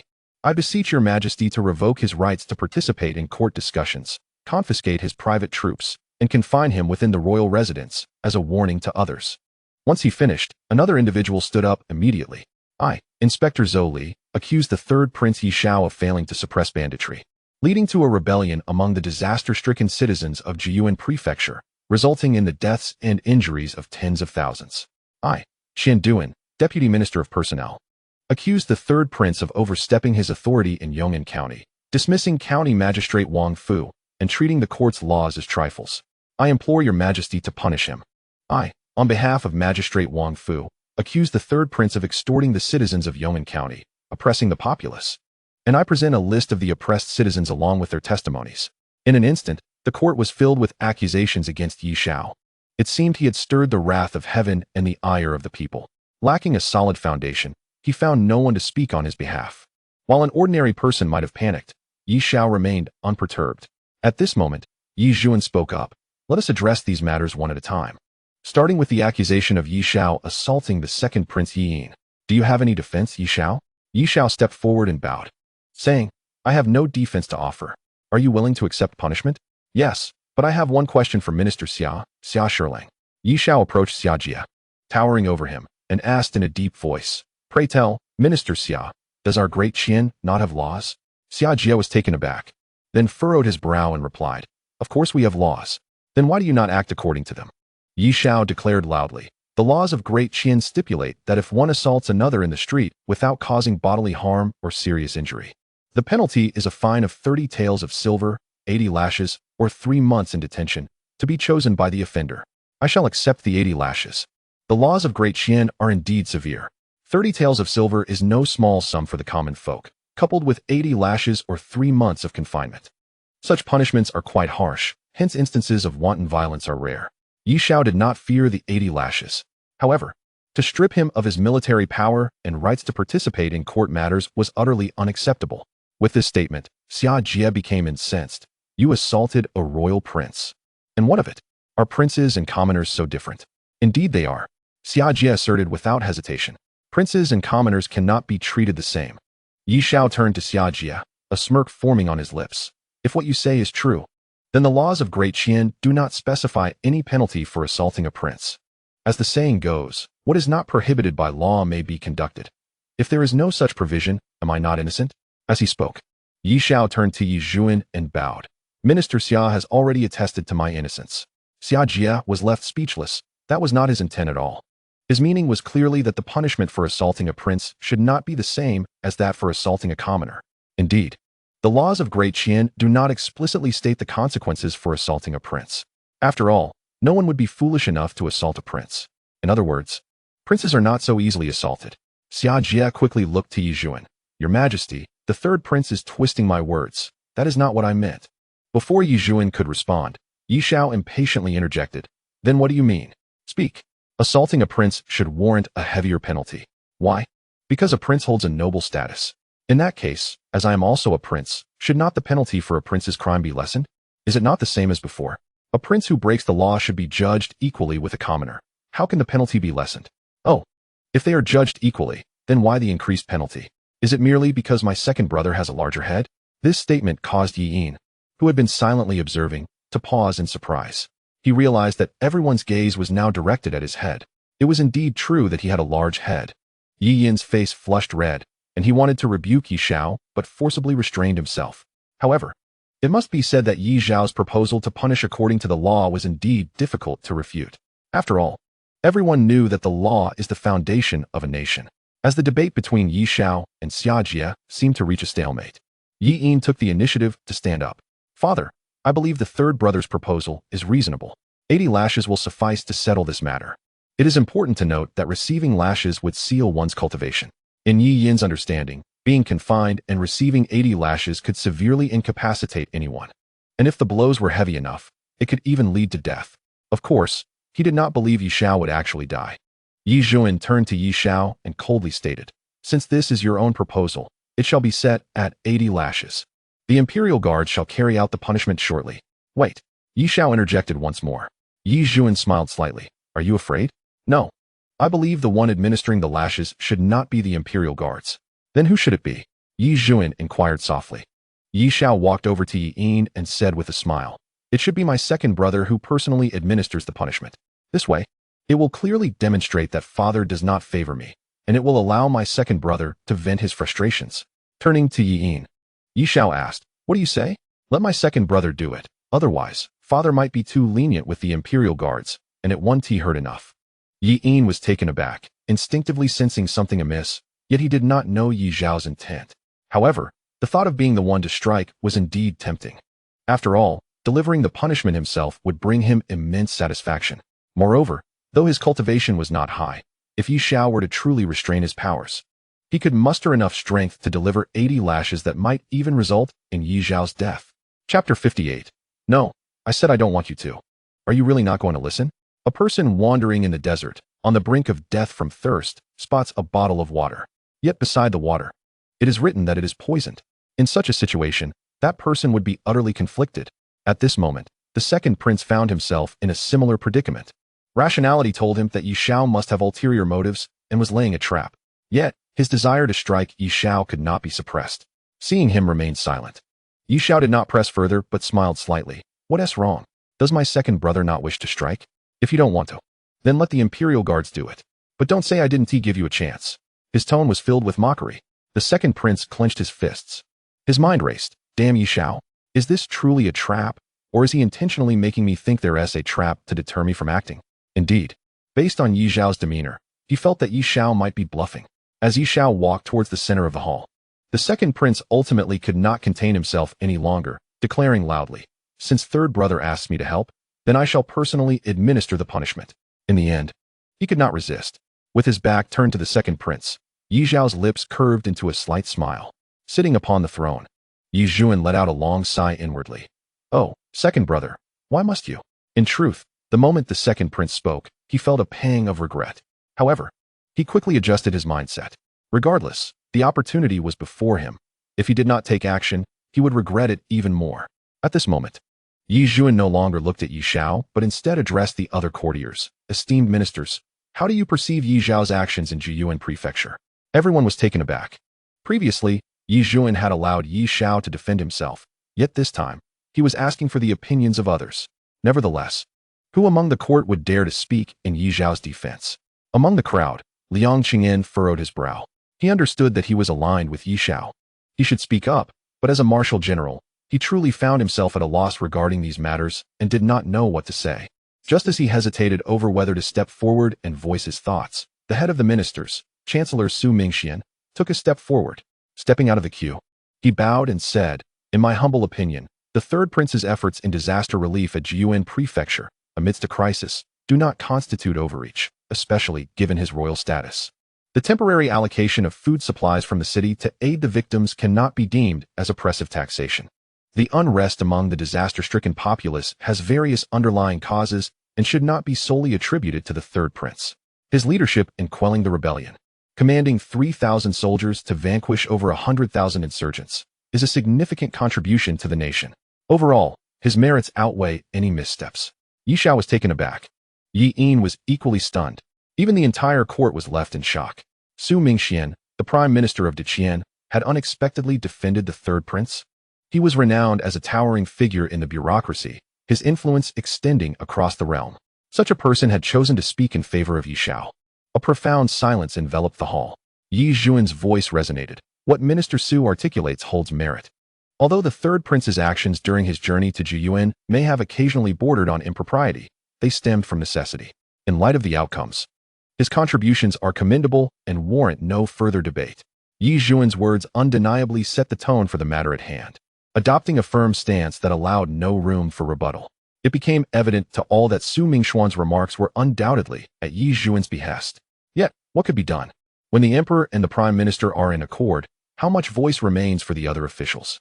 While some may have shown allegiance to the second prince, willing to champion his cause in court, few would dare confront Yi Zhuan and Su Mingxian directly. Instantaneously, the hall fell into silence. At that moment, Yi Zhuan continued.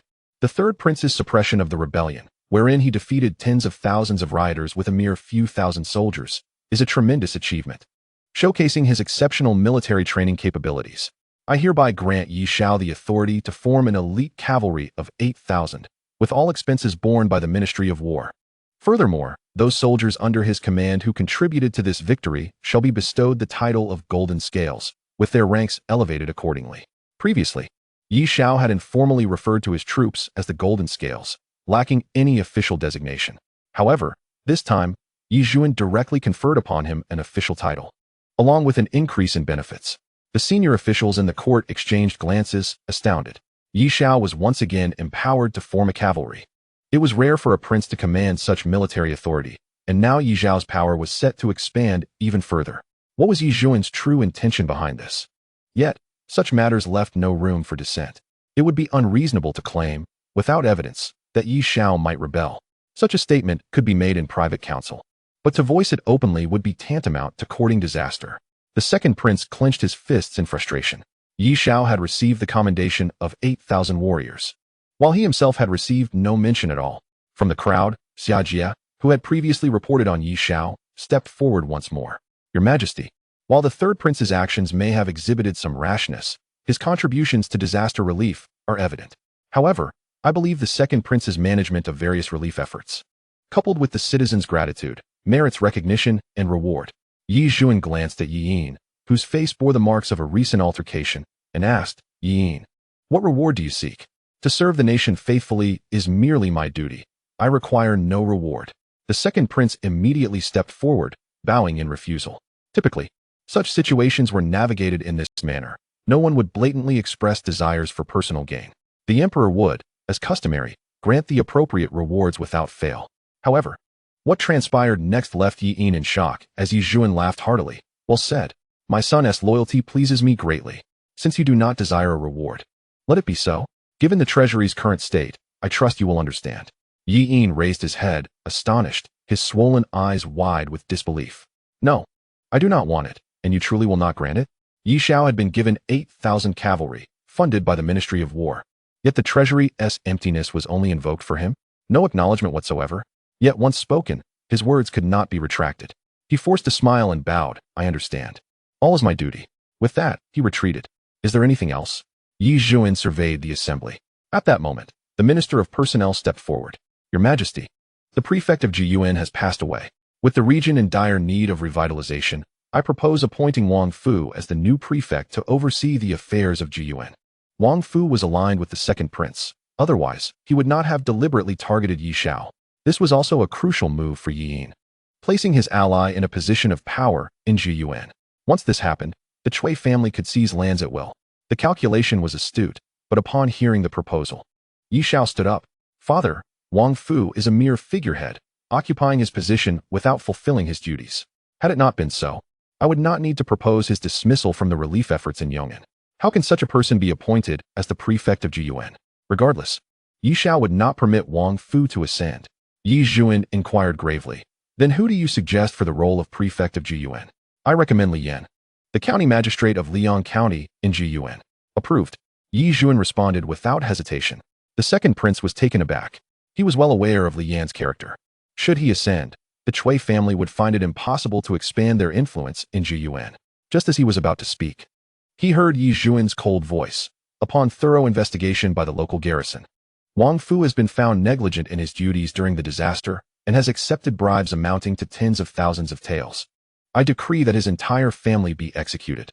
Li Yan, known for his integrity and commendable conduct during the disaster, shall be appointed as the prefect of Jiyuan. Having concluded, Ye Xiao sternly reprimanded the Minister of Personnel. As the head of your department, you should be aware of the actions of your subordinates.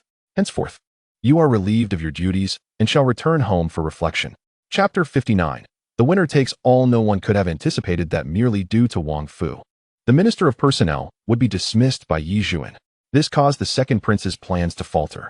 Who would dare to speak on Wang Fu's behalf? No one. Yet at this moment, he could not afford to concern himself with Wang Fu. The Minister of Personnel was the highest authority among the 6 ministries. The Cui family had paid a hefty price to ensure he would speak in their favor in court, all to secure their position.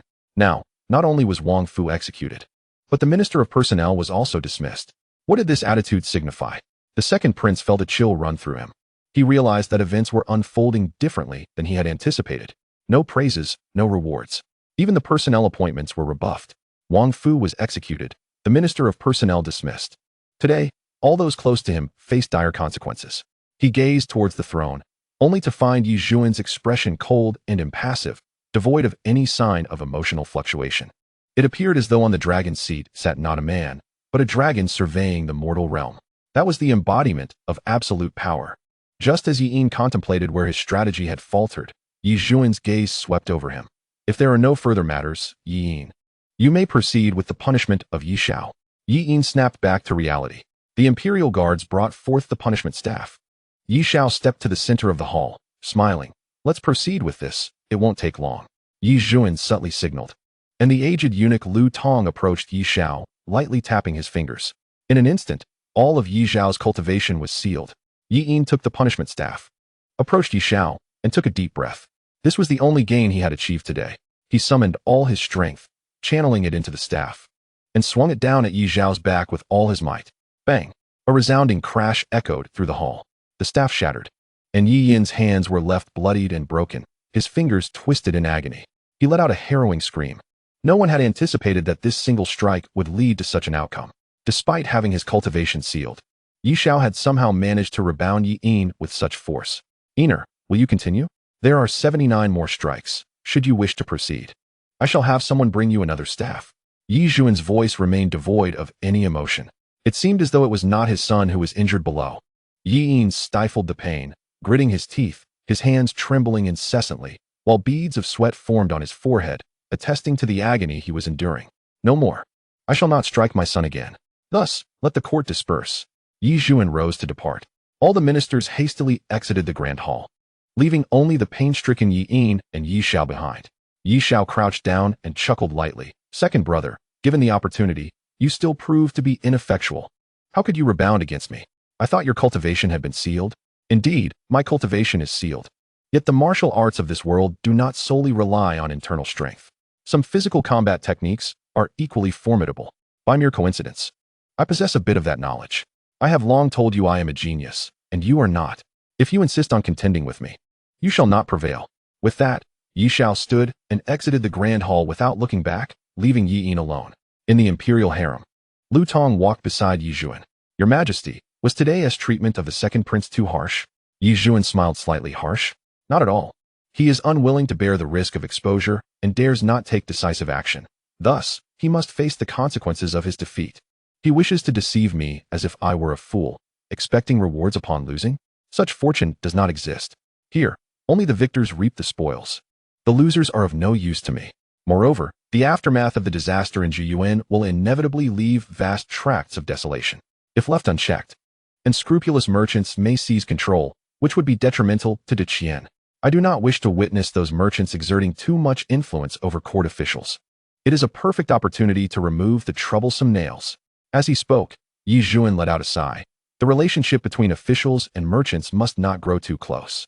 If I do not instill a sense of dread in these individuals, they will dare to act without restraint. I must also teach the second prince that wealth alone does not grant one the liberty to act recklessly in this world. Lu Tong shook his head at Yi Zhuan's retreating figure. This man was never easily deceived.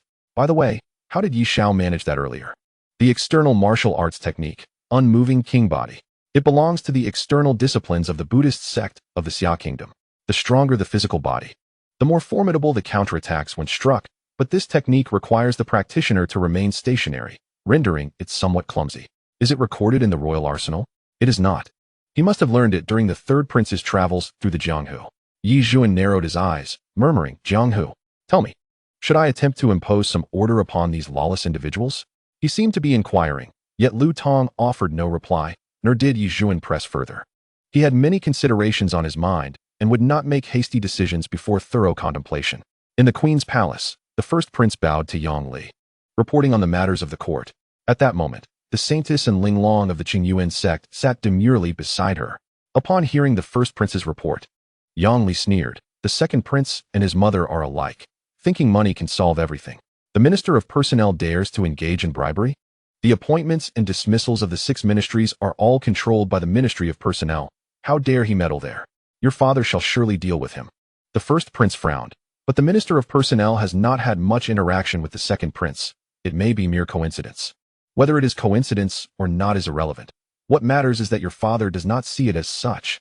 Some matters require evidence, but for others, mere suspicion is already sufficient. Yang Li turned to Linlong with a smile. From now on, he is your brother, and we are united as one. Especially since you have accepted me as your adoptive mother. We will not keep secrets from you. We are family. And Linlong nodded obediently. The first prince had prepared for his visit today. He promptly produced a jade box from his robe and presented it. Upon hearing that Sister Linlong recognizes our mother as her adoptive mother, we are now siblings. This is a set of exquisite jewelry crafted by the finest master of the first-class studio, specially commissioned for you, Sister Linlong. This set is unique in the world. Please see if you like it. If not, I will have them create something new for you. As he spoke, he opened the box, revealing a plethora of exquisite jewelry, earrings, hair accessories, hairpins, necklaces, bracelets, and rings, all beautifully crafted and splendid. Instantly, it captivated Linlong's gaze. Though she was known as the Saintess, she belonged to a prestigious sect and had never been extravagant in her expenditures. Seeing such treasures, how could she not feel delighted? Thank you, brother. And Linlong accepted the jewelry box, her eyes shining with joy. Yang Li exchanged a knowing glance with the first prince. They understood well the nature of this girl, innocent and easily deceived. Sister, in the future, if you encounter any issues, just tell your brother. No matter what it is, I will help you resolve it. By the way, I have a friend named Zhao Sun, also from your Qingyuan sect. I wonder if you know him. Chapter 60. A call for help before the Prime Minister's residence. A figure paced anxiously, his face a mask of distress. It was Wu Qingchuan, the Minister of Personnel who had been dismissed today. Finally, the door swung open, and a servant emerged, nose in the air, stating, "Our Lord has asked you to wait a moment longer. He is currently dining." Very well. Wu Qingchuan, disregarding the servant's attitude, hurriedly responded. Waiting was always a test of patience, especially when one sought favors from others. Meanwhile, inside, Su Mingxian was indeed enjoying a meal. As usual, the table was laden with an array of dishes for his solitary consumption. His two sons stood nearby, but the second son was nowhere to be seen. Father, second brother has already arrived in Yizhou. He sent a letter today stating that all is well, and you need not worry. Su Mingxian nonchalantly took a mouthful of food, saying, "Of course, there is no need for concern. If I do not fall, who can touch him?" Su Yi, the eldest son, furrowed his brow. "Father, why did you speak in favor of Ye Xiao today in court? What else could it be? His Majesty summoned me yesterday and hinted at certain matters." Su Yi was perplexed, but father has never been involved with the third prince. Why speak so rashly in this matter of Jiyuan? Is it not merely inviting enmity from the second prince? Su Mingxian sighed. Since ancient times, the separation of imperial and ministerial powers has existed. If one encounters a gentle monarch, civil officials can reach the pinnacle of power. Have you not seen in history that many emperors were even scolded openly by civil officials, and yet remained unscathed? However, his eyes flickered with caution. Our current sovereign, while appearing gentle, harbors a deep-seated ruthlessness. Anyone foolish enough to believe they can act recklessly with their little power will inevitably suffer great losses. Moreover, speaking in favor of the third prince is indeed justified. As for offending Yin, it matters not to me. I have never regarded him as a future heir. Among the four princes vying for the throne, he is the one I hold in the least regard. Su Yi was greatly confused. Why is that? Think for yourself. Su Mingxian did not elaborate further, but continued to eat. Once he had finished, he waved his hand. A dozen servants entered to clear the table. Su Mingxian never dined with others, not even with family. His household employed over a dozen chefs, and each meal required dozens of dishes, many of which he would only taste a bite or not at all. However, this was not a misfortune for the household servants, as they were allowed to eat whatever was removed from the table. Let Wu Qingchuan in. You too, remain behind the screen and listen without a sound. As Su Mingxuan's words fell, it was not long before Wu Qingchuan hurried in, his posture more hunched than when he had reported Ye Xiao in the court earlier, and a fawning smile plastered on his face. Upon entering, he quickly bowed. Greetings, Minister Su. Su Mingxian did not neglect him, but promptly rose to return the courtesy, smiling. I was just dining. My apologies for keeping you waiting, Brother Wu. Please, take a seat. During Su Xiang's mealtime, it is a well-known rule that he does not entertain guests, and today is certainly not an appropriate time for such visits. Wu Qingchuan's statement holds some truth. Su Mingxian, even when he held the position of Minister of Personnel, would still refuse to see anyone during his meals. However, upon entering, he did not exhibit the slightest indifference toward Wu Qingchuan, which unexpectedly warmed Wu's heart. It is essential to acknowledge that the warmth of human connections often reveals itself in such moments. Prior to today, he was a highly esteemed minister of personnel, deserving of respect. Yet, upon leaving the court today, many officials avoided him, and even those he considered friends offered him no words of comfort. In contrast, Su Mingxian was willing to see him and treated him warmly. Once seated, the servants brought tea, and after savoring a sip, Su Mingxian gently inquired, "What brings you here today, Brother Wu?" "Su Xiang, please save me." Wu Qingchuan's voice trembled with a hint of desperation. "The emperor has dismissed me from my post and stripped me of my official title. I implore you to speak a few good words on my behalf before His Majesty." "Ah, Brother Wu, since we are speaking in private, I will be frank with you. How much did you receive from the second prince to dare place someone in his favor before the emperor today?" Upon mentioning this, Wu Qingchuan hesitated. Su Mingxian remained unhurried, merely stating, "If you do not treat me with sincerity, how can I assist you?" Wu Qingchuan sheepishly raised 2 fingers and confessed, 200,000 taels. Upon hearing this figure, the 2 sons of the Su family behind the screen exchanged astonished glances, each reflecting the other's shock at such a sum. However, Su Mingxuan's expression remained unchanged as he calmly remarked, "If 200,000 taels allows Brother Wu to speak for him, then would 500,000 taels enable me to speak for you?" Wu Qingchuan was taken aback. Immediately, his spirits lifted as he exclaimed, "If Su Xiang can advocate for me, 500,000 taels is certainly no obstacle." Su Mingxian chuckled, "Rather than that, you might as well offer His Majesty 1,000,000 taels. Perhaps he would speak for you himself." "What?" Wu Qingchuan finally grasped the underlying message. This was not a plea for money, but a mockery. His face flushed with embarrassment. Su Mingxian continued softly, "As the head of the Ministry of Personnel, you have undoubtedly received various benefits from officials seeking to curry favor. You accepted these bribes and placed your own people in positions of power. But why would you choose to speak for the second prince? By doing so today, how many people have you covertly inserted into his ranks?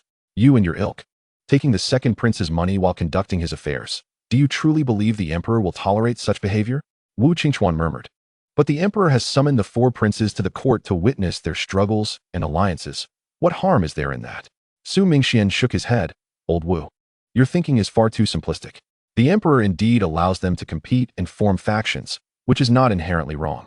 However, you must understand that there is a significant prerequisite at play here." "What prerequisite?" "The interests of Qian." Su Mingxuan's gaze grew resolute as he rose to his feet. "The emperor desires officials who may be corrupt, who may pursue personal gain, and who may exploit their power for selfish ends. As long as they are discreet and do not leave any incriminating evidence, that is a testament to their skill.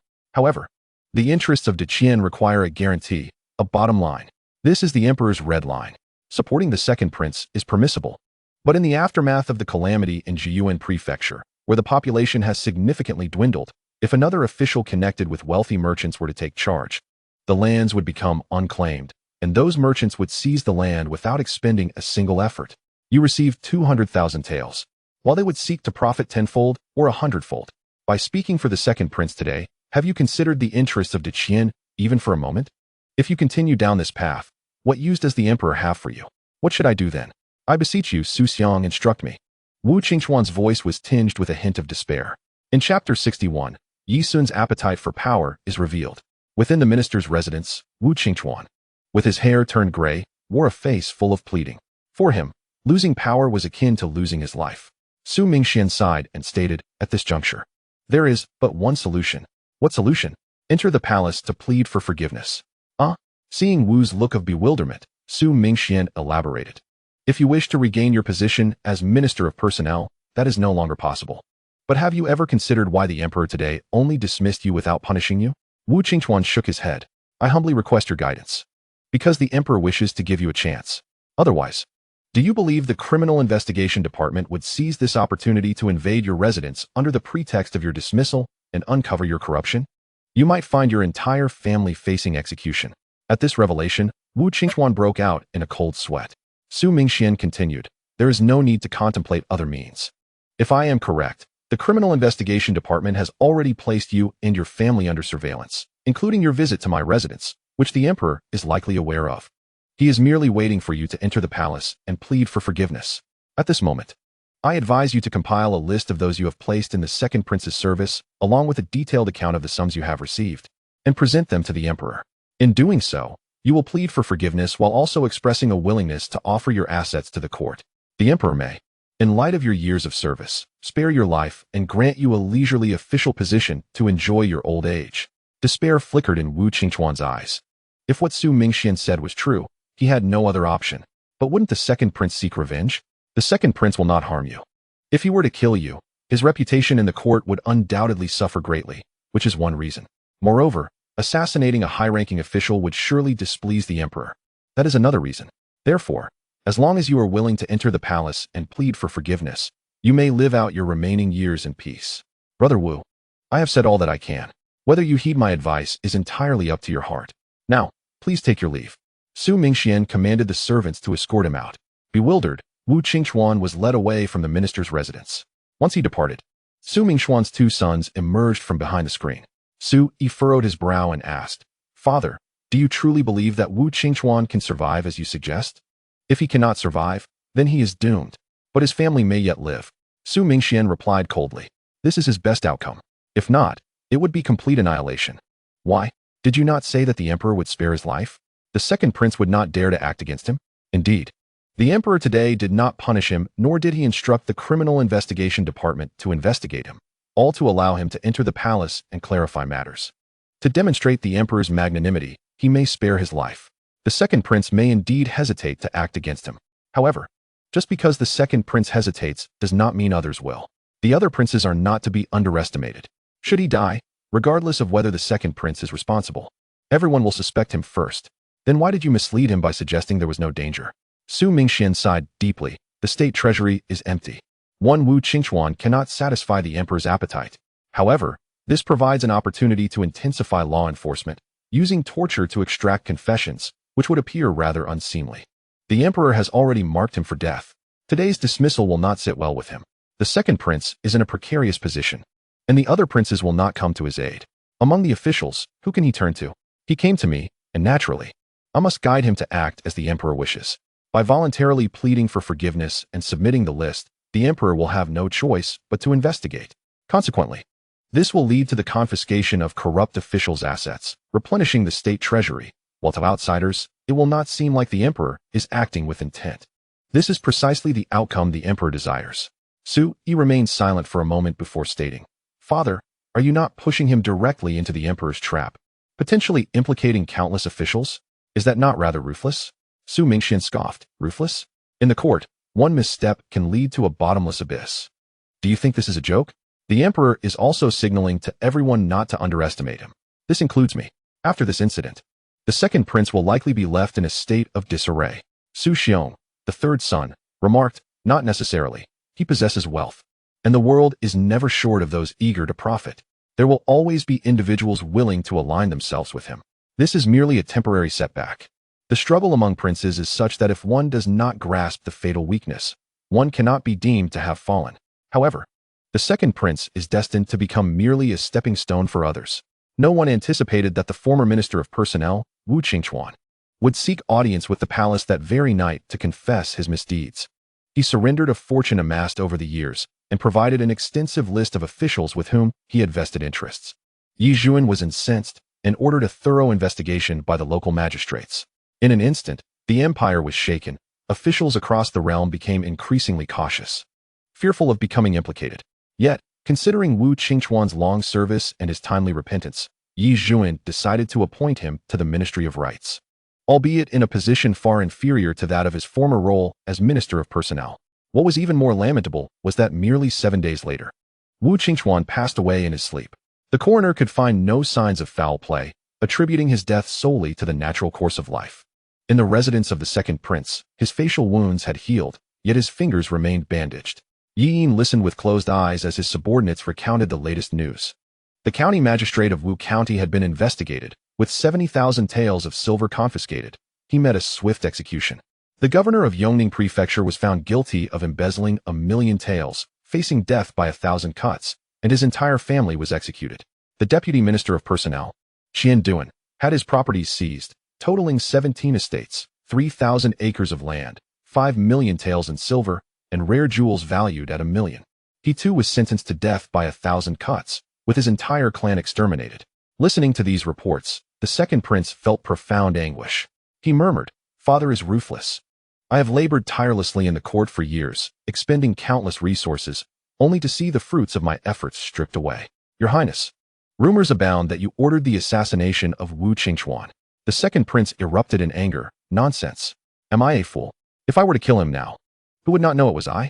Your Highness, the palace sends word that Consort Yun requests your presence. I shall not go.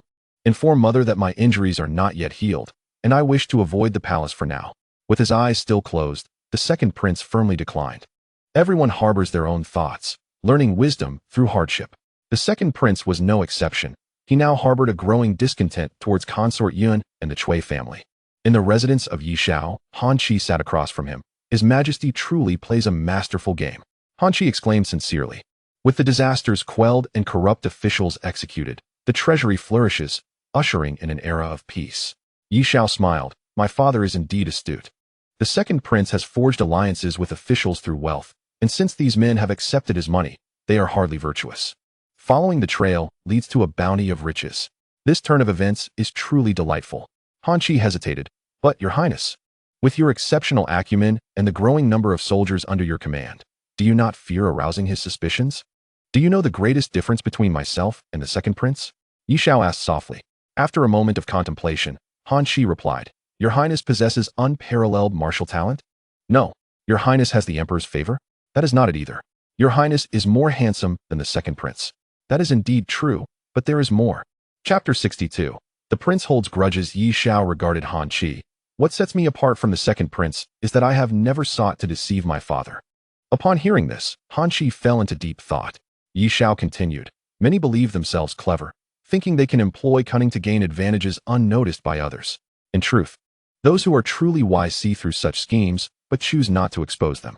I have never wished to hide anything from my father. I desire the throne. I aim to seize the title. I express my dissatisfaction openly and act transparently. The second prince, however, conceals his intentions and exploits the rules, utilizing every so-called cunning means within those constraints to achieve his goals. That is the essence of our divergence. Han Qi expressed a dawning realization. No one enjoys being deceived or kept in the dark. Once the emperor sees through it, even without evidence, he will surely harbor resentment. Exactly. The second prince treats my father as a fool, yet how could my father allow him any advantage? Conversely, I am unafraid to declare my intentions. I seek to bolster my power through military accomplishments. If my father is unwilling to grant me that, then so be it. But if he does, why should he harbor suspicion? What I desire has been clear from the very beginning. Your Highness is indeed wise. Han Qi bowed in respect. To act openly is far superior to lurking in the shadows. Ye Xiao shook his head. It is not a matter of wisdom. The conditions and paths are simply different. The path I have chosen, one of martial prowess, allows me to stand tall and proud. The second prince, who relies on wealth to cultivate relationships with officials, will ultimately find himself unable to rise above the fray. Yet, I believe the second prince has chosen a misguided path. How so? He is supported by the Cui family and wealthy merchants across the realm. He seeks to win over officials with silver, but this is not the right way. While he exploits these families, he too is being exploited by them. Who truly holds the power, and who is merely a pawn? A prince, manipulated by merchants with silver, does not serve the nation or its people. That is a disgrace. If I were in his position, I would leverage the merchants' trade routes, engage in commerce with foreign lands, establish workshops, and provide for the people, using trade as a means of power and profit, thus demonstrating my worth to my father. Only then can I truly lay a foundation in this struggle for the throne. Han Qi looked at Ye Xiao with great interest. Your Highness, if one day the second prince suddenly awakens to his responsibilities, would you set traps for him? Never. Ye Xiao shook his head. If he genuinely undertakes actions that benefit the nation and its people, not only will I not hinder him, but I will also assist him if he truly requires my support. However, my words remain unchanged. Should I ascend the throne, he and the Cui family will be obliterated. After all, no one can absolve them in the eyes of the innocent souls lost in Jiyuan Prefecture. Ha ha! Han Qi erupted in laughter, admiration gleaming in his eyes as he bowed deeply. Your Highness, your capacity is truly commendable. Since time immemorial, struggles for the throne have been marked by life and death, with opponents wary of each other's success. Yet, you are willing to offer assistance. Such is the mark of great benevolence. It is a pity that the second prince does not measure up to your standards. Had he truly committed himself to alleviating disaster, with less selfish ambition, the outcome would have been different. He desires both accolades and personal gain. ultimately ending up with nothing. As they conversed, a voice from outside interrupted, "Your Highness, the Liang family has sent an invitation for you to attend a banquet tonight." Ye Xiao raised an eyebrow. Knowing that he had been engaged to Liang Qing for 6 months, yet he had not visited her family during that time. This time, with their proactive invitation, he had no reason to refuse. "Go, inform them that I shall certainly attend this evening." Han Shi looked at Ye Xiao and earnestly said, "Your Highness, in other matters, I admire you by 8 parts, but in this marriage, I hold you in the highest regard. General Liang Qing is a formidable woman, one that most men would dare not marry." Ye Xiao replied, his gaze sharp, "Are you mocking me? I genuinely admire you. Nothing else. Such is fate. It seems I cannot escape these formidable women in this lifetime." Ye Xiao sighed. Han Shi keenly sensed the underlying implications and widened his eyes, curiously asking, "Your Highness, what do you mean by that? Are there others?" "Huh. You should not pry into matters that do not concern you. By the way, the courtyard is somewhat untidy. Since you have nothing to do, why not tidy it up? Luer, you shall supervise." The last sentence was directed at Luer, who would not stray far from him. Han Shi's expression stiffened. "Your Highness. Your Highness. This manner is quite expansive. Huh. Mr. Han, aside from eating and drinking tea daily, you have no other pursuits. Consider it a means of exercising." Ye Xiao stepped outside, and Luer had already brought a large broom, thrusting it into Han Shi's hands. "Mr. Han, sweep away. If you speak out of turn, the prince holds grudges." Before she could finish, Ye Xiao's voice echoed from a distance. "Luer, you shall sweep half as well." Luer stuck out her tongue and shot a glare at Han Shi. "This is all your fault. Mr. Han, prepare to eat plain fare tomorrow." Han Shi, within the residence. All matters of cuisine are overseen by Luer. She asserts that if she declares a vegetarian menu, there shall be not a trace of meat. Under the luminous moonlit night, Ye Xiao's carriage came to a halt at the entrance. He alighted from the vehicle, donning a majestic python robe, and inhaled deeply. He Kun chuckled. "Your Highness appears somewhat apprehensive." Ye Xiao did not refute this, responding with a hint of resignation. "Indeed, it is my first visit, and I feel a touch of nervousness." "No worries. After a few more visits, you shall become accustomed." Suddenly, Liang Qing's voice rang out from the entrance, prompting Ye Xiao to look over. There she was, peeking from behind the door with a playful smile. "Coming quickly." Liang Qing stepped forward, wrapping her arms around Ye Xiao's and tugging him inside. Ye Xiao, in a state of alarm, exclaimed, "Wait, I have brought a gift." It is customary to present gifts on one's first visit. Yet Liang Qing was unfazed, pulling him along and laughing. "Leave those trivialities to the servants. My mother has invited many guests today, and they are already awaiting us in the hall." Ye Xiao was taken aback. "There are others?" "Of course. It is a rare occasion for you to visit. My mother must surely take the opportunity to showcase." Ye Xiao soon found himself in the reception hall, and as he surveyed the room, he was momentarily stunned. The hall was filled with elderly women. Liang Qing began to introduce each one. "This is my 3rd aunt, and that is my 6th aunt," leaving Ye Xiao feeling quite overwhelmed. He greeted each of them like a mechanical automaton. Ye Xiao also encountered Liang Qing's mother, Madame Wu.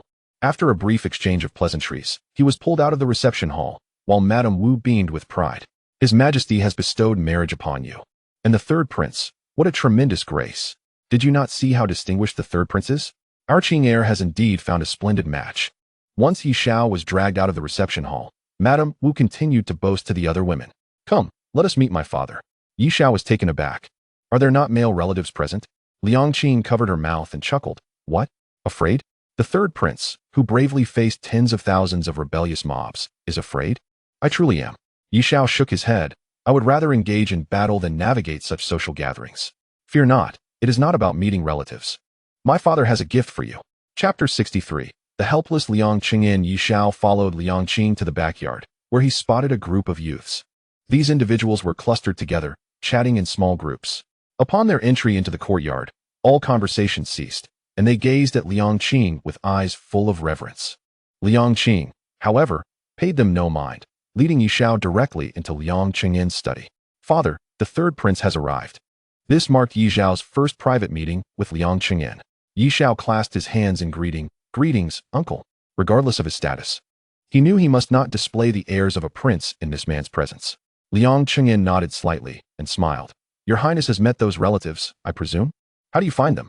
Ye Xiao offered a wry smile. "I still cannot recognize them all. No matter if you do not know them. What matters is that they know you." Liang Qingin spoke softly. "I shall not mince words.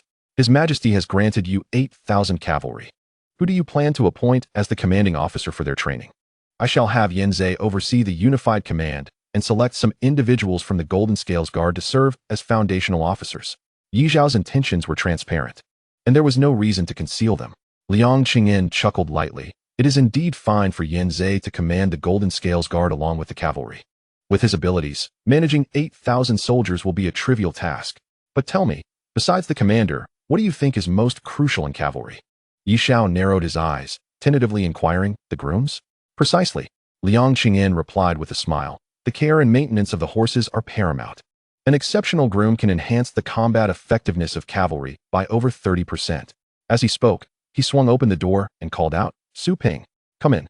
From the crowd, a young lad, somewhat plump and of a simple demeanor, hurried in. Liang Qingyan introduced, this is Su Ping, the seventh-generation descendant of the Su family from Fanyang, who specializes in the art of horse breeding and care, renowned throughout the land. I have a favorable relationship with the Su family and have persuaded him to come serve us. Should he enter the Ministry of War, he would be immediately sought after by various armies. I have spoken to this lad, and he is willing to serve your highness. Su Ping bowed to Ye Xiao, beaming. Greetings, third prince. My uncle said to follow you, and I shall ensure there is plenty of good food. Liang Qingyan interjected. His uncle is me. This boy has a fondness for meat. I trust your highness will not neglect him? It must be said, had Su Ping not been vouched for, Ye Xiao would never have guessed his remarkable skills in horse breeding and care. However, with Liang Qingyan's endorsement, he had no reason to doubt, and thus replied with a smile, no problem. Off you go. Accompany the third prince back to the residence shortly. All right. The chubby Su Ping scampered off. Liang Qingyan continued. As for the grooms, remember this, your highness. In matters of horse care, heed only his words. Do not entertain anyone else's counsel. The horses of the cavalry are of utmost importance, and all grooms must be under his complete authority. Understood, Ye Xiao affirmed. Liang Qingyan then looked toward the group of young individuals outside, stating, to be honest, these individuals are the offspring of those in the reception hall. Connected to the Liang family. Ye Xiao chuckled. Uncle Liang wishes for them to join my cavalry? If a few were to perish, that would be quite difficult to explain. Wouldn't it? Liang Qingyan shook his head. No need for explanations. Historically, military merit is derived from the battlefield. These are all signs of military families, accustomed to warfare. And they are not the only pride of their families. Should they fall, then that is their fate. Ye Xiao paused. Initially believing Liang Qingyan was merely providing him with grooms, but this conversation hinted at something different. Liang Qingyan continued, they have trained in martial arts since childhood, but their talents are not particularly remarkable, so they are not valued within their clan. However, they are of age to enlist, and compared to ordinary recruits, they possess significantly more courage. Moreover, they are our own. In your army, you must have some true allies, otherwise, you would be like a deaf and blind man. Should there be any hidden dangers among your subordinates, you would remain unaware until it is too late. These individuals are indeed family. Should anything be amiss, they will alert you. You need not go out of your way to care for them. Fortunes and misfortunes are in the hands of fate. Liang Qingyan spoke calmly. Why have so many historical armies been named after their families? The Yu family army, the Qi family army, the Xiang family army. Because within these armies, there are often many members of the same clan. These individuals forge a bond of absolute loyalty and grant their commanders an extraordinary grip over the forces. Clearly, these individuals are the gifts Liang Qingyan has bestowed upon Ye Xiao. They may not be the most valiant or capable, but in terms of loyalty, they will undoubtedly surpass ordinary soldiers. Thank you, uncle. Ye Xiao sincerely bowed to Liang Qingyan. Liang Qingyan wore a resigned expression. Once you marry Qing heir, you shall be bound to the Liang family. If I do not assist you, whom shall I help? Ye Xiao tilted his head toward Liang Qingyan. Uncle seems to harbor some grievances? Indeed. Liang Qingyan turned to face him, grinding his teeth. If Qing heir remains unmarried for life, I shall merely lose some meals. But if you fail in your bid for the throne, my entire family could face annihilation. Should I not have grievances? Ye Xiao chuckled. What if I succeed? Wouldn't that be a rise for all? Huh. His Majesty's bestowal of marriage as a concubine clearly indicates that the higher rank is not intended for Qing heir. Liang Qingyan retorted angrily. I am not afraid to tell you, since His Majesty has tied my Liang family to you, yet offers no substantial benefits to us. Where is the fairness in that? In life and in dealings, is there such a way to act? Is it that all the good fortune belongs to the Yi family? As he grew increasingly agitated, Ye Xiao unhesitatingly chose to criticize his father. Ah, my royal father. He truly lacks principles. Such machinations against others are utterly excessive. At this juncture, Ye Xiao shifted the conversation. Rest assured, uncle, I shall not forget your assistance. Should I ascend to the throne, I cannot promise much. But I assure you that the Liang family, with its generations of prosperity, shall not be neglected. Liang Qingyan offered his assistance, clearly not foolish, and promptly expressed his stance along with certain commitments. However, Liang Qingyan shook his head, dismissing these promises with a sigh. Truth be told, my original intention was to seek an annulment from His Majesty if Qing'er did not favor you. Yet she insists that she will marry no one but you. What can I do, knowing that the Liang family stands to lose in this matter? Ye Xiao gazed at Liang Qing in astonishment, surprised to learn that she had confided such sentiments to Liang Qingyan. Liang Qing's face flushed crimson, resembling a ripe apple. This display of shyness was unprecedented for Ye Xiao. Adding to her allure, she rebuked her father. Father, why do you divulge everything? Liang Qingyan retorted with a cold smile. You dare to speak to me like that, yet remain silent before this fellow. I shall cease sharing anything with you. Speak as you wish. I have no interest in listening. He then turned to Ye Xiao. Enough of this. Let Qing'er take you out to meet some of those young fellows. We shall dine in the front hall shortly. I cannot stand dining with this gaggle of women.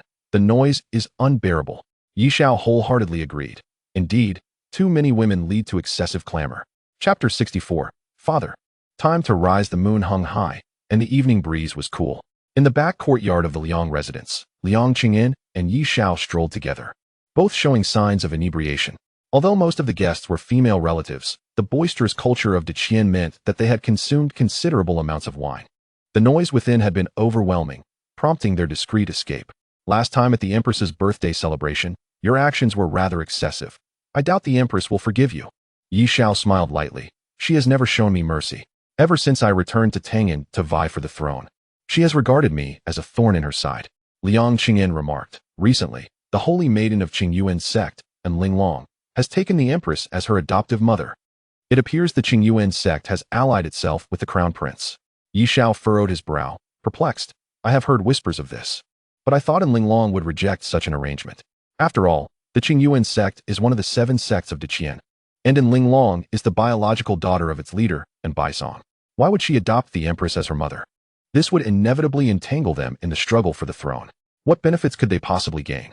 In truth, when Zhou Tong had mentioned this matter to Ye Xiao, he had not taken it too seriously. He understood the Empress's desire to adopt Linglong to bolster the Crown Princess support. However, he believed the chances of this coming to fruition were slim. From Ye Xiao's perspective, he suspected the Qingyuan sect's representatives had come to Tangyan to negotiate certain dealings with the court. Yet he could not fathom why they would align themselves with the Crown Prince. As the night breeze blew, Liang Qingyan chuckled. I have indeed heard of this. It seems the Qingyuan sect wishes to take the lead in establishing a martial supervisory commission to oversee all sections. However, the emperor has remained non-committal. It was at this juncture that the empress proposed adopting Linglong, leading to the subsequent events. Perhaps she hopes to facilitate this through her connection with the Crown Prince. Upon hearing the rationale, Ye Xiao's eyes widened in disbelief. The Qingyuan sect is deluding itself, supervising the sects. If all 7 sects were to agree and unite, there might be a chance. But with only the Qingyuan sect, how could they possibly manage the entire realm of sects? They would need the court's backing. With the court's power and the Qingyuan sect's name, they might have a chance to realize this. It's utterly impossible. Ye Xiao shook his head resolutely. There are countless families and sects in the martial world, numbering over 1 million. While they may seem insignificant individually, should they attempt to enforce a martial supervisory commission, it would surely provoke backlash. At that point, conflicts between local magistrates and martial practitioners would arise, leading to chaos throughout the realm. Yet the emperor remained silent and allowed Linglong to stay in Tangyan, permitting the empress to adopt her. Liang Qingyan shook his head. I cannot discern the emperor's true intentions. Ye Xiao's gaze flickered. I do not know what my father is thinking, but I am certain he is no benevolent figure. The Qingyuan sect may very well find themselves devoured, leaving not even bones behind. Upon hearing this, Liang Qingyan wholeheartedly agreed. Yi Zhuan, those familiar with him understood that his cunning and schemes were beyond the capability of ordinary individuals to match. However, he quickly realized something. Casting an odd glance at Ye Xiao, is it wise to speak of your father in such a manner? Indeed, I dare to speak before him. Do you think my father is a kind-hearted person? Liang Qingyan cautioned. Regardless, the Qingyuan sect is now allied with the Crown Prince. You must tread carefully. This indeed posed a dilemma, as Ye Xiao's cultivation level was still too low. Over the course of 6 months, Ye Xiao had progressed from the 7th level of soul refinement to the 4th level of heavenly origin, essentially advancing a realm each month. Such speed could be likened to riding a rocket. Nevertheless, insufficient cultivation remained a significant shortcoming. Far from the prowess Ye Xiao possessed at the time, he had voluntarily crippled his abilities. After leaving the Liang residence, Ye Xiao reclined in the carriage. He Kun drove the vehicle forward at a leisurely pace. Uncle He, do you think I should seek out Qinghu? Why would you want to find him? He Kun inquired, puzzled. I do not wish to see the Qingyuan sect completely entwined with the Crown Prince.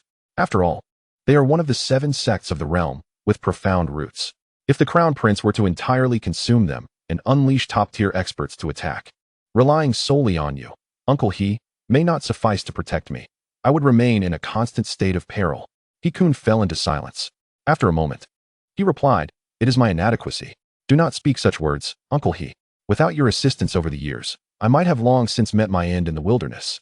Yet human strength has its limits. One person alone cannot accomplish many things.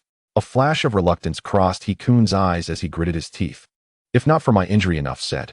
I am well aware of your capabilities, Uncle He, but will Qinghu assist you? He may very well wish to slay you instead. Ye Xiao's eyes sparkled. Qinghu may not help me, but he will certainly not assist the Crown Prince. That, in itself, is sufficient. Where would you find him? Unless you expose your identity, it would be exceedingly difficult to locate a single person in such a vast world. He Kun raised the most pressing question. He did not believe Ye Xiao would wish to reveal his identity. I have my ways. I will enter the palace. At this hour? Why not? Night had already fallen, and under normal circumstances in this era, one would be preparing for bed. Deep within the palace, a group of eunuchs barred Ye Xiao's path. My ancestor. At this hour, how could we dare disturb His Majesty? Third Prince, could you not wait until tomorrow? His Majesty has already retired. I beg you, do not endanger our lives. Indeed, Ye Xiao held a command token, having reclaimed it following a reprimand after his last visit. As the eunuchs refused to let him in, Ye Xiao shouted in anger, did you not claim there was no one attending to His Majesty? Why then can he not rise? With that, Ye Xiao raised his voice, calling out, Father, time to rise. In the stillness of the night, his voice rang out, clear and resonant. The eunuchs were taken aback, unsure of how to respond.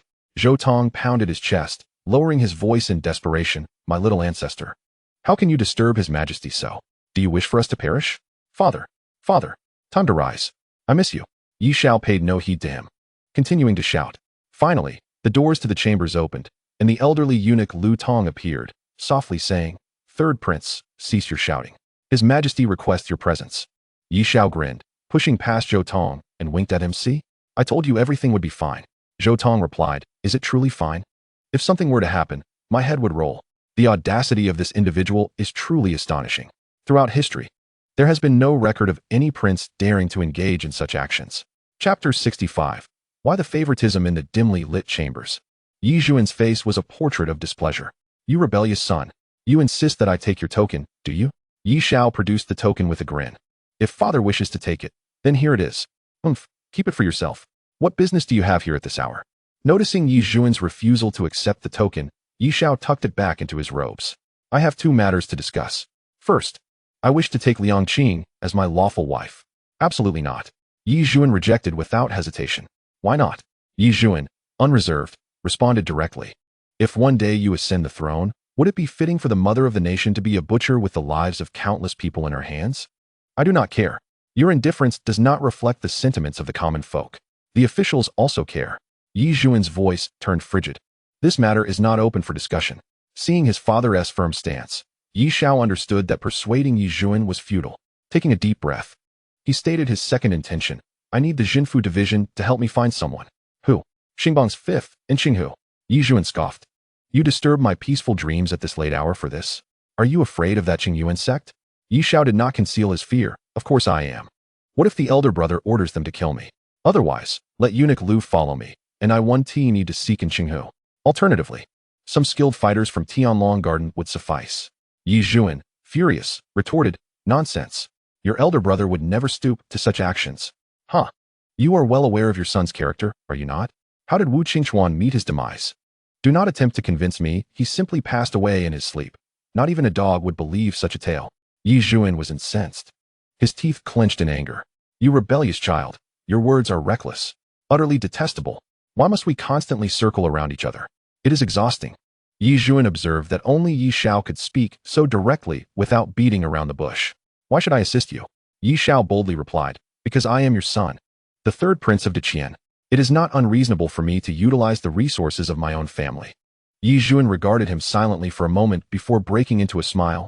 I understand now. I shall entrust this matter to the Jinfu division. Once there is news, Ying Zhao will inform you. Thank you, father. Ye Xiao stood to leave. Stop. Do you have something to report, father? Huh. You wake me up. And now that your business is concluded, you wish to flee? Sit down and play a couple of games of chess with me. Ye Xiao, unceremoniously, settled beside Yi Zhuan as they had in their youth. As he arranged the chessboard, he chuckled. Shall I give you a few pieces? Yi Zhuan's face flushed slightly. Yet he stubbornly replied, I need no such favors. When I was 7, you could not best me.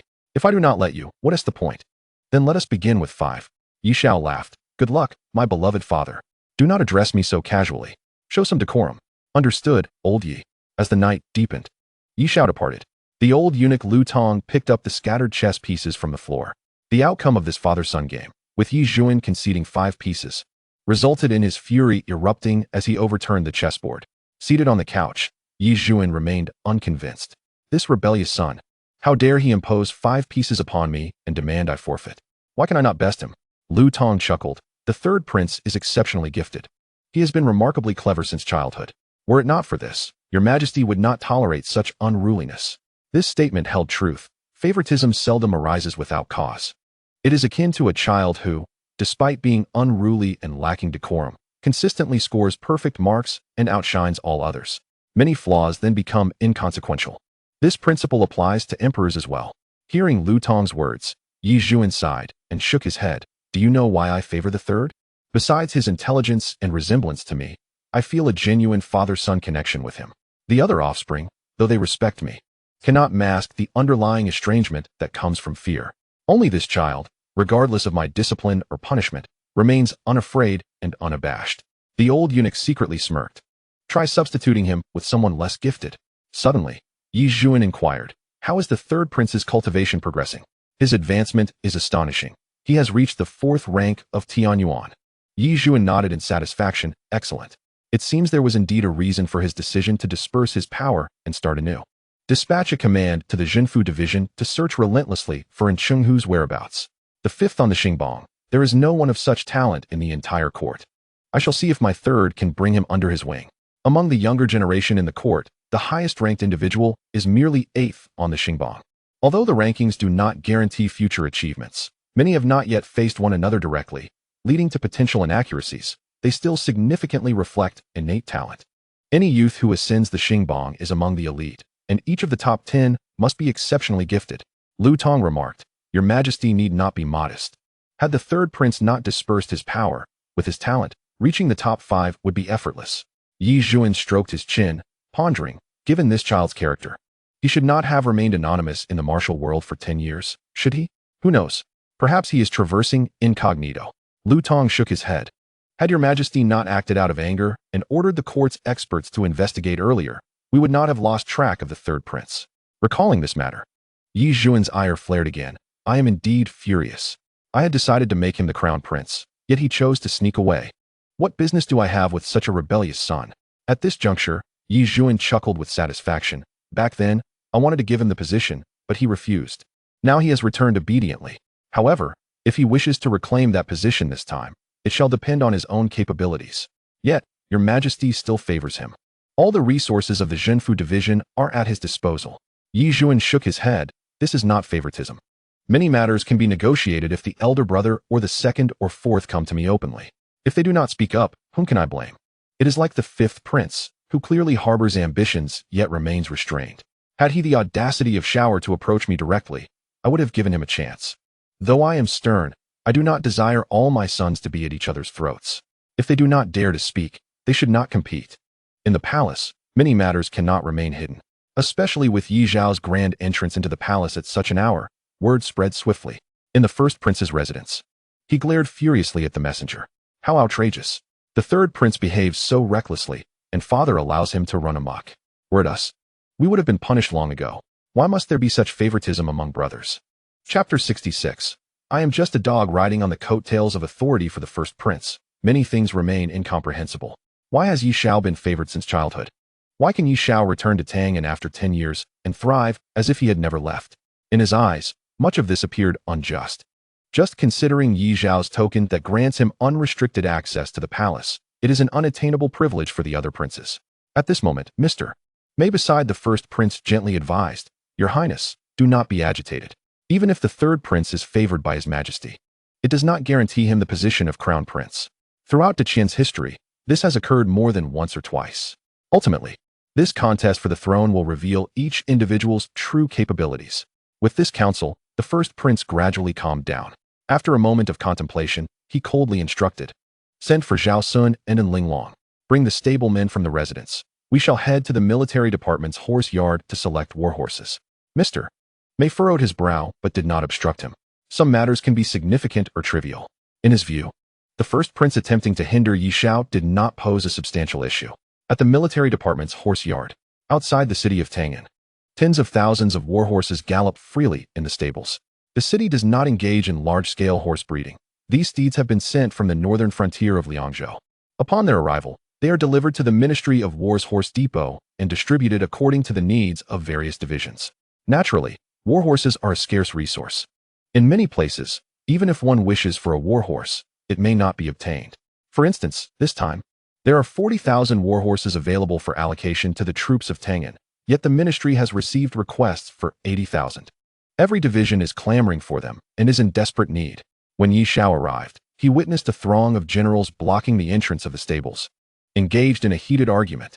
Damn it, the war horses under my command are practically ancient. Some are lame, others are sick, and still, 3 of us can't even get one horse. I've been waiting for 3 years, year after year without success. If I don't get them this year, I swear I want to leave. Xiong, don't just give to whoever is throwing a tantrum. Our mountain division has been promised 5,000 war horses to form cavalry. We should be allowed to pick first. What is the point of this bickering? No division acquires horses without the ministry's sanction. Last year, the Imperial Guard suffered from horse plague, resulting in the death of over 3,000 steeds. His Majesty personally granted us permission to replenish our numbers, so of course, we should choose first. Ha ha ha, what a joke. The Imperial Guard doesn't even engage in battle. Why do they need such fine horses? We can simply give you our retired mounts. If a real crisis arises, you won't have to rush into battle. Who are you insulting? Are we going to fight? Bring it on. Do you think I'm afraid of you? Standing outside the crowd, Ye Xiao watched as 2 generals began to physically confront one another. He turned to Yanzhe, speechless. Are these war horses truly this coveted? Indeed, Your Highness. The mobility of cavalry in the wilderness is unmatched. They can attack or retreat swiftly, moving like the wind. Who would want to rely solely on their legs? As they spoke, Yanzhe glanced at the chubby youth, Su Ping, beside Ye Xiao, and remarked, Your Highness, this lad possesses genuine talent. No wonder he is from the Su family. This morning, he commented on my horse's poor conformation, and with just a little adjustment, riding feels considerably lighter. To have such talent bestowed upon you by old Liang is truly remarkable. That old miser usually hoards any capable individuals. In this era, horsemen are often skilled in breeding, veterinary care, and husbandry.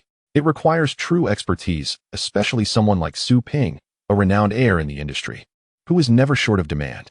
Ye Xiao smiled slightly and said to Su Ping, When selecting the war horses, choose wisely and don't hold back. Once we form our army, we must seek opportunities to achieve merit. Conflicts are inevitable. Rest assured, Your Highness, my eyes may not be reliable for other things, but when it comes to horses, I can discern the finest at a glance. You will be thoroughly satisfied. As he spoke, the chubby youth pulled out a large chicken leg from his pocket and took a hearty bite, exclaiming, The flavor of this chicken leg is truly delightful. At this moment, the 2 men inside had escalated to a serious brawl, and the surrounding crowd began to back away. Ye Xiao sighed, Isn't this going to cause trouble? Indeed, Yanzhe replied without hesitation. Yet, some matters are unavoidable. With only so many horses available, if one does not fight for them, they will not be yours. For us generals, aside from leading troops into battle, we must possess 2 fundamental skills. What skills? Feigning poverty and seizing resources. Ye Xiao chuckled, then General Yan. Why not demonstrate a little? Otherwise, I fear we may not secure anything today. Yanzhe grinned, stepping forward to bellow, Everyone, make way. His Highness the Third Prince has arrived. Are you all so reckless as to continue fighting? It must be said, the title of prince is often quite advantageous. The 2 generals, who had been fiercely engaged, halted their brawl, panting heavily as they glared at one another. All eyes turned towards Ye Xiao. Yanzhe, with a triumphant air, urged, "Stop staring and step aside. Don't you want to compete with His Highness?" Some in the crowd recognized Yanzhe, and one muttered under his breath, relying on connections. Without the third prince, who would care about this military miscreant? Yanzhe, with keen ears, caught the remark despite its low volume. Instead of getting angry, he laughed. "Indeed, I do rely on connections. So what? Aren't you all just dogs of His Majesty?" The crowd fell silent, left speechless by his audacity. Yet, when it came down to it, no one dared to contest Ye Xiao. At that moment, a diminutive man squeezed through the crowd. "I am Xiong Baoshan, the overseer of the Ministry of War's Horse Depot. I have seen His Highness before, and the minister has instructed that you may select any horses you wish." Ye Xiao nodded slightly and clasped his fists in salute to the gathered generals, saying, "Gentlemen, my father has granted me 8,000 cavalry. I shall take these 8,000 warhorses first. I thank you all for your consideration. And should you need anything in the future, please do not hesitate to approach me. As long as it is not for corrupt dealings, I, Ye Xiao, will not refuse to assist." Yanzhe played the role of the bad cop, while he naturally assumed the role of the good cop. It is only fitting for a ruler to win the hearts of his subjects. As expected, Ye Xiao's words softened the expressions of the previously disgruntled generals. At the very least, Ye Xiao had shown them respect. They immediately began to voice their agreement. "What is the third prince saying? We are all subjects here, naturally. We cannot compete with you." "Yes, third prince, please go ahead and choose. We will continue our own matters." "Third prince, I am Zheng Baichuan from the Mountain Division. I shall visit you another day." Ye Xiao returned their gestures with a slight bow and prepared to enter the stables, when a voice called out from behind, "Hold on. Third brother." Ye Xiao turned around and saw the first prince approaching, accompanied by Zhao Sun and several horsemen, along with an irate young woman. The first prince rode closer, smiling. "Father has indeed favored you with 8,000 cavalry, but he has also assigned me to oversee this year's autumn harvest and the accompanying ceremonies. Many steeds from the Imperial Guard have perished, and the formations are lacking in grandeur. Thus, I too must select a batch of warhorses. Allow me to go first. Shall we?" The first prince smiled amiably as he addressed Ye Xiao. "What do you think, third brother? Should I select the horses first?" Ye Xiao did not reply, but the gazes of the surrounding generals had already focused on him. How he answered, whether to concede or not, would undoubtedly influence their opinions of him. Contrary to the first prince's expectations, Ye Xiao's gaze drifted past him and landed on the young woman beside him, and Linglong. He appraised her before returning his attention to the first prince, smiling. "Is this your source of confidence, brother?" Before the first prince could respond, and Linglong snapped back to reality, feeling as if Ye Xiao had seen through her very soul during his appraisal. Such a sensation was typically reserved for encounters with formidable elders. Yet, she was astonished to feel this way before this man. She quickly dismissed these chaotic thoughts from her mind. According to the information provided by the first prince and Zhao Sun, Ye Xiao's cultivation was far inferior to hers. Pointing at Ye Xiao, she angrily declared, "Are you the one who has insulted my mother?" This title was a new designation. As she referred to the empress as her adoptive mother, Ye Xiao raised an eyebrow and chuckled. "Oh, I wasn't aware that my father had another daughter. Did the empress give birth to you secretly? Is it now so blatantly obvious?" At this remark, the first prince's face flushed with anger. "Ye Xiao, show some respect. This is Linglong, the holy maiden of the Qingxian sect, and my mother's newly adopted daughter. She has already informed His Majesty and will soon be bestowed with a title." Ye Xiao raised an eyebrow. It was one thing for Ye Zun to allow her to be adopted, but now she was to receive a title as well. What exactly was his father planning? However, Ye Xiao's sharp tongue would not spare the crown prince simply because he was angered. He had already discerned that the crown prince and Linglong were not to be trifled with today. With this in mind, he felt no need for courtesy. Ye Xiao feigned enlightenment and remarked, "Ah, our new sister must be a pitiful child raised without a mother. After all, who in their right mind would adopt another as their mother without reason?" And Linglong's face flushed crimson in an instant. She trembled with rage and pointed at Ye Xiao, exclaiming, "I have a mother. It is only because Her Majesty the Empress saw a resemblance that she offered to adopt me as her goddaughter." Her implication was clear. This was not her initiative. Ye Xiao grinned. "So, being a lookalike is enough for adoption? How fortuitous. I find that your mother seems quite appealing as well. Why not let her adopt me as her godfather? Then I shall call you sister, and you shall call me grandfather. Wouldn't that be delightful?" At this, a general in the crowd could no longer contain himself. "Haha, the third prince is truly a remarkable character." The crown prince turned, glaring furiously. Yet, the general remained unfazed. his face still beaming with amusement. Ye Xiao then turned to the crown prince, stroking his chin, and said, "Brother, if she calls me grandfather, what shall you call me?" Zhao Sun, standing beside the crown prince, pointed at Ye Xiao in indignation and declared, "Third prince, do not engage in such nonsense. Bullying a young lady with your absurd words is hardly honorable." Ye Xiao scoffed. "Oh, is that not Zhao the Blabber? What makes you think you have the right to interject here?" Zhao Sun had long considered the previous incident in the hall a great humiliation, and he never expected Ye Xiao to confront him directly with such a mocking name. Fuming with embarrassment, Zhao Sun was at a loss for words. Ye Xiao held his ground against the three, not only matching their words, but leaving them utterly flustered. The crown prince's face darkened, and through gritted teeth, he said, "Third, you have gone too far." Ye Xiao pointed at Linlong and coldly retorted, "What? If I am not unreasonable, you won't allow her to challenge me? If I am a bit unreasonable, does that not give you a justified reason? Come on, and Linlong, declare your challenge. Surely you have been preparing for this." And Linlong, provoked to the brink of madness by Ye Xiao, had never encountered someone she despised so thoroughly. The words of the crown prince and Zhao Sun only solidified her conviction against Ye Xiao. Just as she was about to speak, Ye Xiao interjected coldly, "But I must remind you, your cultivation is significantly higher than mine. In our battle, the best outcome for you would be serious injury. Think carefully before you respond. Once you speak, there will be no turning back." Everyone was taken aback. What madness was this? How could he claim that her superior cultivation would only yield the best result of severe injury? Shouldn't it be the other way around? And Linlong felt her fury boiling over. With a derisive laugh, she retorted, "Third prince, you truly are ignorant of your own limitations. You have never even made it onto the star ranking, while I stand at 17th. How can you be so brazen? Moreover, you are merely at the celestial origin realm, while I, and Linlong, shall see if the so-called greatest martial talent of the Great Qian can withstand even 10 of my strikes." With that, and Linlong dismounted with a flourish, her aura surging forth. In an instant, a powerful energy swept through the arena. Zhao Sun could not help but exclaim, "Now that is a true genius. At just 22, she has already entered the true martial realm.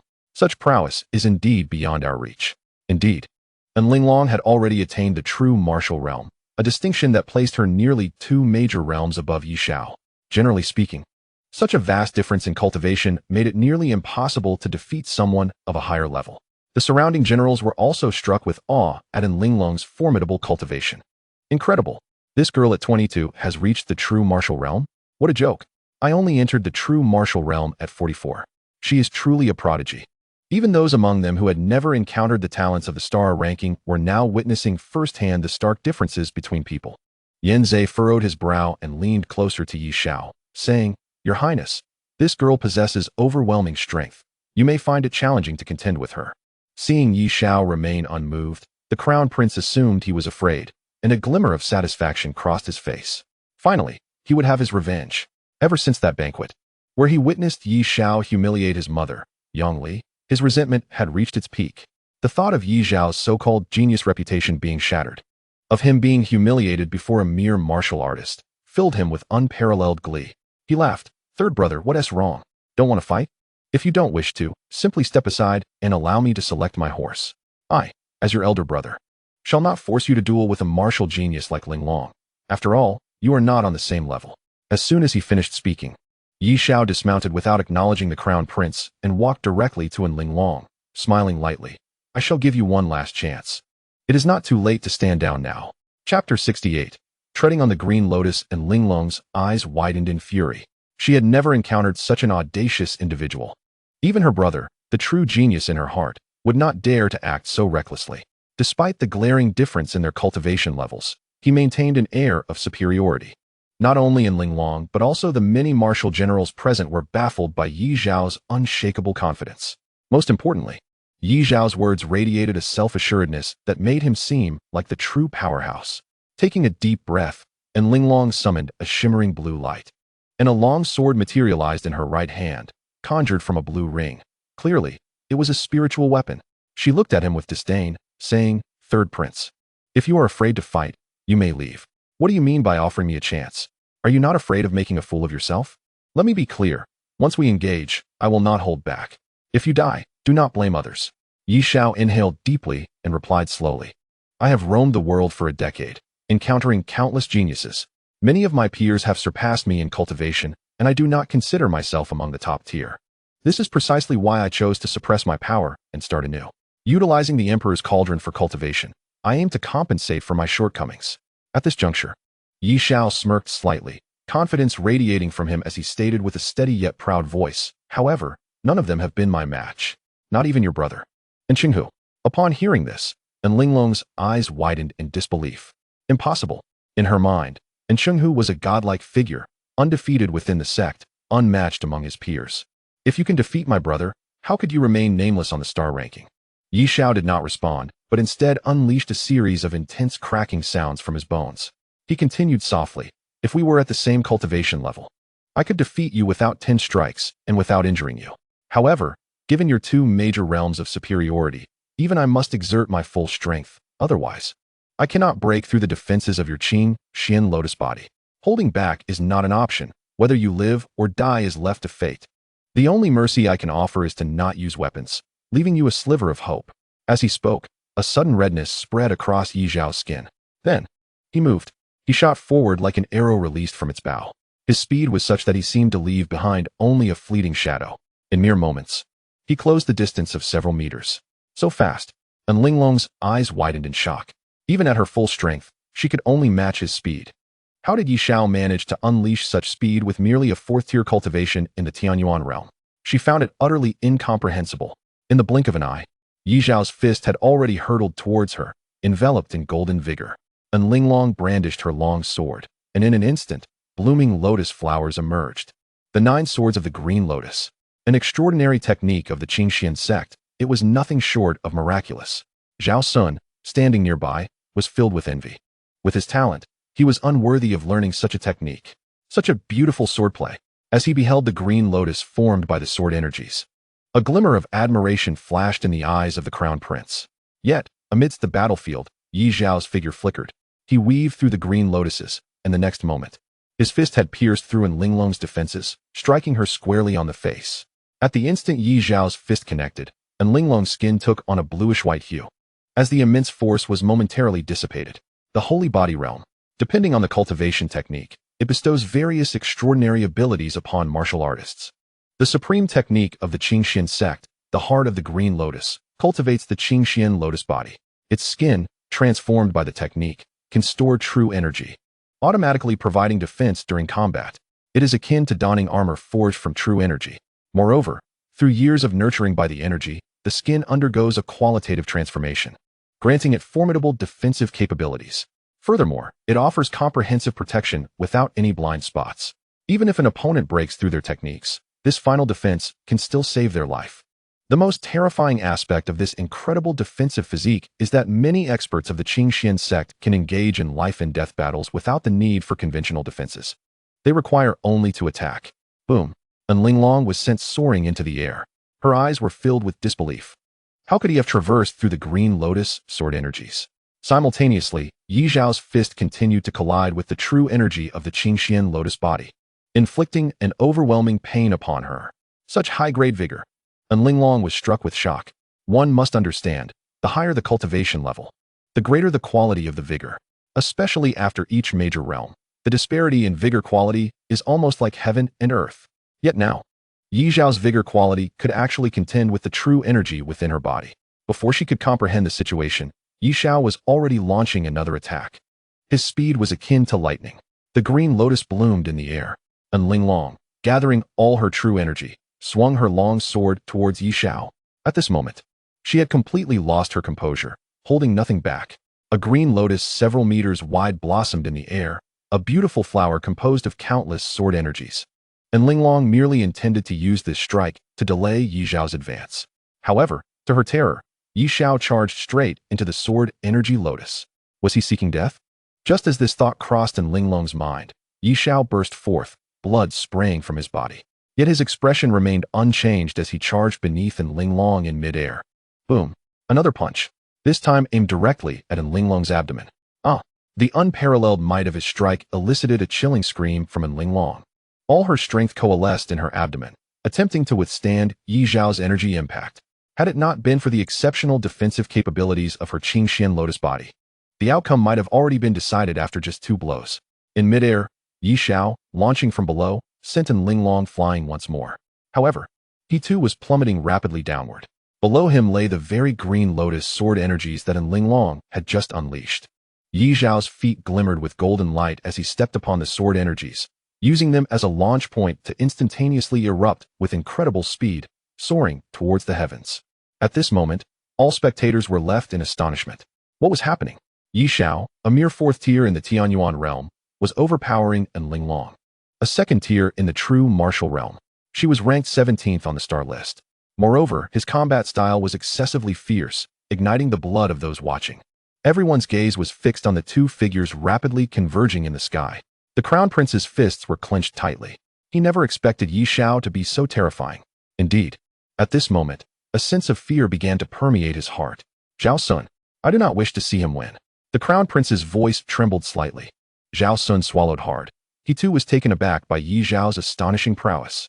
The power he unleashed was instilling terror. Your Highness, it's all right. The Qingxian lotus body possesses formidable defensive capabilities.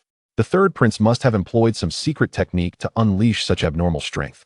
It surely cannot be sustained. As long as he fails to inflict substantial damage on Missen, the ultimate victor will undoubtedly be her. Chapter 69, Shattered Lotus. Indeed, Zhao Sun was not mistaken. At this moment, the power Ye Xiao was unleashing was not derived from ordinary means. His blood and true energy surged rapidly within him, depleting at an alarming rate. At the positions of his heart and dantian, two swirling vortices spun rapidly. The heart governs blood, while the dantian governs vigor. Within these two high-velocity vortices, both blood and vigor flowed in and out with a rapidity that was astonishing, producing energy of extraordinary quality. This energy radiated throughout Ye Xiao's body, allowing him to unleash unparalleled strength. Yet, this action undoubtedly placed tremendous strain on his body. Ye Xiao resembled an engine operating beyond its limits, on the brink of catastrophic failure. However, at this moment, Ye Xiao felt no fear. Instead, he was enveloped in calmness. Martial arts. The heart of heaven is formless, an ultimate enhancement of mental attributes, achieving perfect control through the accumulation of martial arts. The ferocity of battle attributes stemmed solely from the appropriateness of this combat style. In this instant, Ye Xiao was as composed as a machine, his mind racing, analyzing countless factors. In a single breath, he could reach a position to strike at her left waist, the most difficult to defend. Sword techniques were futile. To defend her head, a woman would never choose the great hand seal of Qingxian. There was a 60% chance she would activate the 7th style of the Qingyuan break jade hand, engaging me in a counterattack. A 20% chance she would employ the 2nd style of the Wuyun palm for defense. A 10% chance she would utilize the 4th style of the Yuling leg technique for offense. Exposing her head would provoke her to activate the Qingyuan break jade hand. In midair, Ye Xiao's fist surged toward Linlong's left waist. At this moment, Linlong had also relaxed slightly. Yet the distance between them had already closed to an extreme. As Ye Xiao attacked, she instinctively swung her left fist to strike at Ye Xiao's head. A mutually damaging exchange. However, at the instant she initiated her strike, Ye Xiao had already made his judgment. The 7th style of the Qingyuan break jade hand. A full 10%, aimed for the head, while he turned his knee to strike. In midair, Ye Xiao's form twisted at the moment of her attack. He perfectly pivoted his body, simultaneously raising his right knee to collide forcefully within Linlong's waist. Bang! The powerful impact sent her soaring once more. After several consecutive attacks, the two had already ascended several meters into the air. Such an exchange of blows was truly eye-opening. Yet Ye Xiao had finally exhausted his leverage, crashing heavily toward the ground. Bang! As Ye Xiao's feet struck the ground, a tremendous sound erupted, sending dust flying. Meanwhile, Linlong hovered in the air, engulfed in utter despair. She could not comprehend why Ye Xiao was able to dominate her so completely. Although her Qingxian lotus body had not yet been breached, being viciously battered by a mere 4th-tier Tianyuan realm individual filled her with an unprecedented sense of defeat. The wind in the air was brisk, yet the spot where Ye Xiao had collided with her burned with pain. As she rolled over, she saw Ye Xiao poised for another attack below. What now? What must she do to injure this man? At this moment, Linlong found herself engulfed in confusion, a sensation of helplessness washing over her for the first time. It felt as though all her techniques had been discerned by Ye Xiao, rendering her every stratagem futile. In an instant, she had already succumbed. And Ye Xiao's relentless onslaught ensued, one punch after another, mercilessly striking her body. And Linlong was undeniably formidable, ranked 17th on the star list. A second-tier warrior in the true martial realm. Each aspect of her prowess could be deemed a pinnacle of talent.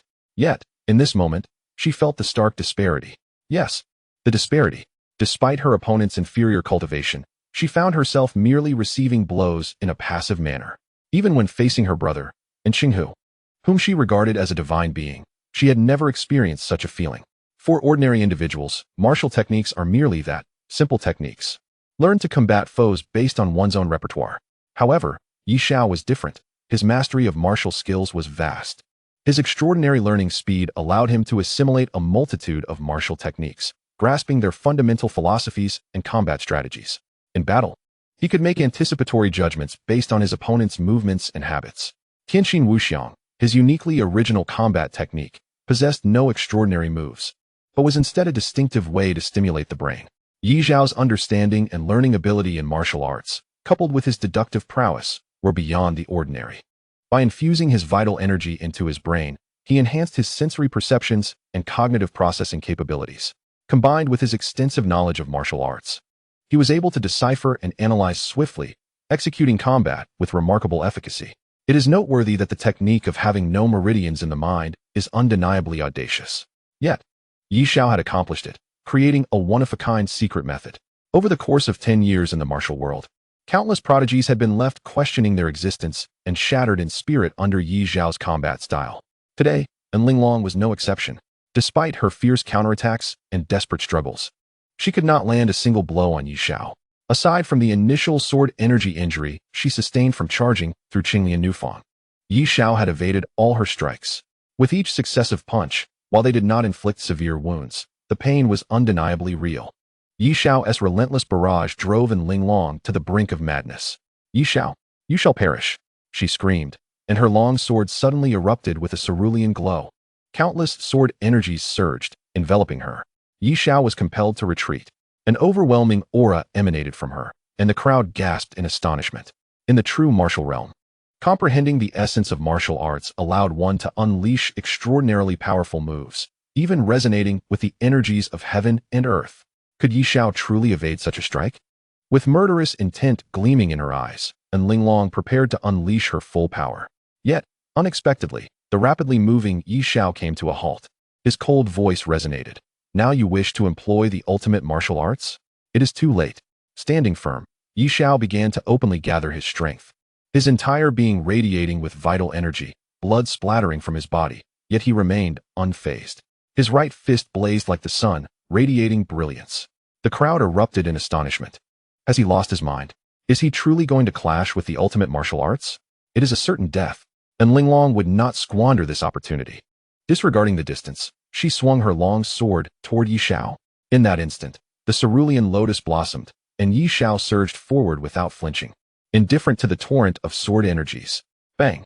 The sword energy shattered, and the cerulean lotus scattered like countless stars.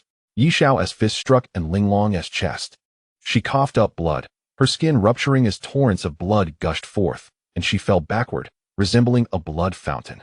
At that moment, the crowd erupted in disbelief. Ye Xiao had triumphed. Against all odds, he had defeated Linlong, ranked 17th on the star list, despite being 2 realms beneath her. Although Ye Xiao had continuously pressured Linlong, astute observers could tell that he had previously been unable to breach her Qingxian lotus body. Yet, in this final blow, he had audaciously shattered her ultimate martial technique with sheer force. The scene was chaotic, with Linlong lying on the ground. The crown prince was taken aback, yet a flicker of joy bloomed within him. Shocked that Linlong had lost, he was pleased to see her injuries. This meant that a deep enmity had been forged between the Qingxian sect and Ye Xiao. "Quick, save her!" the crown prince bellowed. Zhao Sun, snapping back to reality, rushed over to lift the unconscious Linlong. Upon examination, he exclaimed, "Your Highness, this is dire. Miss N's meridians have ruptured, and her organs are severely injured. She is gravely wounded. We must return to the estate for treatment and summon esteemed physician Tang In. No matter what, we cannot allow my sister to come to harm." The crown prince's voice was stern and commanding, making one wonder if she were truly his sister. They did not mention the horse incident, but hurriedly departed. Meanwhile, Ye Xiao's complexion turned pale. Though he had emerged victorious, he had also lost considerable blood, and his physical strength was severely drained. Yan Zhe, noticing his weakness, hurried to support him. Your Highness, you are remarkable, Yanzhe exclaimed in genuine admiration. Such a feat was worthy of pride for anyone. Ye Xiao endured the pain radiating from within, slowly channeling his energy to mend his body, and waved his hand dismissively. It is nothing extraordinary. How did you achieve such power with your Tianyuan realm cultivation? Yanzhe could no longer contain his curiosity and asked. Ye Xiao did not conceal the truth. This secret technique is called the cycle of sun and moon. It rapidly circulates blood and true energy between the heart and dantian, significantly enhancing their quality, allowing the meridians to accommodate the maximum extent of blood and vital energy, enabling an extraordinary burst of strength. However, this technique carries immense risk. A slight misstep could severely injure the heart or dantian. Even I cannot use it frequently. Yanzhe was astonished. With such dangers, why did you not refuse this challenge? Ye Xiao gazed at him with a slight smile. Did you forget what you said to me? If one only seeks certain victory, how many battles remain to be fought in this world? Engaging in combat with enemies is the same. If one fears all risks, then what is the point of practicing martial arts? Yanzhe regarded Ye Xiao, and after a pause, sighed. I have long heard of your unparalleled talent in martial arts, and today it is evident. Liang Cheng'en is fortunate indeed to have you as a son-in-law. Only a warrior of your caliber is worthy of Qing. At that moment, the gazes of the other generals toward Ye Xiao were filled with admiration and praise. No one could question Ye Xiao's capabilities. Ranked 17th on the star list, a second-tier warrior in the true martial realm, was undoubtedly a true prodigy. Unlike others who had faced Ye Xiao, and Linglong's genius could not be denied. Yet, she had been thoroughly defeated by Ye Xiao, who was merely a fourth-tier warrior in the Tianyuan realm. Your Highness, that final blow, did that young woman's true martial technique go unexecuted? Someone in the crowd discerned a clue and inquired, stirring curiosity among the surrounding generals who gathered around. They clamored, indeed. How did your Highness win just now? Why did she suddenly burst forth with blood? Please, enlighten us. Third Prince, could you share your insights? As practitioners of martial arts, witnessing such a near-miraculous victory left them eager for answers. Observing their fervor, Ye Xiao chuckled heartily and revealed, that general has keen eyes. Her ultimate martial technique indeed did not manifest. The Qingxian lotus body possesses formidable defensive capabilities. Despite my previous assaults, which seemed to give me the upper hand, I was unable to inflict damage upon its essence. Each strike I delivered was infused with my vital energy. I unleashed no fewer than 100 punches. Although I could not achieve significant harm, I nonetheless left several traces of my energy within her. My cultivation of the Great Sun Fiery Fist includes a technique that enables delayed detonation. When she executed her Zhenwu martial arts, I employed this technique to disrupt the flow of her internal energy, preventing her from channeling the force of her Zhenwu techniques back at me. Moreover, the Qingxian lotus body has a unique characteristic. The vital energy beneath its skin shifts to the areas being struck for defense. Thus, when the surrounding energy exploded simultaneously, it compelled her vital energy to scatter, leaving her chest vulnerable. I summoned all my strength and delivered a decisive blow. The explosive force of the great Sun Yuan Yang Qi surged forth, triggering a simultaneous eruption of her residual energy, coupled with her failure to execute her Zhenwu techniques. This resulted in her being grievously wounded. At this juncture, Ye Xiao sighed, lamenting, my cultivation is lacking, I cannot hold back. Otherwise, if she regains her composure, it would be an arduous task to breach her Qingxian lotus body. This strike would undoubtedly lead to her severe injury, if not death. Whether she survives now lies in the hands of fate. The assembled commanders were rendered speechless. Was this battle not exceedingly methodical? Listening to Ye Xiao recount the fight, they felt as if everything had been under his control from the very beginning. The explosive acceleration, the concealed strength, waiting for her to unleash her ultimate technique, and then seizing the opportunity to detonate, culminating in the final punch that shattered the Qingxian lotus body and led to her defeat. It seemed as though every detail had been meticulously orchestrated from the outset. Each individual exchanged glances, some in disbelief. Ye Xiao paid no heed to their musings. After a brief respite during which he regained considerable strength, he led Yanzhe and Su Ping into the training grounds. Upon their entrance, intense discussions erupted outside. General Wang, do you believe you would have contemplated such clarity before engaging an opponent? I couldn't care less.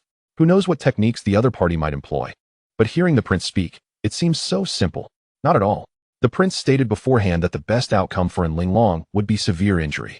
And behold, is she not gravely injured? Truly terrifying. One exclaimed in awe. The assembly of commanders fell into silence. They were all martial artists, each having endured multiple battles.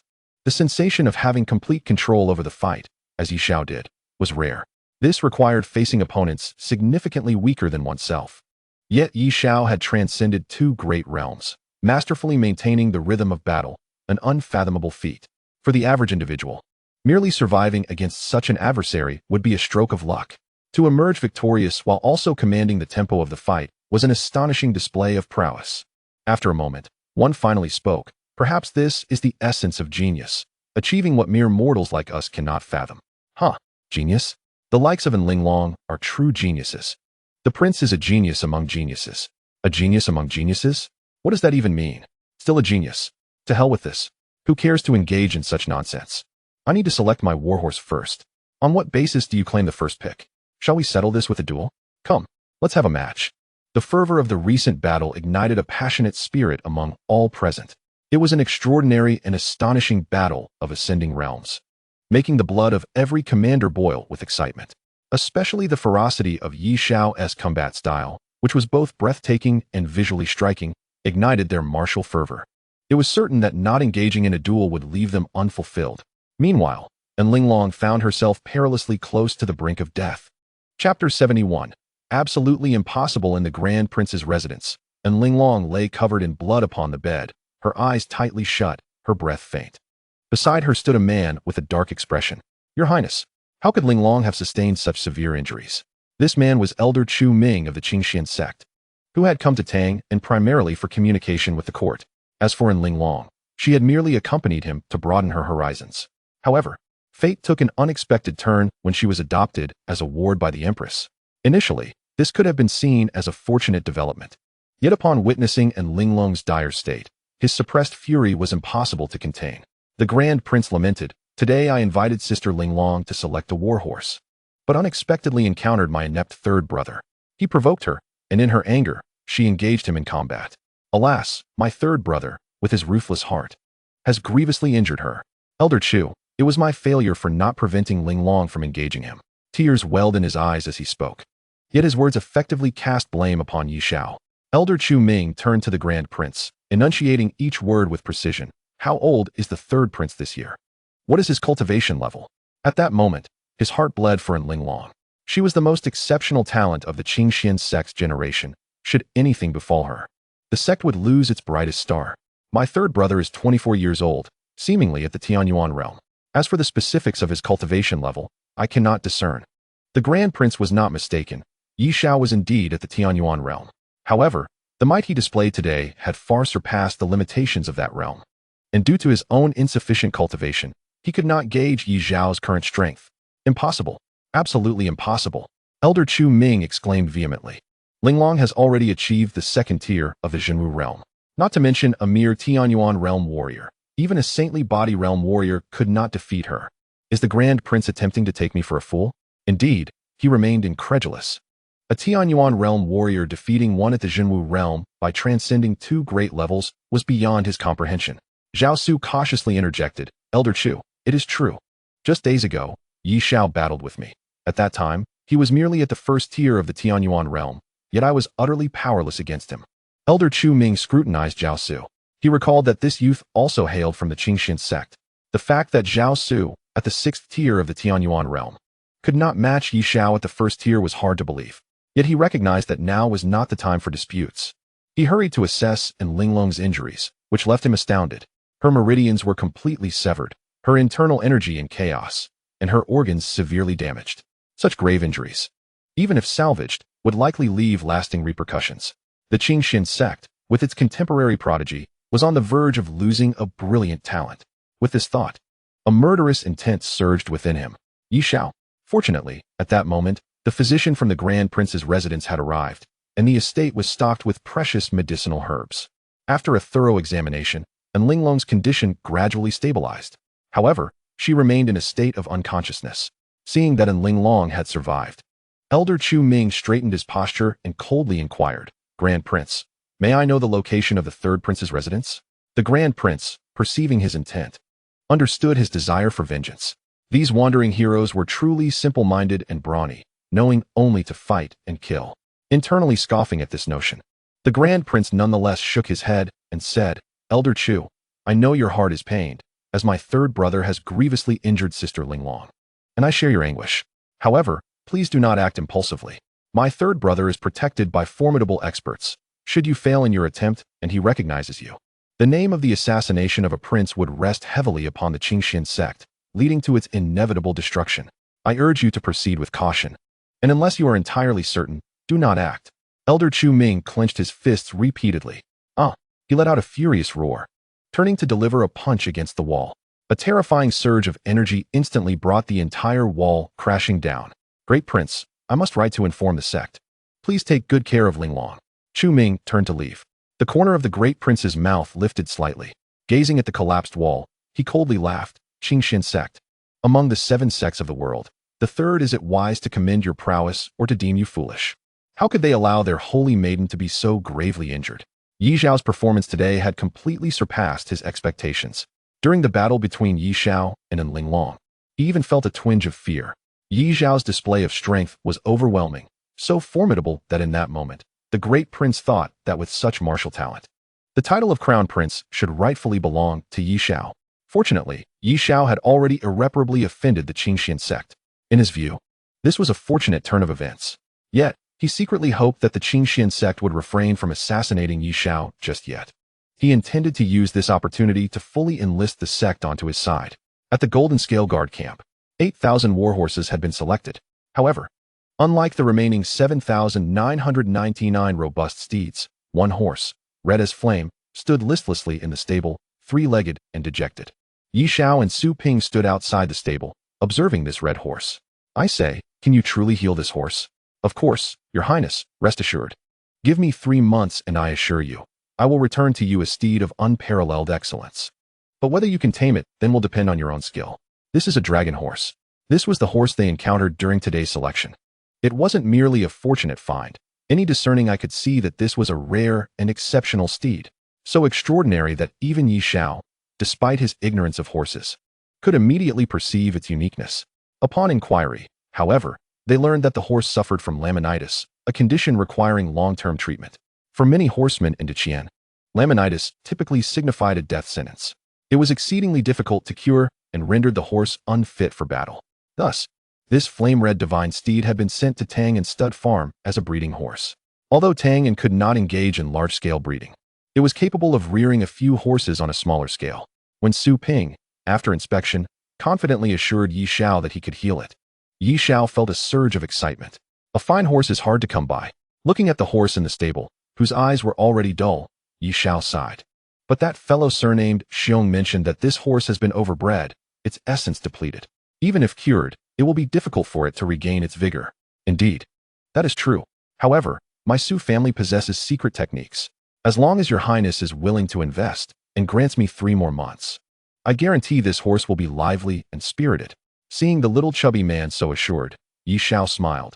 That's wonderful. Whatever funds are needed, just ask Luer. Meanwhile, in the palace, Yi Zun was watching 2 burly men animatedly reenacting a performance. At that time, the third prince had stepped onto Linglong's sword energy. Soaring high once more. Old Wang, jump up and play the role of Linglong while I demonstrate the third prince's knee strike to his majesty. How absurd. I was the one who kept getting hit. I've already taken 2 punches. It's time for me to strike back. How can one be allowed to keep hitting while being so forceful? What nonsense. Am I not playing the role of the third prince? Just providing a lively spectacle for his majesty, and you feel wronged? If I don't hit hard, will it have any effect? Why are you being so fussy about it? Haha, it seems the one taking the hits isn't you. Chapter 72. How wonderful it would be if my son. As the 2 began to argue, Yi Zun was not angered, but rather smiled. What are you bickering about? You 2 can switch roles and perform again. They exchanged glances, recognizing Yi Zun's good mood. Naturally, they would not defy him and resume their performance. In truth, when Yi Zun heard about the conflict between Ye Xiao and Linglong, his first reaction was that Ye Xiao must have been injured. But upon learning that Ye Xiao had shattered Linglong's Qingxian lotus body, leaving her in a state of unconsciousness, he could hardly contain himself. After all, she was ranked 17th on the star list.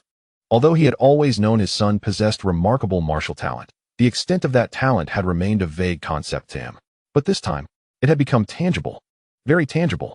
The 17th on the star list, defeated under his fist. Not only that, but he had fought against someone nearly 2 major realms above him. A true leap in battle. This greatly elevated Ye Xiao's spirits. He immediately summoned 2 generals present at the scene to demonstrate for him. Within the Grand Hall, the 2 engaged in combat. The process was not complex. After all, Ye Xiao had not sustained a single direct hit from beginning to end. It was a complete domination. Ultimately, in a fierce exchange, and Linglong's ultimate martial arts failed, causing her energy to backfire. Ye Xiao delivered a single punch to defeat her. After the demonstration, the general vividly recounted Ye Xiao's words. The third prince stated that he had preemptively laid his energy within in Linglong and then detonated it, causing her energy to backfire. At which point he seized the opportunity to defeat her. Thus, all of this was premeditated by the third prince, truly a divine plan. It is a pity that in Linglong's meridians were severed and her organs damaged. Ha!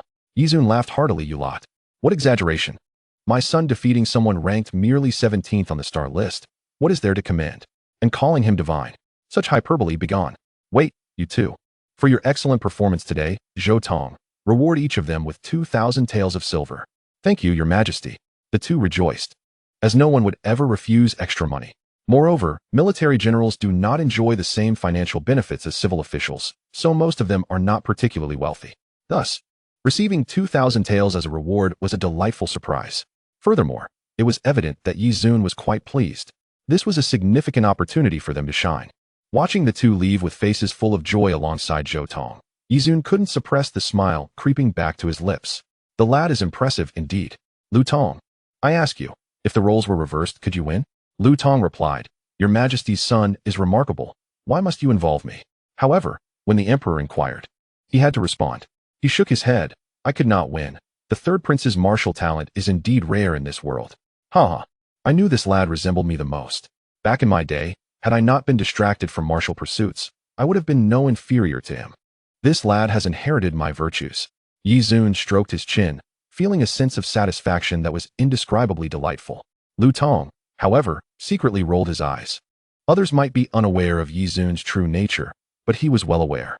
This man had complained daily about his martial training as a child, struggling to grasp the simplest techniques for an entire month. Of course, this did not prevent Ye Xiao from selectively forgetting such details and attributing Ye Xiao's martial talent to his superior genes. Although he was aware of his self-indulgence, Lu Tong would not expose it, instead smiling. It is only natural for the third prince to resemble your majesty. Ye Xiao nodded in satisfaction. Just then, Zhou Tong returned. Bowing, Your Majesty, the great prince requests an audience outside the palace. Hearing this, Ye Xiao's eyes narrowed slightly. After pondering for a moment, he replied, Go tell him. I am unwell and do not wish to see him. Additionally, relay to Tianlong courtyard to send Ye Xiao a wanling nourishing pill. Also, inform Ying Zhao to dispatch someone to Tang'an City to thoroughly spread the news of Ye Xiao's victory over in Linglong. Zhou Tong was taken aback. The wanling nourishing pill was a miraculous remedy, capable of reviving the deceased and invigorating the lifeless, as long as there was a breath left. No matter the severity of the injuries, one pill would ensure swift recovery. It was considered a supreme treasure. What did it mean to give such a pill to Ye Xiao rather than the severely injured in Linglong? Why would one deliberately disseminate such information? However, he is not Lu Tong. Whatever Ye Xiao says, he does not dare to inquire further. He promptly agrees and turns to leave. Outside the palace, the first prince encounters eunuch Zhou.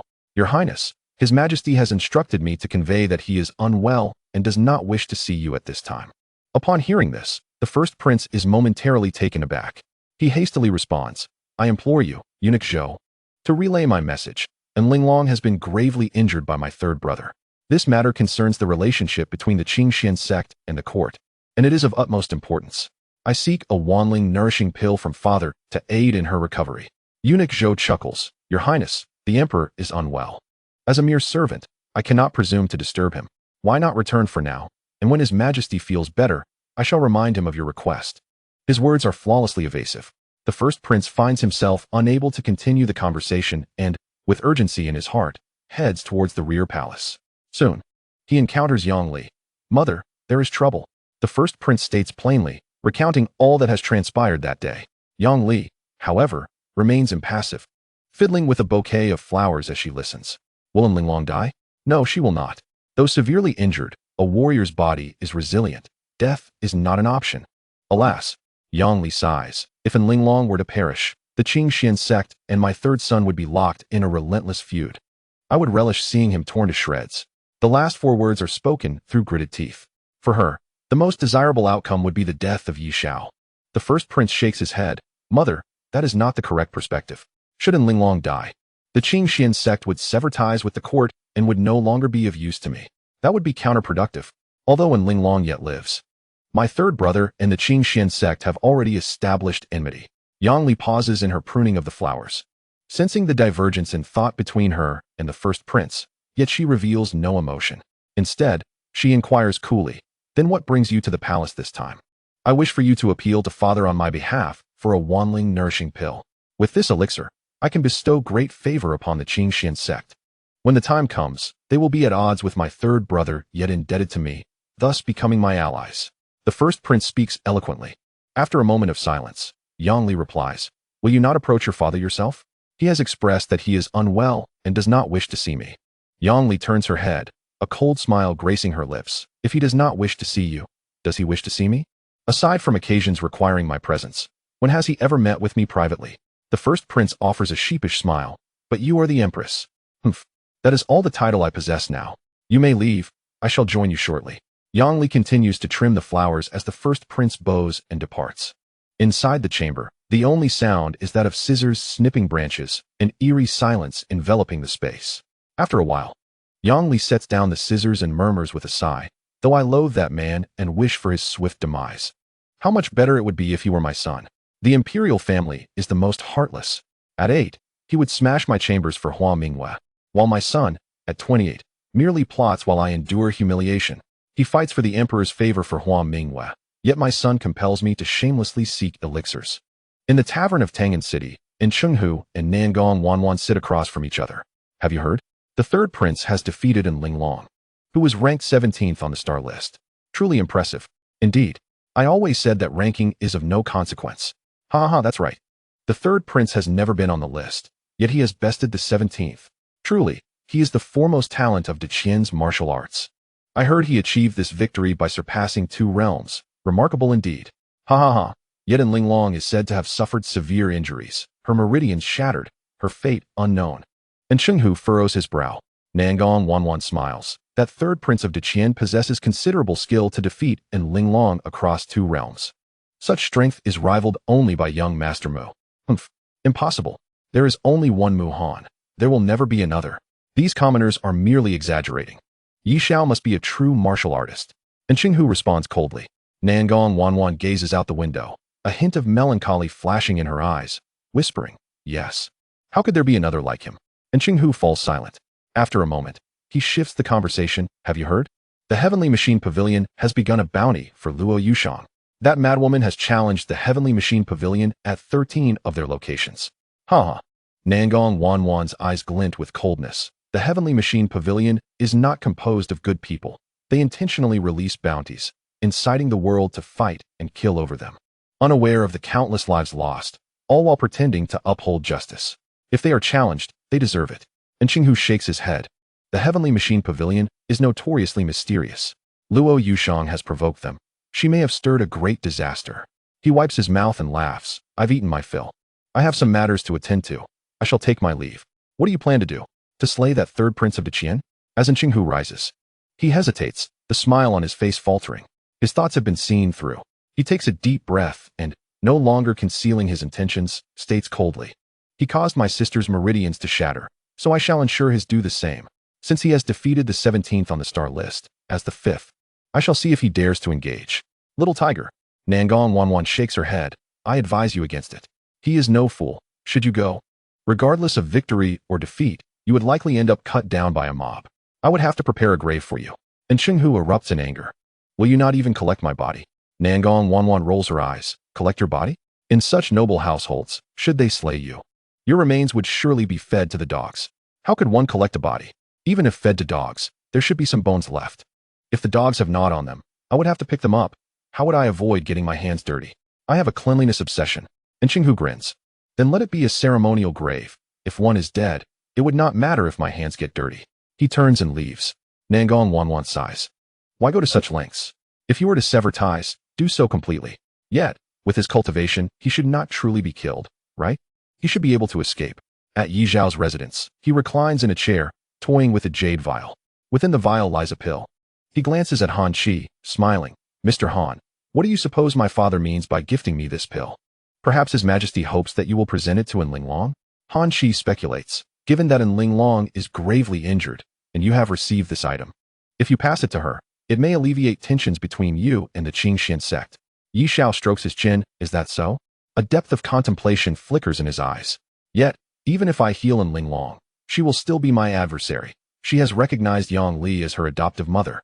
And after being harmed by me, she may not feel gratitude even if I restore her health. What does your highness imply? I cannot fathom. What exactly does my father intend? Han Qi discerns Ye Xiao's concerns and conjectures. His Majesty might not wish to see the Qing Xian sect too closely bound to the first prince. Ye Xiao ponders this, murmuring, my father is indeed profoundly calculating. I do not wish to guess his intentions. Since he has given it to me, I shall accept it, and how I choose to utilize it is my own affair. At that moment, Lu Er enters, guiding a figure in black attire. Ying Zhao, the commander of the Zhenfu division. Your Highness, Lord Ying has urgent matters to discuss with you. Ye Xiao appraises Ying Zhao from head to toe. In his youth, he had often heard Ying Zhao report to Yi Zhuan, rising and clasping his hands in greeting. Ye Xiao smiles. Lord Ying, have there been developments regarding the matters I sought? Ying Zhao nods. Indeed, there is progress. This is the location where the person you are seeking has taken refuge. However, accompanying him is a woman, seemingly named Nangong Wanwan. As the conversation unfolded, Ying Zhao presented a piece of paper detailing the whereabouts of Chenghu and Nangong Wanwan. Ye Xiao accepted the note and turned to Ying Zhao with a smile, expressing his gratitude. Thank you, Lord Ying. Will you stay for a meal? No, I cannot. I have pressing matters to attend to, Ying Zhao replied, clearly wishing to avoid prolonged interaction with Ye Xiao. Stepping closer, Ye Xiao seized Ying Zhao's hand, imploring, don't be like that. Uncle Ying, it's been so many years since we last met. Let us enjoy a drink together. If I ascend to the throne someday, I shall grant you a significant position. Ying Zhao was taken aback. He understood well that he was not like other ministers. If someone else claimed proximity to a prince, it might be taken lightly. Yi Zun could turn a blind eye, but if he were to be too close to a prince, his fate would surely be sealed. Furthermore, Ye Zhao's words were reckless, filled with audacity. Addressing him as Uncle Ying, such familiarity was unacceptable. The notion of being appointed a high official upon Ye Zhao's ascension was equally outrageous. If this reached Yi Zun's ears, Ying Zhao's life would be in jeopardy. Cold sweat trickled down Ying Zhao's back. With a slight exertion, he freed himself from Ye Zhao's grasp, bowing respectfully. Your Highness, please do not jest. I truly have urgent matters to attend to. My concubine has given birth today. I must return. Your concubine has given birth? Uncle Ying, it seems you are indeed in a hurry. Very well, take care. Upon hearing this, Ying Zhao turned and dashed away. By the way, Uncle Ying, you are now my man. If anyone seeks to harm me, you must warn me. Otherwise, when they ascend, they will surely have your head. Just as Ying Zhao reached the door, he heard these words, causing him to falter. The esteemed commander of the town guard nearly stumbled. But thanks to his exceptional skills, he steadied himself and quickened his pace, swiftly exiting the courtyard. As he departed, Ye Zhao's smile faded, and he gazed at the note, lost in contemplation. Nearby, Lu Er approached, chuckling. Your Highness, you seem a bit displeased. Are you perhaps feeling jealous? Is it because Nangong Wanwan is accompanying in Chenghu? Ye Xiao sneered. Jealous? Hardly. If in Chenghu can win her over, that would be splendid. My concern is that in Chenghu, that wastrel is merely following others like a dog. And here I am, in contact with him, only to have my movements discovered by Nangong Wanwan. Lu Er inquired curiously. What do you plan to do? Ye Xiao glanced at the medicinal vial on the table and, after a moment's thought, replied, regardless of the outcome, I must first establish contact with him. The Qing Xian sect is a formidable entity that must not be allowed to align completely with the opposition. Chapter 74. It is you indeed. Do not underestimate the younger generation of the Qing Xian sect, for their prowess is relative to their peers. However, one significant individual must be excluded from the equation. In Chenghu, if he were to be considered among the younger generation of the Qing Xian sect, he may not rank as the most outstanding among the 7 sects of Deqian, but he certainly stands among the top. Yet, Chenghu has now been completely disassociated from the Qing Xian sect. Many nights, in the stillness, Chenghu pondered whether it was worth it. Should he have made such sacrifices for a woman, losing the support of all? Nevertheless, he could not control himself. As he walked through the bustling streets, a nameless fury ignited within him. She is his sister, his own sister, the one he had watched grow up. In fact, upon hearing the news just moments ago, He felt a surge of murderous intent brewing within him. Finally, he halted before Ye Xiao's residence, coldly staring at the grand entrance. In a firm voice, he declared, "Fifth on the star rankings, and Chenghu challenges the third prince, Ye Xiao. Do you dare accept?" His voice, though not loud, resonated with precision, reaching the ears within Ye Xiao's estate. In an instant, everyone heard his proclamation, including Ye Xiao.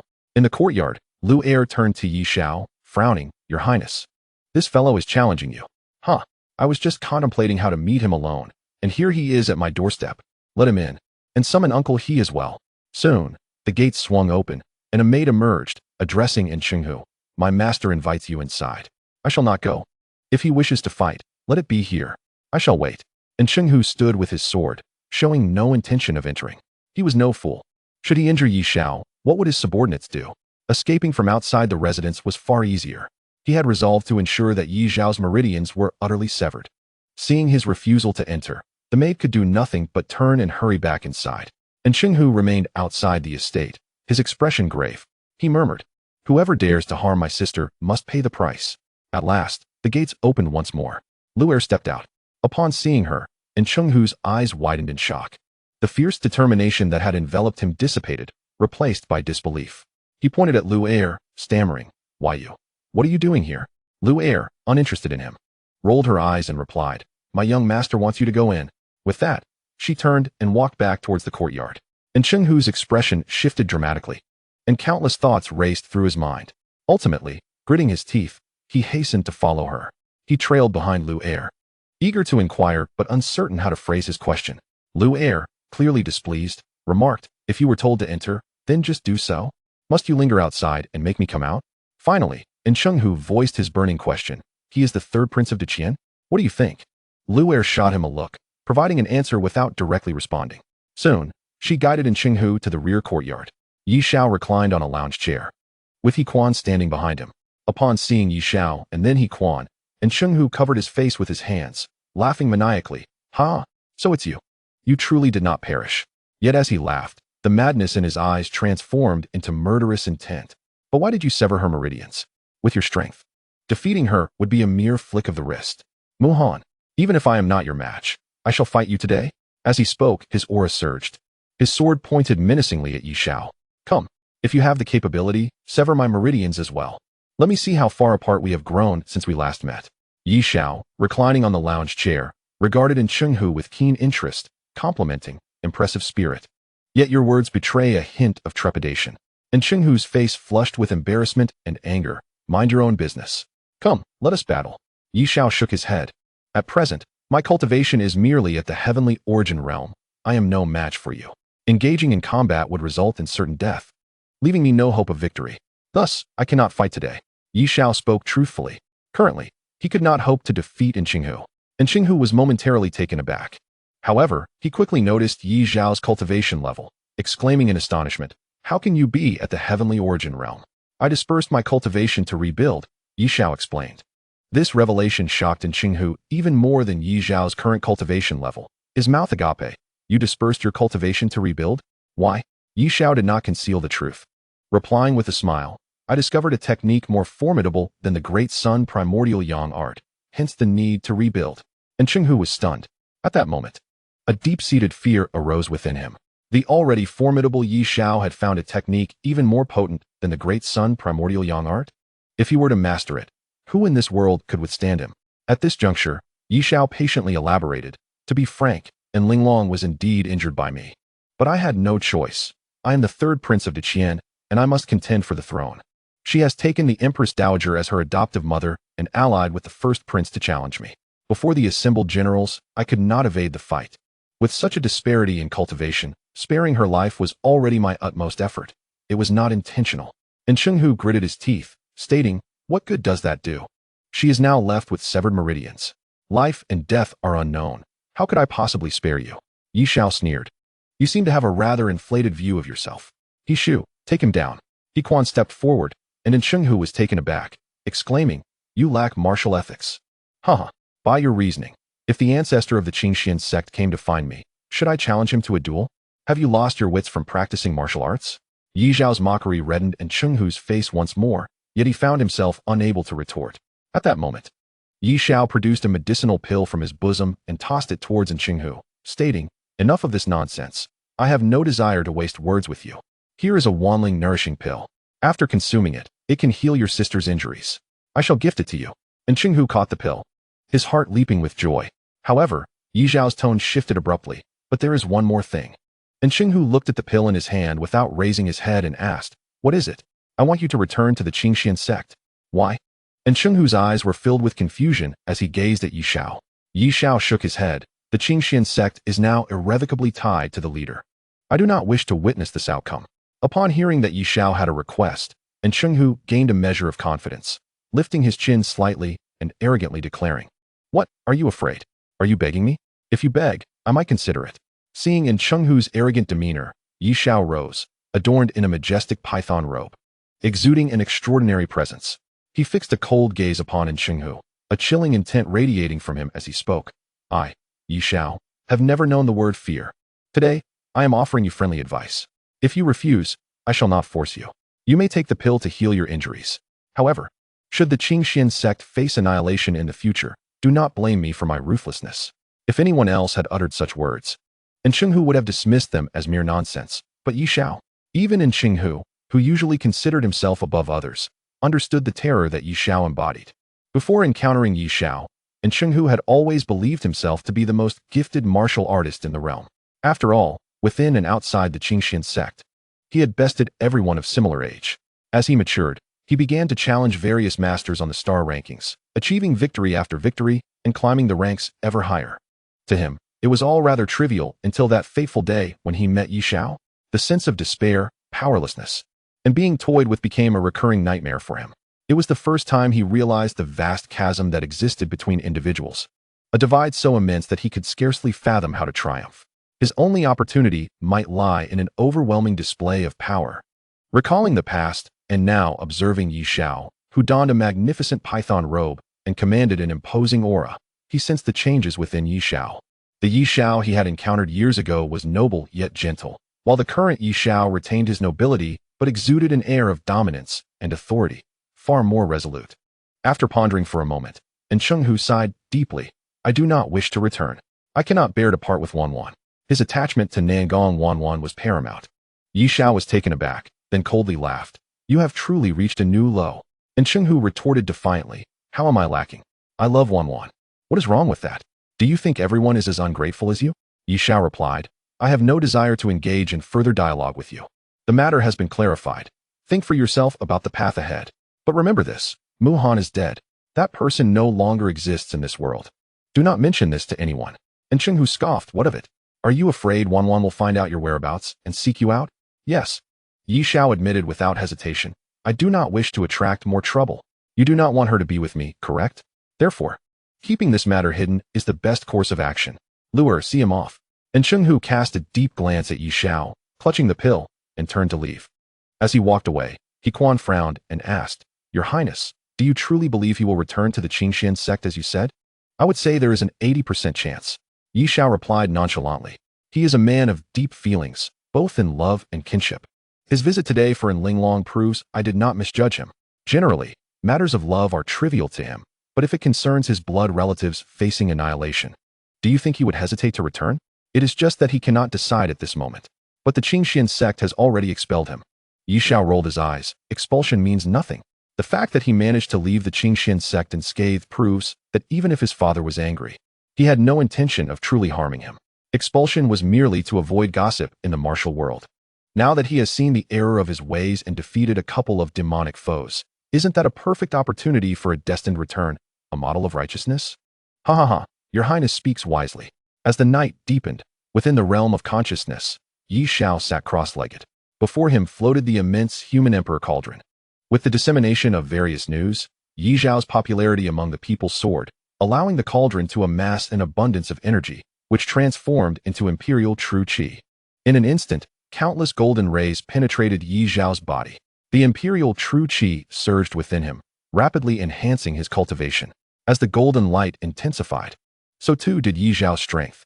Ultimately, he broke through another barrier, elevating his cultivation to the 5th tier of the Tianyuan realm. Ye Xiao smiled faintly, realizing that engaging with Linglong had its advantages. However, He had not anticipated the news spreading so swiftly, which was a pleasant surprise. Meanwhile, Yanzai's 8,000 cavalry had also been fully recruited. With these individuals now under his command, Ye Xiao's overall training speed ascended yet another level. Feeling the human emperor cauldron continuously gather vitality, Ye Xiao was thoroughly satisfied. The only thing left was to wait for these cavalrymen to form into a fighting force. While he leisurely cultivated, others were unable to sleep at all. In a corner of Tang'an City, under the pitch-black night, and Chenghu clutched a wine jar, leaning against a wall. For him, it was time to make a decision. Should he continue to pursue the so-called love with Nangong Wanwan, or return to the sect to influence its decisions? Some choices could only be made by himself. With another swig of wine, he gazed at the medicinal pill in his hand, a mixture of emotions swirling within him. Suddenly, he chuckled self-deprecatingly. Heh, Mu-Bu, Ye Xiao, you bastard. You know I will return to the sect.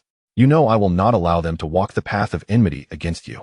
You know everything, including when I will unleash my techniques. Damn it, how can you be so formidable? He staggered to his feet, clutching the wine jar. But do you know? I will tell Wanwan about your whereabouts. You don't want me to speak? I must. If I return to the Qingxian sect, how can I maintain any connection with Wanwan? Since that is the case, Wanwan should know that the one she loves is still alive in this world. You just married some TM woman. What's that to me? Let us see if she dies or not. If you don't want me to have a good time, then I won't let you have it either. No one should have it. And Chenghu staggered down the dark road, muttering to himself. A few steps forward, a sip of wine. A few steps forward, another sip. Ye Xiao would never anticipate that Chenghu would make such a decision. After encountering Chenghu, he had temporarily cast this matter from his mind. At that moment, Ye Xiao was attending court. Before him stood an elderly man dressed in a simple long robe, spirited and animated, passionately addressing the four princes. Since ancient times, there has been a hierarchy of age. To abolish the elder and establish the younger is a path to calamity. His Majesty allows you to govern, to assist the crown prince in ruling the nation and creating a prosperous era for Qian. How can you harbor thoughts of usurping the throne? Some princes, in front of the public, brazenly declare their intentions to seize the throne. Is that not absurd and laughable? The elder halted before Ye Xiao, coldly inquiring, Third Prince, do you agree? As the autumn examinations approach, candidates from all corners gather in Tang'an, marking a grand event of the Qian dynasty. Concurrently, numerous literary luminaries and esteemed scholars converge in Tang'an, seeking an audience with the emperor. Among these figures is Yi Zhuan, who does not dare to neglect them and accompanies them into the palace. Unexpectedly, after their worship, some counsel Yi Zhuan to establish the Grand Prince as the crown prince. Their criticism pointedly directed at Ye Xiao. Ye Xiao, narrowing his eyes, regards the elderly Wang Chong, a prominent scholar from Hangzhou, who is renowned in contemporary society. Initially, Ye Xiao expected these literati to favor the fourth prince, given his greater acclaim. However, Wang Chong boldly proposes that Yi Zhuan appoint the Grand Prince as the crown prince, openly taunting Ye Xiao in the process. At that moment, all eyes in the court were fixed upon Wang Chong as he relentlessly confronted Ye Xiao. Third Prince, he declared, since your return to Tang'an, you have acted with reckless abandon, growing increasingly arrogant. You not only broke Yi Xingyuan's legs, but also assaulted the second prince, Yi Yin. Your violent and arrogant nature is nothing short of shocking, and you dare to claim you want to seize the throne? Do you have no shame? This was Ye Xiao's first encounter with the audacity of scholars, particularly Wang Chang's. No one else in the court dared to confront Ye Xiao with such boldness.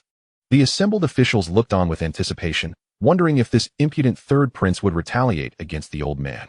Even Yi Zhuan watched with keen interest, eager to see how Ye Xiao would respond. Indeed, Ye Xiao reached out and firmly grasped Wang Chang's head. In that instant, a collective gasp echoed through the hall. Was he about to strike? With a slight exertion, Ye Xiao lifted Wang Chang's face and body, twisting him towards Yi Zhuan.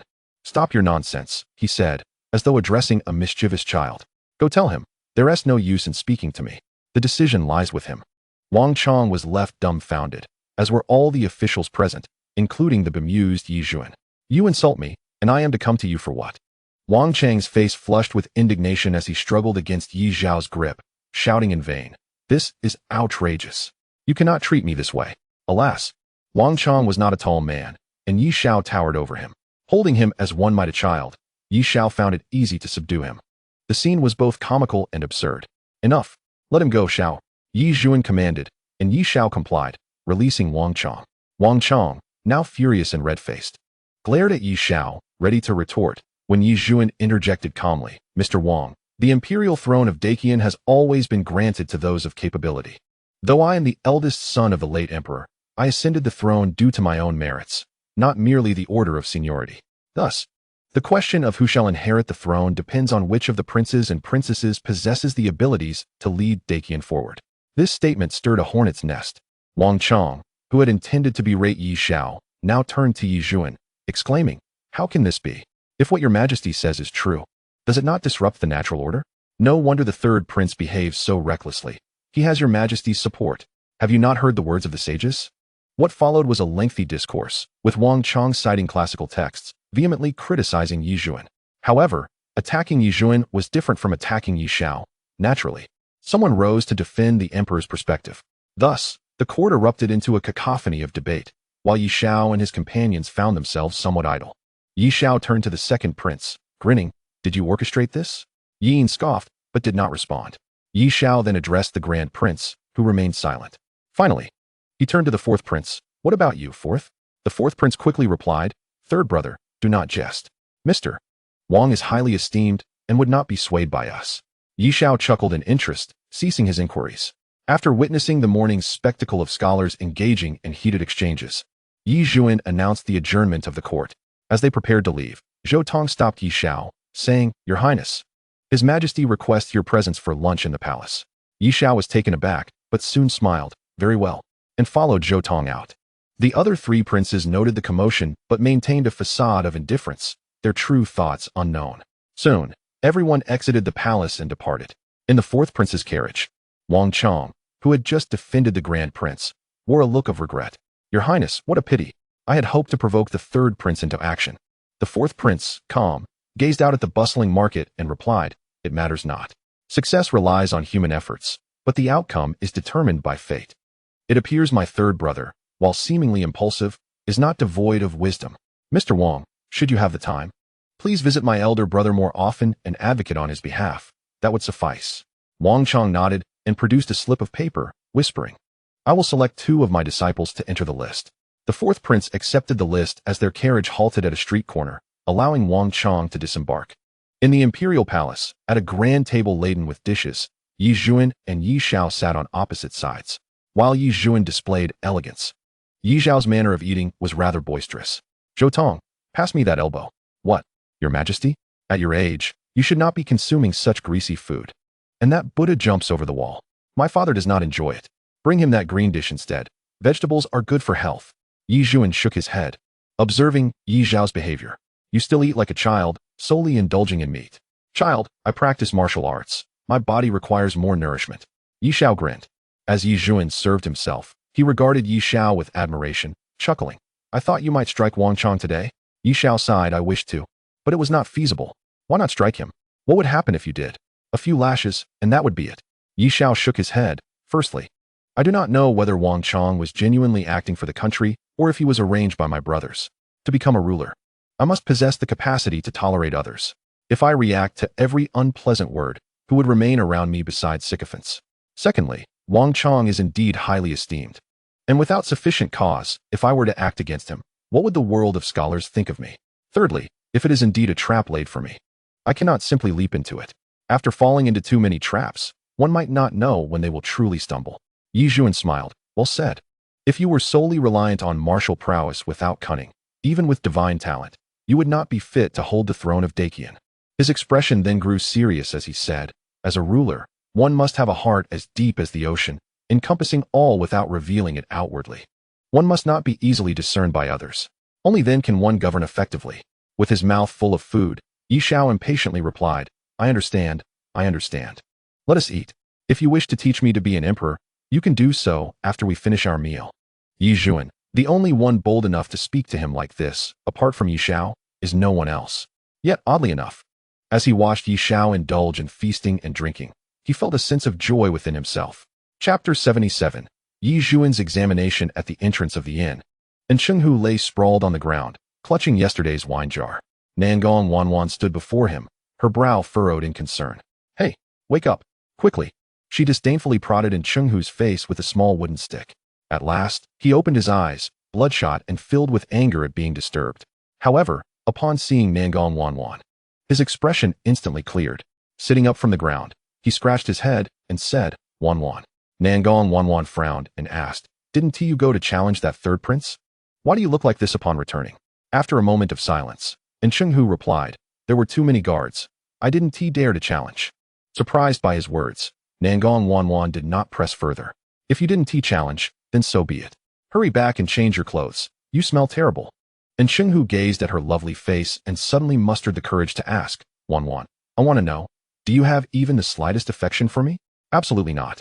Nangong Wanwan replied without hesitation, shaking her head. I like Mohan. And Chenghu forced a bitter smile. After following you for 3 years, you've never felt the slightest stir of affection? Not at all, he said, taking a deep breath. Then I shall leave. I intend to return to Jing Qian sect.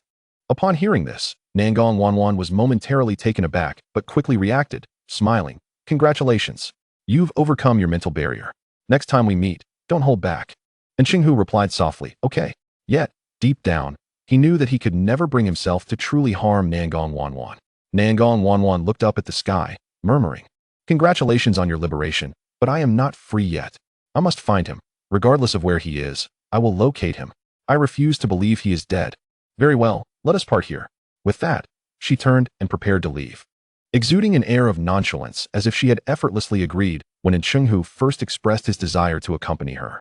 Watching her fade into the distance, and Chenghu suddenly shouted, I saw Muhan yesterday. He is in Tangan. At these words, Nangong Wanwan dashed forward like a specter, her face devoid of any composure. Only urgency. Where is he? I don't know. And Chenghu ultimately did not fully reveal the truth. Even though he had cursed in his drunken state last night, he still chose to lie. When I was at the third prince's residence, I caught a glimpse of him. I was too anxious at the time to call out to him. Nangong Wanwan's eyes filled with anger, but she felt helpless. You foolish tiger. Why didn't you keep him there? That third prince of Deqian won run away. What is the rush? Nangong Wanwan appeared anxious. Nonchalance is only admirable when one is not emotionally invested. However, if one is concerned, how can they maintain such indifference? And Chenghu's silence created a heavy atmosphere. Nangong Wanwan, though helpless, remained undeterred, her eyes brimming with hope. Regardless, knowing he is alive gives me peace. Little tiger, thank you, I will surely find him. Nangong Wanwan smiled. A genuine happiness that Chenghu had not seen since the update of the star rankings. Deep in her heart, she was always only concerned with Ye Xiao. The farewell came unexpectedly. After learning the direction of the third prince's residence, Nangong Wanwan walked away without looking back. Left alone, and Chenghu pulled out a medicine bottle from his pocket and, looking down, murmured, if Wanwan didn't like you, Ye Xiao Muhan, how wonderful it would be. We ought to be friends. The world of martial arts is not solely about love, but also about the camaraderie shared among men over drinks. He vividly recalled that day when he battled Ye Xiao. After being defeated, they drank heartily together. Ye Xiao unreservedly pointed out the flaws in his cultivation. That day, and Chenghu was truly impressed by a peer for the first time. Alas, fate is capricious. Many developments do not unfold as one wishes. In the palace, Ye Xiao reclined in a chair, feeling quite full, exceedingly so. The servants and eunuchs had already departed, leaving only Ye Xiao and Ye Zhuan in the room. No. In the corner, the old eunuch Lu Tong remained. Ye Xiao understood that the main topic was about to arise. Indeed, Ye Zhuan smiled and said, I heard that Chenghu challenged you yesterday. Upon hearing this, Ye Xiao raised an eyebrow and replied with a smile, indeed, that is true. Did you win or lose? We didn't fight. Why not? Because I couldn't win. Ye Xiao spoke candidly, chuckling. At my current level of cultivation, I cannot defeat Chenghu. Hearing Ye Xiao's words, Ye Zhuan laughed. If you can't win, will he listen to you? Ye Xiao raised an eyebrow. Do you know why I want to find him? Merely to persuade him to return to Jing Qian sect, thereby preventing the sect from fully siding with the eldest prince. Ye Zhuan laughed. What complex thoughts could these children possibly have? Ye Xiao replied confidently. It is likely that there are very few who do not harbor complex thoughts. Since I am seeking him, I must have some assurance. Ye Zhuan lifted his teacup, taking a gentle sip, before looking at Ye Xiao and asking earnestly. I am not omniscient. Although I know much about the martial world, I have never truly immersed myself in it.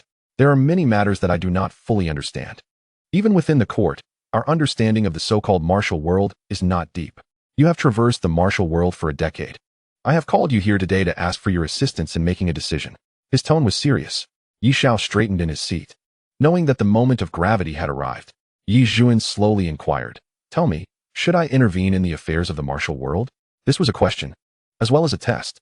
He wanted to see Ye Xiao's response. Ye Xiao fell into contemplation, and the room was enveloped in silence.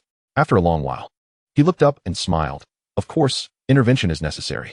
In the vastness of the realm, there is no land that does not belong to the king, and no shore that does not belong to the king's subjects. These martial sects are also subjects of the Qian. However, how to govern and to what extent is the matter worth discussing? What does your majesty wish to achieve? Do you want all sects to disband, or how? This was the crux of the issue. Yi Zhuan frowned and said, martial heroes who defy the law are often powerful individuals. Yet they are frequently impulsive and can easily be swayed by one-sided words, leading to the slaughter of others. Moreover, these individuals do not engage in productive work. Some sects rely on their industries to survive, but many are mere thieves, robbing and plundering. They even advocate for the redistribution of wealth, self-righteously branding themselves as heroes. Should the law-abiding wealthy be punished? Unfortunately, these individuals possess formidable skills, leaving many innocent civilians defenseless against them. They roam freely, making capture difficult. Such incidents are reported numerous times each year. I do not intend to eradicate them entirely, but a response to this situation must be devised.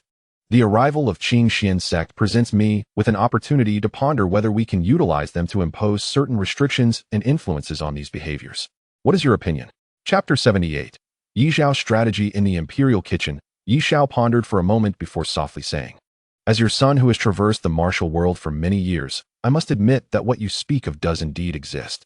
However, the problem is that there are numerous martial individuals, and many incidents occur daily.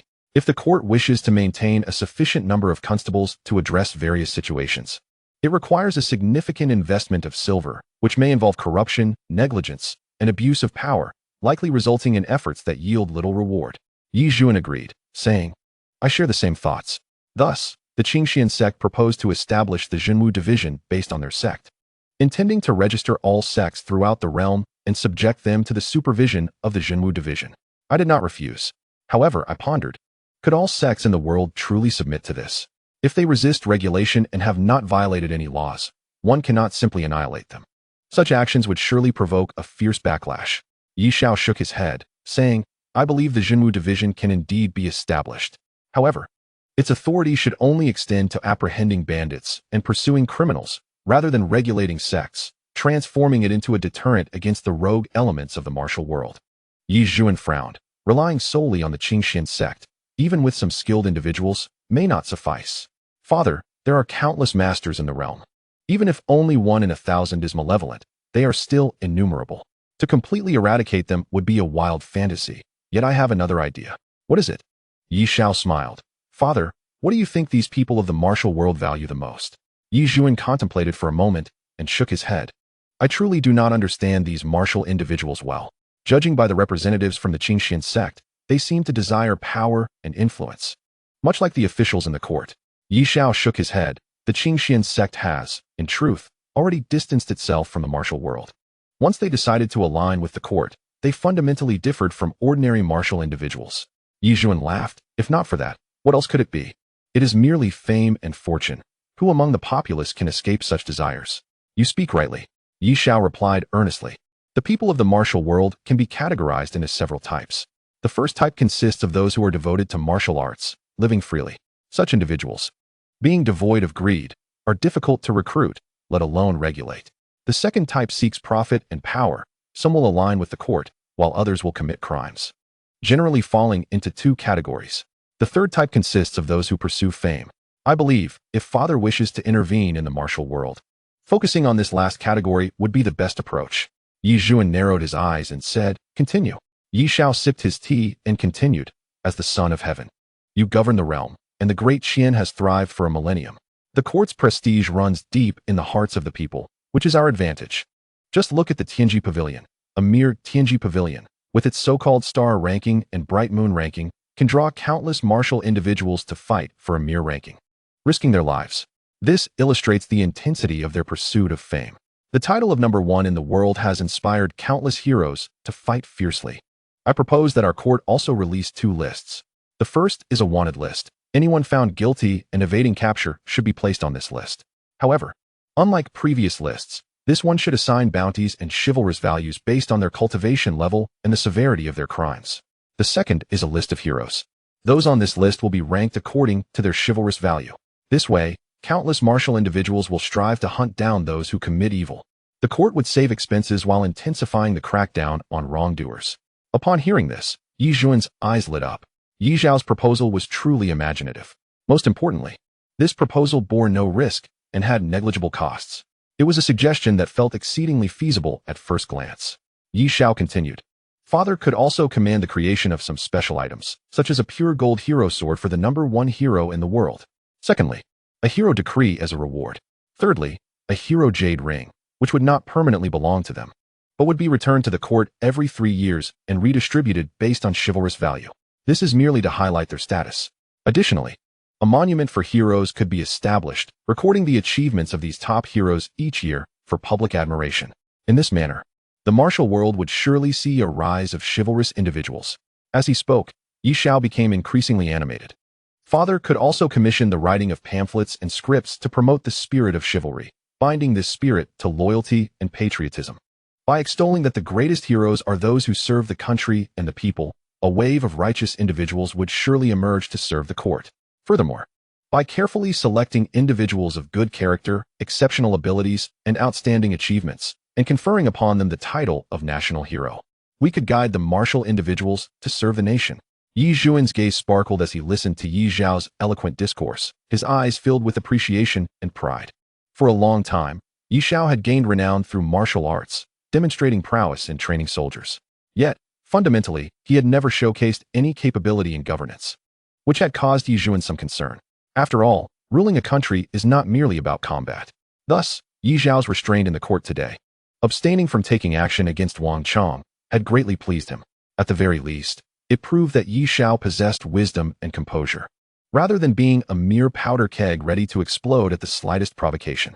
Moreover, Ye Xiao's strategies revealed his political acumen. Ha! Ye Xiao laughed heartily, pacing back and forth. What a brilliant strategy. The best approach is to win the hearts of the martial individuals. In this way, our Great Qian court will possess the means to manage these martial individuals.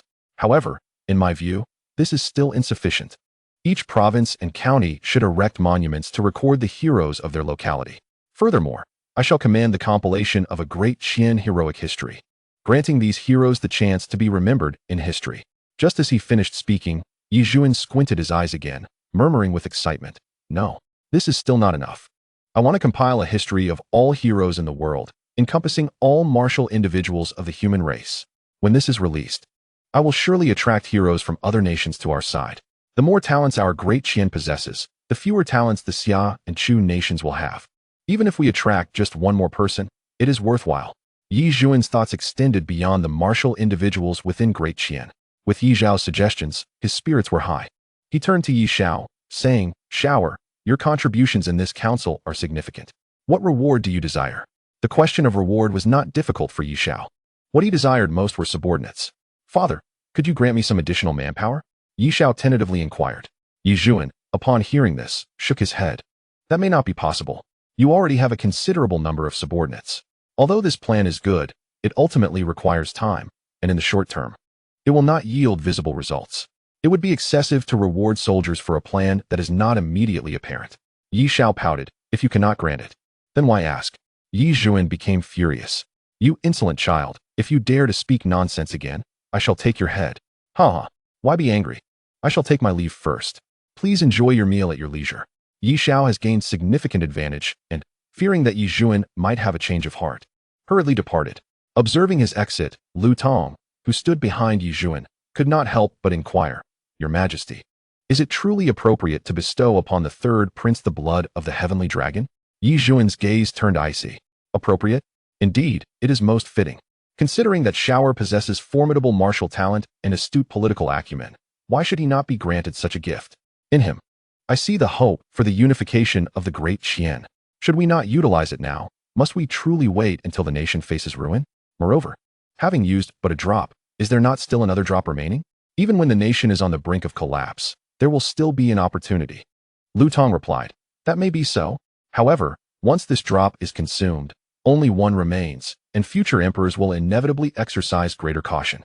It seems that it would only be at the moment of national calamity that it could be utilized." Lu Tong spoke softly.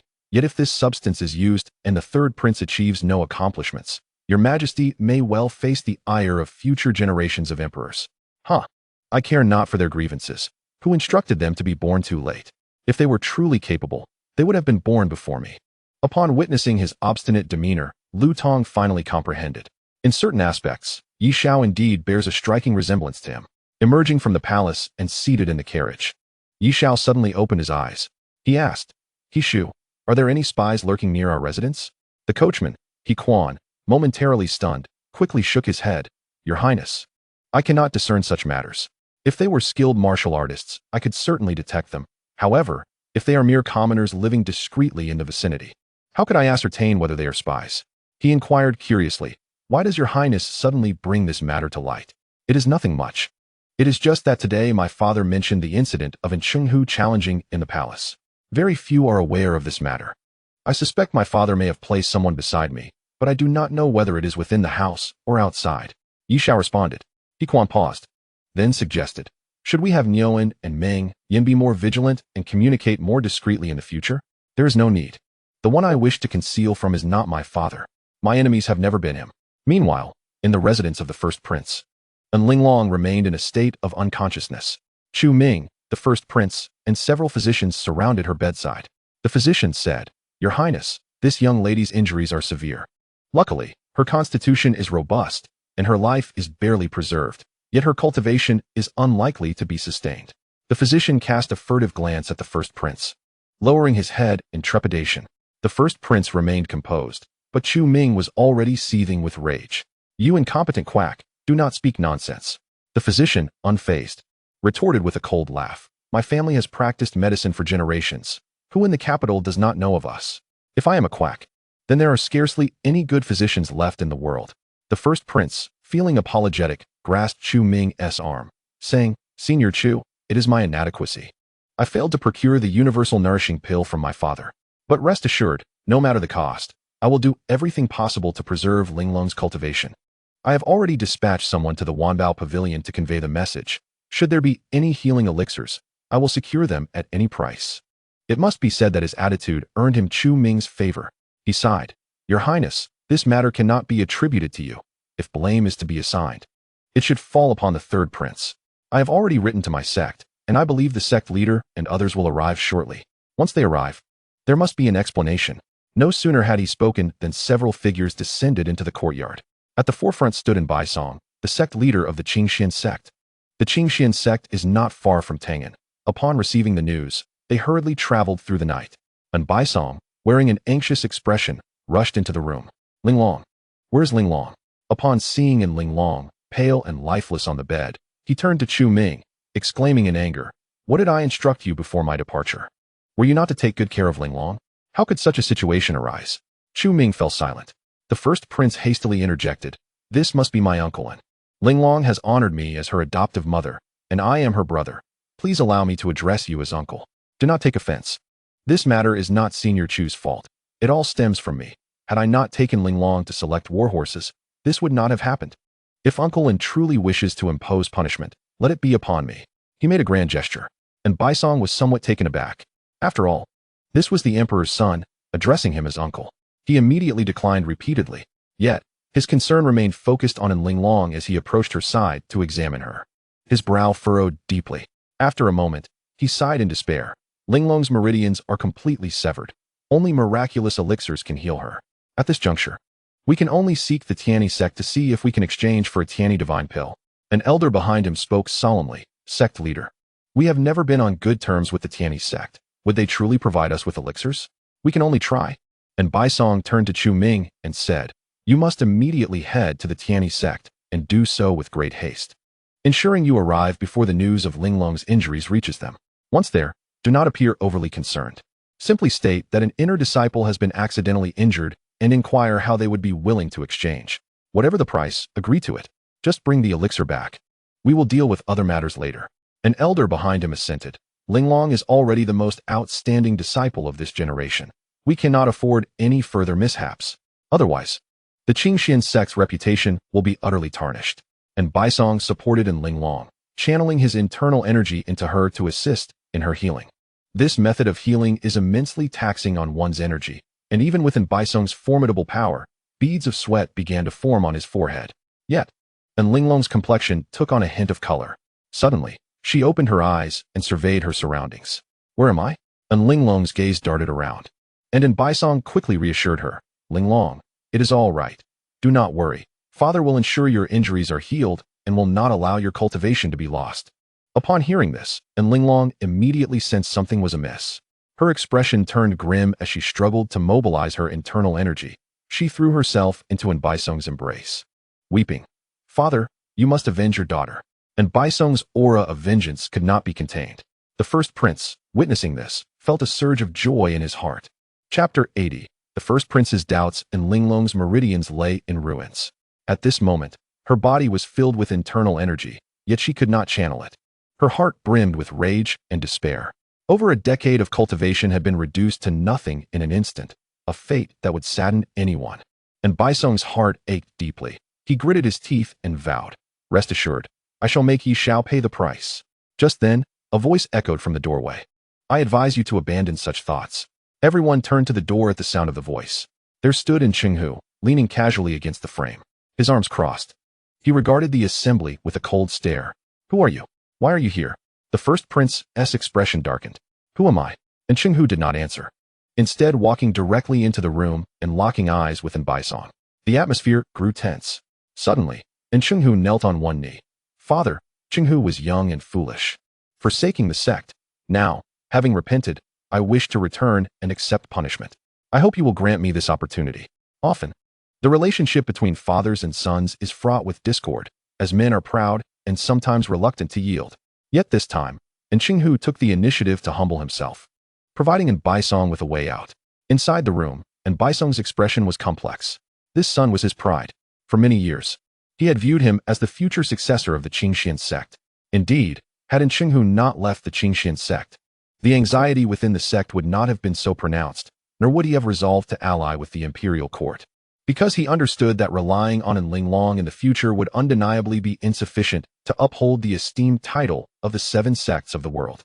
The path of the martial world was fraught with continuous bloodshed. The Qingxian sect had numerous enemies, and should the sect decline, it could very well face calamity. Yet now, that once fiercely competitive genius, who remained unfazed even when threatened by him, had returned, having followed Nangong Wanwan in defiance of the sect. While he hesitated, the other elders could no longer contain themselves. Chu Ming hurriedly stepped forward to persuade. "Sect Master, Chenghu has come to his senses. After all, he is still young and prone to mistakes. Please forgive him." "Indeed, Sect Master, Chenghu has not committed any heinous acts with that enchantress. As a youth, he is merely entangled in his emotions. It is hardly a fault. Sect Master, young Master Chenghu has grown up before our eyes. We implore you to show mercy."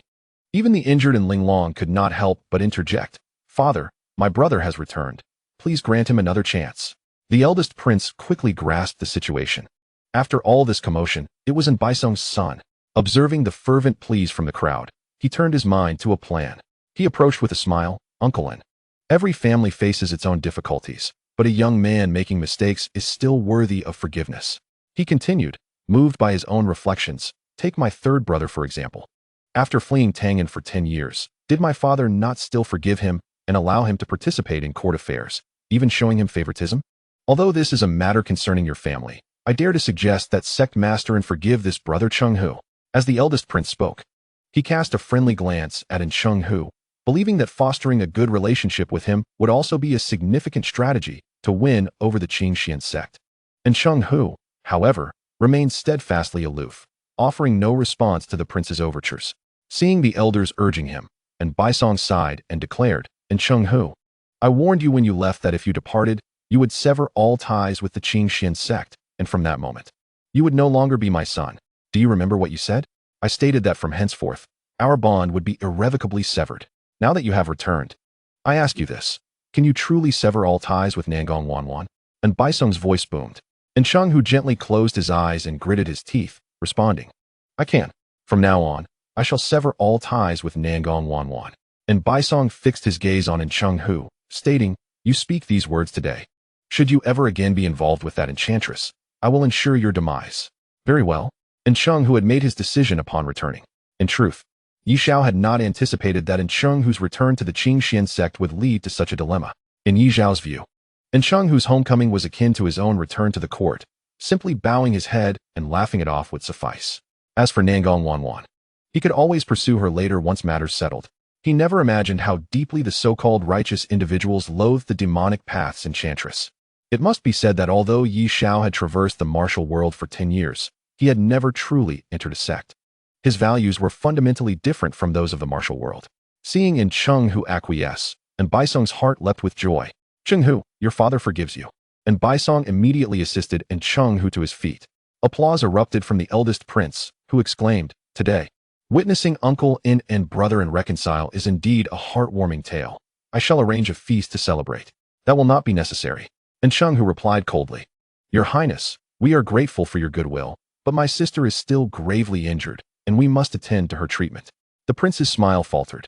He sensed an underlying hostility from Encheng-Hu, unable to comprehend why he was being treated with such disdain when he believed he had done no wrong. In truth, Encheng-Hu's heart was filled not only with pain, but also with a sense of liberation. He harbored feelings for Nangong Wanwan, yet she did not reciprocate. Such unrequited love was excruciating. For 3 years, he had gained nothing. Many times, he contemplated letting go, yet he could never bring himself to do so. However, through this ordeal, he had resolved to return to the sect.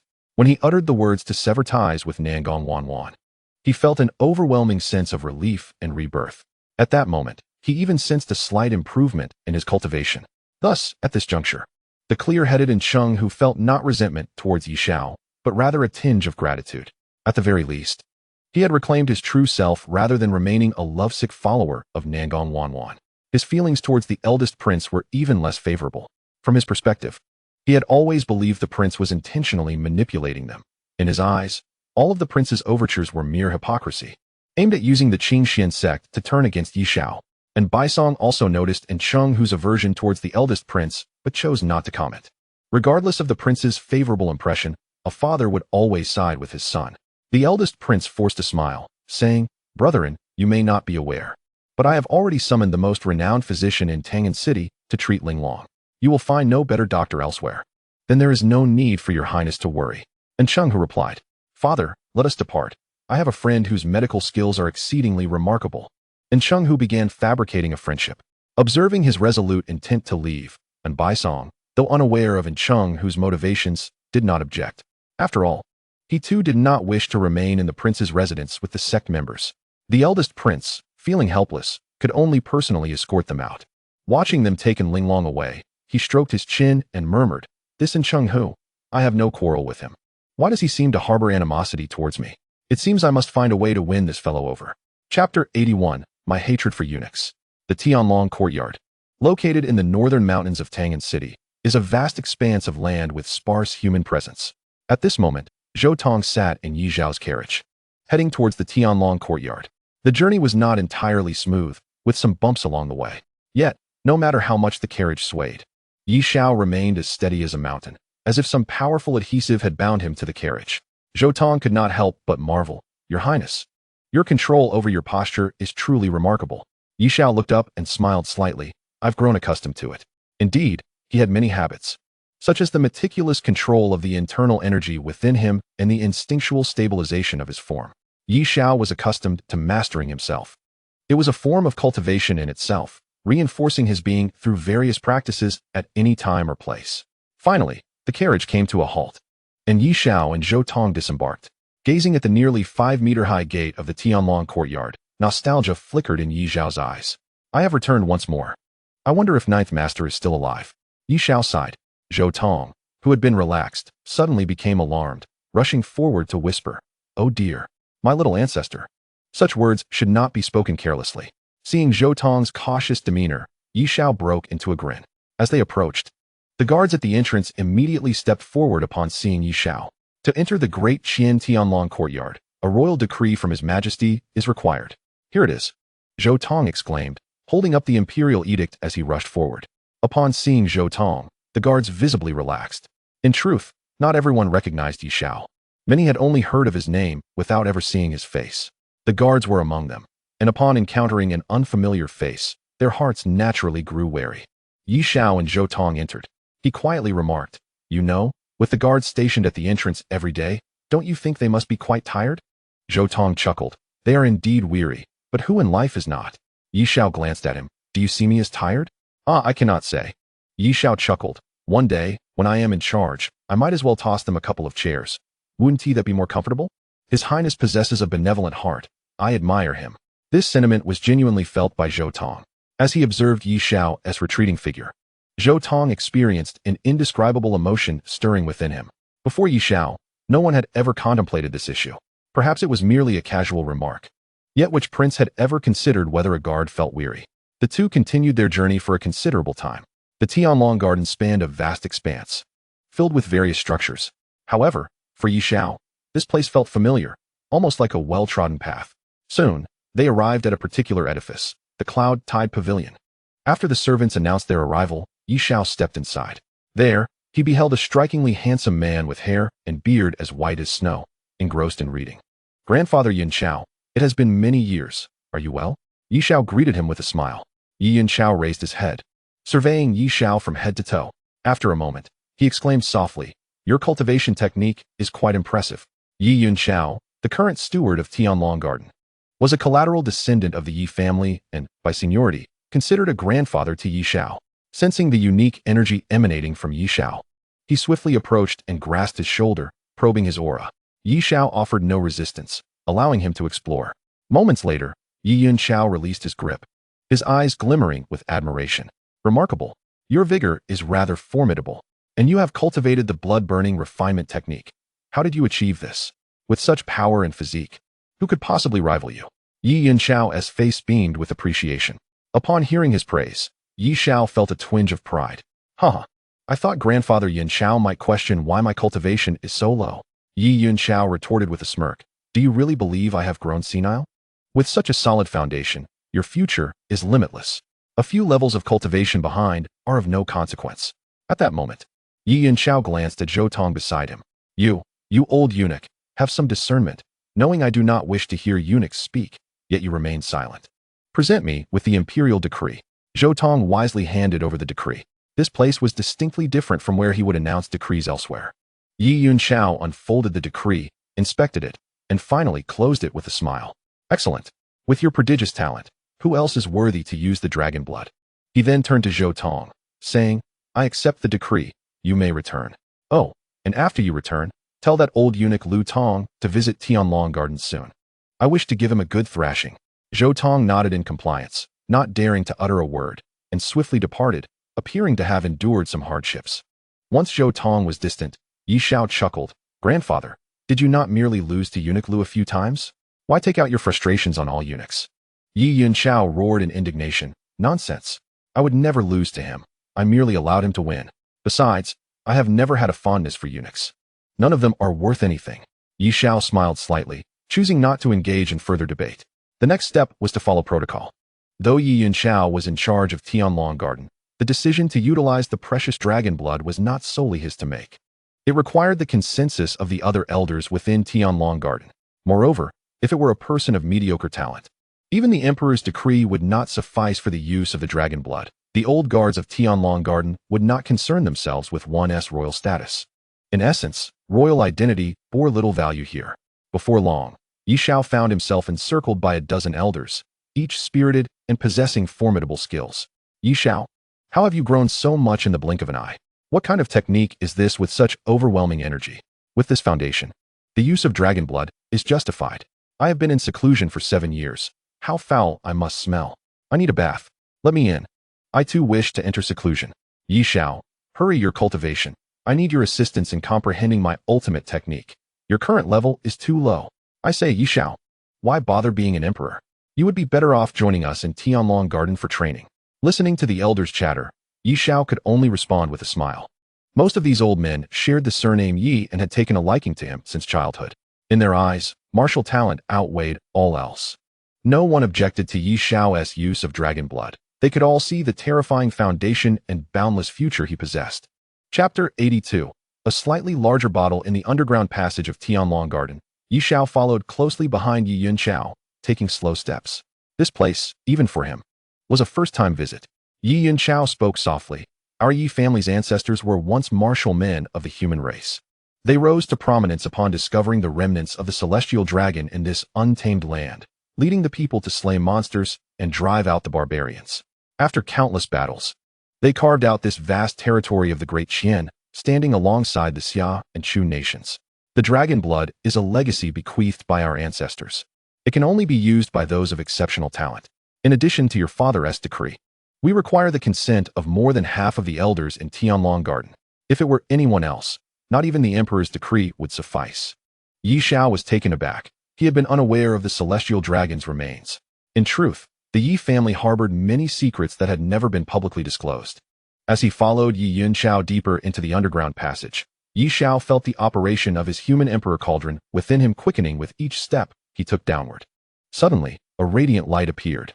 Ye Xiao widened his eyes in astonishment, for he beheld a colossal dragon's head suspended in midair. Indeed, it was a dragon's head, albeit merely a skeletal structure. Rather than being pale, the bone exuded a faint golden glow. Despite being a remnant of the celestial dragon, this head was immense, rendering Ye Xiao but an insignificant insect in its presence. The residual dragon's might emanating from it made Ye Xiao's breath labored, even inciting a subtle urge to kneel in reverence. Ye Xiao stood quietly to the side, observing Ye Xiao as he battled against the majesty of the celestial dragon's remains. This was a trial for Ye Xiao. In a moment of reverie, the dragon's head before him gradually filled with flesh and blood, as if a living, gigantic celestial dragon were gazing down at him. The insignificance of humanity was laid bare in that instant. In Ye Xiao's heart, a voice seemed to arise. Kneel, kneel, and you shall not bear such pressure. The voice resonated like the sound of the vast heavens, combined with the oppressive force of the world, bearing down upon Ye Xiao. His body began to tremble, not from fear, but because the overwhelming pressure was nearing the limits of his resistance. Ye Xiao's eyes glimmered with admiration. To him, Ye Xiao had already exhibited considerable strength. Observing the dragon's head, one generally required a minimum cultivation of the true martial realm.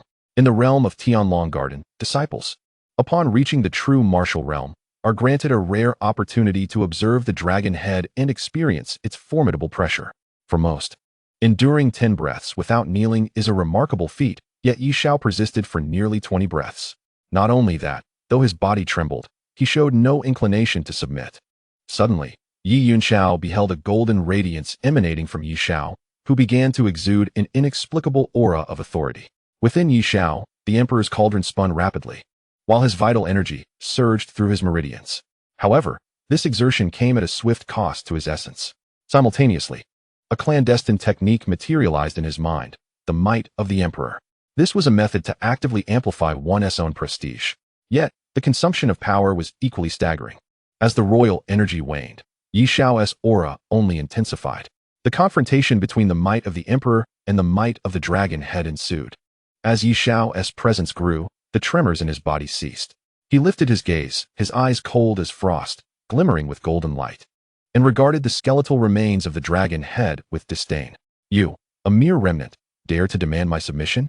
With that declaration, he took a step forward. Boom. It was as if a silent clash transpired between them. Ye Xiao's eyes widened in disbelief. How could a mere celestial origin realm practitioner perform such an act against the remains of the dragon head? He acknowledged Ye Xiao's profound foundation and limitless potential. Yet he could not fathom how Ye Xiao could withstand the pressure of the dragon.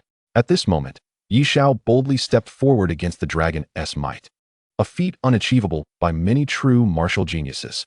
Truly, the scion of the Yi family, born with the aura of an emperor. Ye Xiao marveled sincerely. The clash of energies caused the dragon head in the sky to tremble violently before falling still. The pressure that had weighed upon Ye Xiao dissipated into nothingness. He exhaled deeply, clearly having gained the dragon head's recognition. Beside him, Ye Xiao was astonished. The might of the dragon head had never shown restraint towards anyone. Even now, he himself was still enduring its pressure, relying solely on his substantial cultivation to maintain composure. Yet Ye Xiao managed to soften the dragon's might. How was this possible? Little did he know, the emperor's cauldron was an artifact of the ancient emperors, recognizing Ye Xiao as its master. And the prolonged nurturing of the royal energy had already set him apart from others. Moreover, the secret technique of the emperor's might activated the royal energy, transforming it into pure imperial authority. This prestige, even when faced with the dragon, held its ground. It was an acknowledgement among equals. For others, no matter how powerful, they would never be seen as equal in the eyes of the dragon head. As Ye Xiao contemplated Ye Xiao's extraordinary achievement, he approached him and patted his shoulder, praising, "This is the sacred ground of our Great Qian's dragon vein. The dragon head resides here, absorbing the dragon's essence, releasing its might to temper the younger generation. You are the first in history to compel the dragon head's authority to retreat." Ye Xiao smiled. "So what brings us here?" "Because the blood of the dragon is also stored here, arranged by spirit masters to draw upon the dragon vein's spiritual energy, ensuring its vitality." As he spoke, Ye Xiao pointed, and only then did Ye Xiao notice 2 jade vials positioned beneath the dragon head. Yet, in the presence of such a massive relic, the vials hardly captured attention. Ye Xiao reached out and seized one of the vials, which soared into his hand. Even through the vial, Ye Xiao could clearly see a thumb-sized droplet of golden-red liquid radiating brilliance within. "Is this a single drop?" Ye Xiao queried, somewhat bemused. As it occupied nearly half the vial, Ye Xiao chuckled. "If our ancestor claims it is a drop, then it is indeed a drop. Do you know why I chose this vial?" Ye Xiao was taken aback and shook his head. "I do not. Please enlighten me, Grandfather Yin Xiao." "Because this vial contains slightly more dragon blood than the other. Though only a tad more, my decade of observation assures me of its superiority." Observing the old man's proud demeanor, Ye Xiao could only think how truly mundane this seemed. "Hurry and consume it. This is truly a remarkable treasure." Ye Xiao exhibited great excitement. Watching his enthusiasm, Ye Xiao suddenly inquired, "Grandfather Yin Xiao, do you not ponder if this might lead to a self-inflicted betrayal?" Ye Xiao's smile faltered slightly, but Ye Xiao discerned he had struck a chord. This old fellow must have considered the dragon's blood more than once. Indeed, after a brief struggle, Ye Xiao lowered his voice. "Did I not lose to that damned eunuch several times? Each defeat made me wish to consume this and then confront him. Yet, after much deliberation, I refrained. After all, it is a legacy of the Yi family." Without hesitation, Ye Xiao seized the vial of dragon blood from his grasp. He uncorked it and tilted his head back, drinking it down. He then chuckled. "Then you should not covet this vial. There is still another." Chapter 83. A surge in power as the dragon blood entered his system. It transformed into a warm current coursing through Ye Xiao. Ye Xiao, standing nearby, quickly advised, "Hurry, sit beneath the dragon bone. That is where the dragon vein's essence converges. You might experience unexpected benefits." In truth, he was uncertain of its efficacy. Initially, he had intended for Ye Xiao to first experience the might of the dragon head, and then consume the dragon blood outside. However, given Ye Xiao's immunity to the dragon's pressure and his direct consumption of the dragon blood, he could only cultivate here to assimilate it. Since he was to cultivate here, he ought to find a favorable position. At this moment, he could never have imagined how regretful this decision would make him feel. Upon hearing the instruction, Ye Xiao promptly seated himself beneath the dragon head. Suddenly, he was engulfed by excruciating pain. "Ah!" Ye Xiao roared in fury. He had never experienced such torment in his life. From within, every part of his body was aflame with agony. The dragon blood was an extraordinary substance. Upon entering his body, its immense energy initiated a profound transformation from within. At that moment, every cell in Ye Xiao was being torn apart, only to be reconstituted. This level of pain was enough to drive any soul to madness. Simultaneously, the Qian Emperor's art began to circulate within him, and the Emperor's cauldron spun at a swift pace. A stream of arcane dragon energy flowed from beneath his seated position, infusing into Ye Xiao. It is essential to recognize that Ye Xiao already possessed the bloodline of the Yi family, and the Great Qian dragon vein was intrinsically linked to the Yi lineage. The Emperor's cauldron within Ye Xiao, paired with the dragon vein's energy, served as an enhancement for the ruler. Thus, from the moment he descended underground, the Emperor's cauldron began to whirl at a rapid pace. Now, seated at the dragon vein's focal point, it began to absorb the dragon energy, transforming it into imperial energy for Ye Xiao. However, the Emperor's cauldron ceased its absorption after a brief moment. The dragon vein's energy, being deeply intertwined with the laws of heaven and earth, was immensely profound. Since Ye Xiao had yet to ascend to the throne, a reckless consumption would trigger numerous unforeseen consequences, potentially bringing calamities that could harm the foundation of the Great Qian. Nevertheless, because of Ye Xiao's royal bloodline and a measure of respect from the populace, a slight absorption was permissible. The Emperor's cauldron, being a sentient artifact, understood this balance well. Yet, as the dragon energy stirred, the dragon head above seemed to sense it. A powerful force tentatively surged into Ye Xiao's body.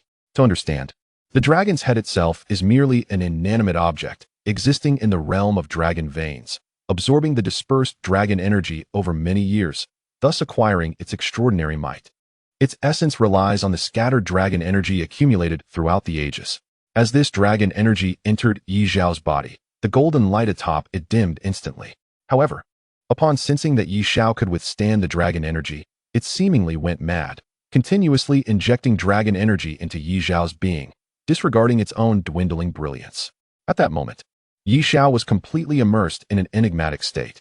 In his eyes, it seemed as though a true celestial dragon soared through the heavens.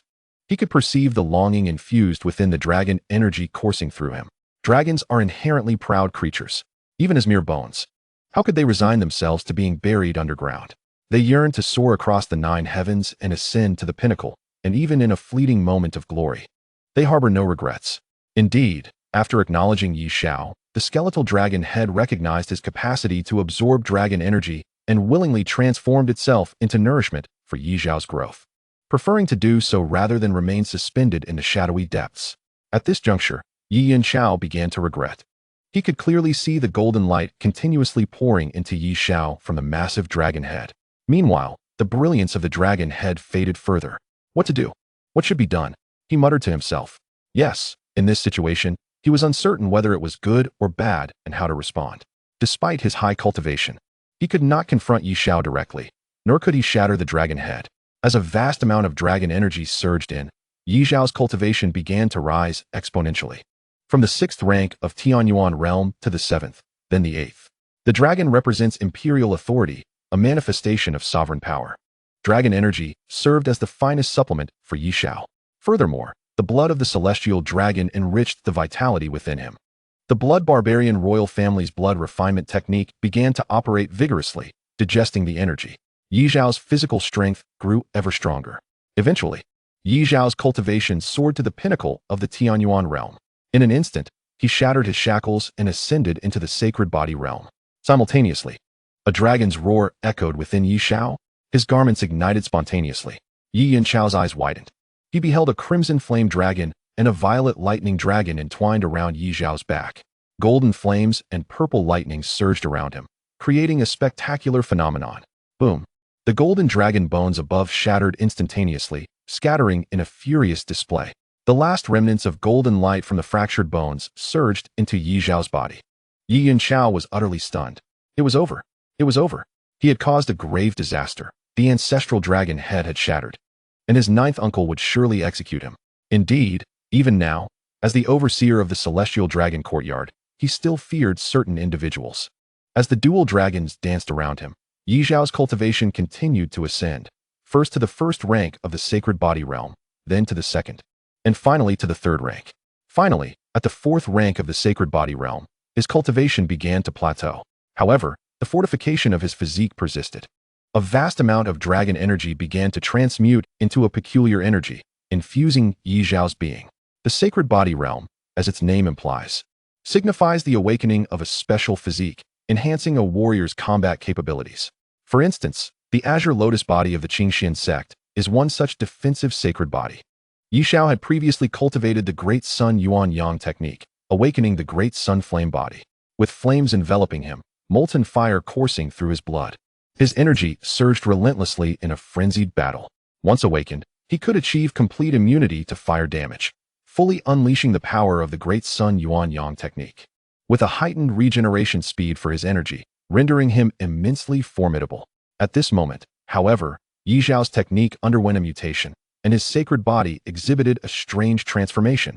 He discovered that he had not only reawakened the Great Sun Flame body, but also acquired another unique sacred body, the Violet Lightning Flash body.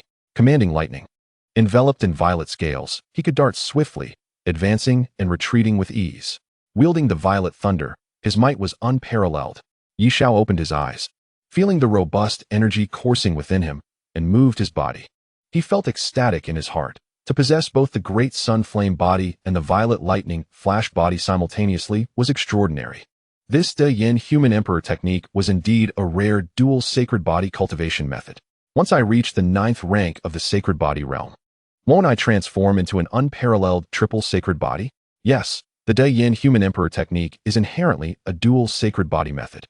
Besides being able to utilize the violet lightning flash body now, upon reaching the 9th rank of the sacred body realm, he could also activate another sacred body. Moreover, having mutated, Ye Xiao had regained mastery over the once-forgotten Great Sun Yuanyang body. At this moment, Ye Xiao felt that his choice of recultivation was impeccable. Not only that, but the strength of his physical body had also experienced a significant enhancement. His power surged. Just then, Ye Xiao noticed Yi Yun Xiao had stuffed the remaining vial of celestial dragon blood into his bosom, muttering, "Since I need to run, and I share the Yi surname, I shall take this with me. I must hurry." Chapter 84. Just rely on his ability to ruin you. Yi Yun Xiao paid no heed to Ye Xiao and turned to flee. However, just as he was about to make a move, he spotted a silver-haired man standing at the entrance of the cavern. The man's appearance suggested he was around 40, dressed in a long robe, exuding an air of scholarly elegance. "Ninth uncle, look at this brat." He insisted on swallowing the celestial dragon blood right here, resulting in this mess. Yi Yun Xiao pointed at Ye Xiao, unhesitatingly shifting the blame onto him. He was well aware that Ye Xiao would certainly be fine. He could bear any blame. The man's gaze was piercing, ignoring Ye Xiao completely as he slowly approached Yi Yun Xiao. Although referred to as ninth uncle, he appeared considerably younger than Yi Yun Xiao. Sensing the situation was dire, Yi Yun Xiao began to retreat step by step. Suddenly, the man moved with barely any motion, appearing directly in front of Yi Yun Xiao. Even Ye Xiao could not discern how he had crossed the distance. The jade vial in Yi Yun Xiao's hand was now in the man's possession. Immediately after, a simple yet powerful slap landed. "I told you not to steal. At your age, still engaging in such antics." Slap. What happened to the dragon's head? Slap. What were you doing? Planning to escape, were you? Slap. Who will take responsibility for the commotion in the courtyard? Hand it over to me. Slap. With each sentence, a slap followed, forcing Yi Yun Xiao to retreat, clutching his head and begging for mercy. Finally, the man ceased his assault and coldly remarked, "This matter is settled. You little brat need not covet the celestial dragon's blood. Its primary purpose is to enhance bodily potential. Given that half of you is buried in the ground, you might die before I do. Consuming this is sheer waste." Yes. Ninth uncle, I was wrong. Yi Yun Xiao appeared as a child before the man. At this moment, Ye Xiao stepped forward to help exonerate Yi Yun Xiao, saying, "Ninth grandfather, this matter is not Grandpa Yun Xiao's fault. It was I who caused this trouble." Ninth grandfather cast a glance at Ye Xiao, letting out a soft sound of surprise. "Your technique is quite ferocious. Moreover, how did you manage this? You retained the Great Sun Yuanyang technique while cultivating a new one, and you possess dual sacred bodies?" Ye Xiao smiled and replied, "It was merely a stroke of fortune, and I am unsure how I ended up in this state. The Human Emperor Cauldron was Ye Xiao's greatest secret. Unless necessary, he would not bring it up, even to this esteemed ancestor of the Yi family." Ninth grandfather sighed and said, "Well, let the dragon head be shattered. It was destined to return to dust. After all, it was an opportunity seized by my Yi family disciples, and the benefits shall not flow elsewhere. Let it be." Upon hearing ninth grandfather's words, Yi Yun Xiao frantically nodded in agreement. "Ninth uncle speaks the truth." Ninth grandfather shot him a glance, snorting, "Humph. Yi Xiao's acquisition of the opportunity is his affair. Your handling of it was inadequate. You need not flatter me. It serves no purpose." He, ninth uncle speaks the truth. Yi Yun Xiao dared not argue and could only acquiesce. The ninth master gazed at Ye Xiao with a complex expression. "You little rascal. I once suggested you remain at Tianlong Courtyard to pursue the essence of martial arts, yet you were unwilling. Yet here you are, the most accomplished among those children who toil day after day in their training. How can they possibly accept this? Truly, the comparison between individuals is infuriating." Ye Xiao chuckled. "What can I say, ninth master? I am a man of ambition and indulgence, one who revels in the limelight. It is in my nature to thrive in the spotlight. Being confined here in seclusion would be tantamount to my demise. Humph. Enough with your provocations. Begone, for your mere presence vexes me." Not feeling angered by his dismissal, Ye Xiao laughed heartily. "Ha ha ha, ninth master, in a few days, I shall send you some light reading to alleviate your boredom." As he watched Ye Xiao depart, the ninth master sighed. To possess such innate talent is truly enviable. If only I had such gifts, perhaps I could have advanced further. Yi Yun Xiao smiled wryly. Regardless, he is a member of the Yi family. As long as he flourishes, the next millennium for the Yi family will be secure. Alas, I fear I shall not witness it. His last words carried a hint of melancholy. The ninth master chose not to respond. For a martial artist, breaking free from the shackles of life is an arduous task. Throughout his life, he had witnessed too many farewells. He left in silence, leaving behind a solitary remark. If you wish to see further and for a longer time, you must rely solely on yourself. You are not a prodigy like him. Thus, you must resign yourself to fate. His words conveyed both resignation and a hint of bitterness. Yet ultimately, he was powerless to alter the course of events. Inside the inn, and Bushing and the others had settled in, and Linglong still bore a pale complexion, yet she had regained her senses. Observing her condition, Chu Ming immediately stated, "Sect Master, I shall head to Tianyi sect now to see if I can procure the Tianyi divine pill to treat the lady's ailment." And Bushing nodded in agreement, but said nothing further. As Chu Ming turned to leave, and Chenghu intercepted him, "Elder Chu, there is no need to go." The others exchanged puzzled glances, looking towards Chenghu. He then produced a vial of medicine from his robe and softly declared, "This is the universal vitality pill, a treasured secret of the Daqian royal family. It can restore Linglong to health." Upon hearing this, the crowd was taken aback. Chu Ming could not help but inquire, "How could you possess such a medicine?" The Grand Prince sought the Emperor for it and was denied an audience. Even the Empress herself could not procure it. "How did you come by it?" And Chenghu looked at the bewildered onlookers and sighed. "This was a gift from the third prince, Ye Xiao, intended for my sister's recovery." At this revelation, the crowd exchanged glances of astonishment. And Linglong, indignant, retorted, "I refuse his pills. That scoundrel has a vile tongue and has deliberately insulted my mother. I will not accept his medicine." And Chenghu stood silent, then calmly approached Linglong. Raising his hand, he delivered a resounding slap. The sound echoed as Linglong's cheek instantly turned red and swollen. Tears brimmed in her eyes as she protested, "Brother, you hit me." And Chenghu sternly replied, "What of it? Do you truly believe you are a princess? You speak so affectionately of mother, yet he is merely using you to manipulate our Qing Xian sect. You have been sold and remain oblivious." At these words, and Linglong's eyes widened in disbelief, her pride unyielding. "And Chenghu, you know nothing. Mother and the Grand Prince have treated me exceedingly well, far better than you ever have." Meanwhile, and Bushing fell into deep contemplation. Unlike in Linglong, he recognized that her alliance with the Grand Prince was fundamentally a transaction of interests.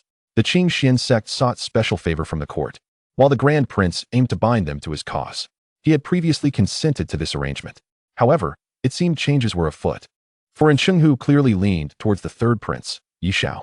Fixing his gaze on the defiant and Linglong, and Chenghu stated coldly, "I have returned with a singular purpose. That is to ensure our Qing Xian sect distances itself from the Grand Prince. We must never become enemies with Ye Xiao." At this declaration, and Linglong's indignation flared. "By what right? Just because Ye Xiao can surpass two great realms and incapacitate you, does that make it permissible?"